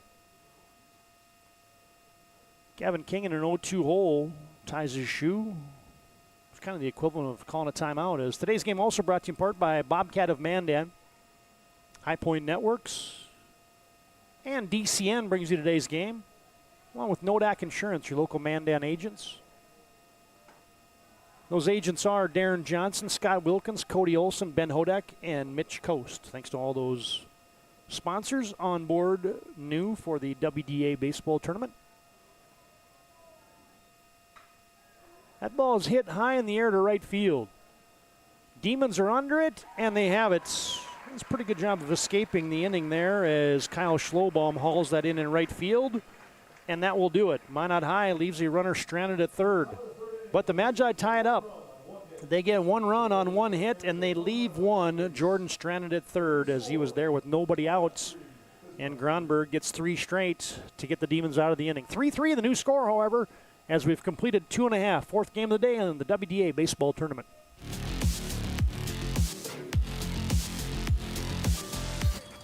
That sinking feeling you get when this happens? That's oil change-anxiety. The anxiety of being without a car with a billion things to do. The fear of being overcharged. The stress of not knowing where to go or who to trust. But you never get those feelings at Valvoline Instant Oil Change, where you can watch us work right from your car, and we finish up in about 15 minutes. We changed your oil and did our 18-point safety check. Valvoline Instant Oil Change. Service you can see, experts you can trust. We started with small beginnings. And just like the visionary entrepreneurs we serve, we turned an idea into reality. BNC National Bank, where possibilities begin right here at home.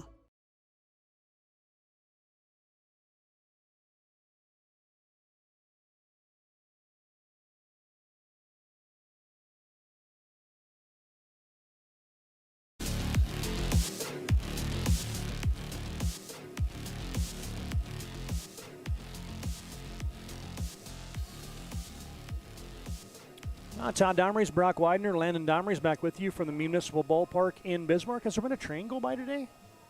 One? Okay. I wasn't around for the afternoon games. I had to go back and take care of a few things at the day job, but I always like it when the train goes by. I think that's a cool thing to see here as you get the warehouse district kind of on the west end of downtown in Bismarck. And Garrett Randolph will bat first. He had the big hit for the Demons in the first, a 2 RBI triple. Came around to score, and he leads off the third for the Demons against Gavin King. And King drops the hook in there, and the hammer is in for strike 1.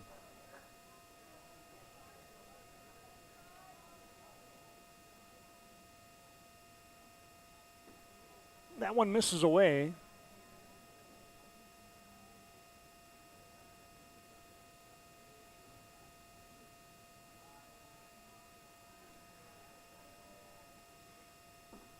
King now with the 1-1 catches the bottom of the zone. And now it's 1 ball, 2 strikes. Here as we play in the bottom of the third. That one is down. Here's the numbers so far for Gavin King. 2 innings pitched, 3 hits. 3 runs are all earned.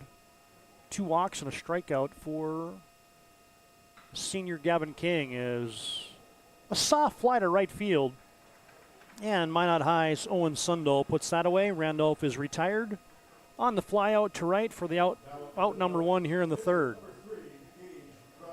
There's the line for Gage Gronberg so far. He's pitched 3 innings, given up 2 hits, 3 runs all earned, 3 walks, and 4 Ks so far for Gronberg, who now bats. He walked.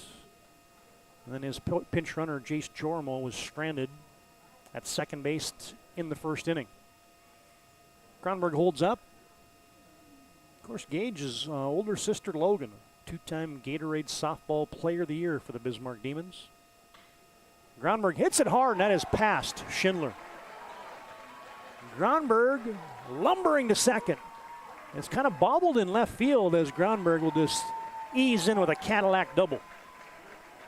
I'm going to wait for the official indication on that one. That was scalded, so I think that's going to be a hit as Schindler had to dive over at third there. Take a look at it here on your Ryan Family Dealership replay. As yeah, you see Schindler, I mean, the way he reacted, he thought he maybe should have had it. As Gronberg hit it hard, and then he wheeled into second base. And see what Game Changer said. Yep, they said that's a hit. Gronberg with the double. He gets pinch ran for. And batting now is Kyle Schlobaum, who singled in the first. Demons looking to take the lead right back. They've got the go-ahead run at second base with one down here in the bottom of the third. King with a look back, and he delivers inside. Ball 2. Tonight's game also brought to you in part by Val's Cyclery, owned and operated in downtown Minot since 1960. A fitness center, full line of e-bikes, and a sharpening center as well at Val's Cyclery. Stroke toward short. It's going to be a long throw for Jordan, and he can't handle it.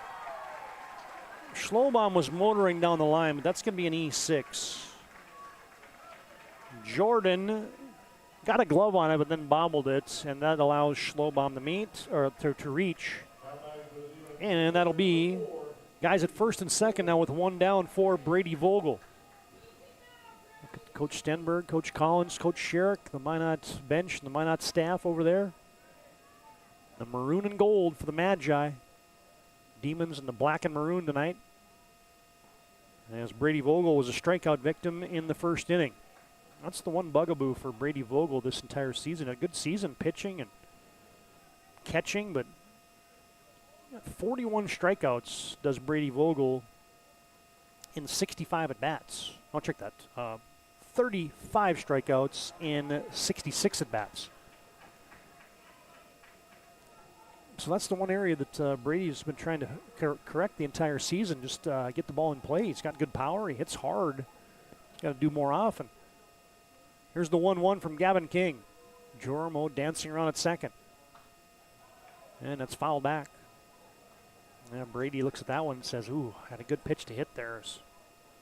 Kind of saw him nodding away like, doggone it, that was my one pitch. You kind of get one, every at bat they say you get one pitch to hit. Sometimes you just don't do it. There's Joromo at second.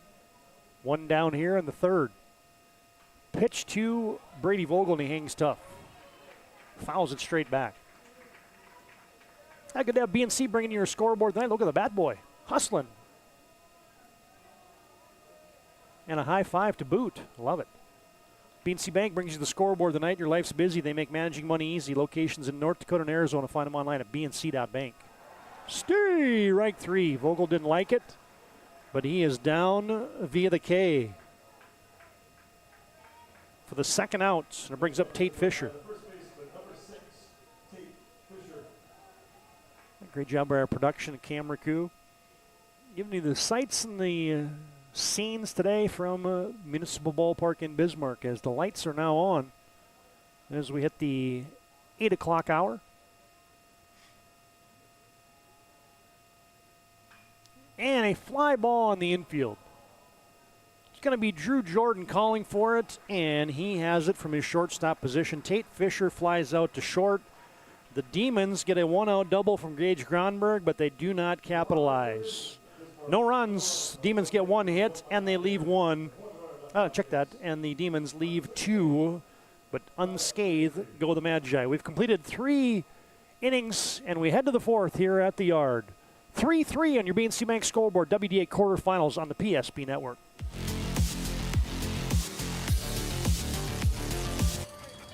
That sinking feeling you get when this happens?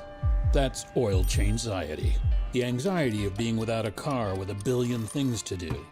The fear of being overcharged, the stress of not knowing where to go or who to trust. But you never get those feelings at Valvoline Instant Oil Change, where you can watch us work right from your car, and we finish up in about 15 minutes. We changed your oil and did our 18-point safety check. Valvoline Instant Oil Change. Service you can see, experts you can trust.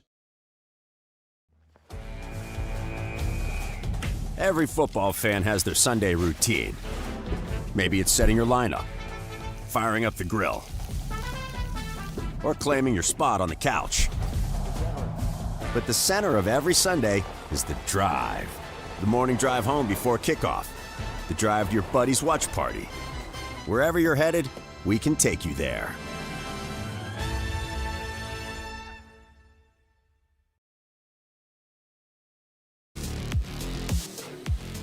Oh boy, you talk about the sights and the scenes around town, none other than the steeple over at the Cathedral of the Holy Spirit. In one of the residential areas here in Bismarck as we pan you back into Municipal Ballpark. As Tegan Schindler will be leading off, followed by Peyton House and Owen Sundal. Starting the fourth inning. Gronberg catches the outside corner, strike one. 3 runs, 2 hits, 2 errors for the Magi. 3 runs, 4 hits, no errors for the Demons. Gronberg hums in strike 2. Schindler down 0-2, and he struck out in the first inning. The pitch. Strike 3. They hung on to it. Vogel nabs it, and Schindler's down again. It's kind of been one good inning, one maybe off inning for Gronberg thus far, as that was a good breaking ball right there. How about the 9-5 tilt on that one? Had the good downward push. And Peyton House, a strikeout victim in the first, takes up ball 1.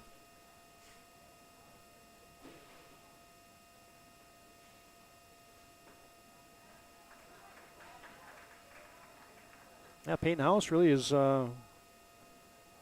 first shot at varsity baseball was this season. And he slaps one to third. Schultz has it, fires it over, and Tate Fisher grabs it. Schindler retired. Check that, House retired 5-3. 2 quick outs here in the top of the fourth. Owen Sundal, a ground out victim, comes to bat.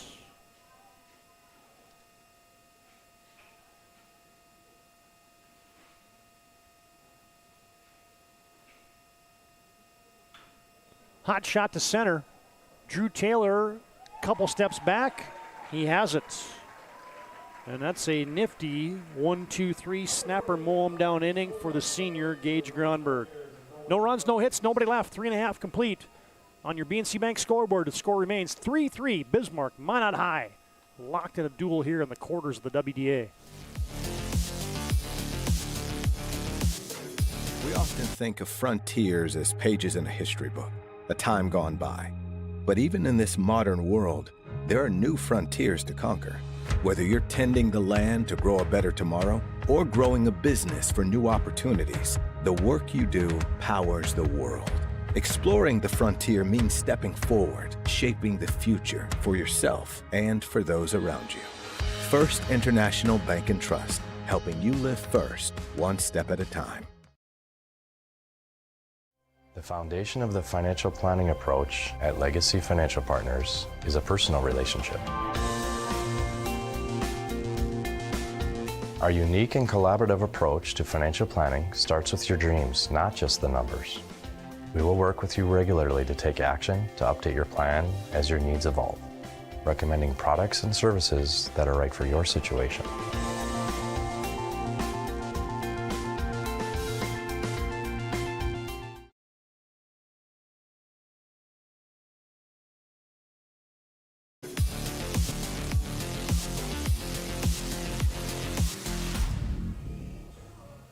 At Bismarck, Iowa, have Cooper Christensen, Tristan Schultz, and Aiden Rakowski batting here in the bottom of the fourth.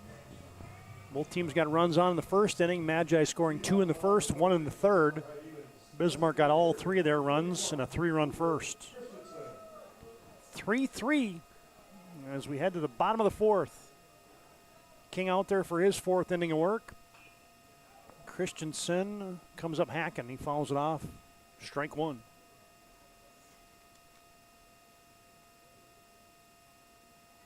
Tonight's game also brought to you in part by Bones Barbecue Sauce, true North Dakota original, created and bottled right here in North Dakota. Find it at your local grocery store, Cashwise Marketplace, and Family Fare.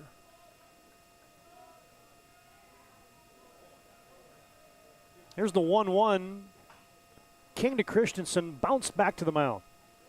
King tosses it over to Peyton House. Christensen retired 1-3. One down here in the first. Or in the fourth, I beg your pardon. Next up for the Demons, the third baseman, number 23, Tristan Schultz. Tristan Schultz, also the soccer player, dislocated his kneecap in the soccer season this year. And, oh, by the way, he was part of the Demons homecoming court. Batting here in the fourth, trying to get somebody on board for Rakowski and Taylor, who will do up next. Schultz grounded out to Tegan Schindler, the third baseman, his last trip. Wind up by King, and that is inside and down.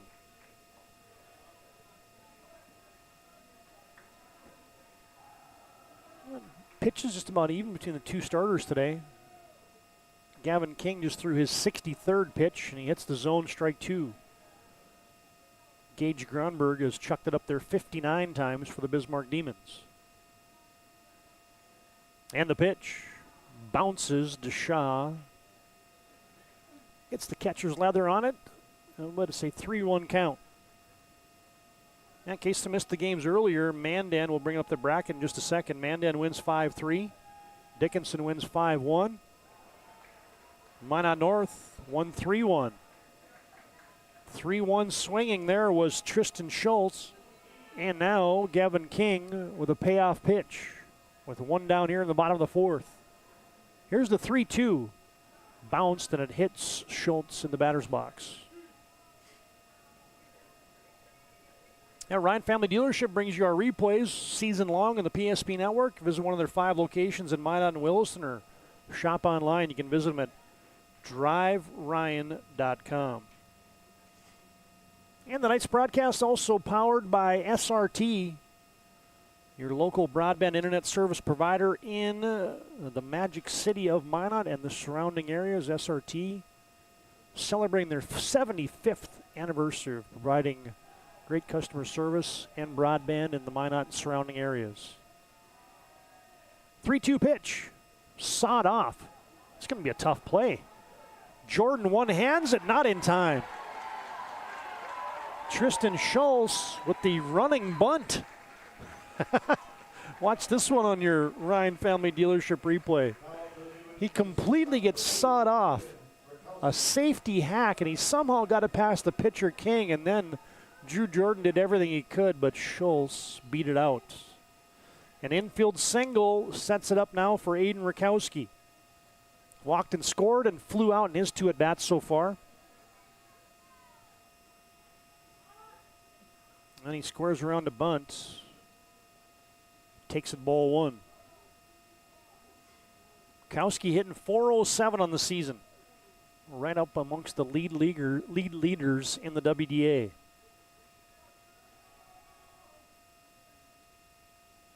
And the pitch. That's down. Shaw fakes over to try to pick off Tristan Schultz. One down here in the bottom of the fourth.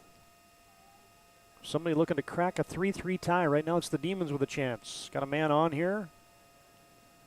And their best hitter at the plate. King will check on the runner at first. House slaps the tag on Tristan over there.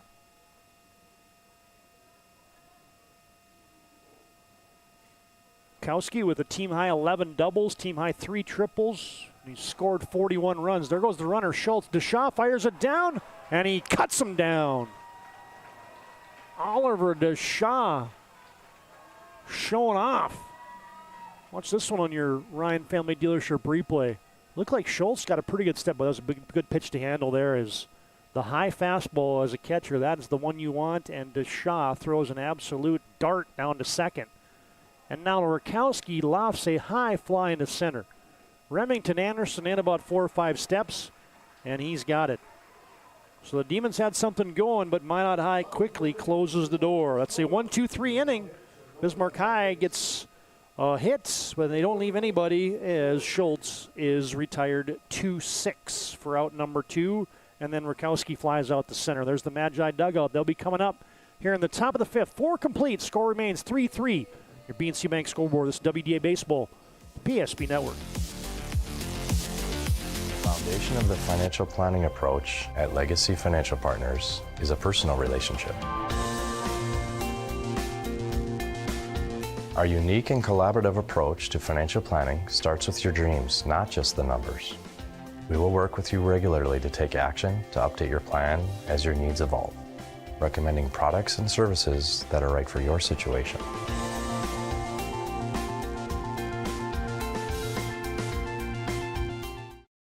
Some days, even your best intentions turn into unexpected disasters. So when life gets messy, ServPro's ready. Call ServPro of Minot, Bismarck, or Williston today.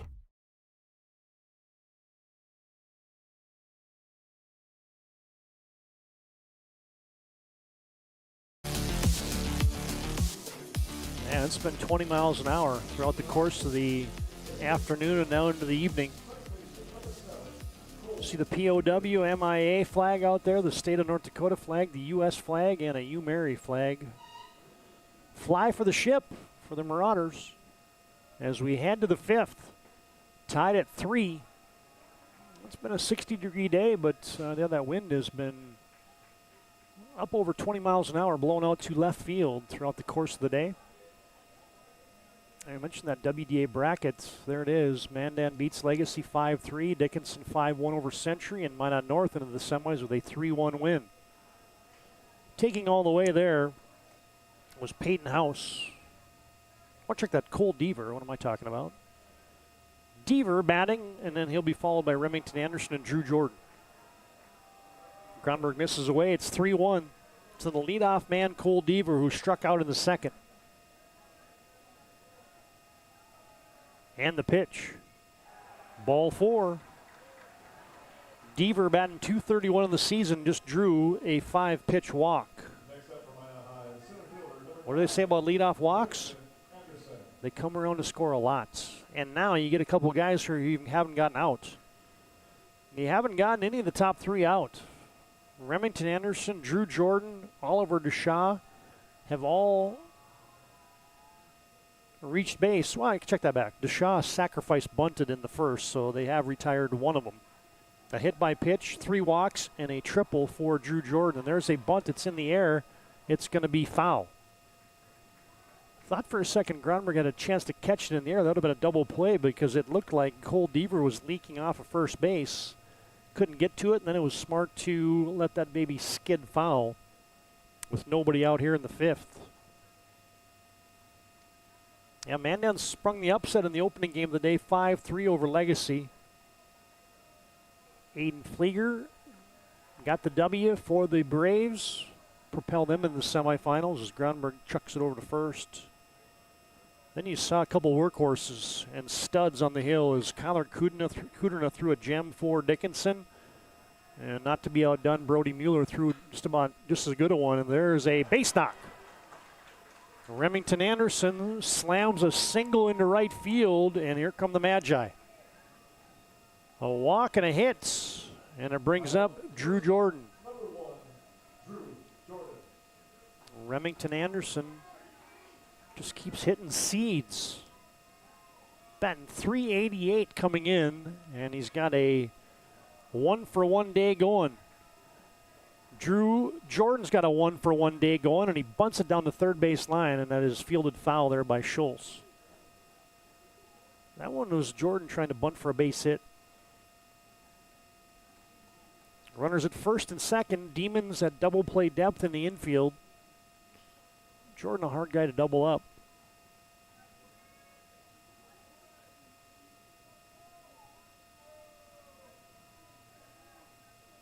And the 0-1 count. Jordan bats left, throws right. And he lays down the bunt. Good play by Gronberg. And he is thrown out. Jordan with a successful sack is out number 1. 1-3, he's retired. Anderson to second, Deaver to third. Minot's got 2 guys in scoring position for their leading hitter, Oliver DeShaw, who's officially 0 for 0. He sacrificed, bunted, and walked in his 2 trips. DeShaw batting a smooth .453 on the season. The sophomore's been raking the entire campaign. And a line drive is through. Drew Taylor has it. He fires it all the way to home, and that's going to allow DeShaw to scamper to second. Nobody was there as the cutoff man for the Demons. Somebody missed an assignment. But DeShaw has ripped another one, another scalding base hit for Ollie. Watch that one. Strokes it up the middle. Got it past the shortstop, Rakowski, and now the Demons were not going to try to score that run, but nobody cut it off. Ball comes all the way to Brady Vogel, and it allowed DeShaw to scamper into second. Minot High has a lead, 4-3. Fouled straight back by Owen Meyer. Deaver walks and scores. Remington Anderson now at third, and Oliver DeShaw is on at second. And it's a 1-1 count now to Owen Meyer. Had an RBI double in the first and struck out. Meyer batting .360 coming into the tournament. Swings and misses. I like the approach though for Meyer. Get that short, compact swing. Just a sophomore and been batting over .400 for much of the season. Got off to a great start. 5 for 12 to start the season, but now he is down. Gronberg clips the bottom of the zone for the first out. Checked out the second out of the inning. Forgot about Drew Jordan's sack bunt. Meyer down for out number 2, and it brings up Gavin King. Boy, this would be a bit of a escape act if Gage Gronberg could limit the Magi to just 1 run here in the 5th. Minot still with 2 ducks on the pond now for Gavin King. He's 0 for 2, ground out and a fly out. Good block there by Vogel as that one was in the turf. There's runners at second and third. With less than 1 out, Meyer struck out, and now King fouls it at the dish. Minor ref of the game, we'll have our planning team financial advisor, Shots Crossroads postgame show. Planning team financial advisors helping clients work towards financial freedom, and Shots Crossroads, your postgame headquarters. You can order online at shotscrossroads.com. Tap to third. Oh, tough play. Schultz grabs it, but a high throw, and he airmails it. And that's going to be an unearned run. One earned unearned run is in, and a second, and Minot High has tacked on a couple insurance runs. It was a tough play for Schultz at third. He never had his feet under him. King's going to reach on the air. 2 more runners come in. Anderson scores. The runner for DeShaw scores. And King advances all the way to second, and Minot High's put a 3-pack up here, a crooked number in the 5th for Minot. Here's a Ryan Family Dealership replay. You see it just kind of flayed into play here by King. Schultz grabbed it, but he was backpedaling, and then he never got his feet under him, and he airmailed the throw, and that allows 2 runs to come around for Minot High. Demons have their first error charged of the game.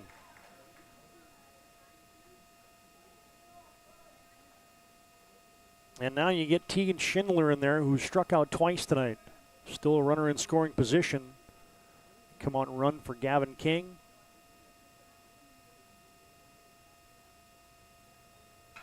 Stroke to second. 1 hop. Oh, nice play. But a low throw, and the Demons are kicking it around. My, oh my. Braden Schultz had a great pickup, but then he threw a 1-hopper to Tate Fisher, and he couldn't come up with it, and another run comes in for Minot High. Schindler will reach on the air.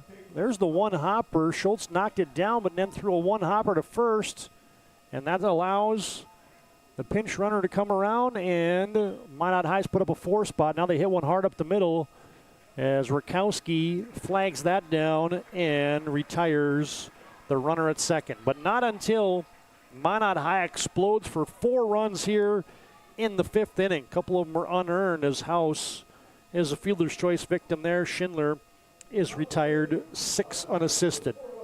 Minot High gets 4 runs, 2 hits, and they leave a couple men on base.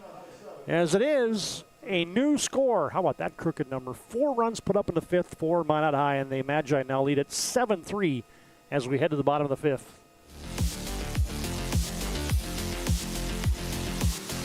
We all live different lives. Some of us drive trucks, some of us work long shifts in the oil fields, some of us just want to get home safely.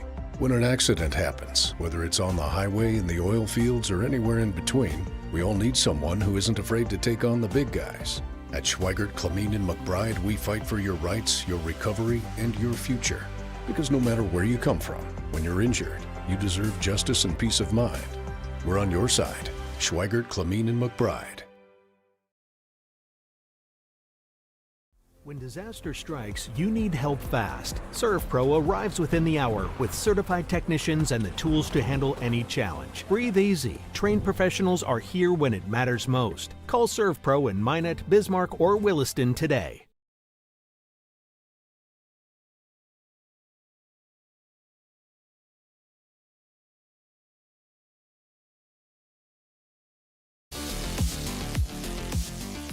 Now Bismarck High with a couple errors on the infield in the top of the 5th, and Minot High capitalizes. They put up a crooked number, and they score 4 to break open a 3-3 game. Magi now lead 7-3 as we head to the bottom of the 5th. Good to have you tuned into the PSP Network tonight. Game brought to you tonight by DCN, by High Point Networks, and Nodak Insurance. Your local Mandan agents, Darren Johnson, Scott Wilkins, Cody Olson, Ben Hodek, and Mitch Coast. And Bobcat of Mandan also brings you tonight's game. Thanks to all those in-game sponsors, along with tonight's game also being powered by SRT, your local broadband internet service provider in Minot. Gavin King gave up 3 in the first, and he's hung 3 zeros since then for Minot High, and he falls behind Drew Taylor. No balls, 2 strikes. Check that. 2 balls, no strikes. Taylor singled and scored in that 3-run first inning for the Demons, then he grounded out to third. Garrett Randolph and Gage Grunberg will be batting next. And the pitch. Hammered to left, but that is going to be a long strike. That thing's going to reach, I don't even know what road that is. Front Street? I think it is Front Street. It skipped well past the fence over in left field and took a huge bounce towards Front Street here in the capital city. 2 balls, 1 strike to the senior Drew Taylor. Fastball fouled back. I got a chance to say hi to Shirley Jonas, Drew Taylor's grandma, earlier tonight. I didn't see Rod Jonas. He's probably out in retirement mowing lawns. He started a lawn mowing business, did my former basketball coach, Rod Jonas. Says Taylor in the left center field, Anderson on his horse.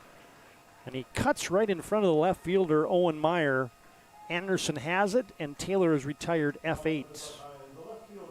That's what you want your center fielder to do, is take charge in that situation. That's exactly what Anderson did. Then he just about collided with Meyer. And the Demons will bring up Garrett Randolph. Well, it seems like an eternity ago that Randolph knocked in 2 with a triple in the first inning. He bounces 1 foul. It went over the head of the third baseman, Tegan Schindler. Would have been extra bases for Randolph, but it scuttles out of play. Hey fans, Bones Barbecue Sauce brings you tonight's game. Created and bottled right here in North Dakota. Premium barbecue sauce, perfect on everything from ribs to burgers to veggies. You can find it at your local grocery store, Cashwise Marketplace, and Family Fare. And the pitch. Fouled back. Randolph quickly in a hole, 0-2.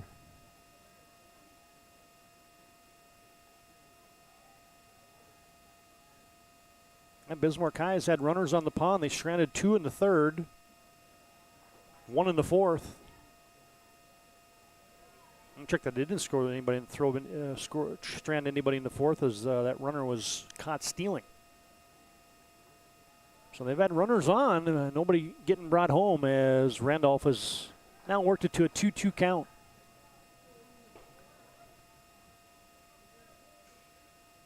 Well, our new wireless unit for our center field camera has been working like a charm tonight, baby. I shouldn't have said anything as I'll knock on the scoring table here, the broadcast table in the press box here at the Muni. Randolph was worked it to a 3-2 count, 1 down here in the fifth. And he swings and misses. Gavin King with the K. Next up, the pitcher, number 3, Gage Grunberg. And there is 2 down in the fifth. DriveRyan.com replay. Gavin King just tallied his 3rd strikeout.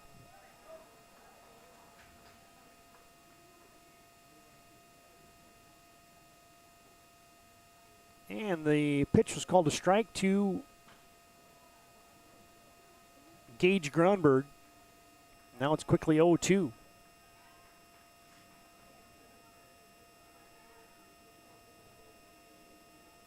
Minot High just scored 4, and now if Gavin King can hang a 0, you're going to get your team back, and there'll be a fight at the bat rack here for the Magi as Grunberg fouls one off.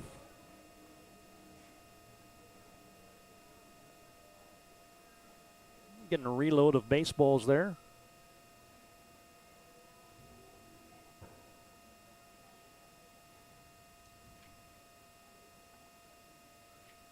Game time tomorrow, first game of the day will be 11 o'clock.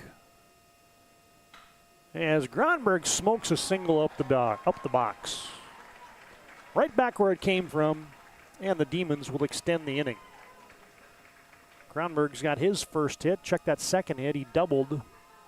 There's a Ryan Family Dealership replay. Good two-out hitting there as Grunberg will get pinch ran here by Jace Jormo. There goes Grunberg. As Gage has got a 2-for-2 day going. Doubled and singled and walked. And Kyle Schlobaum is 1-for-2. He's reached both times. He reached with a hit and an error. And the pitch. Outside as Deshaw fakes a throw over to first.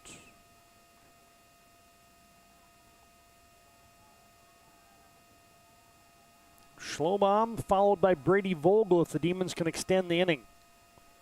King now from the stretch, couple nods, and he delivers. Strike one.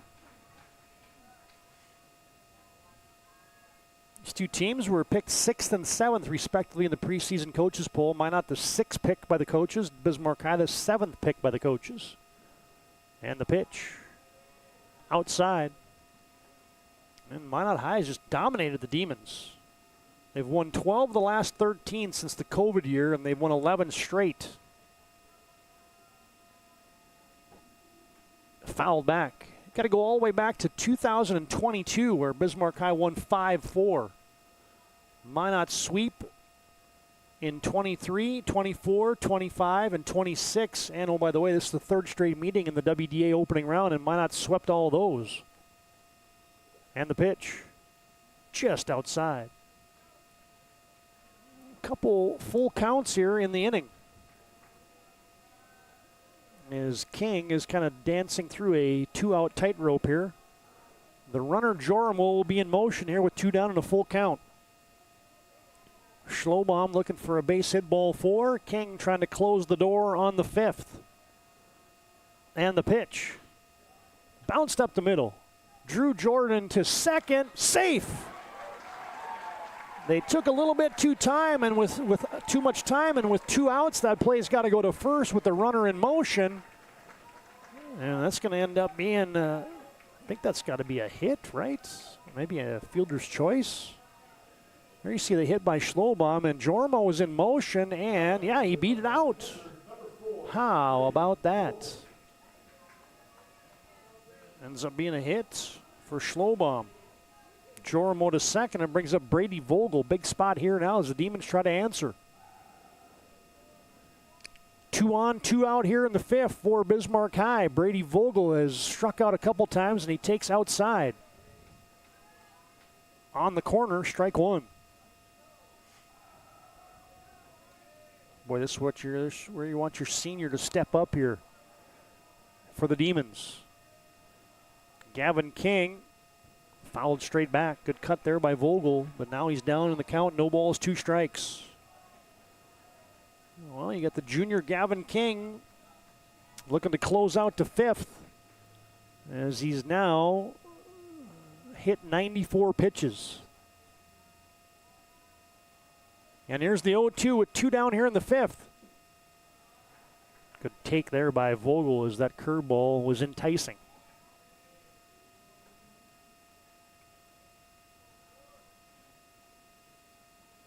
There you see Joromo at second. Schlobaum at first. Demons got 2 on the pond here in the 5th. And the pitch from King.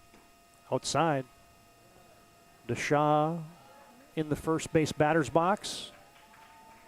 And now the count is even at 2-2. Well, this is the situation here. You don't want to go a full count because it gives those runners that extra step as it just paid off for the Demons a pitch ago. This is the one King wants to get here. 2s are wild. 2-2 count with 2 down here in the 5th. And the delivery. Fouled away by Vogel. Brady battling in the box. Now stay tuned after the game. We'll bring you our MVP of the contest brought to you by Sport Clips and your Spas Etc. move of the game as part of our post-game show tonight. Another 2-2. King winds. Vogel flies it into center field. It's short. Remington Anderson comes in and puts it away. The fly out to center will end the threat for the Demons. Bismarck High, no runs. They get 2 hits and they leave 2. And 5 are in the books here from the quarterfinal round. Final game of the day here at the WDA Baseball Tournament. Score remains Minot 7, Bismarck 3. Minot's finest views meet unforgettable flavor. Welcome to Beowulf Craft Kitchen and Lounge. Upscale casual dining crafted with care, paired with an exceptional selection of wines and bourbons. A place for family fun and nights meant just for 2. Or gather with friends to watch the game in our reimagined lounge. All overlooking Beowulf Golf Club, North Dakota's #1 rated course. Beowulf Craft Kitchen and Lounge. Come experience Chef Barry's fusion of flavors. Evolution Genetics, established by a group of dedicated farmers and seedsmen. With years of experience in farming, certified seed production, and crop consulting, we understand the needs of producers across central and western North Dakota and eastern Montana, because we're farmers too. We provide the best genetics for your farm by customizing seed and input choices to meet each grower's needs. Evolution Genetics, seed for your future.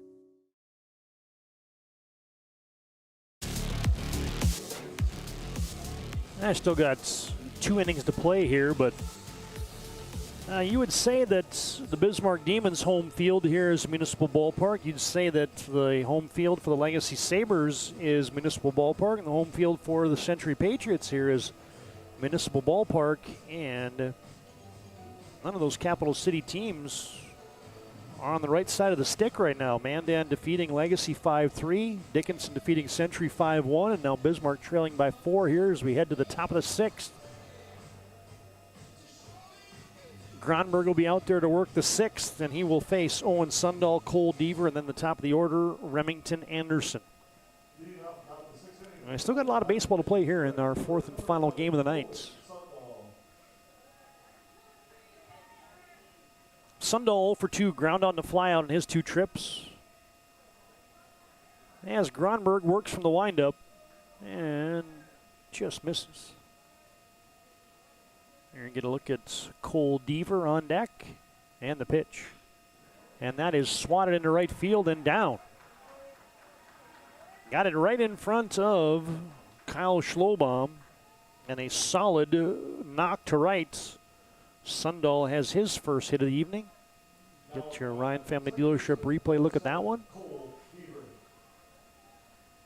As there it was, stroked into right field. Man, that pitch is on the outside corner. Just fillet it into right field. Good job of hitting there by Sundahl, and now Carson Deaver in potentially a bunting situation takes low and away. Vogel fires it over to first, and it's tracked down there by the Demons' Tate Fisher at first. Didn't have a chance to put a tag there on Sundahl as Deaver is 0 for 1. He walked and scored in the fifth, that 4-run fifth inning. And it was the walk by Cole Deaver that kind of set the tone for that inning. The leadoff walk comes back to haunt. The push bunt is pushed foul down the first base line. And it's a 1-1 count now to the 9-stick Cole Deaver. Yeah, game time tomorrow for their first game, Legacy and Century, is 11 o'clock, 1:30 p.m. It'll be Williston taking on the loser of this contest. Semifinals at 4 and 6:30 p.m. tomorrow night, respectively. Deaver pulls it back. Vogel snap throw down to first again. Sundahl back in time. Cole Deaver batting .231 in the season, 9 hits, 39 trips coming in.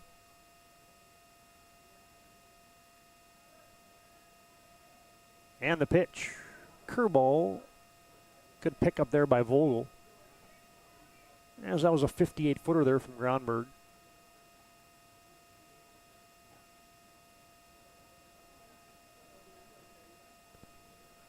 Gronberg has the sign.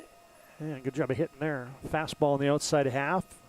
Deaver fouls it away. Numbers for Gronberg, he's pitched 5 innings. Hasn't gotten an out here in the 6th, giving up 5 hits, 7 runs. 4 of them were earned as the Demons booted it around a couple times in the inning in the 5th in the infield.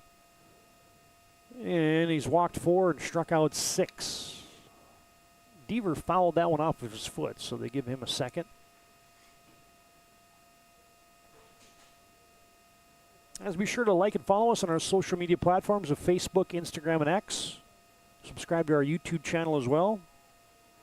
The mission at the PSP Network is to promote local athletes.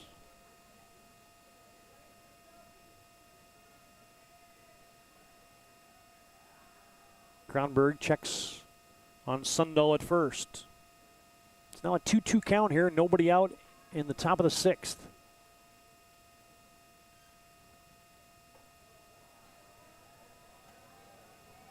Gronberg misses the zone. Cole Deaver, the sophomore.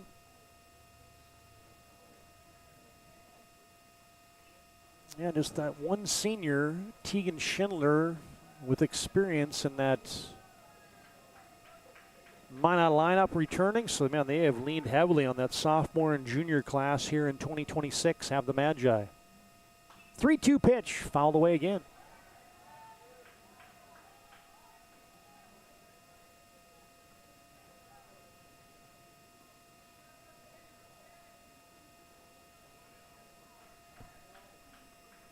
Minot High looking for some insurance. They lead by 4 here. Sundahl with a short lead. Gronberg elevates. And Deaver lays off. He has his second walk. Sundahl to second. And it brings up the top of the order. Remington Anderson. As this is kind of what got the thing going last inning. A walk to Deaver, Anderson with a single, Drew Jordan with a sac fly, and Oliver Deshaw with a ringing base hit. And then the Demons kicked it around a little bit, back-to-back errors. Adds up to a 4-run 5th inning for the Magi, and they're back on it here with nobody down and 2 on. Strike 1 was taken there by Anderson, who is 1 for 1 today. He's got 3 runs scored. And he lays down a bunt, and that's foul. Bismarck hasn't gotten Remington Anderson out, Drew Jordan out, or Oliver Deshaw out, except for a sac bunt on a couple of those guys. And those 3 guys that I just mentioned have scored 5 of the 7 runs for Minot High. Drew Jordan on deck, Anderson With a 1-2 count, Gronberg off speed is away. And Remington split some time last summer between the Metros and the Vistas. So basketball kid, swing and a miss. Gronberg got him, and that's a big first out here in the 6th. And it brings up Drew Jordan. A connection to the Jordan family. Drew's grandpa, Charlie Jordan, was my basketball coach in high school. Really enjoy the Jordan family as Drew rakes that one to deep left field, and that is going to one-hop off the wall. 1 run is in, 2 runs are in, and Drew Jordan has just knocked in 2 with a double. How about that? A couple insurance runs for the Magi.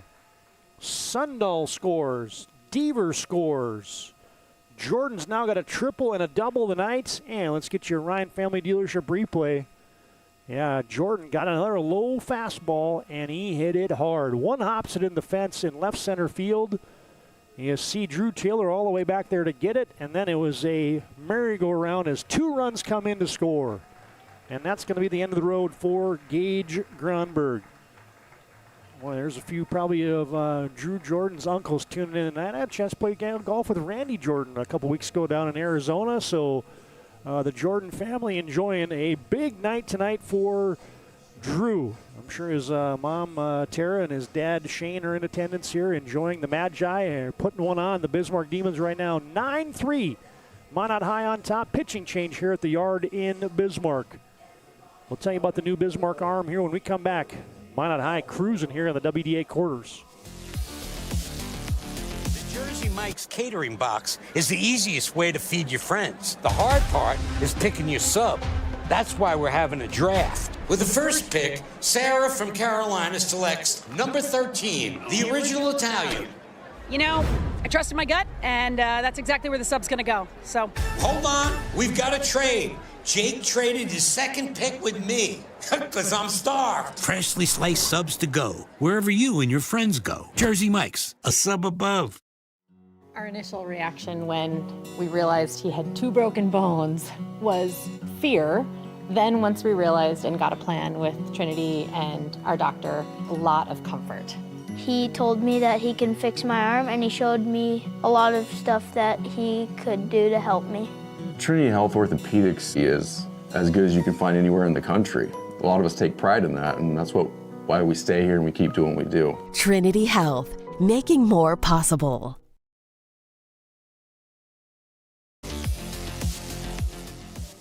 A new arm out there for the Bismarck Demons will be Kyle Schlobaum, the senior. As Kyle will come on in relief of Gage Gronberg. Kyle has got 19 third innings pitched in the season, given up 7 hits, 5 earned runs, struck out 17, walked 12, and Schlobaum with a nice 1.81 earned run average. Drew Jordan has just knocked in a couple more. And now it's Oliver DeShaw batting, and Schlobaum misses up and away. Yeah, Drew Jordan is having a night. 2 for 2, double and a triple, 3 RBIs, and 1 run scored, and he is still lurking at second for Oliver DeShaw, who takes strike 1. Minot High now 9 runs, 6 hits, 2 errors. Demons with 3 runs, 6 hits, 2 errors. And you get a little stoppage in play there. I don't know what that was all about, but they held up play just momentarily. Schlobaum, you can see there, he got a smile on his face. And DeShaw, he's got a 1-for-1 day going on, a sack and a walk. And he swings through a fastball there. Had an RBI single his last time up.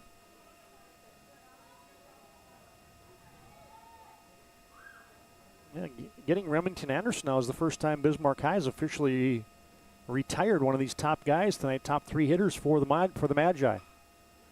Filleted into left field, and Randolph secures that one in left field, and DeShaw is retired for the first time tonight. And, my favorite thing at the baseball park here in Bismarck, blow that horn. See the train going by? How cool is that? Little BNSF Railway coming through downtown Bismarck tonight, as we almost hit the 9 o'clock hour here in the capital city. 2 down now for Owen Meyer. And he swings and misses. Owen's got a double and an RBI tonight. And he struck out a couple times. Schlobaum looking to close the door here. Minot High gets a fister. 1 hop for Rakowski. Fires it over to first. Gronberg has it. And the inning is done, but not before Minot High gets a couple of insurance runs, courtesy of a 2 RBI and a double by Drew Jordan. Minot High gets 2 runs. They get 2 hits, and they leave 1 on base. And it's a new score from the baseball park in Bismarck. 9-3, Minot High leads. Here's that Drew Jordan double to give Minot some insurance in the 6th.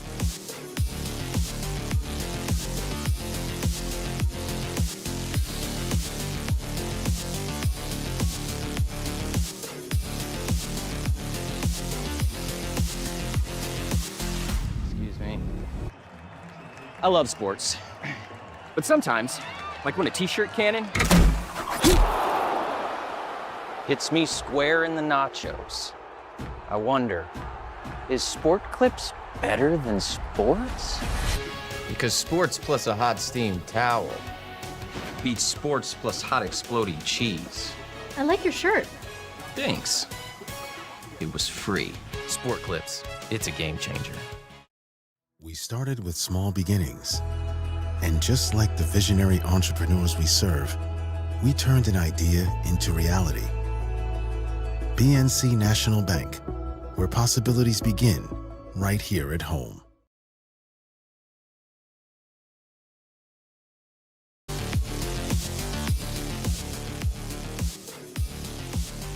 Now the Minot High freight train rolling through town. Magi lead 9-3 as we head to the bottom of the 6th. Gavin King still out there to work. You can't underestimate the job that Gavin King has done here. Bismarck High is a good hitting club. They hit .311 in the season, and King has hung up 4 consecutive zeros after giving up a 3 spot in the bottom of the 1st. As we'll close the book now on Gage Gronberg, his line looks like this for the Demons. 5 1/3 innings pitched. Gives up 6 hits, 9 runs, 6 of them earned. He strikes out 7 and walks 5. Schlobaum comes on to get the final 2 outs of the top of the 6th inning. And Gavin King up there to work the 6th inning will be facing the bottom 3 for the Demons. Tate Fisher, Cooper Christensen, and Tristan Schulz due up. Fisher 0 for 2, a couple flyouts, 1 to center, 1 to short. And the pitch from King. Fouled back at the plate.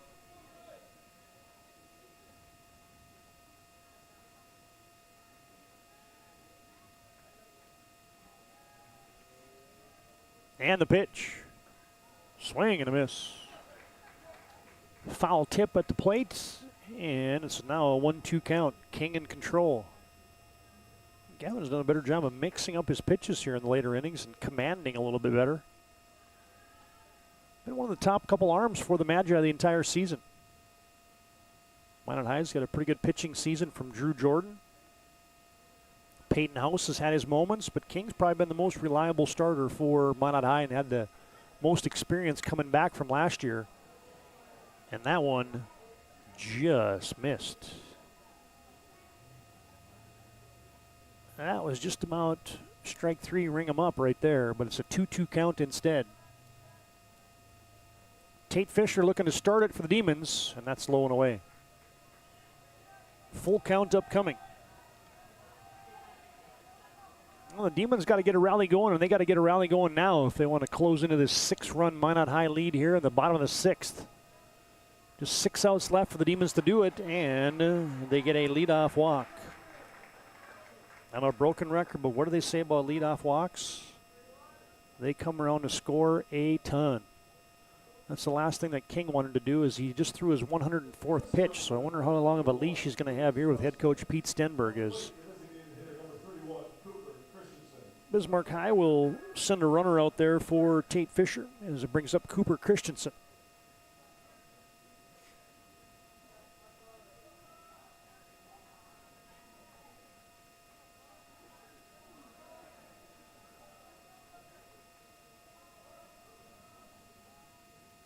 And the pitch, right down Broadway, strike one.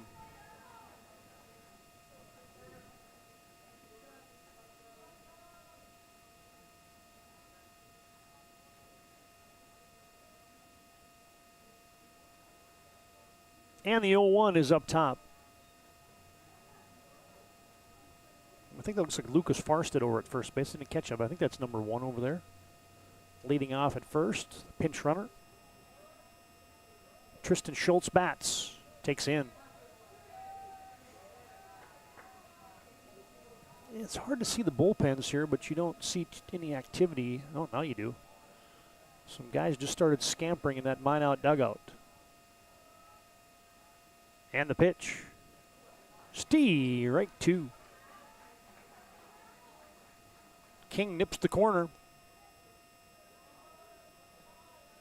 I mentioned Gavin, 400 free relay, 200 free relay, and 100 freestyle appearance at the state swim meet this year.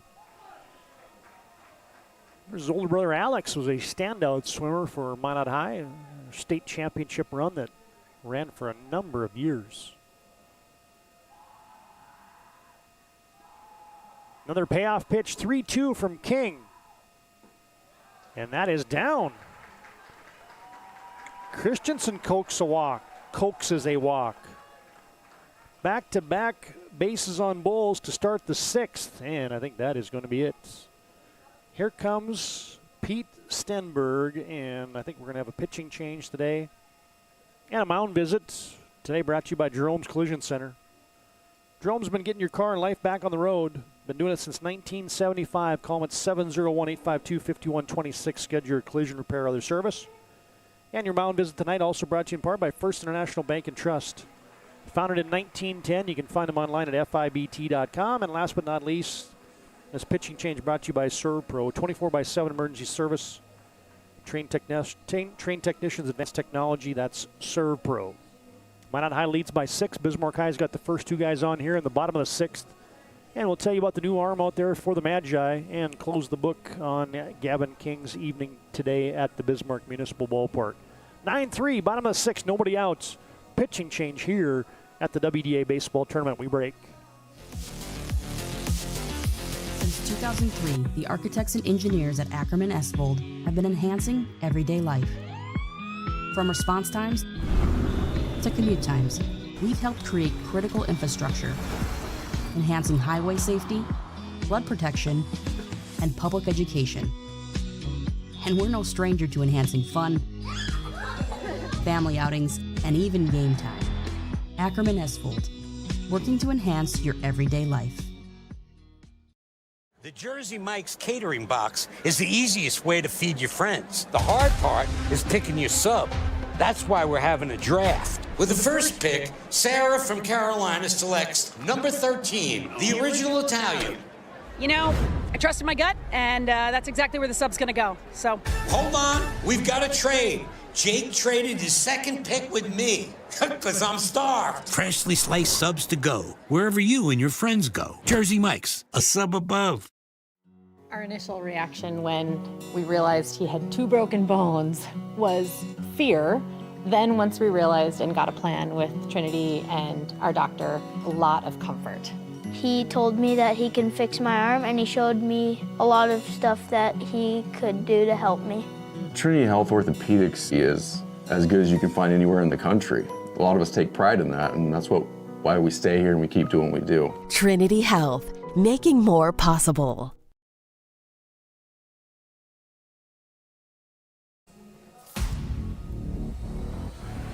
I get a look at the new man out in the hill there for Minot High. The underclassman Carter Bush will be coming in to relieve Gavin King. Carter will be making his 7th appearance. They've been all in relief. 9 2/3 innings pitched. Got a 1-1 record. He's given up 17 hits, 11 earned runs.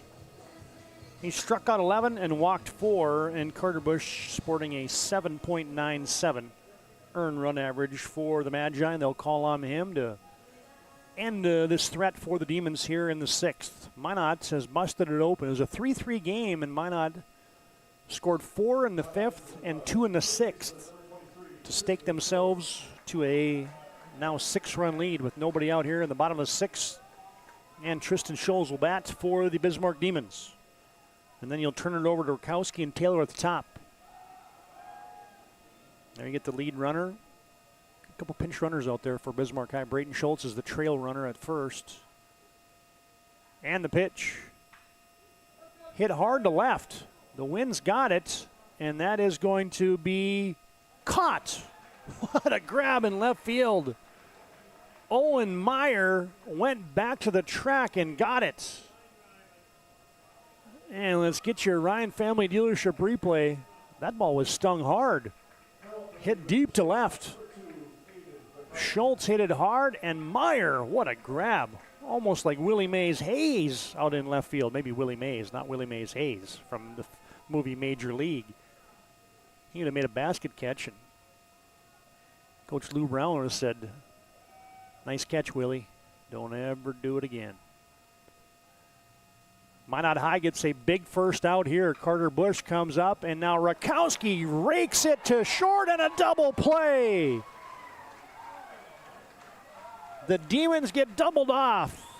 Oh, man, it's that kind of night for the Magi, and equally that kind of night for the Demons.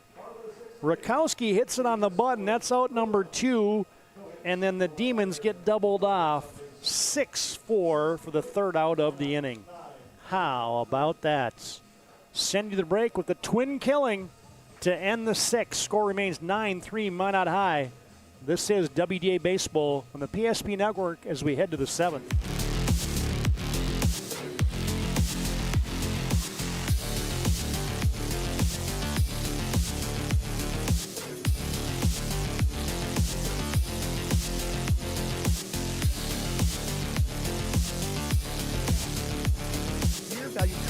I'm Jared Lundeen, owner of Trusted Tire and Auto. Around here, winters can be long and roads can be rough. That's why you deserve a reliable partner. We carry premium tires installed by our certified team of experts, and our total car care covers it all, from brakes, transmissions, diagnostics, and more. And trust, we know it's built through real local connections, even small things like a handwritten thank you. Choose us for trusted service that goes the extra mile. Sincerely, Jared. A place where Minot's finest views meet unforgettable flavor. Welcome to Beowulf Craft Kitchen and Lounge. Upscale casual dining crafted with care, paired with an exceptional selection of wines and bourbons. A place for family fun and nights meant just for two. Or gather with friends to watch the game in our reimagined lounge, all overlooking Beowulf Golf Club, North Dakota's #1 rated course. Beowulf Craft Kitchen and Lounge. Come experience Chef Barry's fusion of flavors. I get a good look there at head coach Pete Stenberg, the Minot native, the Minot High grad. Long-time head coach, also a wrestling coach in the Minot High program. Well, Minot High and Bismarck have met 3 consecutive seasons now in the WDA quarterfinal round. Minot's won both of them. And they've won 11 straight against Bismarck, and they will have at least a 6-run lead here in the 7th, heading to the bottom of the 7th. And that's saying that Schlobaum can shut down this Magi order. Big swing and a miss there for Gavin King. King reached on an error and scored last inning. He's officially 0 for 3 tonight. But he pitches 5 strong tonight, gives up just the 3 runs, all those in the first inning. He scatters 7 hits, walks 4, strikes out 3.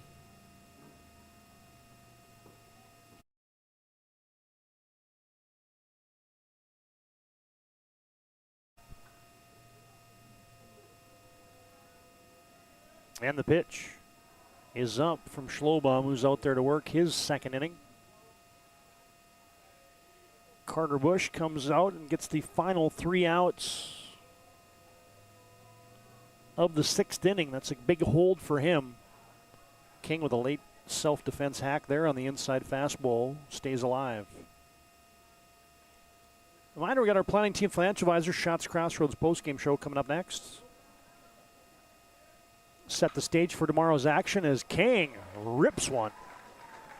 And it's right at the hat of Aiden Rakowski.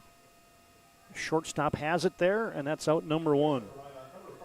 King hits it on the button, but he is an L6 victim for the first down. It brings up Tegan Schindler.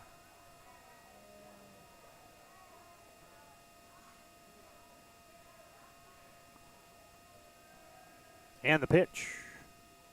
Breaking ball catches the zone. Strike one.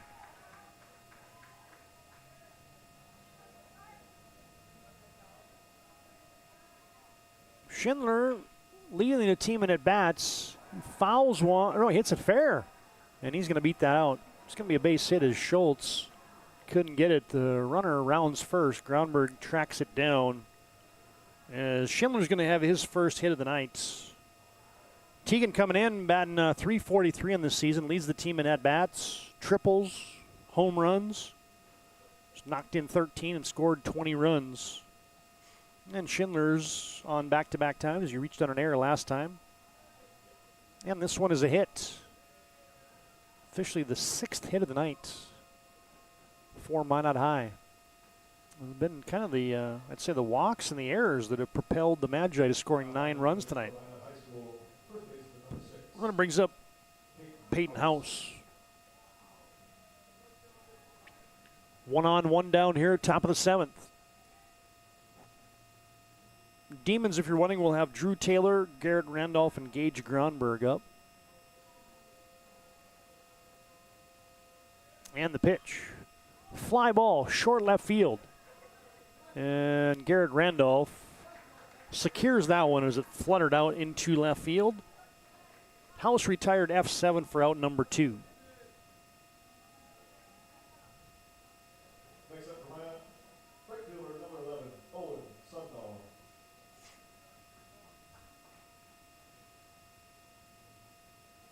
And Owen Sundahl steps in. He scored a couple runs, scored 1 run, and he singled his last trip. Led off the inning with a solid base knock.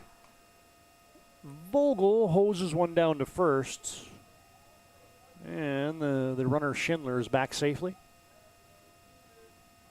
They could have an all Minot affair in the semifinals tomorrow night. Minot North winning 3-1, and now Minot High ahead 9-3. Strike 2. Or strike 1, I beg your pardon. Hey fans, tonight's game brought to you and powered by SRT, your local broadband internet service provider in Minot. Schlobaum, breaking ball, fouled away.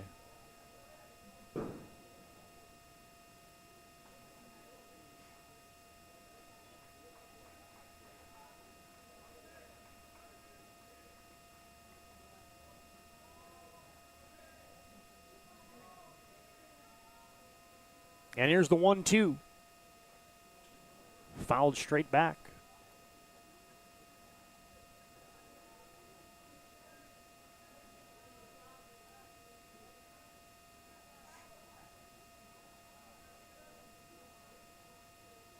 Minot looking to tag the reliever Schlobaum with another run here. It's a ground ball up the middle. Knocked down, throw to first. Safe. Bismarck High's Braden Schultz knocked it down but couldn't get the hustling Owen Sundahl out at first. He's going to reach. And looks like he might have a pinch hitter coming up now for the Magi. Let's get your Ryan Family Dealership replays. We'll set that pinch hitter. Brock Thompson will come in and bats. As there's the bobble by Schultz. Gronberg got a good stretch, but Sundahl beats it out. And they just tagged the Demons with their 3rd error of the night. That's an E4. And Brock Thompson bats. For Minot now with 2 down here and 2 on in the top of the 7th. Breaking ball by Schlobaum. Strike 1. Brock Thompson batting .179 in the season. the junior for the Magi with a couple ducks on the pond here. Schlobaum catches the inside corner. They throw behind, and Gronberg got a tag down on Sundal there, but he's back safe.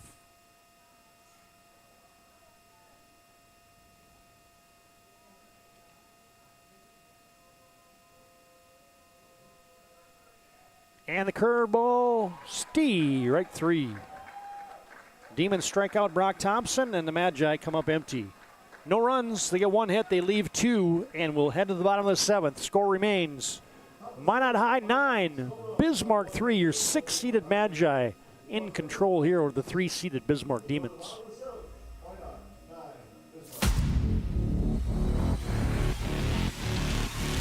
A place where Minot's finest views meet unforgettable flavor. Welcome to Beowulf Craft Kitchen and Lounge. Upscale casual dining crafted with care, paired with an exceptional selection of wines and bourbons. A place for family fun and nights meant just for 2. Or gather with friends to watch the game in our reimagined lounge, all overlooking Beowulf Golf Club, North Dakota's #1 rated course. Beowulf Craft Kitchen and Lounge. Come experience Chef Barry's fusion of flavors.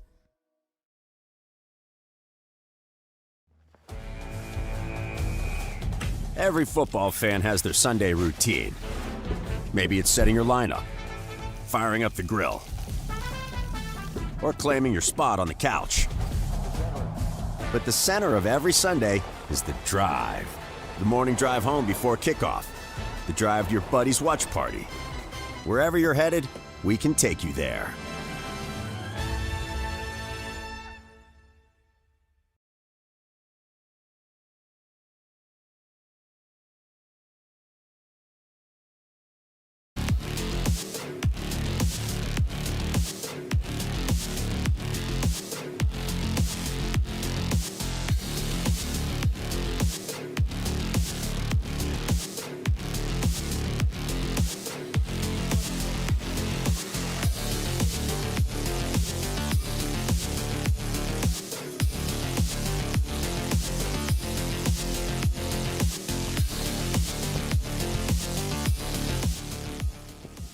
Minot leads by 6.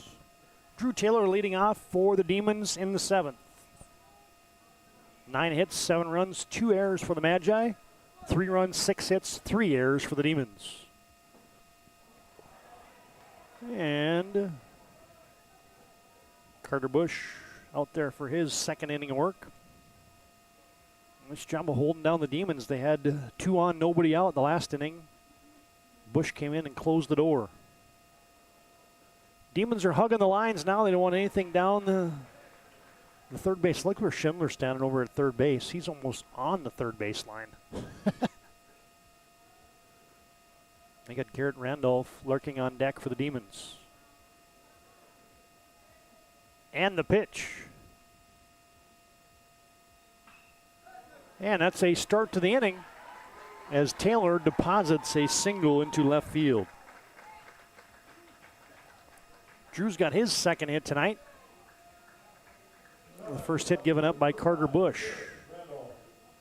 Breaking ball in the zone, and Taylor stroked it solidly into left.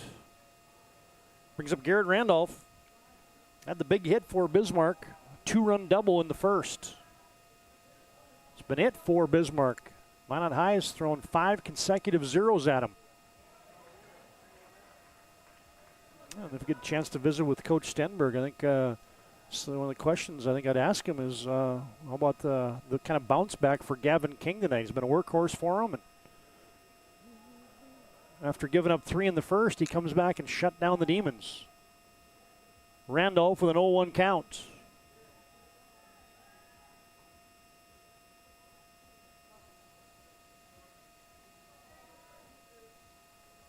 And now it's 1-1 as he takes outside.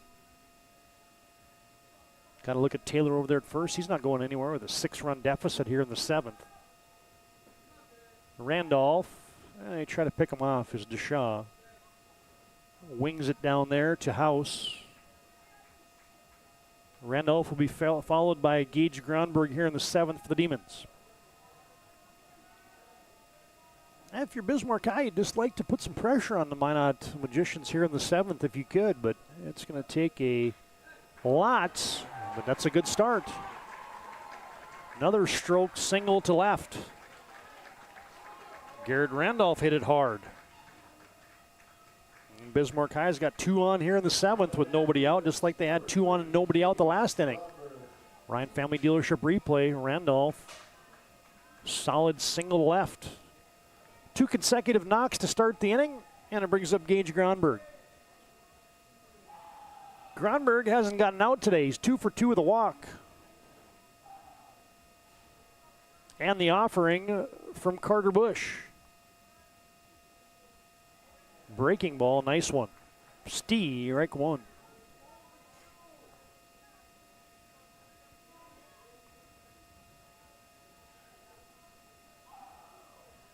Now, Minot High's save leader on the season is Brody Johnson. In case that Bush falters here in the 9th, I wonder if you might see Brody potentially. That curveball's down. Good block there by Deshaw.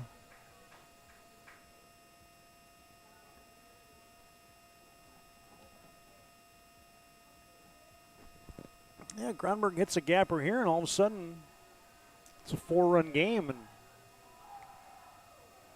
still going to need a few more base runners for Bismarck to make this a little interesting as Gronberg rips that down the left field line. That is fair. It goes all the way to the corner. 1 run is in. 2 runs are in. And Gronberg has delivered. Make it a 3-for-3 night. Gage knocks in 2. Taylor scores. Randolph scores. And all of a sudden now it's 9-5. Ryan Family Dealership replay. The Demons have got 3 consecutive. That was a hanging breaking ball there, and it was ripped. Gronberg sends it into the corner. It was fair by about 1.5 feet. And then it was Owen Meyer chasing it down, but not until the Demons clear the bases. And now you're going to get a pinch runner out there for Bismarck. It's going to be Jace Jorimo. And the Demons, into the batter's box comes Kyle Schlobaum.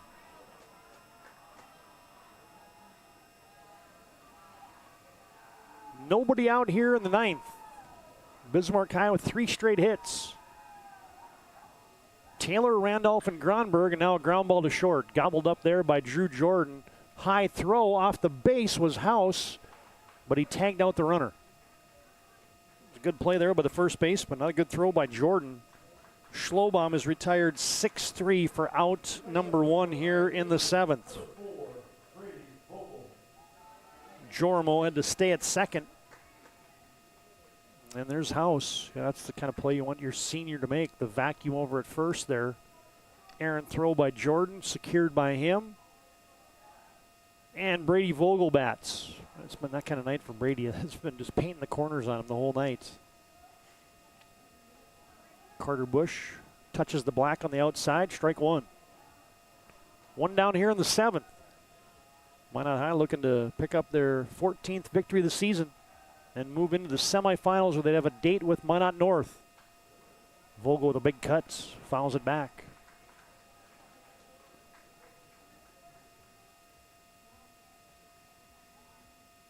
Yeah, programming note, the game started an hour earlier tomorrow. We started at noon today in the quarterfinals. Tomorrow it'll start at 11 a.m. with Legacy and Century in game 1. Here's the 0-2. Vogel struck him out.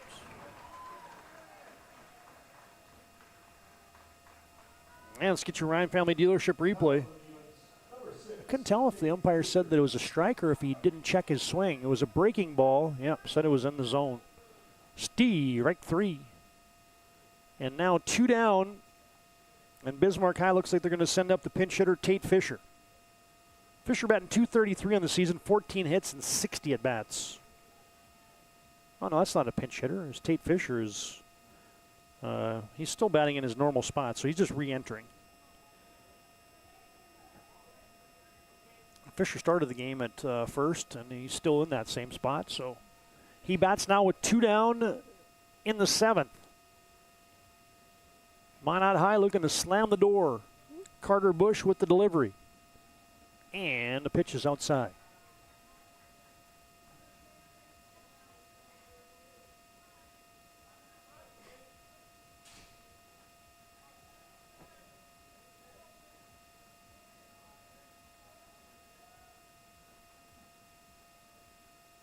And the pitch.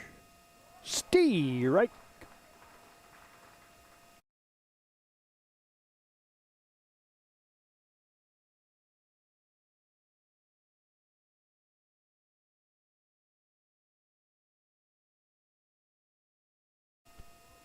Here's the 1-1 from Carter Bush. A look back, nobody jostling with Jormo out there.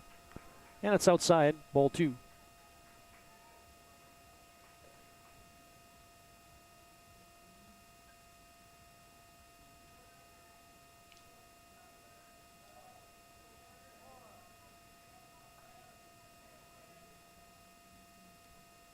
Mad job by 4. The Demons down to their final out. And the pitch.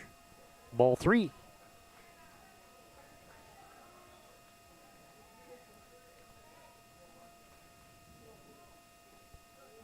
Tate Fisher batting with Cooper Christensen on deck. 3-1 count.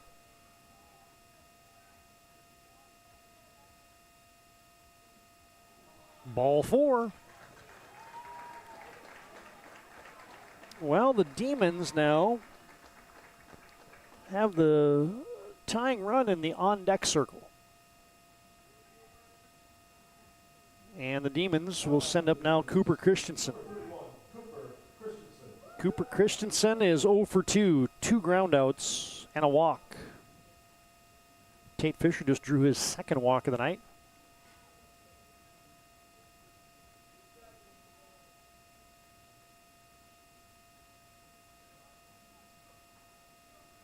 Christensen has had a great season. .390, the batting average for him. 2 on now and 2 down. Minot High looking to close this out. Bismarck High looking to extend the inning. Christensen fouls it back. Jormo at second, Fisher at first. You got to get 21 outs. Minot High has gotten 20. And now they're going to ask for and receive time as Christensen had that hand up, looking for a chance to think about it a bit. I found tonight's game brought to you in part by DCN, by Bobcat of Mandan, by High Point Networks, and your Mandan agents at Nodak Insurance Company. Thanks to those folks for bringing tonight's game, along with SRT, your broadband service provider in the Minot. High-quality internet from the folks at SRT. Been doing it for 75 years in the Minot area. And here's the 1-1. That's up. Bush misses upstairs. Well, I wonder if this gets extended now to Tristan Schultz and the tying runs at the plate. I think you got to go to the pen, don't you? Maybe, maybe not. Carter Bush is your guy. Let him try to close the door. And the pitch. Outside, ball 3. Well, it gets a little more interesting.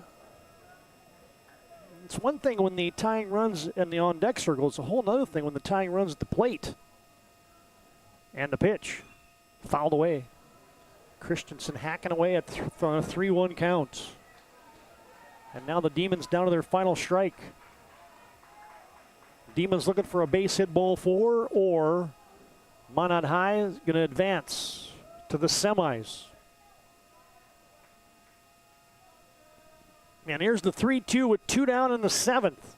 Runners take off, and that is low. Bismarck High hanging on by a thread. And now Tristan Scholes will bat. Tristan with a 1 for 3 nights. Tristan batting .275 on the season. And we're going to get a mound visit. Tonight brought to you by Serve Pro. They got 24/7 emergency service, trained technicians, fire and water cleanup and restoration. It's Serve Pro. And what are the Magi going to do? Bases loaded. Minot High leading by 4 in the 7th. Bismarck has the tying run at the plate. It looks like they're going to leave Carter Bush in there, I believe. Yep. He's still going to have the ball. Trying to close this one out. In case you're wondering, Tristan Schultz for the Bismarck Demons has 22 hits on the season, now 23, but 20 of them, check that, 21 of them have been base hits, and he's got 2 doubles. That's the only extra base hits for your number 9 hitter, Tristan Schultz. Things will get very interesting if Aiden Rakowski gets up next.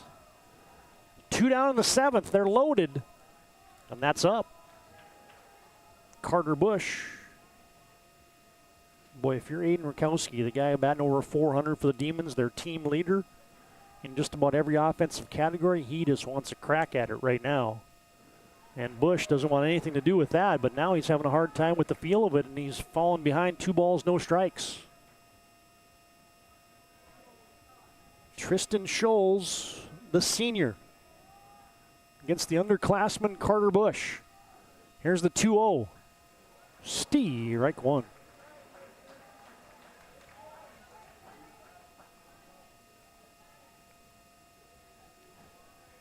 Minot High looking to get that final out of the game. Bismarck High looking to extend it here in the 7th. And the pitch.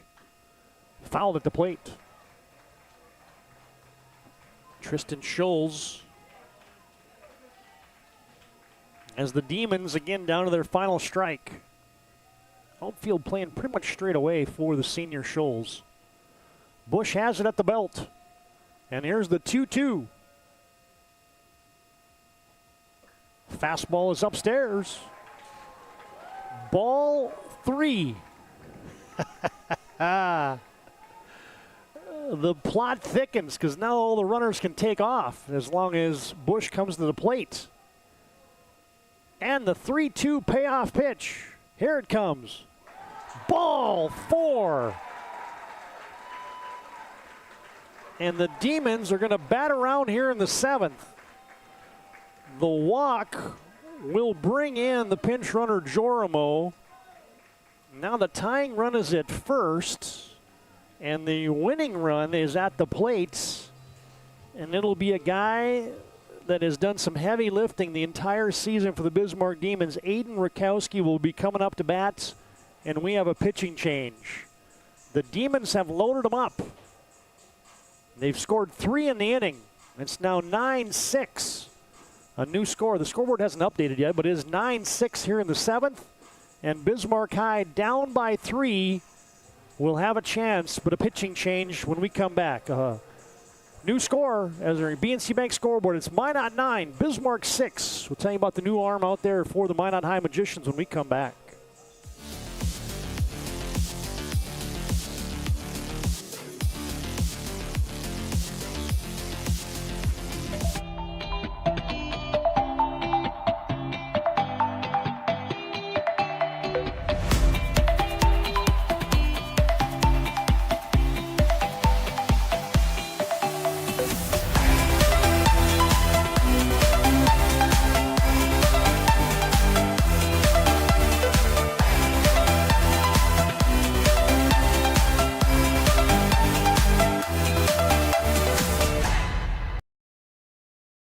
Dakota Community Bank and Trust, your trusted partner for commercial and business loans. We not only provide lending you need to grow your business, but we also reinvest in our communities. We believe in strengthening our businesses and creating opportunities for success. Choose Dakota Community Bank and Trust for your commercial and business loans, and together let's keep our communities thriving. Serving the community, looking out for you. At Dakota Community Bank and Trust, that's what we do.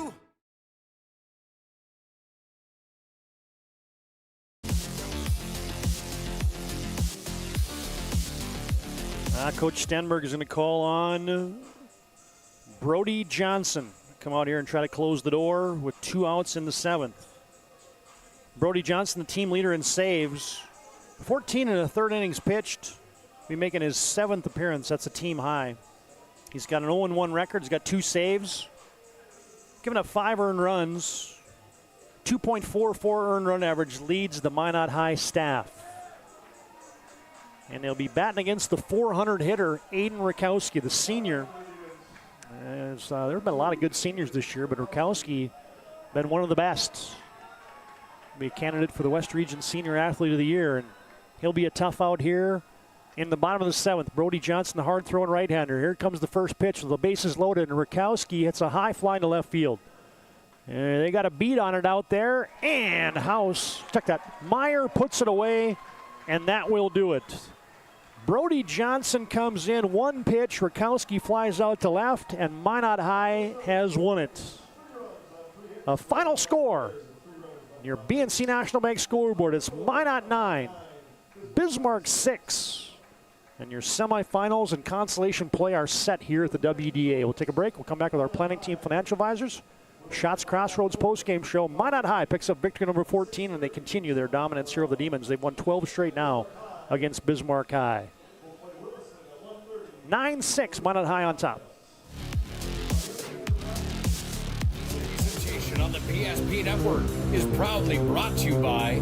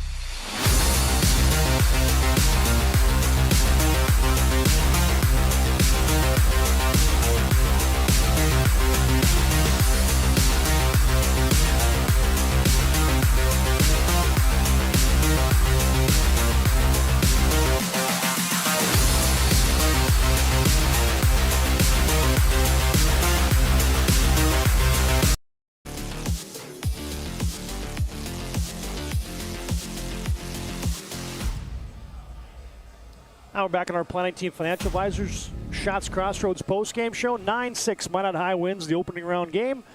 And let's send it down now field side and take it away. Landon Darby. He's got head coach Pete Stenberg. Coach, you had the late game today, but it seemed like your bats really came out hot. Talk to me about the offensive attack today. Yeah, I thought we swung it pretty well. We would have liked to have a little better pitching. We gave up too many free bases, but you know what? We battled all the way through. The boys got after it, and they got us back in front, and then we came back. We were able to close out a good ball game. After that slow first inning, is there something you said your pitcher King, or is it just him settling in after that first inning? Yeah, we just told him it's a long game. 7 innings is a 2-hour game, 2-hour and 15-minute game, and we're probably 2.5 right now. So we just got to stay the course and stay steady. And then Gavin did settle in. He started throwing strikes, mixing it up with his slider and his changeup a little bit. And all you got to do is put the ball over the plate and let your defense help you. And Gavin started to realize that. What does this do for this Magi team? Does it give you some confidence going into the later days of this WDA tournament? Absolutely. You got to get 2, and so if you can get the first one, that makes things a little easier, but you still got to battle. The West is a tough conference. You know, we saw number 1 get knocked out by number 8, but I think our conference has been pretty steady all summer, or excuse me, all spring. So we got to take the next one at a time, 1 pitch at a time, 1 inning at a time. Well, great win today, and good luck the rest of the day. Thank you. Appreciate it. Thank you. I'm going to bring in Drew Dordan here, MVP of the game. What do these guys mean to you behind you? What is this team like? I mean, there's the huge family. I mean, half these guys I've been playing with since I was 9 years old, and even the ones that I haven't been, I've been either practicing with sometimes or scrimmaging against them. So, I mean, they mean the world to me. So, multiple hit day for you, but it was through the whole order. It was just hits on hits, timely hits. Talk to me about the offensive attack today for you guys. Well, you know, I think everybody was just going up to the plate with a mindset like, I'm going to get it to the next guy. I'm just going to do my job and not try to do too much to the plate, and that's what I think we did really well today. Tomorrow, mine on North, neighbors.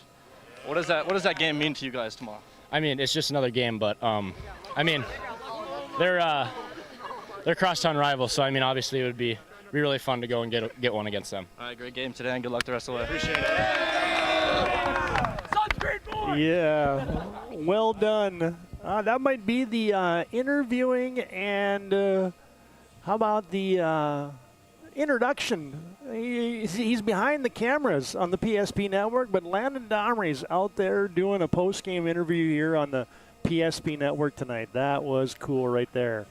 Drew Jordan, your MVP, got a word from head coach Pete Stenberg as well, as it's our Planning Team Financial Advisors Shots Crossroads post-game show. Minot High on top, 9-6. We'll take a timeout here.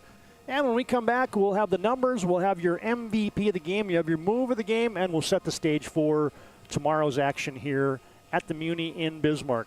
9-6, Minot High victorious here in the quarterfinals.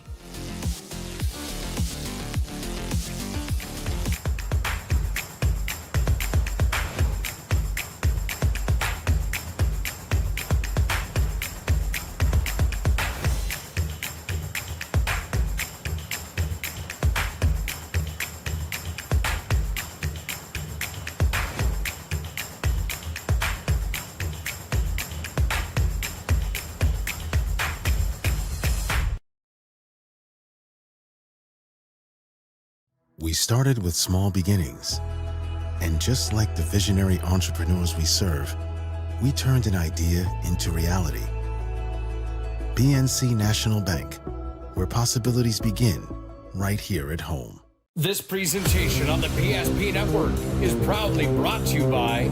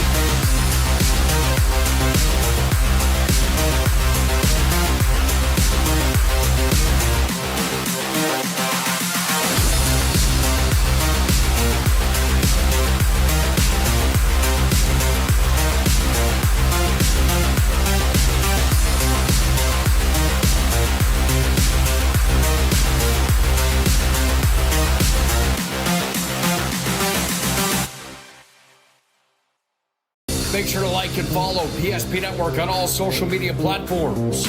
PSP Network, it's game day. Sometimes life gets messy and accidents happen. So when life gets messy, Serve Pro's ready. Call Serve Pro of Minot, Bismarck, or Williston today. Every football fan has their Sunday routine. Maybe it's setting your lineup, firing up the grill, or claiming your spot on the couch. But the center of every Sunday is the drive. The morning drive home before kickoff. The drive to your buddy's watch party. Wherever you're headed, we can take you there.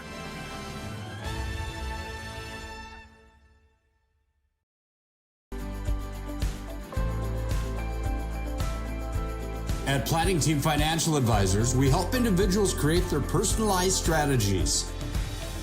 We specialize in financial planning, retirement planning, insurance, and 401k distribution options. Don't leave your future to chance. Call Planning Team Financial Advisors today for a free retirement review. Planning Team Financial Advisors, your plan, your future, your team.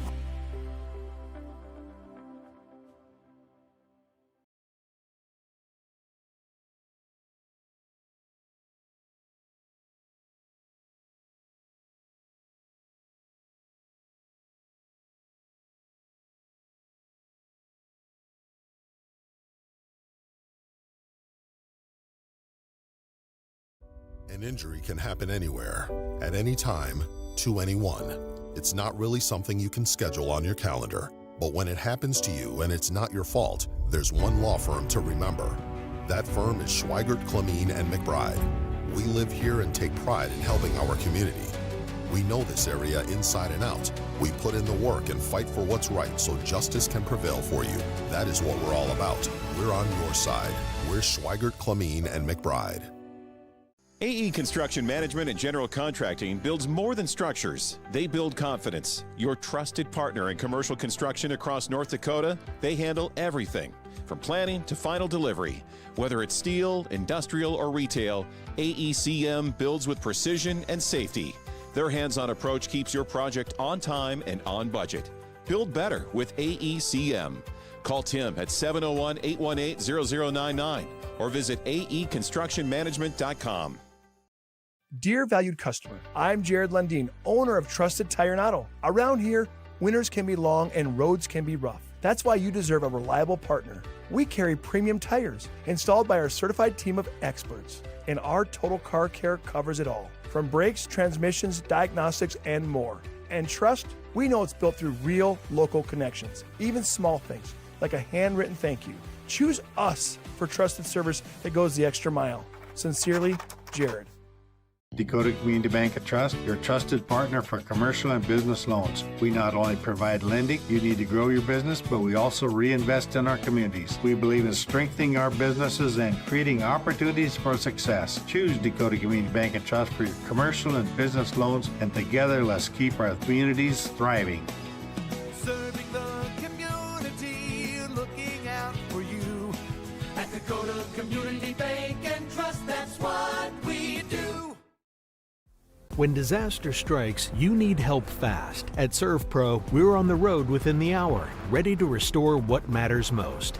Our certified technicians arrive prepared, backed with decades of experience and advanced tools to handle any challenge. Inside, our team gets to work, quickly assessing the damage and getting straight to work. So you can breathe easy, knowing trained professionals are here when it matters most. Call ServPro in Minot, Bismarck, or Williston today.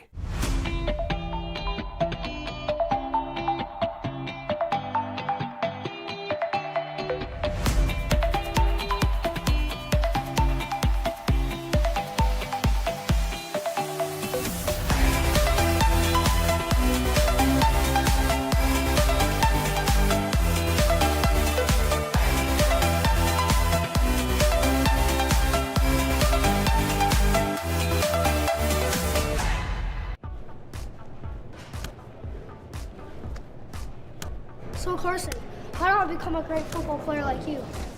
Well, practice and having a professional team to answer the call and handle anything you throw their way is also important. Hey Carson, thanks for teaching crew about community banking at First Western. First Western, you can bank on us.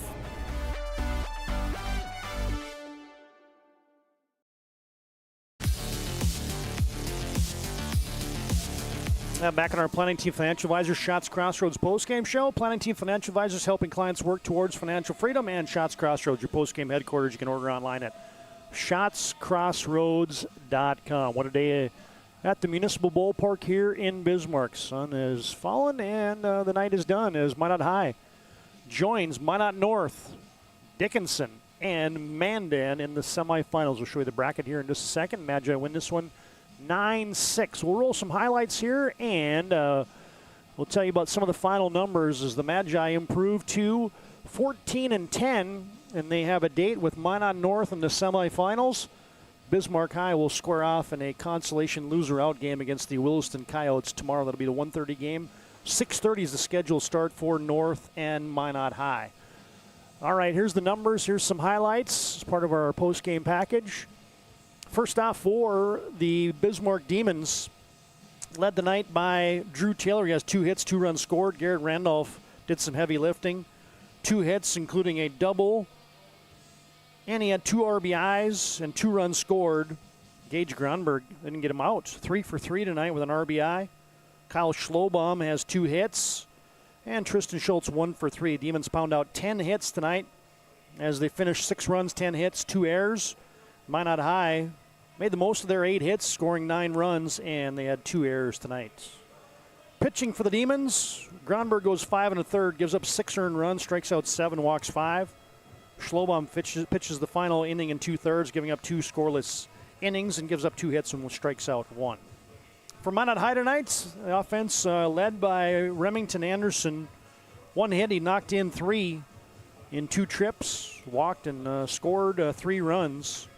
Drew Jordan will tell you about his numbers here in just a second. Ollie DeShaw had an RBI and is 1 for 2 day and scored a run. Owen Meyer had a big 2 RBI hit in the first inning. Schindler has a hit. Owen Sundell has a couple hits. Carson Deaver scores a couple. Cole Deaver, I beg your pardon, scores a couple runs. And here's the pitching numbers for Minot High tonight. Gavin King goes 5 strong, gives up 4 runs. He bounced back, gives up 3 of those runs in the first inning. He settled down and he finishes 5 complete, walks 4, strikes out 3. Carter Bush comes in and works an inning in 2/3, and he strikes out 1, walks 3, gives up 2 earned runs. Brody Johnson comes in and gets the save with the final out of the evening, and that was not an easy out as Aiden Rakowski, one of the better hitters in the WDA. So it's going to be Gavin King getting the win tonight. Brody Johnson has the save. Carter Bush with some good work in the interior there for Minot High. Gronberg will be tagged with the loss for the Bismarck Demons. Just about getting the end of this highlight package as here was a big hit for the Demons. They were down 2 after that Owen Meyer double in the first inning. Garrett Randolph tied the game right there. How about the layout there by Remington Anderson? Couldn't come up with it in left center field. 2 runs come around to score, and it was tied at 2. Here's how Minot got the lead in the first inning. Owen Meyer has been a wrecking ball against the Bismarck Demons. Hits that curveball deep into left field. Hopped it off the fence as Randolph couldn't catch up with it. And that scored a run and gave Minot High a lead. He's actually scored a couple runs. As there's your highlight package tonight on the PSP Network. All right, fans, a couple things for us to do. First up, it's your move of the game. Brought to you by Spas Etc. At Spas Etc., they got spas, saunas, gazebos, games for your rec room, and they bring you our move of the game on our PSP Network broadcasts as, hey man, the Demons, they kept threatening, but Minot High kept coming up with double plays. They had 2 of them tonight. A twin killing in the 6th inning is our move of the game. It's a line drive off the bat of Aiden Rakowski, and it turns into a double play and ended the Demon rally in the 6th, and that is your Spas Etc. move of the game tonight. There's Rakowski, a tough out. Line drive snared by Drew Jordan. He tosses it over to second baseman, and Cole Deaver grabs that and puts it away. That's your Spas Etc. move of the game. Could have been a gapper if that gets by Drew Jordan and scoring runs. Instead, Uncle Mo swung right back to Minot High after they had led by 6. There's your Spas Etc. move of the game. All right, here's your WDA bracket, and we'll set our action up for tomorrow night. We don't have that final one updated as Minot High wins 9-6 Here's your action tomorrow. Legacy and Century will be the 11 o'clock game. Following them at 1:30, it will be Williston and Bismarck High. First semifinal is Mandan and Dickinson. That'll be a projected 4 p.m. start. And then Minot North and Minot High with a 6:30 game in the semifinals tomorrow night. You see the finals from earlier today. Brody Mueller and Kyler Kudrna with gems for Dickinson and Minot North respectively. And Mandan sprung probably the upset of the tournament here as the 8th seed defeated the 1 seed Legacy. As you mentioned the balance. You said Coach Stenberg in a great interview in the postgame there, talking about the steadiness and the balance, I would say, in the WDA. And you get a feeling that this thing was not going to go according to chalk, and that it did not today. You get 2, I'll say, mini upsets in the works. All right, fans, last thing for us, it's our Sport Clips MVP of the contest. Sport Clips keeps you looking your best. You can check in online with a hairstylist today at sportclips.com. And your MVP tonight, the junior Drew Jordan. Now, you saw him snaring that one at shortstop. Made a big play there to get a double play. And, oh, by the way, he went for 2 for 2 at a double and a triple, scored a run and knocked in 3. And the junior Drew Jordan is your MVP of the contest tonight. And this was a big one. A 2-run double to cap off that inning in the 6th where Minot High plated 2 more runs as insurance. And you see a couple guys scampering on to score. Jordan knocks in 2 with the RBI double to the wall in left center field, and he is your Sport Clips MVP of the contest tonight. And check in online with a hairstylist today at sportclips.com. All right, fans, that puts a wrap on it. Boy, great job of the team. Nick Holberg got us started today with setting up our graphics and getting us rolling. For Brock Widener, for Landon Domrys. Brock was calling the games. Landon, heck, he's interviewing and running the camera for us today. I'm Todd Domrys, repeating your final score. It's Minot High, victorious, 9-6 in the nightcap tonight. That's the final on your BNC Bank scoreboard. Magi have a date with Minot North in the semifinals tomorrow night. Thanks for joining us, fans, and until about 10:45 tomorrow morning, so long from a municipal ballpark. This is WDA Baseball coverage on the PSP Network.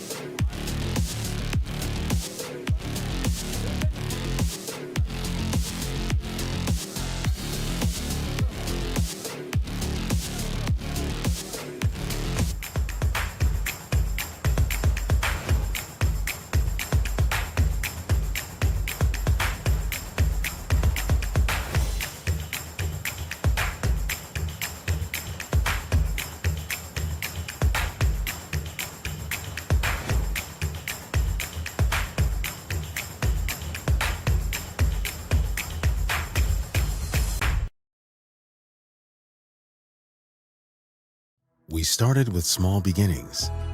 And just like the visionary entrepreneurs we serve, we turned an idea into reality. PNC National Bank, where possibilities begin right here at home. This presentation on the PSP Network is proudly brought to you by